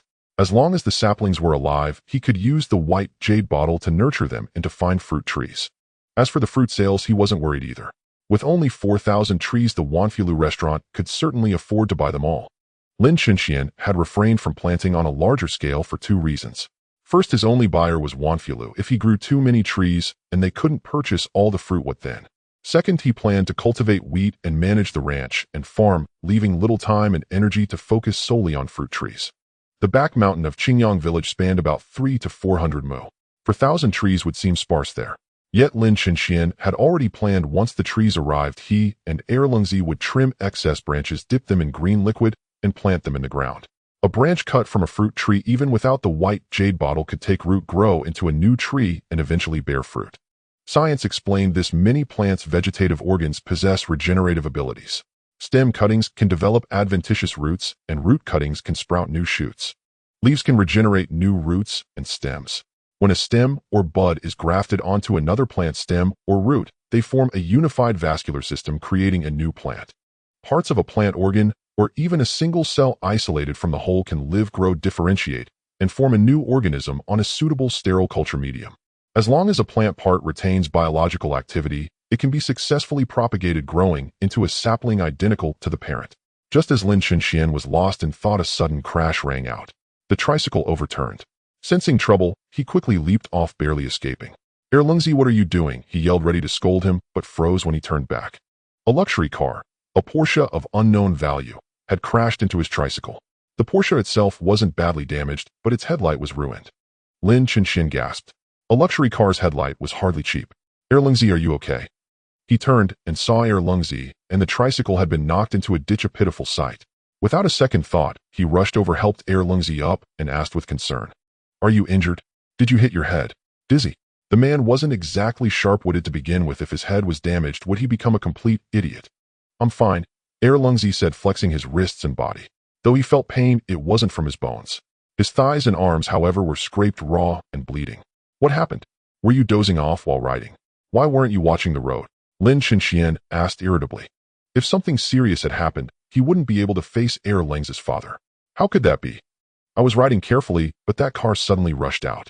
I couldn't dodge in time, and it hit us," Erlungzi said, aggrieved. It wasn't his fault.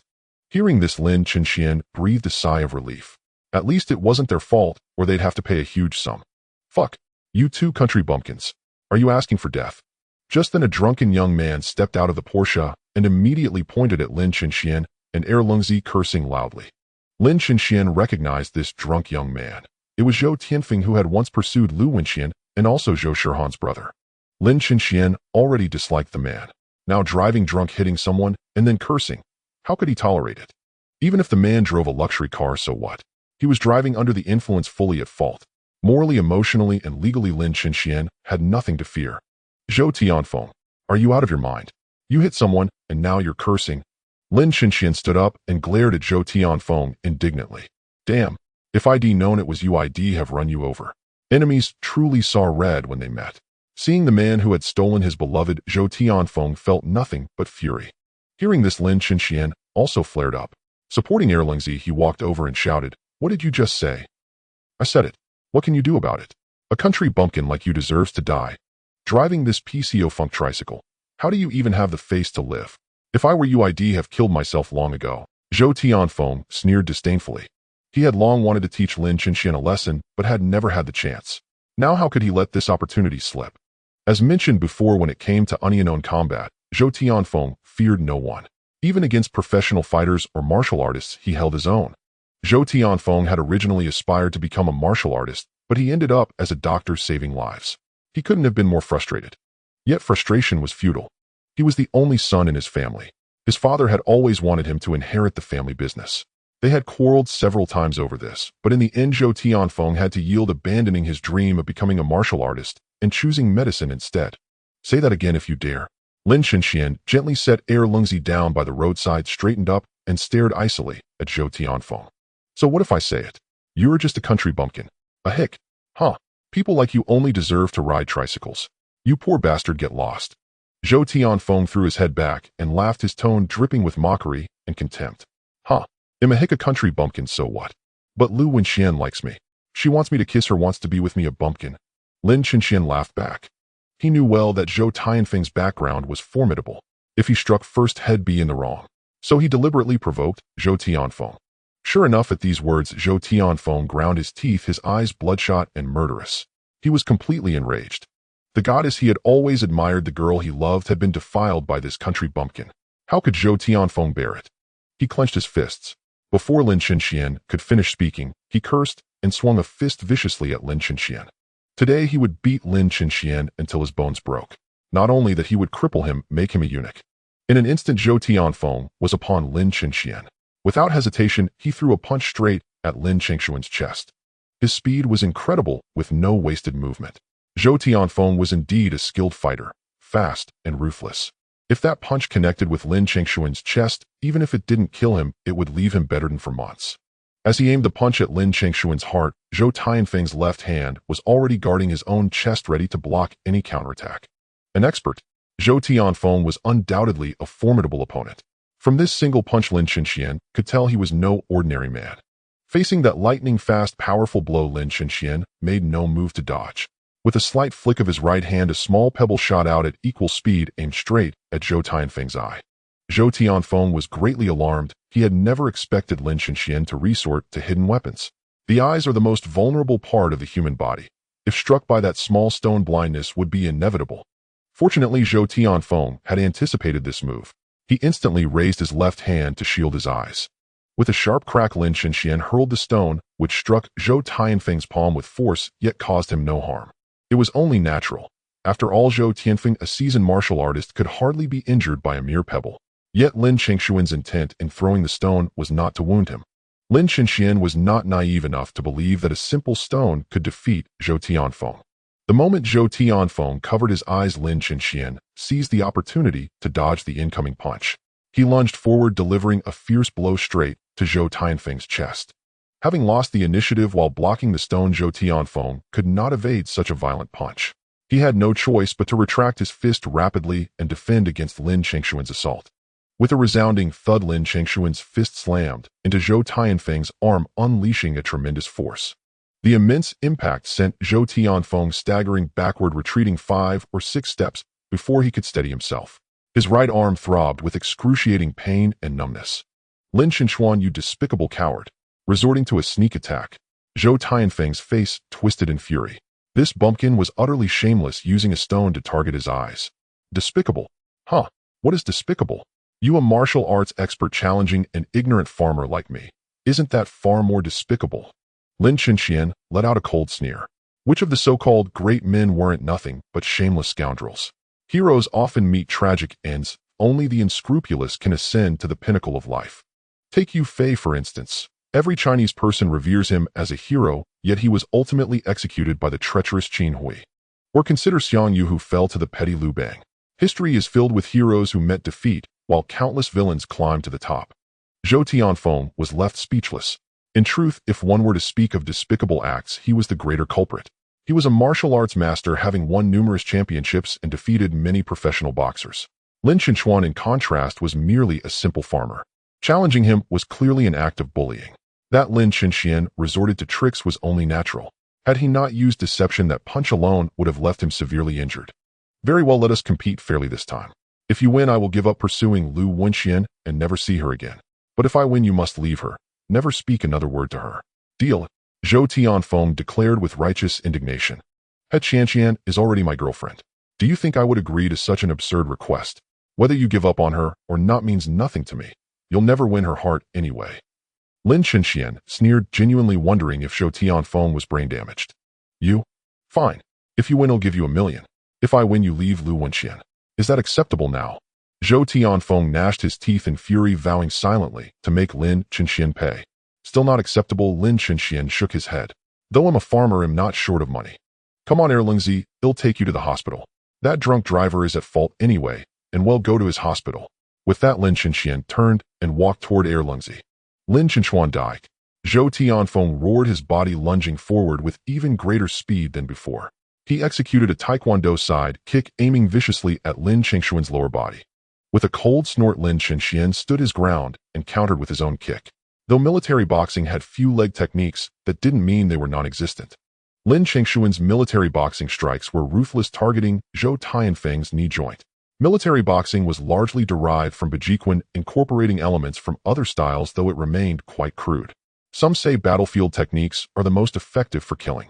In truth, they are merely the most efficient to learn, not necessarily the most refined. During an interview at a martial arts academy, when asked why they didn't teach more, an instructor replied that there simply wasn't time for students to digest more material. After all, if combat has devolved to hand-to-hand fighting, the situation is already dire. At that point, one might be shot before even raising a blade. Investing heavily in such training is futile, as there's neither time nor energy to refine the body. Military boxing is designed for battlefield killing, fast, precise, and ruthless. A single strike is meant to be fatal, granting the enemy no second chance. Yet to unleash its full power, mere practice is insufficient. The lethal essence of military boxing can only be honed through actual combat.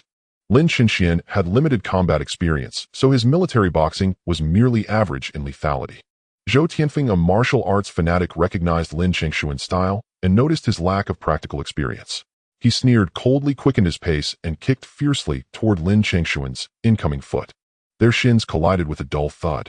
The exchange was evenly matched, with neither gaining any advantage. Gritting his teeth, Zhou Tianfeng retreated a step and hurled a punch at Lin Chinxian. Having just steadied himself, Lin Chinxian saw Zhou Tianfeng's fist hurtling toward him like a battering ram. Without hesitation, he raised his own fist and met it with full force. With a thunderous crack, their fists collided. A surge of immense energy erupted, forcing both men to stagger back several steps, their arms racked with pain. Lin Chinxian's right arm trembled from the agony. He had underestimated Zhou Tianfeng. With the white jade bottle enhancing his body, he had believed he could easily defeat him. Now it was clear that overcoming Zhou Tianfeng would require a brutal battle. Lin Chinxian wasn't the only one stunned. Zhou Tianfeng was equally astonished. Lin Chinxian was just a farmer.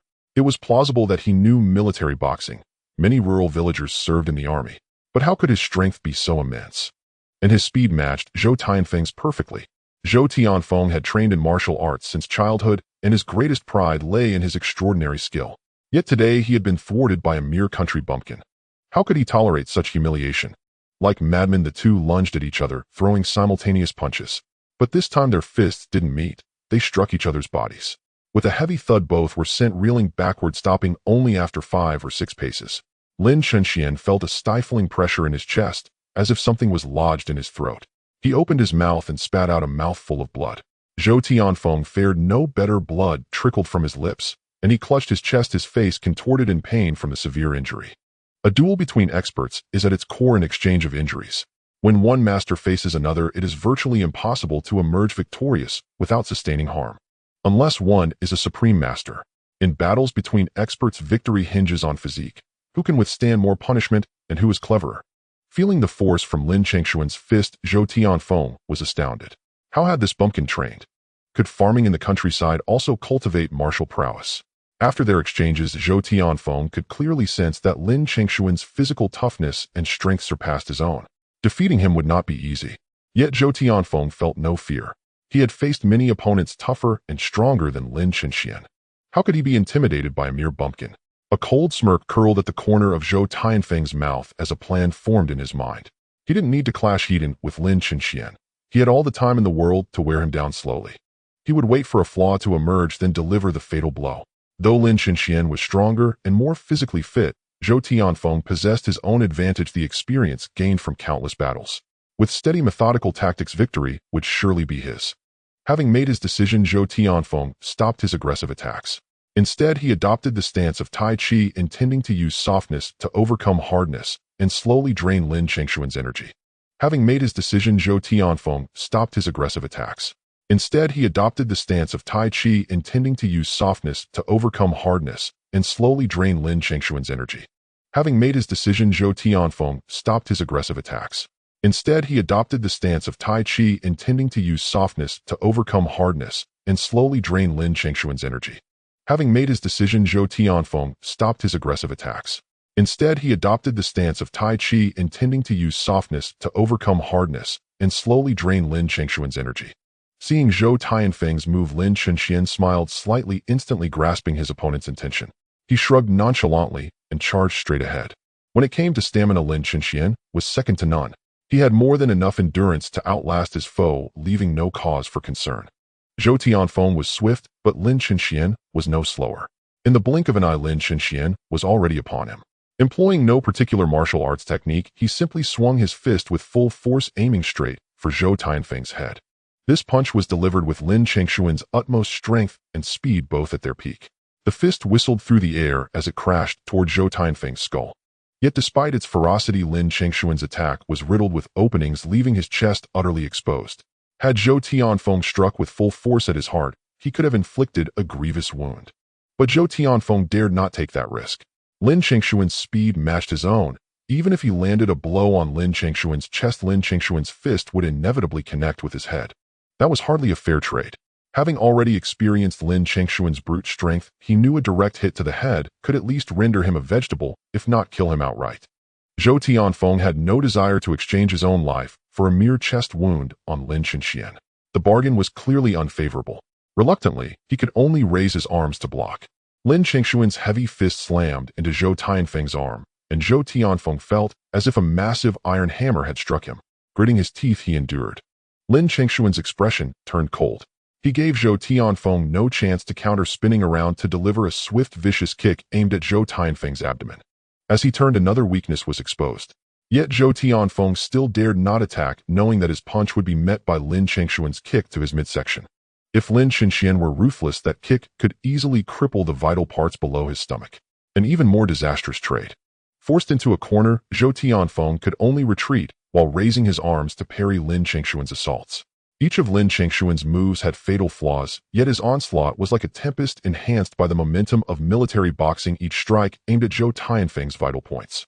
If Zhou Tianfeng retaliated or targeted Lin Changshuan's weaknesses, the outcome would be mutual destruction, with Zhou Tianfeng inevitably suffering the greater loss. As Lin Changshuan's attacks grew faster and heavier, Zhou Tianfeng's blocking arm grew numb. He even suspected the bones in his arm had been shattered by Lin Changshuan's kicks. Yet Lin Chenxian continued like a fierce tiger, as if never tiring. Zhou Tianfeng marveled inwardly. Was this man made of iron? His endurance was astonishing. Yet Zhou Tianfeng knew that while he was on the verge of collapse, so too was Lin Chenxian. Whoever persevered in this battle would claim victory. So Zhou Tianfeng gritted his teeth and absorbed every one of Lin Changshuan's blows. But after a while, Lin Changshuan's strikes not only failed to slow, but grew faster. Zhou Tianfeng's alarm deepened. The man's stamina was truly unfathomable. If he remained on the defensive, he would be breached within 5 moves. Then he would be in dire straits. He could no longer afford to be passive. He had to take the offensive. Zhou Tianfeng, a seasoned martial artist with keen combat instincts, now centered his mind, his eyes fixed solely on Lin Chenxian. While defending, he focused intently on spotting Lin Changshuan's openings. 1 move. Zhou Tianfeng was forced back 3 steps. 2 moves. He retreated 5 steps. 3 moves. Zhou Tianfeng stumbled back 7 steps, all the way to his Porsche. The next move would surely seal his defeat. He had no retreat left. But at that moment, he discerned Lin Changshuan's flaw. Before each attack, Lin Chenxian took a deep breath, pausing for a second. Though merely a second, it was enough for Zhou Tianfeng to deliver a fatal blow. Just as Lin Chenxian finished his 3rd move and drew a breath for the decisive strike, Zhou Tianfeng sneered. Seizing the gap, he planted a foot on the Porsche, using the recoil to launch himself like an arrow toward Lin Chenxian.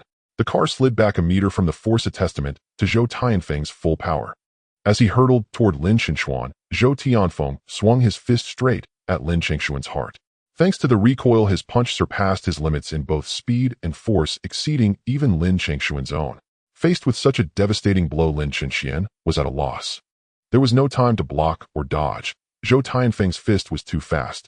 Before Lin Chenxian could react, the fist pressed against his chest. A cold smile curled on Zhou Tianfeng's lips. Even if Lin Chenxian were made of iron, such a blow would surely leave him reeling. Once the fist connected with Lin Changshuan's chest, victory would be his, and Lin Chenxian would be gravely wounded. Then he would leave Lu Wenxian. Zhou Tianfeng even envisioned a bright future. Himself and Lu Wenxian walking hand in hand into the marriage hall. His smile widened, and the power in his fist intensified. But just as the punch was about to land, a sudden sharp pain shot through his back. Bewildered, Zhou Tianfeng couldn't fathom why his back ached so unexpectedly. Before he could ponder further, a tremendous force slammed into his back. With a muffled grunt, Zhou Tianfeng was sent crashing to the ground, utterly clueless. Lin Chenxian seized the chance to leap back, putting distance between them, cold sweat pouring down his spine. If that punch had struck his heart, he would have been meeting the king of hell. Zhou Tianfeng couldn't comprehend why his back had suddenly erupted in agony. Lying on the ground, he turned his head and his face went deathly pale. There stood Erlungzi, gripping a wrist-thick wooden club, eyes bloodshot, panting heavily, glaring at Zhou Tianfeng with fury. "You hit me with your car, and now you want to beat up my boss who pays me. Are you asking to die?" It turned out that Erlungzi, seeing Lin Chenxian and Zhou Tianfeng fighting, had wanted to help. Knowing Zhou Tianfeng was skilled in martial arts, he realized bare hands wouldn't do. So he fetched a sturdy stick from a nearby pit and charged in. Just as Zhou Tianfeng was about to strike Lin Chenxuan, he swung the club hard onto Zhou Tianfeng's back. Zhou Tianfeng, with his mind fully focused on Lin Chenxuan, had been oblivious to his surroundings, allowing Lengz's ambush to succeed. You. Zhou Tianfeng, pinned to the ground by Lengz's blow, was so furious he couldn't speak. Never in his dreams had he imagined being ambushed on the verge of victory. You what? Not only did you hit me with your car, but you also tried to beat my boss. Today I'll beat you to death. Lengzi snorted, wasting no words, and raised the club to strike Zhou Tianfeng's back again. Zhou Tianfeng screamed in agony, feeling a searing pain. But after using all his strength in that punch and taking 2 blows from Lengzi, he had no strength left even to rise, let alone fight back. Lin Chenxian crouched nearby, gasping for breath, still shaken by the narrow escape.